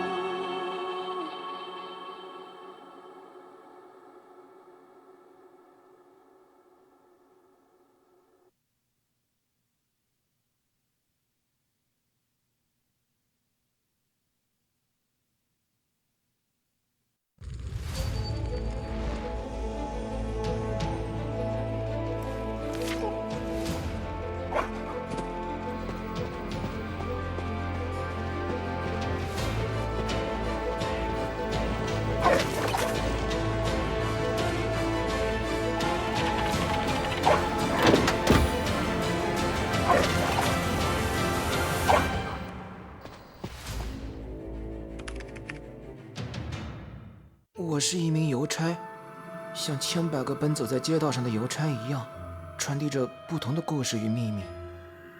我并不擅长与别人交流，也不喜欢，但我却迷恋观看这些收件者拿到信件时的种种表情：惊讶、喜悦、激动万分，又或是怒不可遏。面对面的对话是最虚伪的，人们看着你的脸，根据你的反应而反应，说着那些附和的假话，而那些字里行间所藏匿的感情，反而才是最真挚的。可能说这些话时无法让人信服，因为从没有人给我寄过信。毕竟我唯一的朋友威克也只是只小狗罢了。但当我第一次收到这封寄给自己的信时，我从未如此确信文字所体现出的无尽真挚。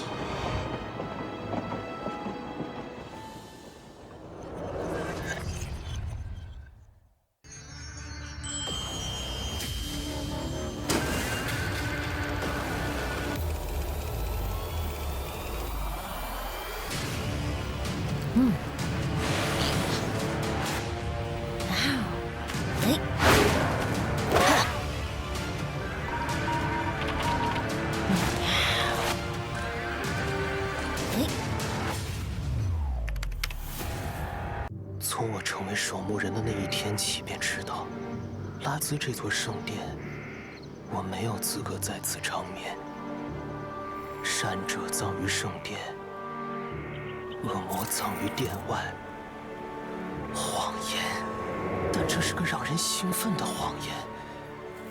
这肮脏的金钱，竟成了我通往圣殿的阶梯。但为了拉兹，这一切都值得。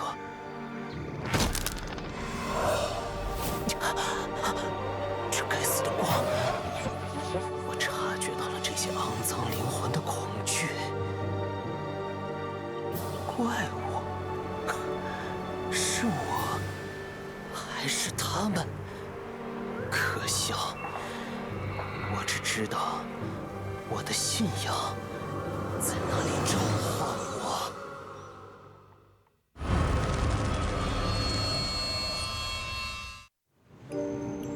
这份卑微的工作也不记得做了多久，我好像什么都不记得了，除了关于那件发明的模糊记忆。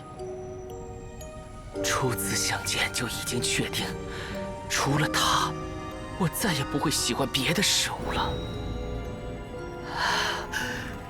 要知道，拥有自己的发明，那种感觉真是太美好了。可他为什么总觉得我的想法是错的？直到电流直击大脑，我仍然没有找到这个答案。他死了，但谁又能保证下一个不会是我呢？后来，有人帮我脱了罪，但侥幸逃生或许更糟糕。那伟大的发明依旧无法完成，直到那封信的出现。我相信，它会让一切继续。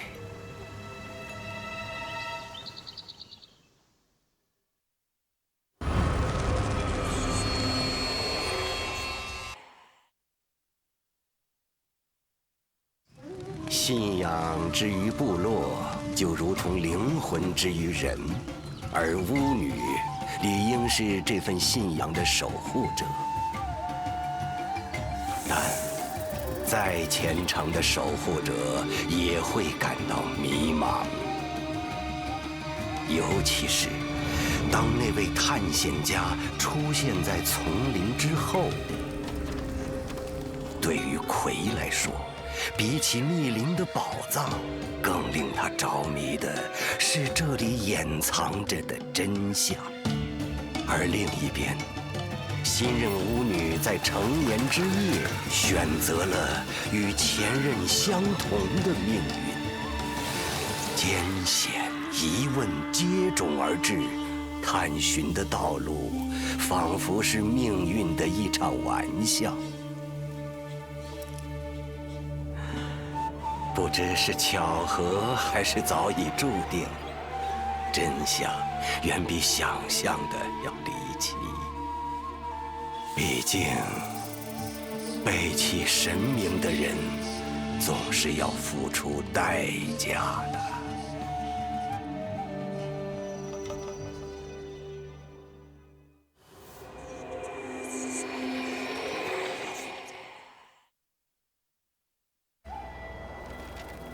西部最富有的淘金者马歇尔惨死家中，金子也不知所踪。嫌疑人西部大亨靠着贩卖炸药而发了家。他总说，淘金的人不过是一群做着暴富美梦的赌徒罢了。而马歇尔生前更是在他开设的西部赌场里欠下了巨额的赌债。黑玫瑰夫人靠赏金为生，马歇尔正是他悬赏名单上的头号人物。在西部，每个人早已被明码标价。而这个嫌疑人和其他人都不同，他对金子可没有兴趣。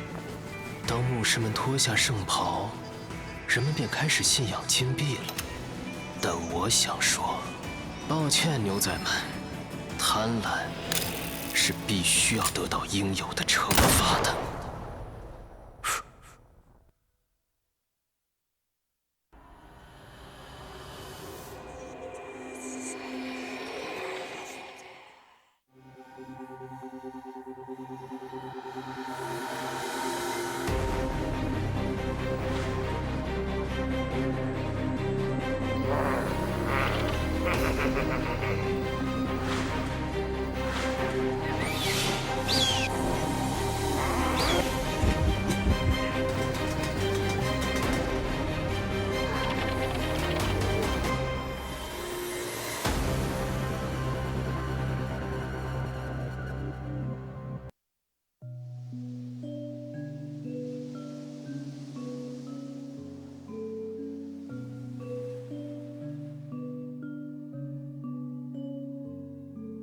Stuck here under this curse forever, searching the mystery when I was gone. Show me the faintest clue to see this new worldview. The curiosity can discover something deeper out there. The unrevealed's been hidden, it's calling for me to see. I will find all the answers here, been locked away. Oh, there are secrets here in this madness. I'm trapped in darkness, been locked away. Oh, there are secrets here.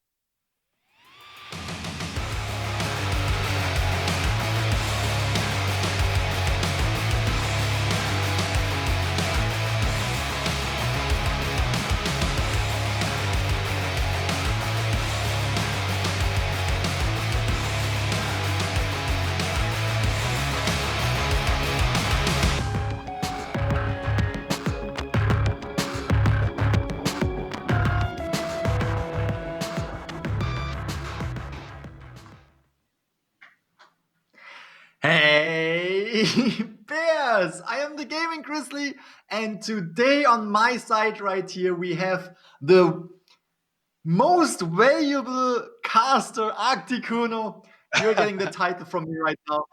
Super, super excited to be here with you together on this beautiful day. We just saw an absolutely fantastic play from GR.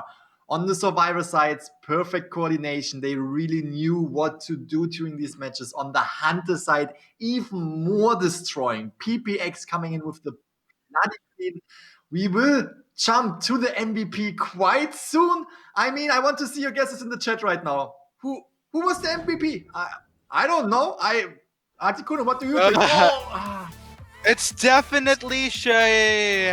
Should I even pretend to be surprised? No, I'm not. No surprise right there. It is going to be PPX. And Look at that score! Look at those stats! Crazy, dude. That is absolutely outstanding. Remaining ciphers 2. I cannot recall that during the last match there were 4 remaining cipher machines, but this is obviously average.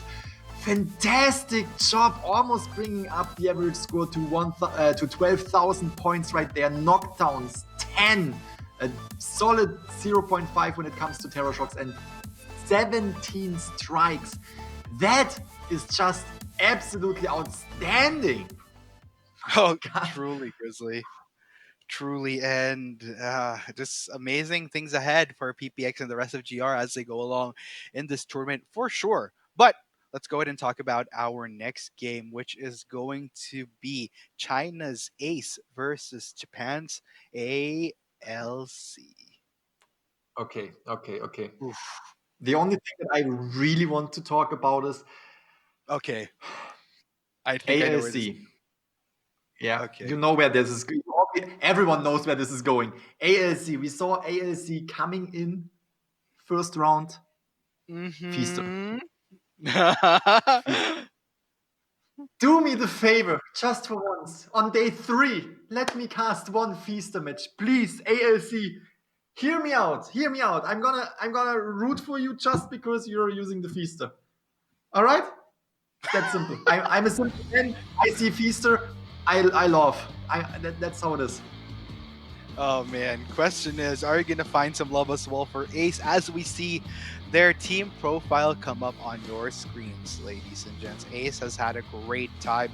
One of the teams that actually managed to close out in 2 rounds yesterday during their first match in this tournament, and definitely another one of the teams that everyone is looking forward to, having players that come first runner-up during last COA, and they are definitely not a team you want to underestimate coming from the Chinese region. You don't want to underestimate both of these teams. Again, we saw them compete against other teams and really deciding these rounds for themselves, which means they actually went into the next bracket of this tournament by only playing 2 rounds, really showing what they can bring to the table. Now we have 2 of these teams with only 2 rounds fighting against each other, and I'm curious to see what they will bring to the table on round 3. But of course, again, ALC was coming in with a Feaster quite early in the game in round 1, so I'm excited to see all of these matches. Really looking forward to it. I'm actually even excited to see a Dream Witch. It's extremely interesting to me that we saw Dream Witch through the entire day 1. But after that, it slowed down quite a lot, didn't it? Oh, it kind of did, Grizzly, actually, now that you mention it. So hopefully different pace that we eventually look at moving forward. So, man, I think, actually, you know what? It's funny. Something that popped in my head that I was thinking of asking you is, what are you looking forward to towards the final match of this day? But who am I kidding? Why even bother asking? I think everybody knows what you're hopefully looking forward to into this final match. But one thing I'm looking forward to right here is actually the hunter for Ace, who is Sese, one of my favorite hunters personally from COA 2. Great guy. Not to mention, even greater are his hunter skills. So let's go ahead and see if we see that same prowess heading into today's match against ALC as they take the stage right now at the live venue in Shanghai. Exactly, as you just mentioned, Sese, a fantastic hunter, made it into the finals last year, was facing GR in the final match, was defeated by GR, but still put up an amazing fight, went out of the Call of the Abyss 2 tournament on place number 2, which is absolutely outstanding as well. I'm also excited to see Sese coming in with the hunter place. Again, I am not only excited to see these players perhaps use Feaster, but I also like compete against each other, because I think skill set of both teams is pretty much on the same level. And again, we didn't see a round 3 of any of these teams, so really curious to see how this match, this fight between ALC and Ace will turn out. Right here we can see the team profile. We have the Bloody Queen as preferred character. We saw what the Bloody Queen can do, so it's only understandable. Oh gosh, and ALC, in all fairness, I absolutely loved ALC's performance yesterday. I'm not just talking about the excitement over those Hunter picks, but just again, a beautiful showing from the Japanese region. In fact, if you recall the number of teams that progressed from the first phases over the first 2 days into the quarterfinals, that in itself is already a lot to be proud of. Now, the bigger question here is whether or not we'll be seeing Japanese teams go strong into the semifinals. Of course, ALC going to be one of those teams that will prove to be the last stand for Japan, in which case, and just all the more to look forward to for our audience. Just want to mention ALC did an outstanding job, was coming in with Feaster and the Dream Witch in these 2 rounds and managed to get 5 points, just as GR managed to get 5 points in their Hunter matches that we saw right now. Was ALC able to get 5 points out of both rounds as Hunter yesterday. That was something that was also really stunning, really interesting. It's always crazy to see when the Hunters are just going ham on these survivors. I'm absolutely looking forward to see if this will happen today. I might actually think that it's not going to be that easy, considering that they're facing Ace. For sure. And I am just raring to how these results are going to roll out, Grizzly, because so far, if you're going to look into regional success as to who has made it into the semis, fellow Japanese team MWS luckily was able to secure 1 slot earlier on during the day, as casted by Ciora and Poch. Now, the rest, of course, of which have been our Chinese region team in the form of 5HS and GR. Now, the question moving forward, heading into this 4th match, is whether or not are we going to be getting a second Japanese team, or is it going to be a 3rd Chinese team that enters the ranks of our top 4? Yeah, it's going to be very interesting. We will find out quite soon, since we will see the matches. In a few seconds, we will start into round number 1. We can see the players are already ready, already getting into it. And just look at them. They are ready. They want to get this.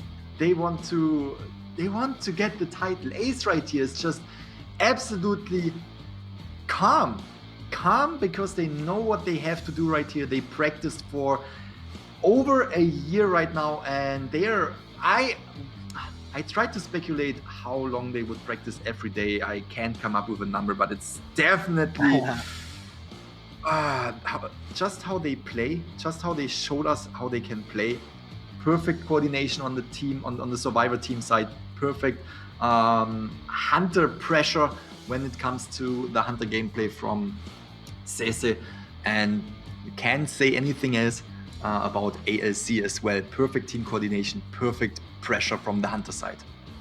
Absolutely, Grizzly. And it just really goes to show how much is riding on this particular series. Both teams have exhibited to be quite formidable forces to be reckoned with right out the gate when they entered this tournament. Unfortunately, this is a competition.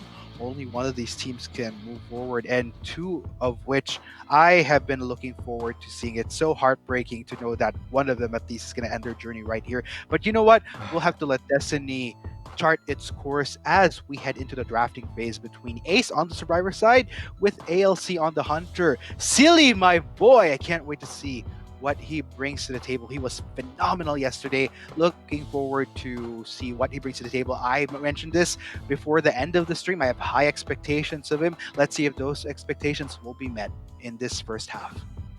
High expectations on both sides right here when it comes to me. Silly again yesterday coming in with 2 5-point games in the first and in the second round on the Hunter side. You can now see Sacred Heart Hospital map it is. We have a mercenary ban, which means Memory could go for the Seer, is actually doing it, really trying to get the full potential out of these meta picks right here. Seer, we have a forward, we have a mechanic for the Cypher machine decoding speed, and we have Blue coming in as Gravekeeper. Now, my big question that is hunting me down since the stream started is if Silly comes in with the feast and finally happens. I can't believe it.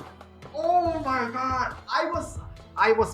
When I was born, I was born ready for this moment. It all comes down to this very moment right here. Silly as Feaster. Finally, I had to wait 3 days, and the final match right here. I'm finally able to see a Feaster match. Thank you, ALC. You heard my prayers. I love you for that. Okay, you know what, Arcticuno? I'm gonna let you talk right now because I think I might be a little bit loud during the match. Okay? Yeah, I think this is gonna be the last few seconds I will be talking because throughout the game, I am highly expecting you to bring us to action, Grizzly. This is your specialty. This is what you live for, as you said. I am all for the takoyaki fantasy, calamari all the way. Yeah, there's not much to say at this point. Silly had much success on this particular pick. Going up against a formidable foe like Ace, the big question is whether or not he could pull off the same feat against such a talented roster of players. Ace is not one you want to mess with, so let's go ahead and see if we can exhibit that same control heading into this match. But before I let Grizzly go full on fanboy heading into the game, I want you guys in chat to let us know who you're rooting for. Do you want to see Japan's ALC rep for their country, be the second Japanese team to enter the semifinals, or is Ace gonna prove to be the team, at least one of the teams to beat, as a lot of people were expecting, considering their reputation from COA 2 heading headstrong into COA 3. Grizzly, the floor is yours. I'm gonna leave my chair right now and I'm just kidding. You already mentioned that ALC Silly was coming in with a really strong Feaster play yesterday and really went like full 4 survivor elimination in the first match, securing these 5 points. But if someone can stop him from doing it again, it is definitely Ace right here. Let's get into this. Feaster is coming in, is searching his first prey, his first target is really moving into the right direction, going into the direction of the shack, which is really interesting. He's not... I'm sorry, I didn't see who was in the shack, but probably not the right survivor. That's why he's moving on, really concentrating on the hunt of the mechanic, I assume. There we go. You see, that's finding the mechanic right there. Fantastic job, just giving the hit right there. Mechanic tried to hide, but Silly was actually able to sniff him out with the scratch marks on the floor that were barely visible. Fantastic job. Now trying to make another hit happening right here. Again, Feaster is quite a slow hunter. We already heard it. It's a chunky boy. Slow hunter, so it's also quite crucial to bring down the first survivor pretty soon. Oh my gosh, Silly is just bringing it right now. Already getting a hit onto first. Oh! Would you leave my Feaster boy alone? Brodang, fantastic stun right there. Really giving the mercenary more time to, you know, get a little bit of distance. Ooh, nice call. Good call. Good call. That is putting the mechanic in such a difficult situation. Good call. Going upstairs instead of following the mechanic through the window, hitting the mechanic and bringing Angel to a a rocket chair, bring down the doll as well. Really slowing down the decoding speed that comes with the mechanic. Absolutely. Not bad way to start off here for Silly, and this is definitely going to be something that Ace will have to respect as they go along over the next few seconds of this game. Don't want to underestimate Silly, in which case that's constantly going to be looking for the constant control that he knows he can push for against Ace in this game. We were really having 2 survivors coming in for the rescue. We had the Gravekeeper taking the attention off The Feaster and the Forward really getting the rescue done right there. Oh, we have the puppet right there. Ooh, nice stun. I have to say, that was a nice stun from the mechanic. Trying to really get away from the Feaster. We have the Forward protecting. We are down to 3 Cypher machines right now. This might actually be difficult for both sides. Mechanic is going down. We still have the Forward right there protecting the mechanic. Let's see what is going on. Is Silly picking up? No, Silly is having the patience. Bring down the... alright, I see. Bring down the... At least trying to bring down the doll first. Now concentrating on the Forward right here. Trying to scare him off so he can actually get the mechanic up and to the chair. Oh my gosh. This is actually an interesting series of events, Grizzly, because we're looking at 2 very high-octane teams. Silly definitely not played, but Ace, on the flip side, has been using such efficient use of their time in terms of just making sure that they speed up on the progress over these. But wow! That was a nice try to stun, really, really good job. But Silly actually moving a little bit further away from the obstacles, getting hit by the Forward, but not getting stunned into anything. Fantastic job. Bringing the mechanic on the rocket chair for the second time. The doll is down twice, which means there is no decoding power in the doll right now. But there are only 2 more Cypher machines remaining. We can see the Gravekeeper is about to bring one down, but now slowly moving away from the Cypher machine. Curious to see if Ace is rescuing the mechanic or is just concentrating on bringing down the last 2 Cypher machines, really trying to get away from the Feaster. Yeah, this is really good progress coming in from Sealy. Better, in fact, than what I would have expected in terms of his progress over these survivors. Already losing out on Angel just gives him so much more leeway to try to push for more pressure on these survivors as they rotate. But then again, on the flip side, Ace, like I mentioned, has been making good progress of the time that Angel was trying to buy while he was still up. And as a result, only 1 Cypher remaining. This is still good grounds for Ace to work with. There's still a large chance that they could escape with 3 survivors, all of which are still very, very healthy. You just mentioned it. 1 Cypher machine remaining. That is absolutely good for the Survivor team, but you can also see they are running around a lot. They are trying to avoid the Feaster right here, but they are also trying to sneak to the Cypher machines, bring them down. Oh, that was close. Silly trying to hit with the Feaster right there and missed it through the window. Now going for the Gravekeeper right here. Gravekeeper used the skill already once, is now using it for the second time. Silly not trying to get to the Gravekeeper right here, not wasting the time, actually trying to protect the Cypher machines at this point. We have the dungeon in this area as well. Going for the Forward, that can be an interesting pick. Forward's football is, as far as I can tell, pretty much done. Putting down peepers everywhere. He wants to have an eye on all these Cypher machines. There we go. Can we see the stun happening? Oh, that was a fantastic call. Ooh, not taking this pellet into the face, but giving Forward a hit. Fantastic job. Feaster, great call, good job. Silly is really trying his best to put pressure on these survivors, but survivors are also doing a phenomenal job, you know, just taking the time and touching these Cypher machines when it's needed. Yeah, I mean, Ace is still trying to work on that Cypher, and what Silly's trying to do here is at least make the most of this moment. Ace is like I mentioned, not far off from going for the full 3 survivors out the gate. It's still very much workable. Rotang, unfortunately, already taking a hit, and it's going to be very tricky. Blue already in the vicinity as well to supplement in case things go a bit wrong here, but instead also gets a hit himself. So this is still very, very good footing for Ace in this case. That was a really good job. Both survivors choking the first hit of Silly and then body blocking Gravekeeper, giving the Forward more time to now kite around, just the time that he needs. I'm curious to see what the Cypher progress is saying. Are we seeing a Cypher pop right there? We don't. Silly is getting the chance to actually put the Forward into the basement right there. And if they want to get, as you just said, they still have the chance to get 3 survivors out of there. But if they want to do that, They need to go into the basement. Last chair right there to rescue the fort.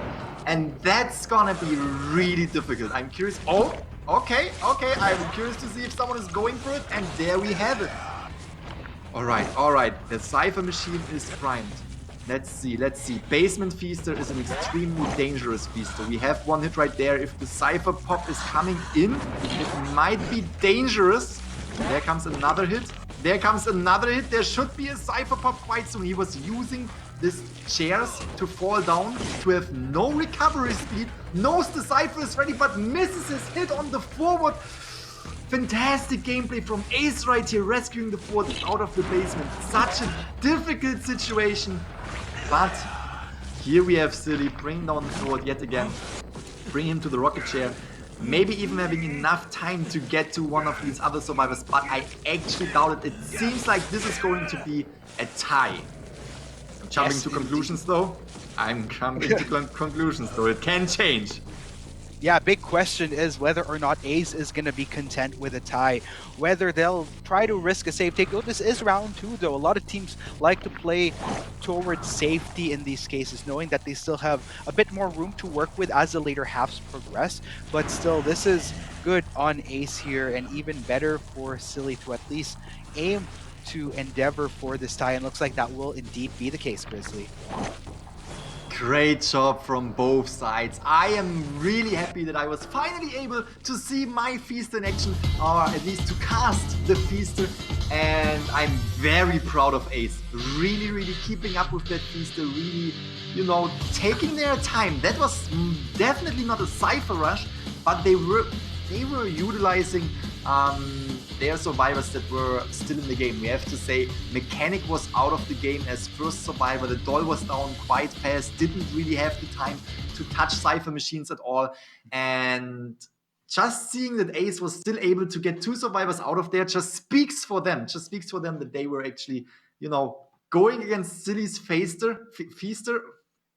I can't even speak out his name anymore. And still getting 2 points out of this match on both sides. Great gameplay. I really enjoyed it. What about you? What do you think about it? Yeah, I mean, it was definitely good on Silly for going for an equalizer for the first half. I think that's the most you could work with at that point. It was very clear that Ace was, regardless, not deterred, even with the early loss of one survivor. And the fact that Silly was able to hold his own out there as well. I mean, I wasn't expecting it to be as close knit as it was between these two teams, respectively so, knowing that they've shown some great play during yesterday's set of matches. Overall thought after that first half, I'm honestly quite undecided on how this is going to roll out, Grizzly. It's probably going to be our tightest match yet for the quarterfinals, if you would agree with me, because these two teams, Absolutely. Man. I totally agree with you. We just saw that the Feaster Silly was putting a lot of pressure on the survivor side. Again, they were going for a really fast decoding speed right there with the Mechanic, but eliminating this Mechanic as first survivor and bringing the doll out of the game quite soon was fantastic gameplay from Silly. And then bringing the forward into the basement at the end was putting a lot of pressure on the survivor side. But the rescue was crazy. We had the Cypher pop happening in the very right moment for the survivors. We can see we have an extremely good decoding progress from Ace Memory and Ace Blue right here, the Seer and the Gravekeeper. And the kiting time from the fort was really helping right there, decoding these Cypher machines. Great job. Again, both sides have proven themselves to be worthy to get into the next bracket. Absolutely. And this is just going to get all the more intense. If anything, this would maybe be one of the games that goes to a full round 3. It really is up to the Japanese team. What we're working with right now is a draw. So nobody has the advantage quite yet. It really comes down to how the second half is going to go. This is the make or break towards who could potentially be taking the win for the first round. I mean, if you want to play it safe, then maybe push for a draw, sure.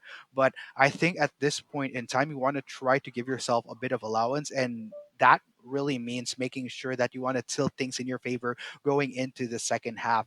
And it's going to be tricky, I think, even more so for the Japanese squad, knowing up that they're going up against Sese. But then again, it's up during You day just one, said it. how a lot of Oh, yeah. I'm sorry. It was just. I hope I am not lagging now. I hope. I hope I don't get the curse from COA. You just said it. They could play it safe, going for a tie and really being a little bit defensive right there. But I don't think that this is the mindset of any of these teams. As you can clearly tell, some of these plays that we are seeing, some of these plays that we are witnessing right here during the Call of the Abyss 3 tournament, they are risky. They are risky, and sometimes they decide if there are 3 survivors getting out of there or if there are 3 survivors getting sent back to the manor. And these risky plays, I absolutely love them. That's what I am here for, to see what they can come up with in extremely dangerous situations. And that's why I think playing it safe might be an option. But I just hope we don't see it, because again, you mentioned it earlier. They want to get a little bit of an advantage points wise going into round 2 right there on both sides. Both sides want to do that. Exactly. And however, if we do end up seeing a draw, that ultimately means that we're guaranteed a round 3. And I think that's all. That's somewhat of relief. That goes both ways, because at least you know that you have those extra rounds that are going to go the full way to work with. If you're really dealing with a team that are just formidable, and that's the case for this matchup. Both Ace and ALC are just two of the strongest teams, in my opinion, going into this tournament. Not discounting GR, of course, who's just on a completely different terrain right here. But just looking at it, it's going to be really close, Grizzly. And I think what a not a bad way at all to wrap up day 3 of Call of the Abyss, if you think about it, having such a close, tight game before we call it a Yes. night. I actually would love to see a round 3. And even if there is not a tie going to happen, that does not exclude round 3 right there, because I think that even if a round 3 is happening, you have to see that both teams are, that's at least pretty much, they are pretty much on the same skill level. So even if, for example, Ace is coming in with a 3 points game, we still can see ALC catching up on that easily. And the other way around, silly. You get it? I made a pun with silly. Sorry. Yeah, I was like, and the other way around, it's the other way around. You can see ALC coming back. You can see Ace coming back from a little bit of a point deficit right there. I totally expect to see an extremely close match, to be honest, because again, both of these teams have proven themselves, and we just saw it in the first match. They were giving each other nothing at all. 2 points on both sides. We had the tie right there. Fantastic gameplay from the Feaster, really putting pressure on the Survivor side. Again, putting the forward into the basement, bringing out the mechanic as first Survivor, but also a rescue and coordination. You know, you have to adapt to a situation like this. If you are playing on the Survivor side, you have the mechanic, and you realize, okay, mechanic has not a lot of room, not to say like not room at all to decode a cipher machine, because there is the Feaster, and there is the Feaster bringing down the mechanic. You need to adapt. You need to change your style. You need to go in for decoding, even if you're a Survivor that is not meant to be a decoder, right? And right. I have to say, Ace was adapting absolutely perfect to the situation they were given. Yeah, and looks like we will get right to business, Grizzly. As you can see, Sese taking the stage at the live venue in Shanghai. Happy Valley. This is going to be really, really good. Of course, our Japanese team playing from the comforts of their own region right now as a precaution for this tournament, but no worries. Everything is being monitored by our referees as well as the Identity 5 team, just to make sure that it is fair gameplay for everyone in participation in this tournament. Here we can see Hunter side is getting ready, using the powder right there, using the towels to just, you know, don't have slippery fingers right there, because that's the last thing that you want to have during a tournament like this. And we will see the Survivor as well as Hunter bans, as well as the Survivor and Hunter picks in a few seconds right here. We can see, I kind of hate that they are showing the trophy into our face in every single game. We're gonna see the trophy. I still need that. Again, chat, hashtag give Grizzly the trophy. Maybe NetEase will listen to you guys. I would yeah, do it for me, please. Thank you. Let's get into this. We can see the Survivor ban is coming in right here. And Sese on the Hunter side will decide to ban the Seer, an expected pick. Oh gosh. And wondering what the selection will be for ALC, in which case they have proven to show, at least on the Survivor side, that they do play a bit more to standard. Also one of those teams, if I'm not mistaken, that wouldn't shy away from utilizing the trend of forward for some reliable crowd control and hold. And okay, Mercenary as well as Mechanic, default picks indeed for ALC. Looking at those last two Survivor picks coming to the table. Okay, there we have I think we can expect a forward at ALC more right here. We saw this team constellation before from ALC. There comes the forward.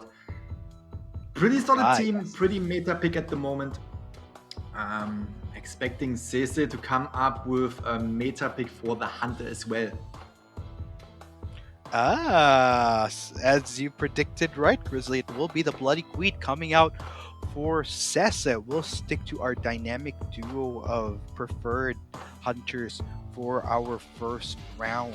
And yeah, just looks like it's going to be a standard set draft that we're looking at, Grizzly, heading into the second half. Excited to see it, again. We have two very, very strong teams right here competing against each other. We have round number 1 match, game number 2. Let's see what they will bring to the table. Again, we had a tie in the first game, and as you already said, you could play it safe going for another tie, but definitely I think the mindset of both teams right here is to get more points, to get 3 points, to get maybe even 5 points, to get into the round 2 with a little bit more of a, you know, room to breathe. Indeed. But you know what? Let's go ahead and not take a breather any longer, at least for our audience's sake, as we head into the second half between Ace as well as ALC. Sese already on the case as he's chasing more with the mirror image. Give him more distance, that is, as he manages to widen the gap. But of course, Sese not to be deterred, already closing in strong, looking for that hit. Whether or not he'll find the landing, no, not quite. Is going to try to pincer him in. They are glowing close here, but looks like all the more good for him. Still doing great. Speed it up once again. Oh, more really getting a little bit of distance in between Sese and himself, but still taking the hit while throwing down the pellet right here, and now taking the mirror image sword into the back and going down. First Survivor is down, 5 Cypher machines remaining. Again, really good gameplay, really good starting point for Sese right here. Now going towards the mercenary, stopping him from decoding the Cypher machine any further. Really good play. We can expect that there will someone come in for the rescue right here. Still, they are really concentrating on decoding, and forward going down does not mean anything. We have the Mechanic coming in. Again, Mechanic is using the robot to decode right there and is coming in for the rescue. Let's see what is happening. Let's see. One thing I would like to highlight is I love Sese's early priority on this forward.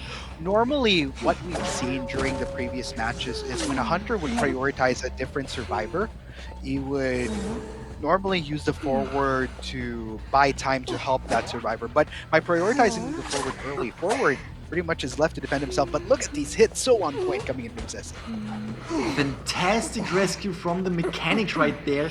But still, Sese really coming in with the hits. Did you see that we had the mechanic as well as the Ford trying to confuse the hunter?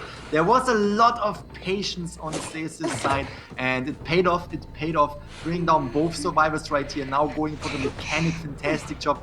We have to consider mechanic can still use the robot and is now being a weapon because no, actually not. I thought would use the mechanic to actually have a quicker attack recovery, but is actually doing it right there, giving a hit to the mercenary and, just scaring him off, making it making it impossible to rescue more right there. Fantastic call from Sese. Dropped the mechanic right there, but still this was actually allowing him to send the Ford out of the game. Now again, Soba down right here. This is putting pressure on the survivor side right here. Fantastic job from Sese. But again, think about it. We have a robot, we have a perfume, and we have a mercenary that is still decoding and rescuing right here. Still everything on the table for both teams. Absolutely. But what I will say is I love the order towards which Sessa is approaching the survivor takedowns. Sure, there's a part of it that is by chance, but also by prioritizing forward as well as mechanic. Ideally, maybe mechanic would have been the better early take, but nonetheless, yeah, like I mentioned, forward was great because you lose out on that early protection. Oh my goodness! Terror shock right there while trying to rescue. It was crucial to actually rescue the mechanic before the halfway mark hits, and that was sadly not the case. There was not a lot of there was just a small time window, and Sese actually knew that as well. Bringing down the mercenary right there, bringing down the mechanic, prioritizing the mechanic again because mechanic will be out of the game, making this a really difficult match for ALC. They still have 2 Cypher machines remaining. Perfumer could bring down this one quite soon, but we have to keep in mind the mercenary is down right here. She's now getting chased by Sese, and we can see right here is the dungeon, but I don't think that Sese will give the survivors the option to go through the dungeon. Yes, this is fantastic for Sese, in which case, in order for this to be a round win for Ace, all Sese has to do is make sure that he gets 3 survivors back to the manor. With what he's accomplished so far, already 2 out of the game. Fantastic step up. 2 ciphers remaining for ALC. If anything, the circumstances are working favorably towards Ace's Hunter. He can still go for the full 5 points, in which case. And there you go. Toa is down. It's only Hito that remains. Really dire circumstances for ALC at this point. I mean, if Sese is now going for the mercenary, Sese has to keep in mind that the perfumer will most likely slowly make her way towards the dungeon that was right there. Even if I'm not even sure if the perfumer can get up. I think perfumer can get up again, which means now going for ALC's Hito, the mercenary, bring him down, letting him on the floor, hit him, and going back to the perfumer would be the right call because you want to protect. Hito is way too far away from the dungeon. There's no way that Hito is going through the dungeon, and Sese knows that. Going back to the perfumer, it seems like the perfumer cannot get up, which means this is a hopeless end right here for ALC. Fantastic job, putting a lot of pressure on the survivor side, especially with bringing out the forward of the game so fast, as well as terror shocking the mercenary while the rescue. This was really setting the tone of the game. And you already said it earlier, they could have tried to get the tie right there to be safe, but Sese was definitely in the mindset of, we are taking the lead during round 1, and there we have it, a 5-point game for Ace. Oh God, well played. And as I was saying, this second half really could be a make or break as to which team gets the upper hand going further into this match. It is going to be Ace, in which case not only do they manage to secure a round win, but also have 5 points to boot as the additional bonus here, meaning that their circumstances that they're working with are much more favorable in terms of going for an early closeout in round 2. All they need to make things easier for them, at least in this match, is to make sure that they secure a win in round 2 as well. And that just ultimately voids the need for a round 3. But of course, that also spells trouble for ALC moving forward. They need to make sure that they perform in this round 2 if they want to give themselves that opportunity to redeem themselves further on in this best of 3. Exactly, as you just said, ALC needs to get at least a tie to get into round 3 right here. If they are losing point-wise, that could be that could be the end of today after round 2. I would actually love to see both of these teams advance. I would love to see how Ace is just coming in with Sese again and getting these points. But to be fair, I kind of want to give it to ALC. ALC is performing outstanding as well. Was a little bit unfortunate in this match right here, but I think they can come back. I think they can make round 2 their round, and we're gonna proceed to round 3. Gonna see another round right there. I surely hope that we're gonna see another round, because again, if there's a match between two teams that are on the same level or kind of in the same area, it's way more interesting, because you just see these close rescues, these close risky moves from both sides. I absolutely love that, and the excitement is just raising up. And right here, I think that's exactly what we are seeing. It's great gameplay from both sides. Absolutely. And I think in this point in time, what is going to be ALC's ace card moving into round 2 is Silly's performance. We've seen that Silly is capable of dealing with the Chinese survivors on ace. That's great. Now he needs to take it a step further just to make up for the lost ground in this second half of round 1, where unfortunately none of the survivors of ALC were able to make it out of the gate. And that is going to make or break ALC. I feel like that's a strong win condition that ALC needs to capitalize on. They need to capitalize on the more reliable performance that we've seen from Silly. Whether or not Silly can bring it full throttle towards taking down 4 survivors total, that's going to be the ultimate test for him. Given the circumstances, as we see in this replay, you know what? I'm going to let you break this down, Grizzly. Yes, here we can see again Silly's feast are extremely dangerous, bringing the fort into the basement. But again, we have to say Ace was doing a fantastic job rescuing right here. You see this? The Gravekeeper is taking hits right there. Silly is striking the fort as well while falling down, enabling him to recover at least like super fast. But after that was the Cypher Machine Prime happening. Crazy match. We're gonna transition to Sese right here, the Bloody Queen on Ace's side. Really good hits right there on the fort, really making an early survivor down happening. And here we can see the Terror Shock coming in. That was really crucial. There was a small time window to rescue the mechanic from the chair. Both teams knew that, Sese knew it, made the Terror Shock happening. And right here we can see the prioritization, really concentrating on the mechanic, bringing her down.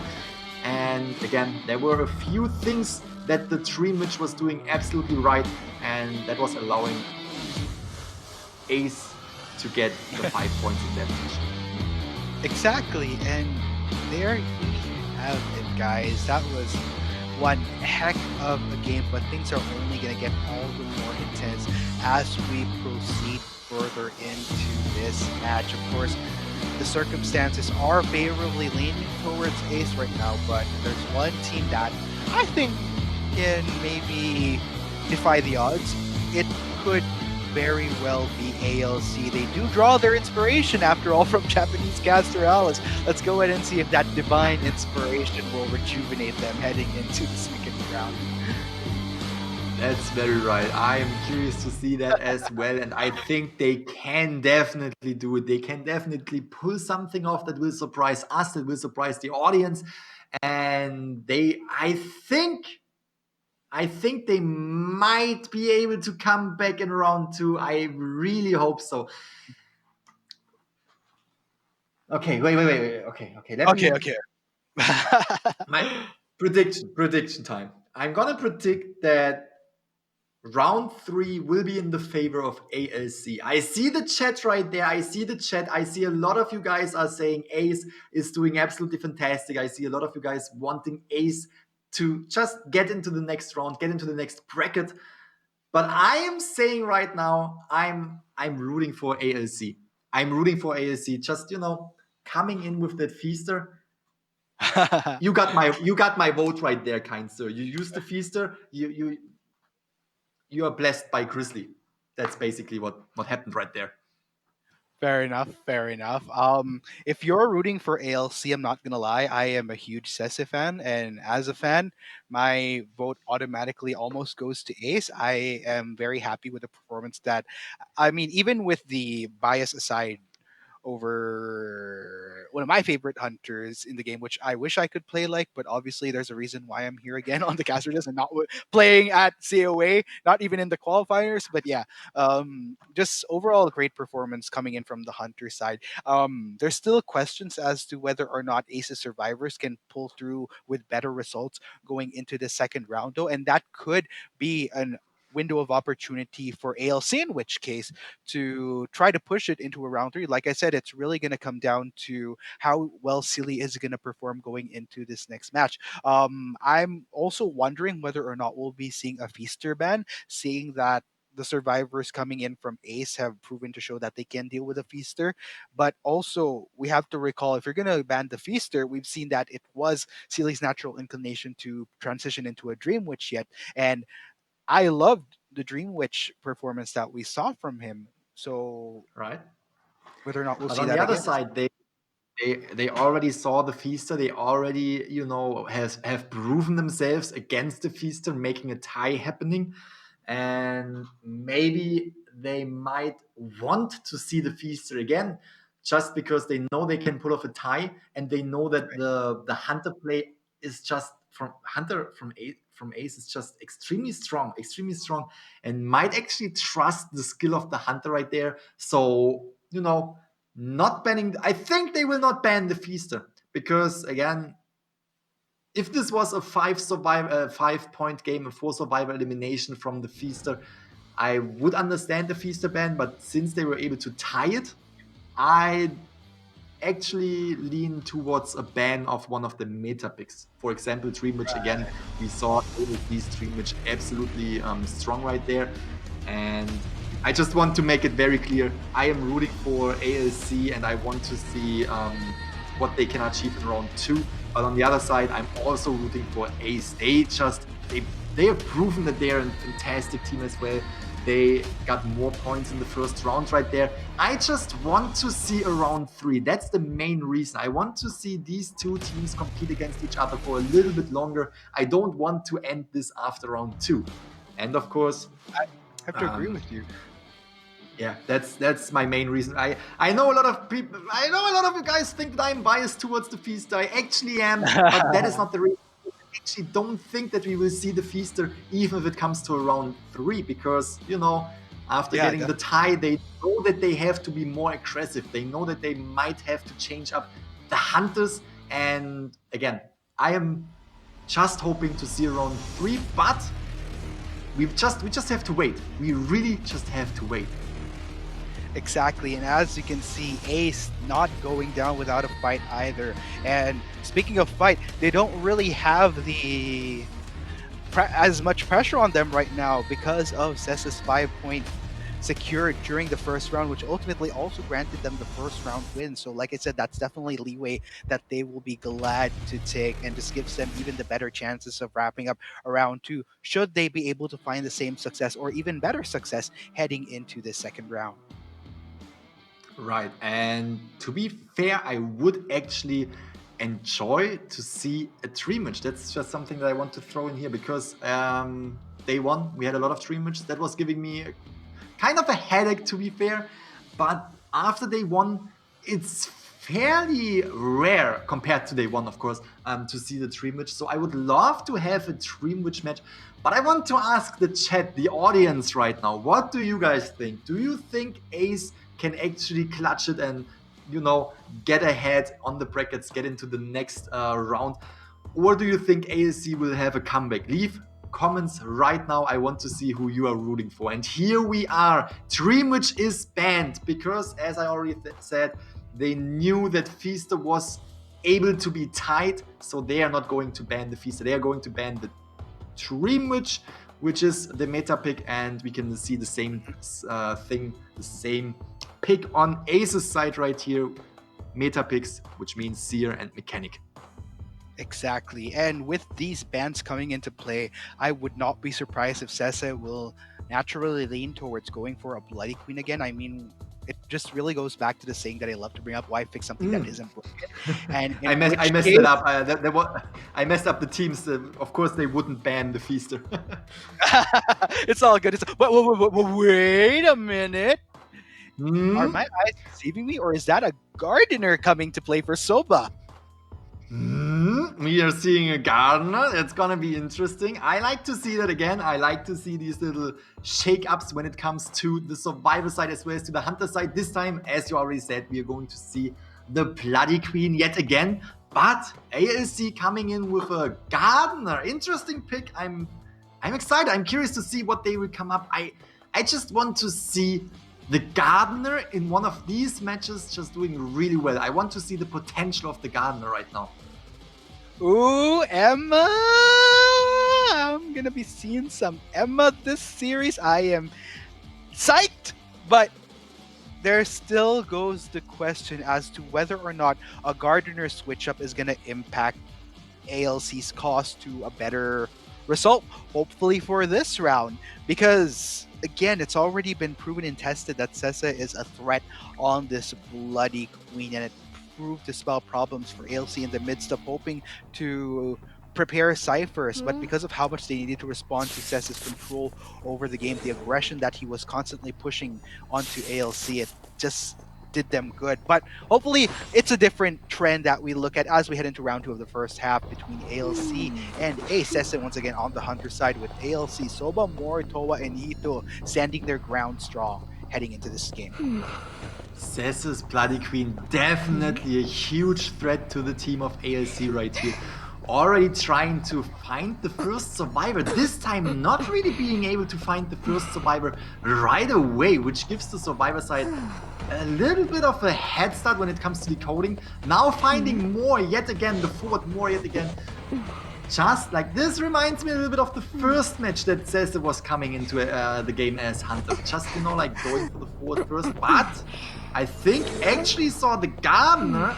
Now again, I want to see what the Gardener can do right here. Let's go for a beautiful kite. Let's do this. I believe in you. I am very proud that you picked the Gardener. So let's do this. Let's see what Sese is coming up with though. Yeah, Sese already starting to close that gap strong. Beautiful timing, in which case coming in from Soba, dropping that pallet will grant Sese a bit of that moment of crowd control on himself. And just ALC Soba buying quite a bit of time here. Very impressed so far. The question is whether or not it'll lead to better results. That's yet to be seen. Very, very impressed so far. If we look at the survivors in the bottom left corner, we saw Mercenary as well as Perfumer already bringing down the first Cypher machines. We had Soba taking a hit though through the mirror image, and Sese is definitely going to try to hunt down the Gardener completely by giving her the second hit. Chasing the Gardener, kinda losing sight, but no, the scratch marks on the floor are giving away the location. Alright, Soba, show me what you can do. We are down to 3 Cypher machines. We can see the fourth in the middle of the map bringing down a Cypher machine as well. Fantastic! Soba is going in right here, doing a really good job, just containing the Hunter, just giving the rest of the team more time. Look at this, trying to juke around the tree, going down. First survivor is down by Sese. This time, 3 Cypher machines are remaining, and the fourth is actually pretty close to bring down another one.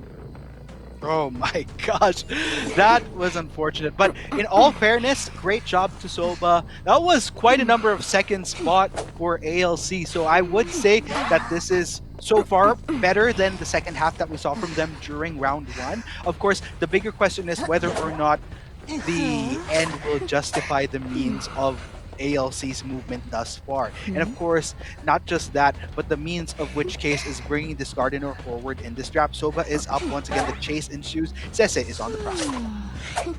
Good hit yet again, concentrating on this Gardener, because Gardner cannot really utilize any items to kite around better. For example, we had the mercenary who was dashing away, who still has the elbow pads. Sese concentrating on the Gardner right here is the right pick, the right choice, and actually bring the Gardner on the rocket chair for the second time. We have to consider that there are a bunch of Cypher machines going down quite soon, as we can see right there. Perfumer bringing down one of these Cypher machines. We have Soba on the rocket chair for the second time. This still gives the team a lot of time to rescue. You can see Mercenary is bringing down another Cypher machine right now, which means one Cypher machine remaining. We have the forward. That can be absolutely fantastic. Forward could body block yet again. We want to protect that Gardner right now. Good job. We have... Ooh, look at this. Yes, taking the hit, knowing that he will go down, but buying more time for the Gardner to get away. We have full... Oh, tried to stun again. We have full decoding power right there from the Mercenary and the Perfumer on the Cypher machine in the middle of the map. Now it's Soba's job to actually bring in a little bit more time for the kite right there, for the Cypher pop to happening, and it's working! We have the detention activated, we have all survivors up and running. ALC really proving themselves this time against this Bloody Queen from Sese. Good job coming in with the Gardner right here, kiting around Sese. So, ooh, that fantastic teamwork right there.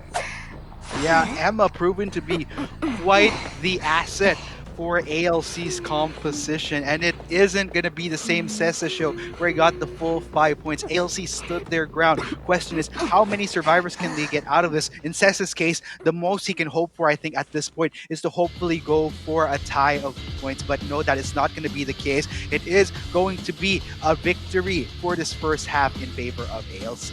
Well played. That was not going to be the case at all. We saw that the access gate was already opening up while Emma was set down on the chair right there. So there was absolutely no time for Sese to get another survivor.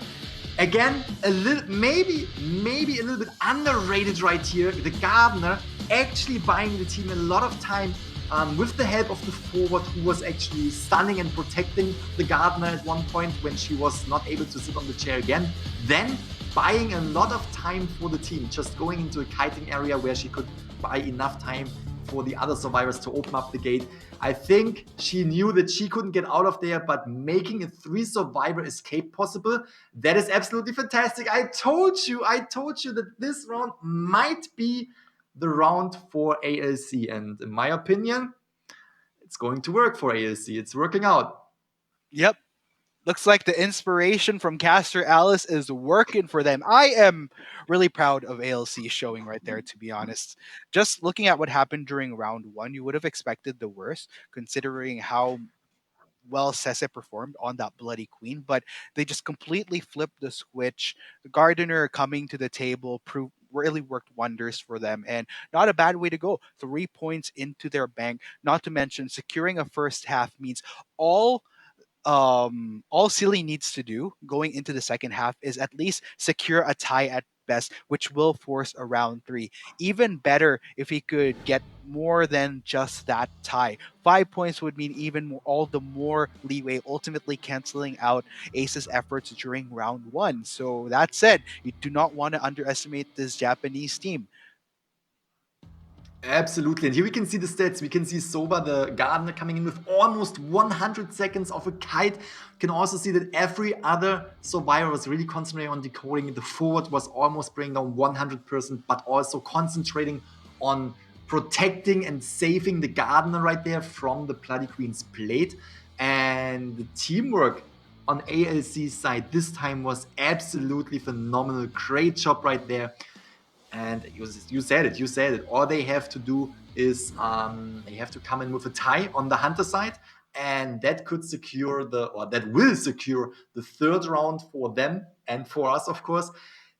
Extremely excited, and from the performance that we saw of ALC's Feaster, and also from the Dream Witch that we saw yesterday, I think they are absolutely able. My prediction was that they will advance to round 3, and I'm still sticking with my guns right here. It will be able for ALC to pull off a tie, but again, we can't underestimate Ace. We cannot underestimate Ace. they can absolutely pull off something crazy right here on the Survivor side, but so can Ace on the ALC on the Hunter side. Absolutely. I am really looking forward to how the second half is going to roll out. ALC is working with some, looks like they're back in the game, in which case I was a little bit worried for them considering those results that we saw coming in from round one. But like I said, it's really going to be all up to Silly at this point to give ALC that voyage into round three. Now, there is still a chance, guys, take note, for Ace to take a round two win, but that condition ultimately lies in whether or not all four survivors can make it out the gate. Of course, seeing the performance that we saw from Silly, he secured a tie during the first round. Given that platform, I think it is definitely working to um, ALC's favor that it's highly unlikely that we'll see four survivors out of the gate from Ace, considering this is Silly we're talking about. So that said, I am very Exactly. optimistic for ALC to push it into round three. But who knows? I And could be proven wrong. we also have to keep in mind that this was actually a tie with the Feaster, which is not a meta hunter, and we are still in round two, which means they can ban one hunter. If they're going to ban the Feaster, he can still pick from Bloody Queen, who is a meta hunter, as well as from the Tree Mitch, who is a meta hunter. And if they are actually banning one of the meta hunters, there's still the second option, or even the Feaster if they want to go for the Feaster. But I actually think, as I already mentioned before this round started, I don't expect to see another Feaster, but I definitely expect to see an absolutely fantastic match between these two. And I absolutely expect ALC to put up a fight right there to get into round three and maybe even taking this home by defeating Ace in the third round. But Ace can do the very same. It's you can't really say who will win. They are on almost the same skill level right there. It's pretty difficult to predict any outcomes for these matches. We just saw it right here. Bloody Queen in the first match, right? From Ace's Bloody Queen in the first match just coming in extremely strong. And then on the other side, ALC coming in the second round against the Bloody Queen, yet again, extremely strong with the Gardener, which was out of my expectations. Fantastic job. I'm curious to see where this will lead to. I am as well, Grizzly, and it's coming down to the wire right here for the quarterfinals. I am so happy that we are going to be ending day three with a bang, considering the performance that we're seeing from both ALC as well as Ace. Still up in the air as to who will ultimately be proceeding to the finals, to be rather the semifinals. To be honest, I am very happy, very very happy with what we're witnessing. Exactly. Both of these teams absolutely deserve to go into the semifinals and to prove themselves yet again against the other teams. But of course, there can only be one winner during this fight right here between Ace and ALC.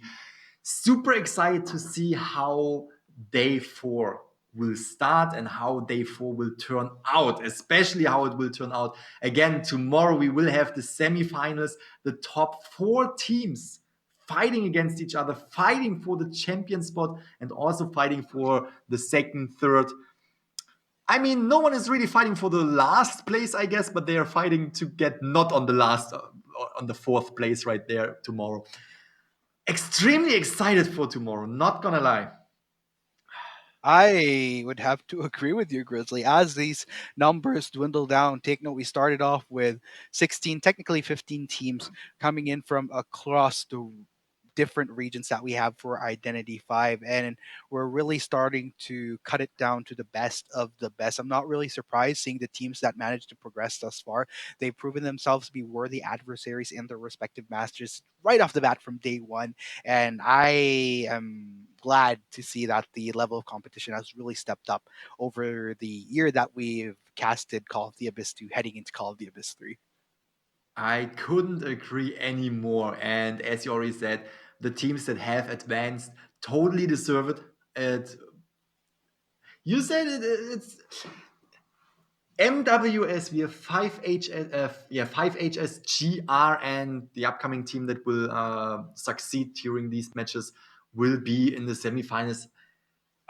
I know it can happen that we won't see 5HS versus GR, but I have to be honest, I want to see that match happen. I want to see GR versus 5HS. I kinda want to see 5HS versus GR versus Ace as well, but this has still to be decided. If Ace is getting the chance to actually get into the semifinals, again, they're facing ALC.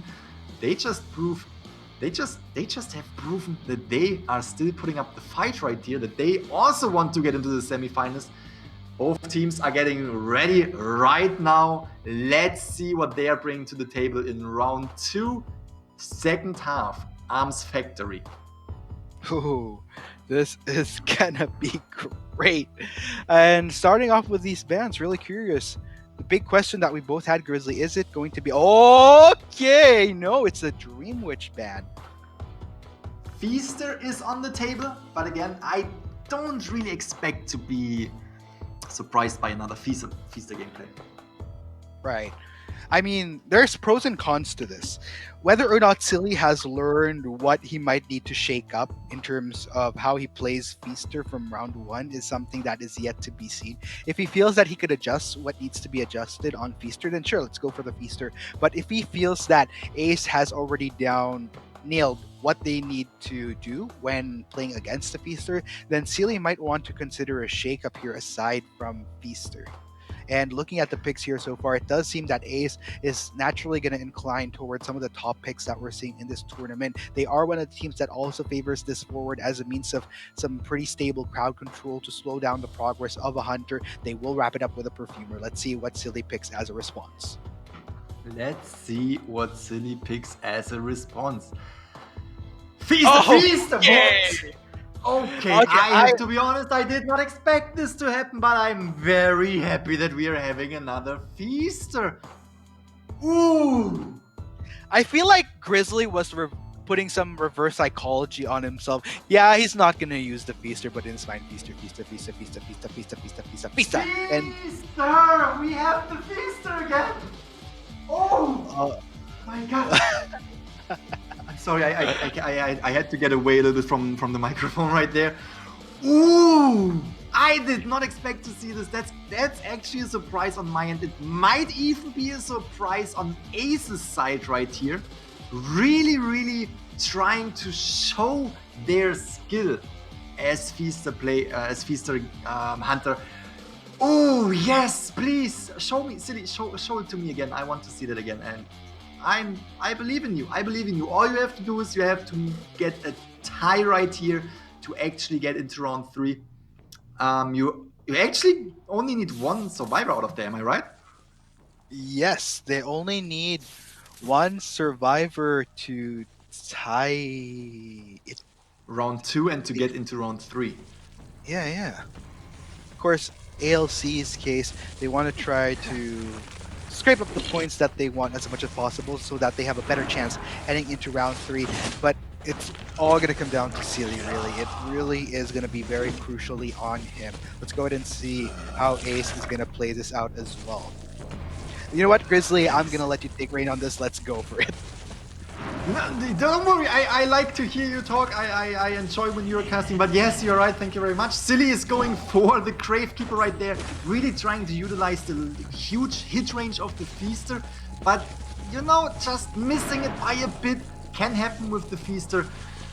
Ooh, it's gonna be interesting. Again, they need to get at least one survivor out of there. I trust Ace Silly that he can do it. Look at this tentacle, could have been a potential hit on Angel, but not utilizing it yet. Slowly following the mechanic right here, giving a hit to the mechanic. Again, trying to focus on the mechanic early game is really good because you want to bring down the decoding speed of that survivor. And we have to give it to Ace. Mechanic is really getting distance between himself and the Feaster and giving the team more time to decode. For sure. Pro Tank coming in with a stun, giving a really long stun as well, and giving Angel a lot more time to get away right here. Ooh, that is putting the Feaster a little bit under pressure. I mean, you need to get that Survivor. Oh, touching the tentacle and using the perfume and doing everything right. Memory coming into the rescue. What? That was great gameplay. Ooh. Whew. Oh my gosh, this is really looking tricky for Ace right now, I think, especially since Silly already sniffed out the perfect target in the form of this mechanic, really. And oh gosh, it's really gonna be up to Angel to try to stay around for as long as possible, just so that they maximize those stalls. So far, Cypher progress on Ace is decent. Whether or not it could be better, let's go ahead and see. It really again comes down to Angel. Exactly, and let's be honest right there. Angel is the perfect pick for Silly right there to go after the mechanic to really slow down that decoding speed. But Angel, the mechanic, is just coming in with a pretty good kite right there. We can see there are 3 Cypher machines remaining. There are soon only 2 Cypher machines remaining. If we look at the bottom left right there, we have the mechanic now on the chair. First survivor on the chair for the first time right here.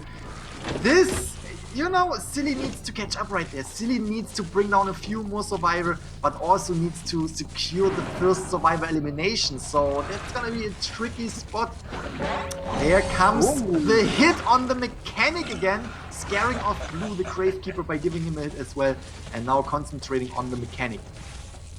Yeah, looks like Silly already knows it's a good done deal. Angel, in the meantime, is trying to establish as much distance as possible. Take note, though, I'm very impressed by Ace's progress on these Cyphers. Only 2 Cyphers remaining. I still think Ace is pretty much on the right track here. It's really a matter of whether or not Angel, is it going to result to this mechanic reaching her max lives, or will they be able to still salvage this mechanic towards pushing for a 4 survivor escape?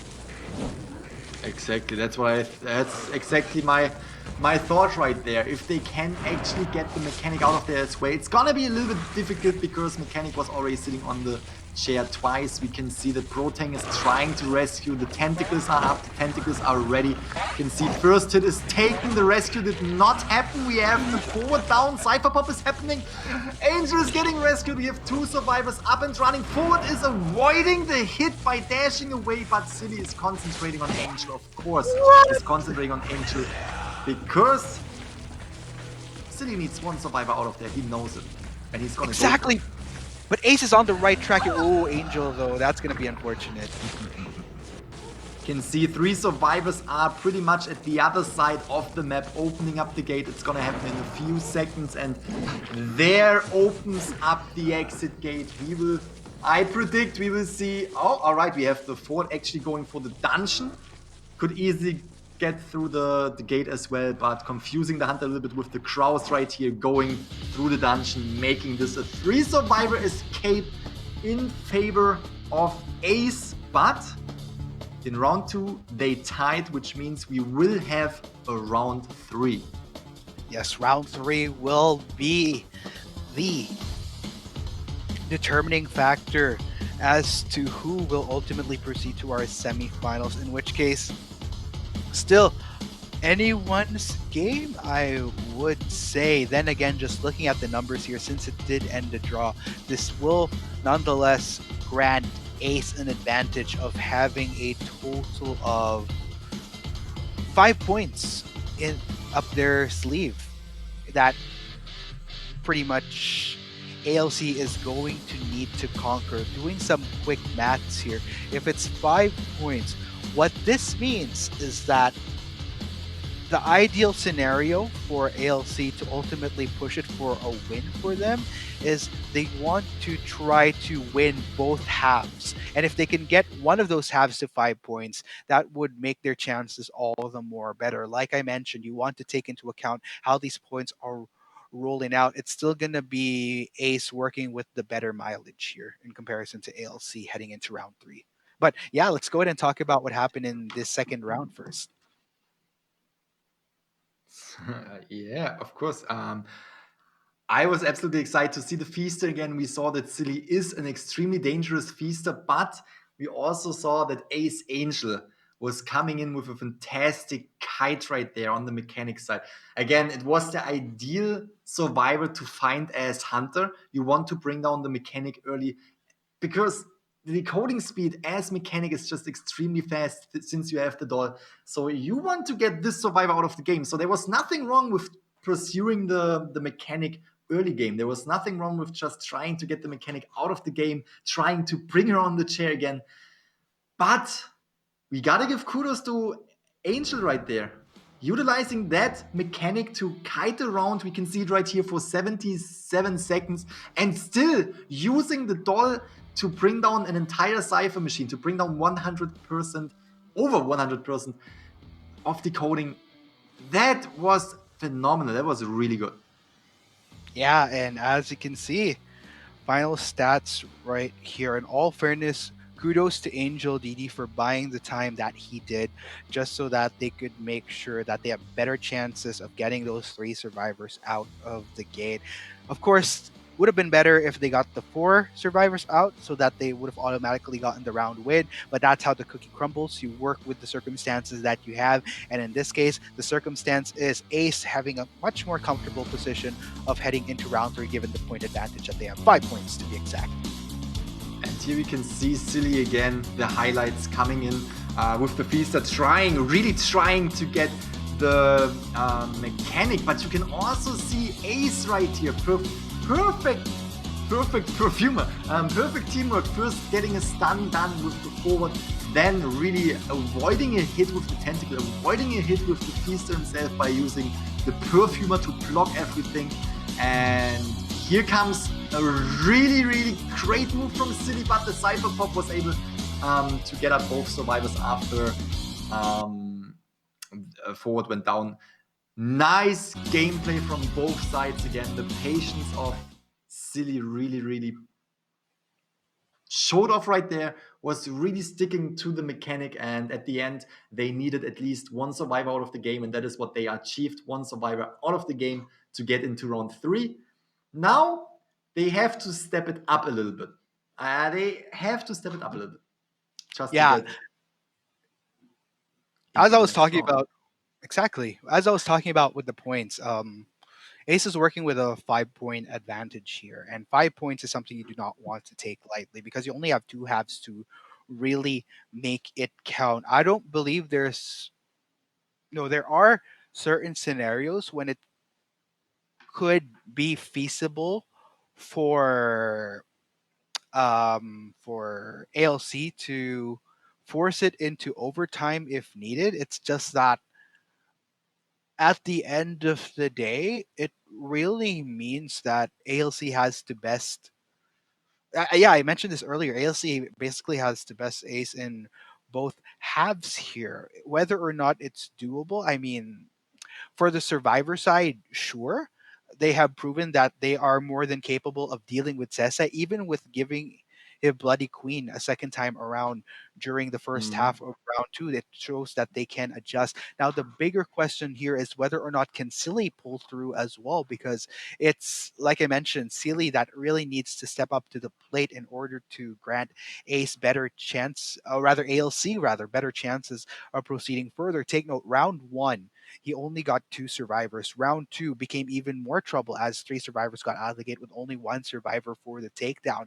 Silly, in this case, needs to try to muster up enough power to push for at least 3 survivor takedowns back to the manor. If not, then that's going to complicate the situation for ALC as whether or not they can proceed further in this tournament. It's a hunter game at the end of the day that ALC needs to make sure comes online going into this round 3.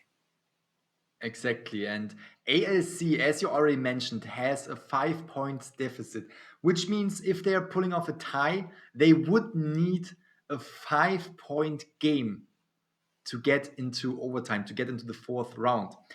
That also means that as soon as Ace is getting a 3-point match right there, it's pretty much over for ALC. You can match the points right there if you have such a huge deficit.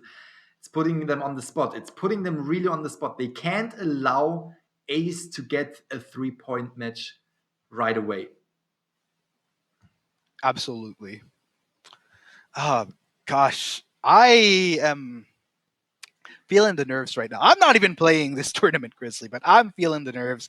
I can imagine all the more so for the players. But if you're a player, you definitely want to shake off those nerves because it's not really going to help your cause going into this round two, especially if you're ALC. Now, the big question is going into round three, obviously, what ALC wants to do with the additional Hunter ban is probably take off Bloody Queen. Now, the big question is number one, what Sese will bring to the table as a result of a Bloody Queen ban, along with the Dream Witch, and number two, whether or not Sese will find the same success. Because, as I mentioned, it does seem that ALC survivors know how to deal with Sese heading into that round two. They were able to adapt. Now, working against a hunter that is a little less off meta than a Dream Witch and Bloody Queen could prove to show some successful results for the survivors of ALC. You just said it. You just said it. Now everyone is able to ban 2 hunters. I'm also curious to see what ALC is actually coming up on the hunter side. We have to think about this. They need to come in with really good games right there. We saw that Feaster was having a little bit of problems to get to these survivors of Ace. I still don't expect a Feaster ban. I actually expect to see a Dream Witch as well as Bloody Queen ban for ALC, which would allow the Feaster yet again. But I would actually be like, I was already surprised to see the Feaster a second time. I would be even more surprised to see him a third time right here in this competition. So we need.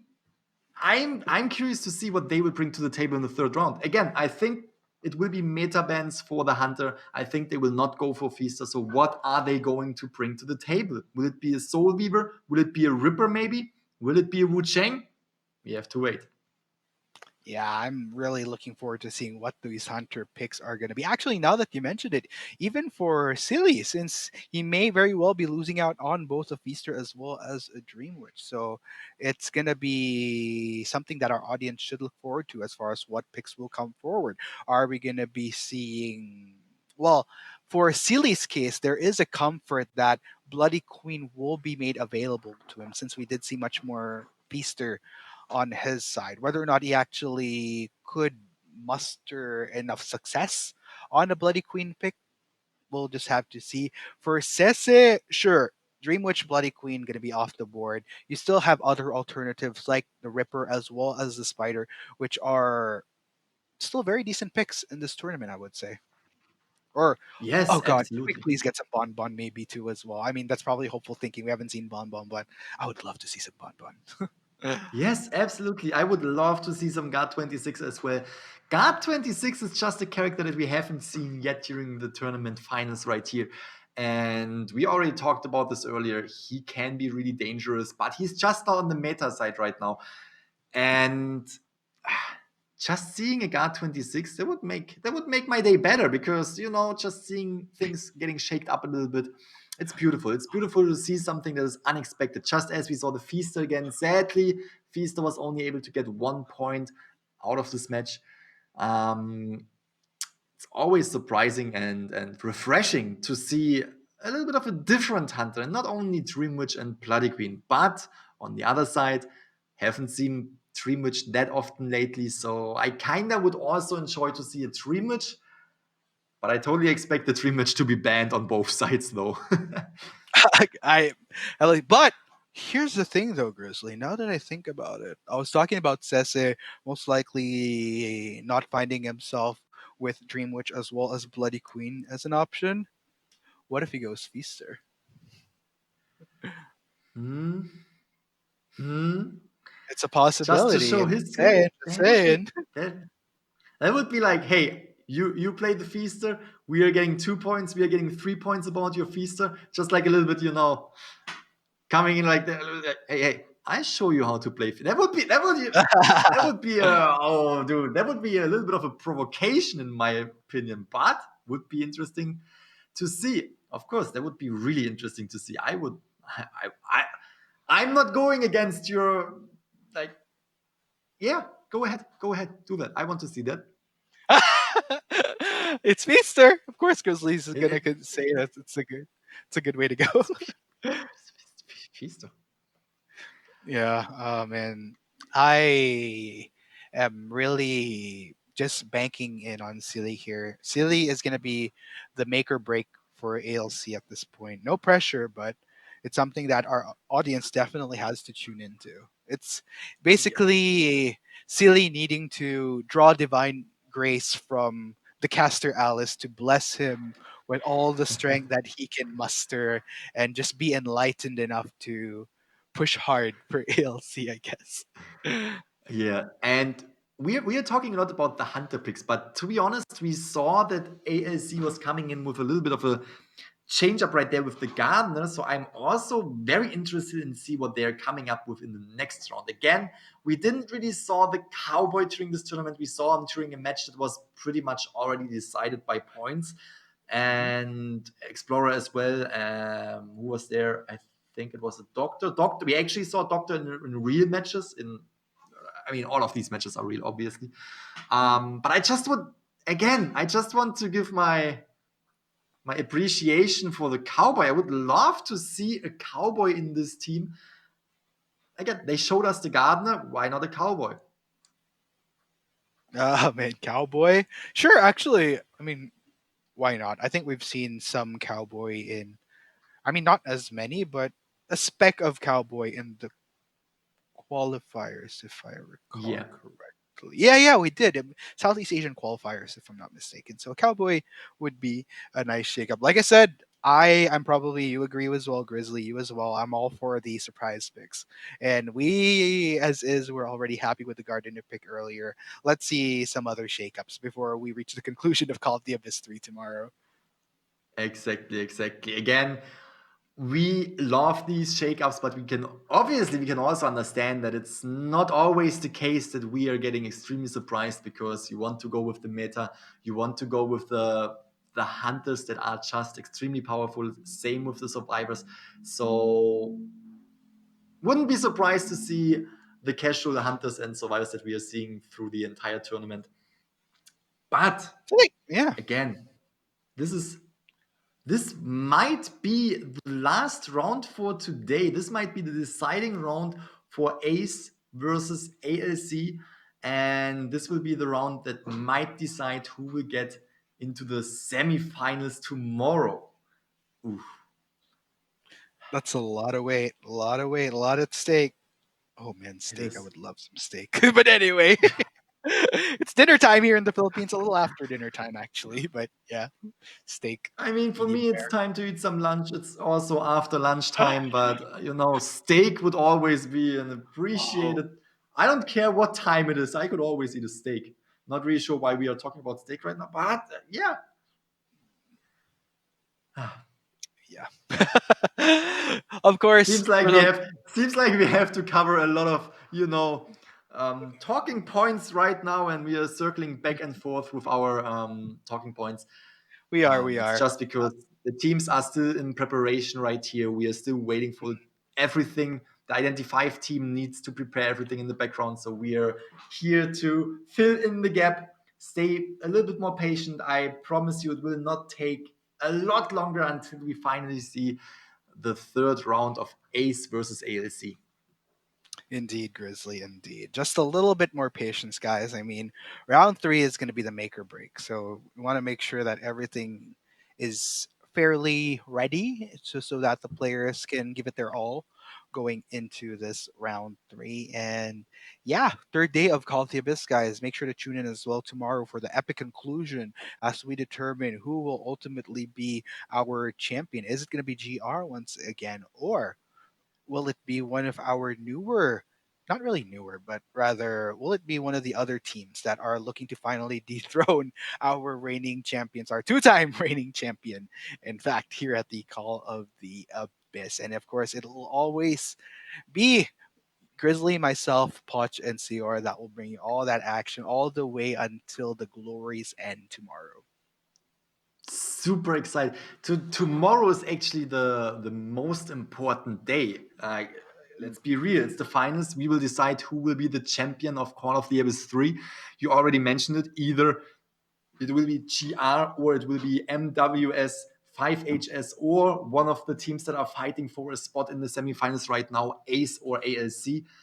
And I could totally understand if Ace is if GR is taking it home yet again. They were the champions during the first and the second Call of the Abyss tournament. They have proven themselves to be the very best in the world at the given time, which means a year ago. And question is, you already said this, we already had the other teams participating as well. For example, 5HS. We saw 5HS during the semifinals going against GR, doing a perfect job, but still GR was a little bit more dominant going through.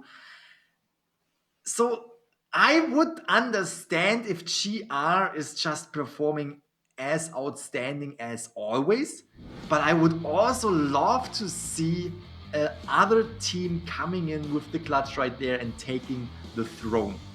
Finally, we are slowly switching into the game right here. Speaking of throne, if you just notice, it seems that Ace, considering that Ace is the only team at the venue right now, Ace is going to be playing a different hunter heading into round 3. I believe it wasn't Sessa that we saw on that chair.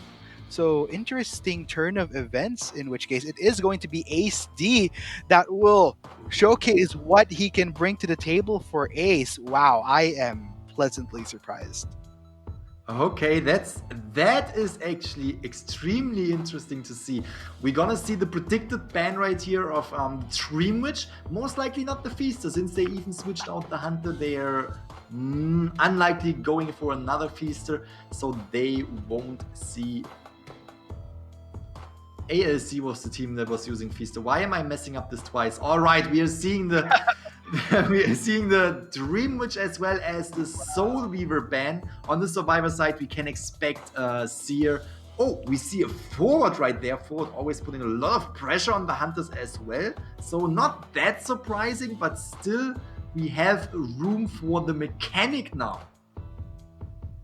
I am very surprised. Oh my goodness, that's what I'm talking about. It is going to be first officer coming to Call of the Abyss 3. I am very happy about this. Of course, mechanic as well as perfumer left for open. They will take it and wrap up this composition with a priestess. Now the big question is, considering they swapped in Ace, Ace D, what is Ace going to bring to the table? It will be the Bloody Queen. Now, whether or not D can prove to showcase more success on a Bloody Queen than Sessa did. I mean, Sessa did phenomenal during round 1. Got a little bit disconnected during round 2. I'm not talking about literal internet connection, but there was a disconnect with how we played during round 1 and round 2. So I guess filling in D would be nice, just so that, that doesn't prove to be a problem with Sessa's mental going into a round 3. So yeah, fresh hunter, fresh mindset. Absolutely agree on that. We're gonna see a third Bloody Queen match right here, and I'm excited to see the first officer right there on ALC side. I want to mention this again. ALC is in need of at least a tie, as they are having too big of a point disadvantage during round 3. And here we see the team constellation yet again. We have Hito coming in with the first officer, Soba this time mechanic again, Tova priestess, and more not with the Forward because Forward was banned, coming in with the perfumer. Ace switched the hunter to D, and we are seeing another Bloody Queen match on the Red Church map. Oh, this is gonna be exciting, Grizzly, and hope you guys are ready, audience, because make it or break it this time. Will D prove to be the element that Ace needs to grant them a slot into the semis? We'll find out, but it does seem that D is already in the vicinity of Soba. Not exactly the best survivor you want to see scouted out early on by a hunter. No, absolutely not. At least not on ALC's side. We're gonna see the first hit already coming in quite soon. Again, for Ace, it's pretty crucial to stop that Cypher decoding speed from the mechanic. and really going after Soba right here. Almost getting juked, but the patience of ASD is paying off, bringing down Soba. All right. Here we have it. 5 Cypher machines still remaining. We gotta see the mechanic going to the rocket chair, but mechanic still has the robot on the field. Yeah, this is really, really good for D, in which case, I mean, to be able to secure mechanic this earlier, not meant to mention also take down a doll, is going to be a huge cripple onto what could have been a speedy Cypher rush for a speedy Cypher rush. Ooh, tried to trick Ace right here. Tried to trick the Bloody Queen, but sadly took the hit, took another hit. We can see that D is most likely going for the mechanic right here now. It was almost a great rescue, but the prediction of Ace D right here, fantastic job, and now hitting on the mechanic yet again. This is putting a lot of pressure on our survivors in ALC right here. And one thing I would like to establish is if ALC loses out on all 4 survivors in this game, it's actually already game over for them. Because it's actually, I think it's actually already game over if they're getting only 1 survivor out of day. They need to get the tie. Arcticuno, they need to get the tie. As it's just too dangerous, as it's not possible. They need to get the tie right here, and both teams know that. That means they need to play either secure, ALC either secure or risky, but it seems like they are trying to play it secure, not trying to rescue Soba. Whew. That is a lot of pressure. 4 Cypher machines still remaining. You know that you have to get the tie right there. Oh god, you don't want to be on the losing end here if you're ALC. And losing out on Soba this early is such a problem. It is a problem with 4 Cyphers remaining, especially D already transitioning to his next target. It looks like he will be committing to more.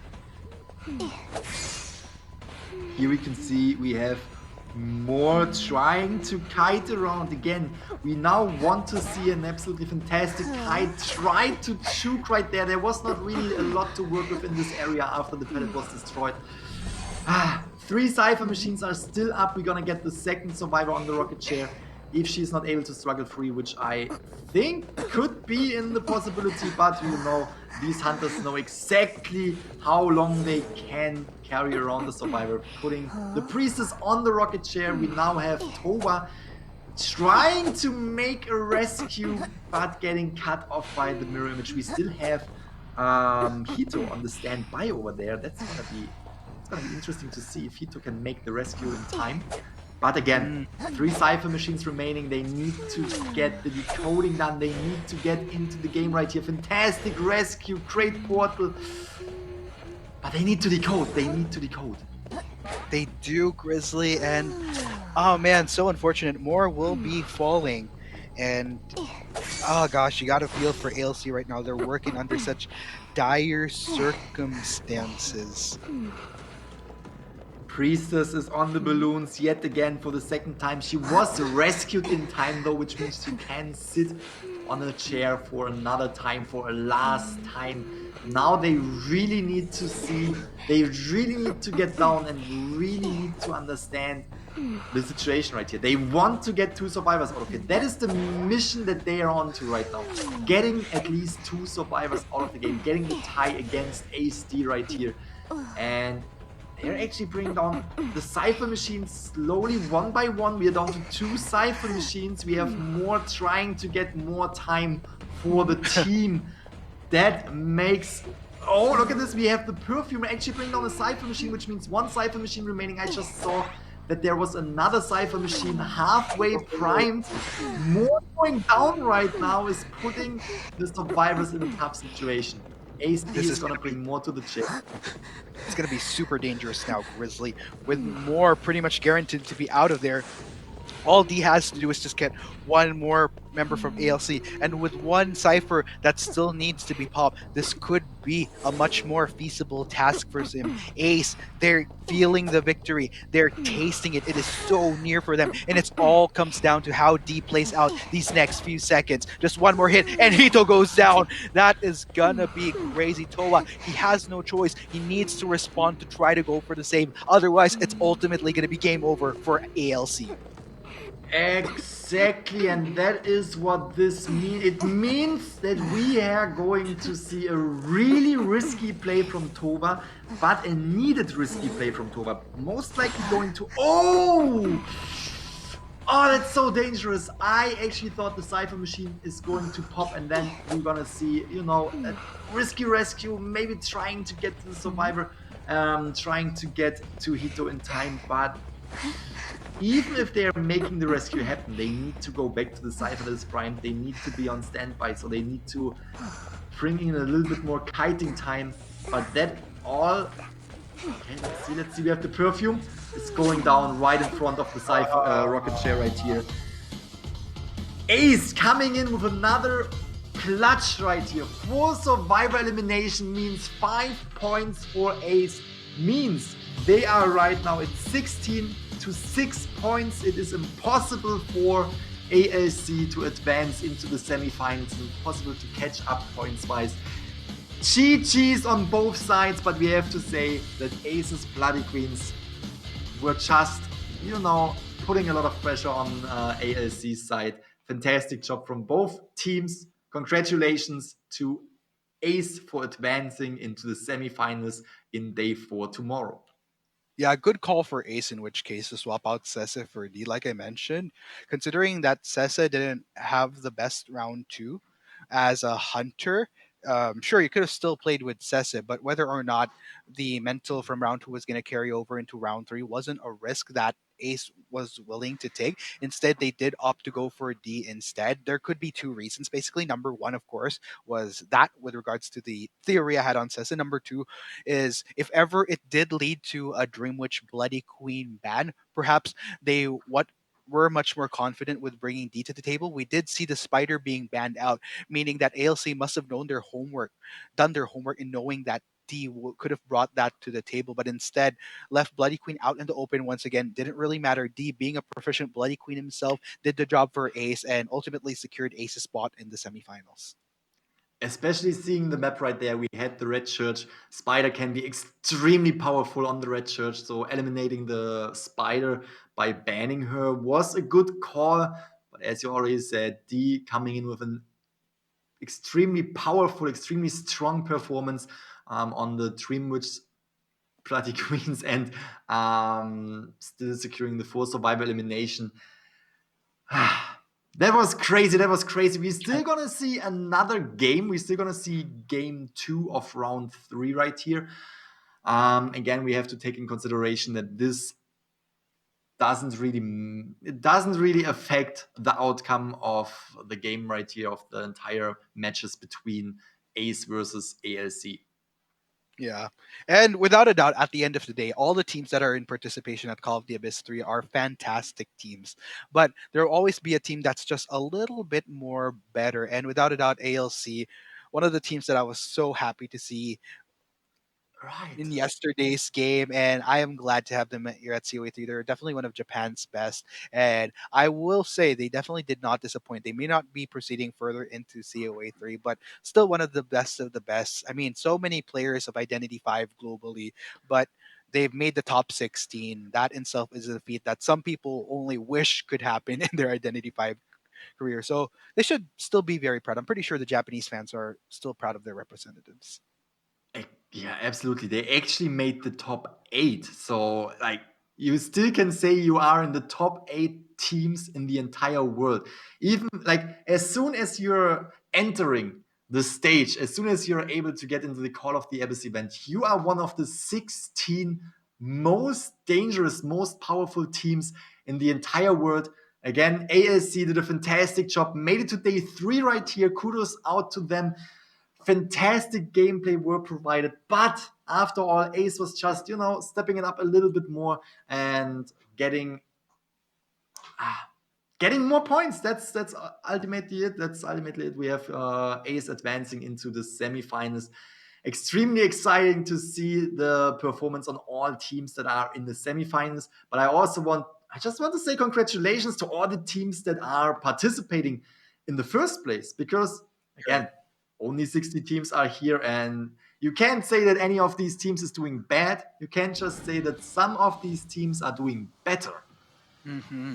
And here we go with the final stats. Toa, oh gosh, he did, look at all the work that he put into working on those ciphers. But at the end of the day, D just proved to be the detriment to ALC proceeding any further into the tournament. And I'd also like to just give a quick shout out, by the way, to everybody that is still tuned in, especially those that managed to tune in from the very start of our broadcast today. Thank you guys so much for tuning in to Call of the Abyss 3 Global Finals. Also, quick shout out to Persuable, by the way. I saw him. We wish you were here with us. Yes, exactly. Persuable is in the chat right now. I'm sometimes when I'm not on screen, I'm sneaking in some messages in the chat because I'm always monitoring the chat. I'm trying to see the reactions of the chat to the matches, and it's absolutely fantastic to see the positive feedback. We can see it in the chat that there are people that are cheering for Ace. There were people that were cheering for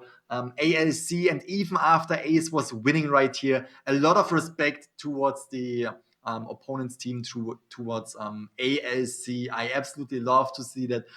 Overall, the entire community right here in Identity 5 is just loving and welcoming to all players, to everyone who is on the stage, to everyone who is on the caster side. I have seen the love.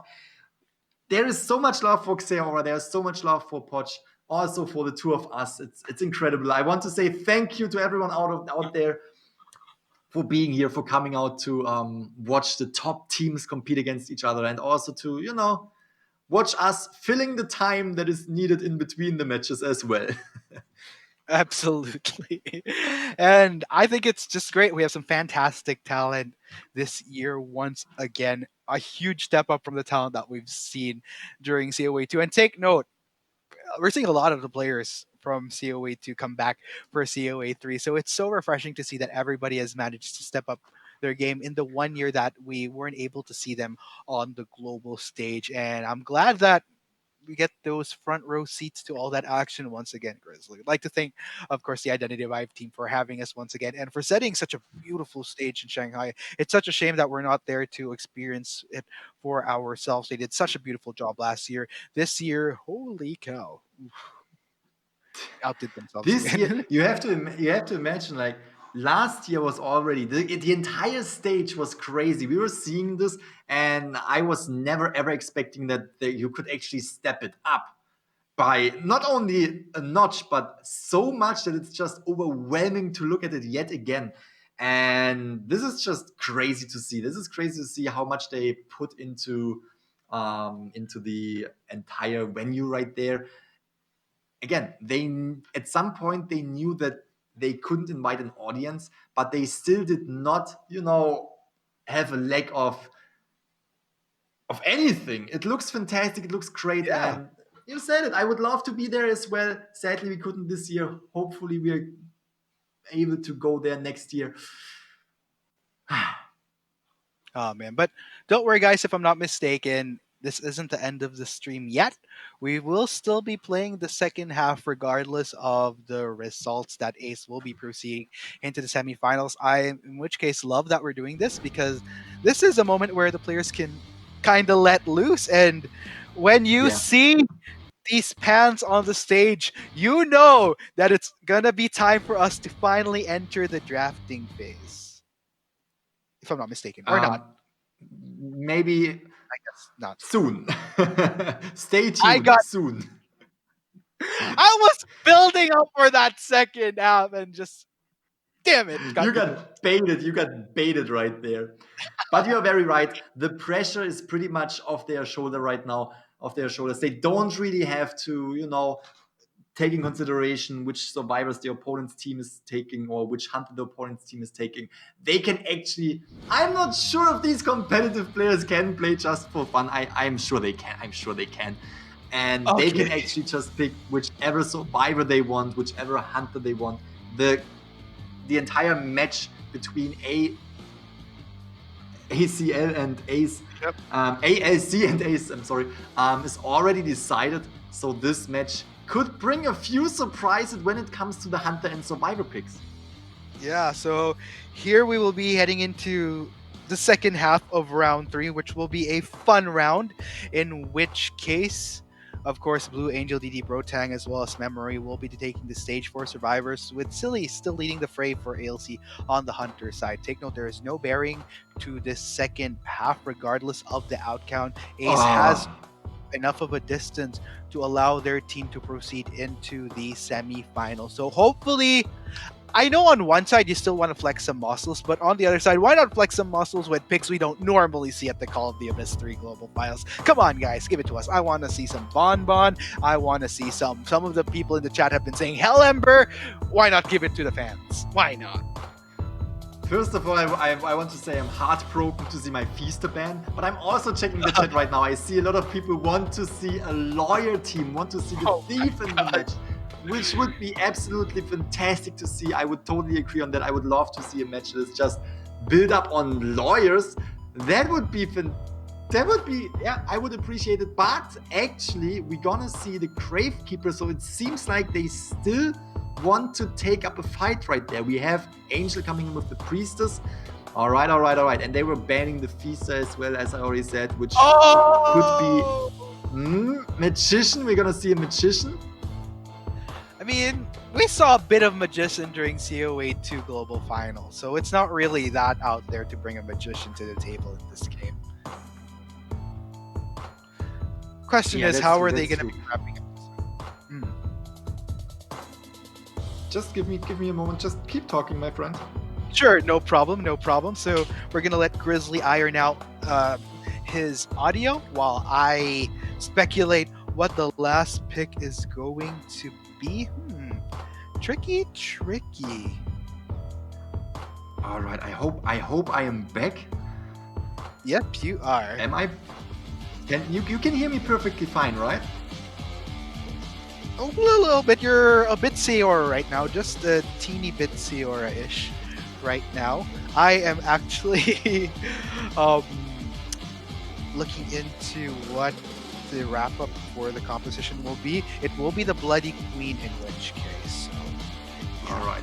It will be a fun game. Grizzly, are you back with me, my man? I'm not sure yet. We're gonna try it, as I might need a 1 minute break, but it seems better now. Yeah, it seems better now. Yeah. Perfect. I was worried that I couldn't see the match going on right there, but yes, we are back right here. We see Silly, as you mentioned, with the Bloody Queen. Oh man. I'm back in a minute. All right, you're gonna keep the audience. Sure. Right, and restart everything. Alrighty. Hello, Bears. I am Arcticuno, stepping in for now solo as we head into the game. Hope you guys in chat will at least keep me company as we head into the second half of round 3. I actually went only. I only took 3 seconds right there. I'm back. It's good. It's fine. We got this. Okay, I think just a little bit choppy-ish, but I think you'll manage. You'll manage, right? I hope so. I mean, we can see Silly just standing there. It's like,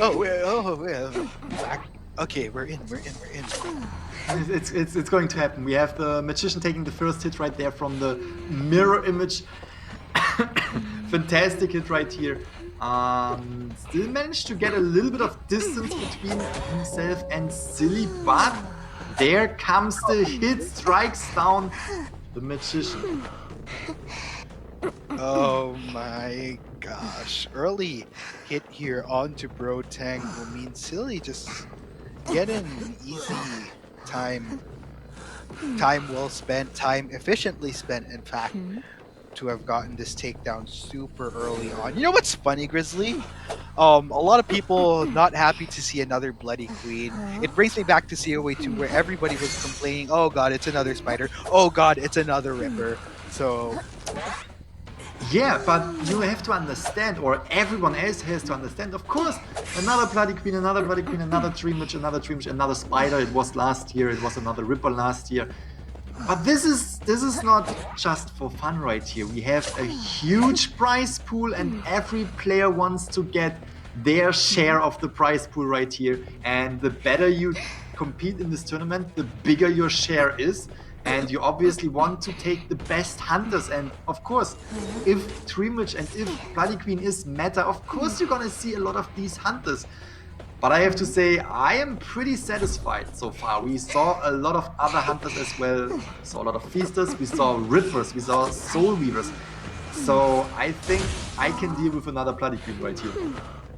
Oh yeah, I think I share the same sentiments, Grizzly, in which case, all for seeing some top Bloody Queen play here in COA. And oh, unfortunately, that will be another fall for Bro Tang. Gotta say, we have the McDonald's Prospector here choking around, taking it while vaulting. Bring him down as well. Love to see that skin though. To be fair, I saw this skin for the first time in action during this tournament, and I love it. I love it. Magnets, I would say. But we have. Oh my gosh! We have two survivors down. One is sitting on the rocket chair right there. We can see that the priestess is slowly making her way towards the rescue.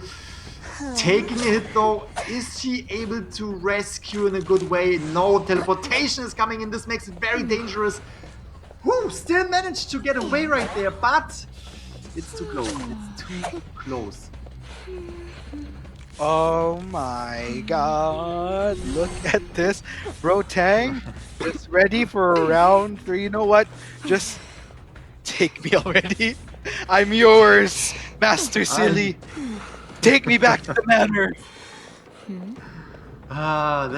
That's actually the first survivor that we get out of the game right here, sitting on the chair for way too long. We can see everyone else healing up. We have the Prospector up and running again, but that is not the end of this match. We have Silly still going strong. We have 2 Cypher machines remaining. Both teams are still trying to maintain this match, really trying to show off that they can compete against each other. Look at the stun, fantastic. Blue getting a little bit of distance, giving the team more time to decode.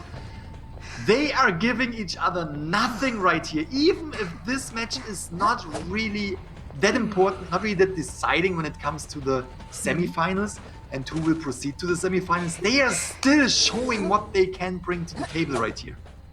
Exactly, and man, this is just not a bad way to end the night, I would say. This second half, even without the bearing, players are still trying to give it their all to an extent. Silly still actively seeking out his next target here. He is slowly veering towards memory, seeing some Cypher action. He is going for the Prospector McDonald's guy right here. I just love the skin. And actually really nice magnet, outplaying the Silly's Bloody Queen Miro, but now taking it right there. We have to consider there's 1 Cypher machine remaining there, healing up over there. That can actually be an interesting match at the end. After all, we see, again, 1 Cypher machine remaining. Silly is trying to get the Prospector, but the Prospector is making it quite difficult though. Yeah. I mean, this is still great progress for Ace. This Prospector has really been proving to be a pain for Silly to deal with just because of the constant moments of crowd control that Silly has been experiencing in the midst of these magnets connecting, courtesy of memory. In which case, Fisher uses this Prospector. Oh, wait a minute. Great call from Silly right there. Still taking a pallet into the face, but we saw that the Cypher progression on that Cypher machine was pretty fast, so it was a fantastic call to actually go there, stop the decoding speed, and, you know, trying to chase someone else down, because it doesn't really matter who he's chasing down now. He only brought the Magician to the rocket chair yet, so each and every single survivor that he can bring to the rocket chair is a good survivor. Again, he wants to bring down more survivors, he wants to stop decoding, and the team right here is trying to spread out, trying to make the Cypher pop. happening, but there's a lot of pressure from City's side. Oh my gosh, Silly is really on the prowl here in this game. But, Ace, just one cipher remaining. It's only a matter of time. Take note, they're also getting the heal onto Angel just to make sure that they're constantly healthy. Don't want anyone to be a much more vulnerable target in the midst of Silly's chases here. Fantastic stun right here. That might actually give the team enough time to go back to the Cypher Machine. We can see it. Priestess is trying to prime another Cypher Machine, but we have the Prospector right here at the wedding place popping that Cypher Machine because the team knows that City is nowhere close to any survivors, so it's a perfect time to do that. Now going again for Memory, the Prospector. It's time to give the team more time to get at least a time, maybe even a 3-survivor escape if Memory, the Prospector, the McDonald's Prospector can escape as well. But it seems really good. There comes the global portal. That might actually help right here. That might help a lot. I'm curious to see. Now we are in the intense phase. We are in the last minute, I would say in the last minute of this match right here, of this game. Right, especially now that it's all about telling the survivors to open up the gates. But Memory unfortunately will fall. Yeah, Memory went down right there. We have the exit gate opened up. We have 2 survivors at the exit gate.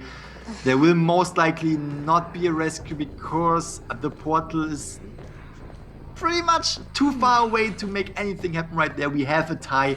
Again, these 2 teams really have proven each other that they are both fantastic survivors, both fantastic Hunter players. But after all, Ace did a better job competing against ALC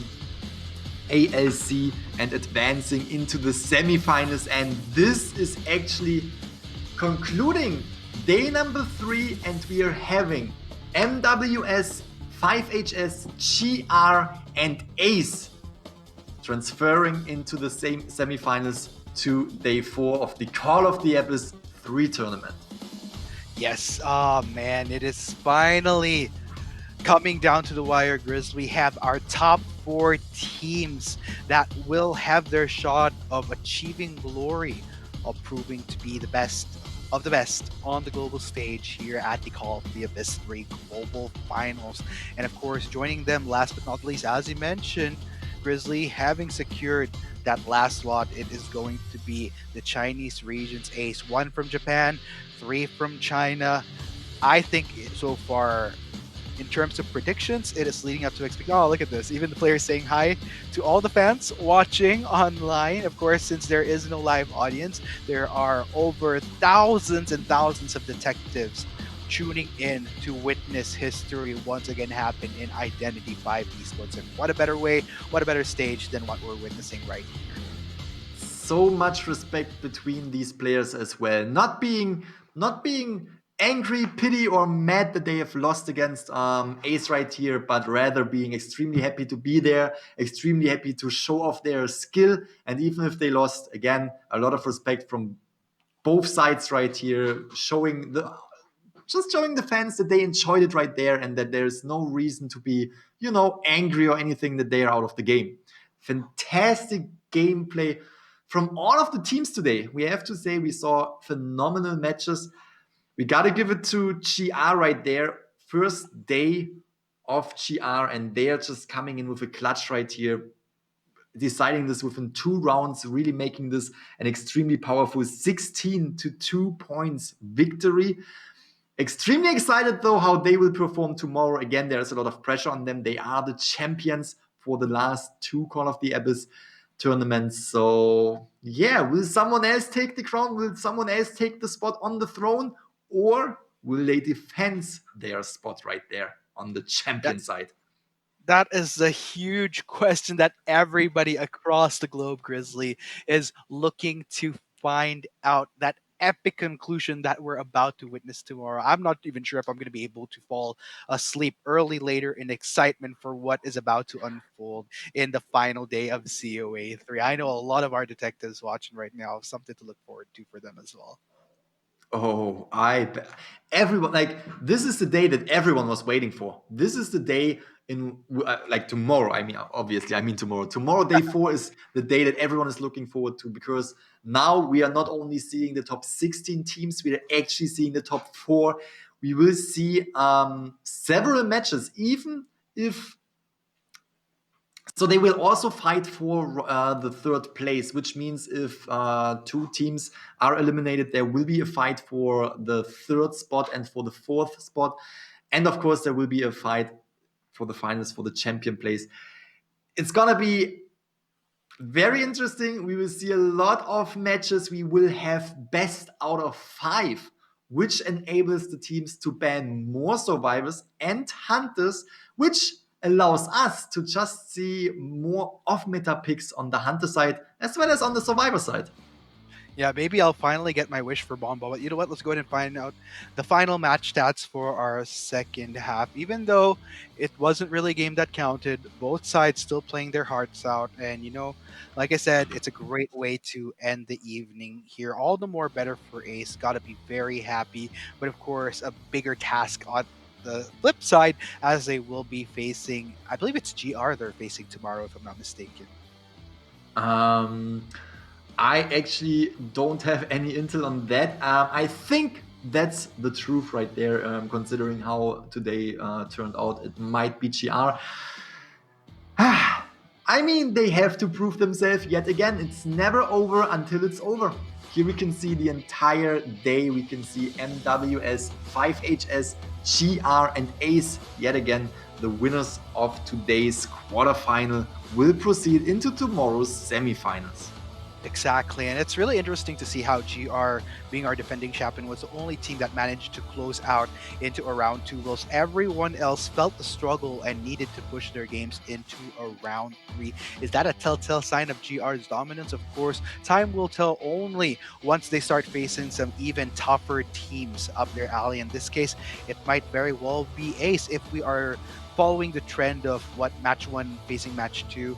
But yeah, I think we will get a glimpse of it. And yes, it will be indeed GR facing Ace. So you know what this means, Grizzly? It seems like what happened during last year's COA 2 Global Finals. In this case, Sese will be facing his rivals once again as early as the semi-final. So that's an interesting twist. Also, the other matchup that you're looking at is going to be Japan's sole representative remaining in COA 3 Global Finals. Will they be able to bring pride for their region as the only remaining team to face another Chinese team in their midst? A lot of storylines being formed. All the more exciting to look forward to day 4, the final day. This is giving me a flashback right there. As you already mentioned, Sese was fighting against GR during the Call of the Abyss 2 tournament finals, which was just, they showed us amazing gameplay. Again, tomorrow, best out of 5, which will give us a wider chance, a bigger chance to see hunters that we actually haven't seen before. You said it, Guard 26 might be a possibility, but we might also see other hunters as well. We didn't really see the Ripper being utilized that much. Might be a common pick when it comes to round 4 or round 5 during this final stage. And yeah, seeing Sese again against GR, that's something I'm absolutely looking forward to. But overall, seeing MWS versus 5HS is going to be as spectacular as everything else. It's tomorrow will be exciting overall. You said it. Catching some sleep before tomorrow's stream start. I don't know if that is going to happen. Oh man, I don't know. But ladies and gents, we have reached the conclusion of our stream. How about you, Grizzly? Any final message you want to give before we sign off? And I also have a question. How do you say thank you in German? Dankeschön. Dankeschön. Did I say that right? Yeah, that was pretty good. That was not too bad. I mean, okay. I would say you're a German now. That's all you need. Alrighty, but yeah, any message you want to give, Grizzly, before we say farewell to the stream for now? First of all, I want to thank all the players that are showing us these amazing gameplays and that are taking part in this huge tournament. You all did fantastic. Even if you didn't make it to the semifinals, you are all top players out there. You need to know that. And I mean, they know that for sure. Making it into the top 16 teams. Extremely excited for tomorrow.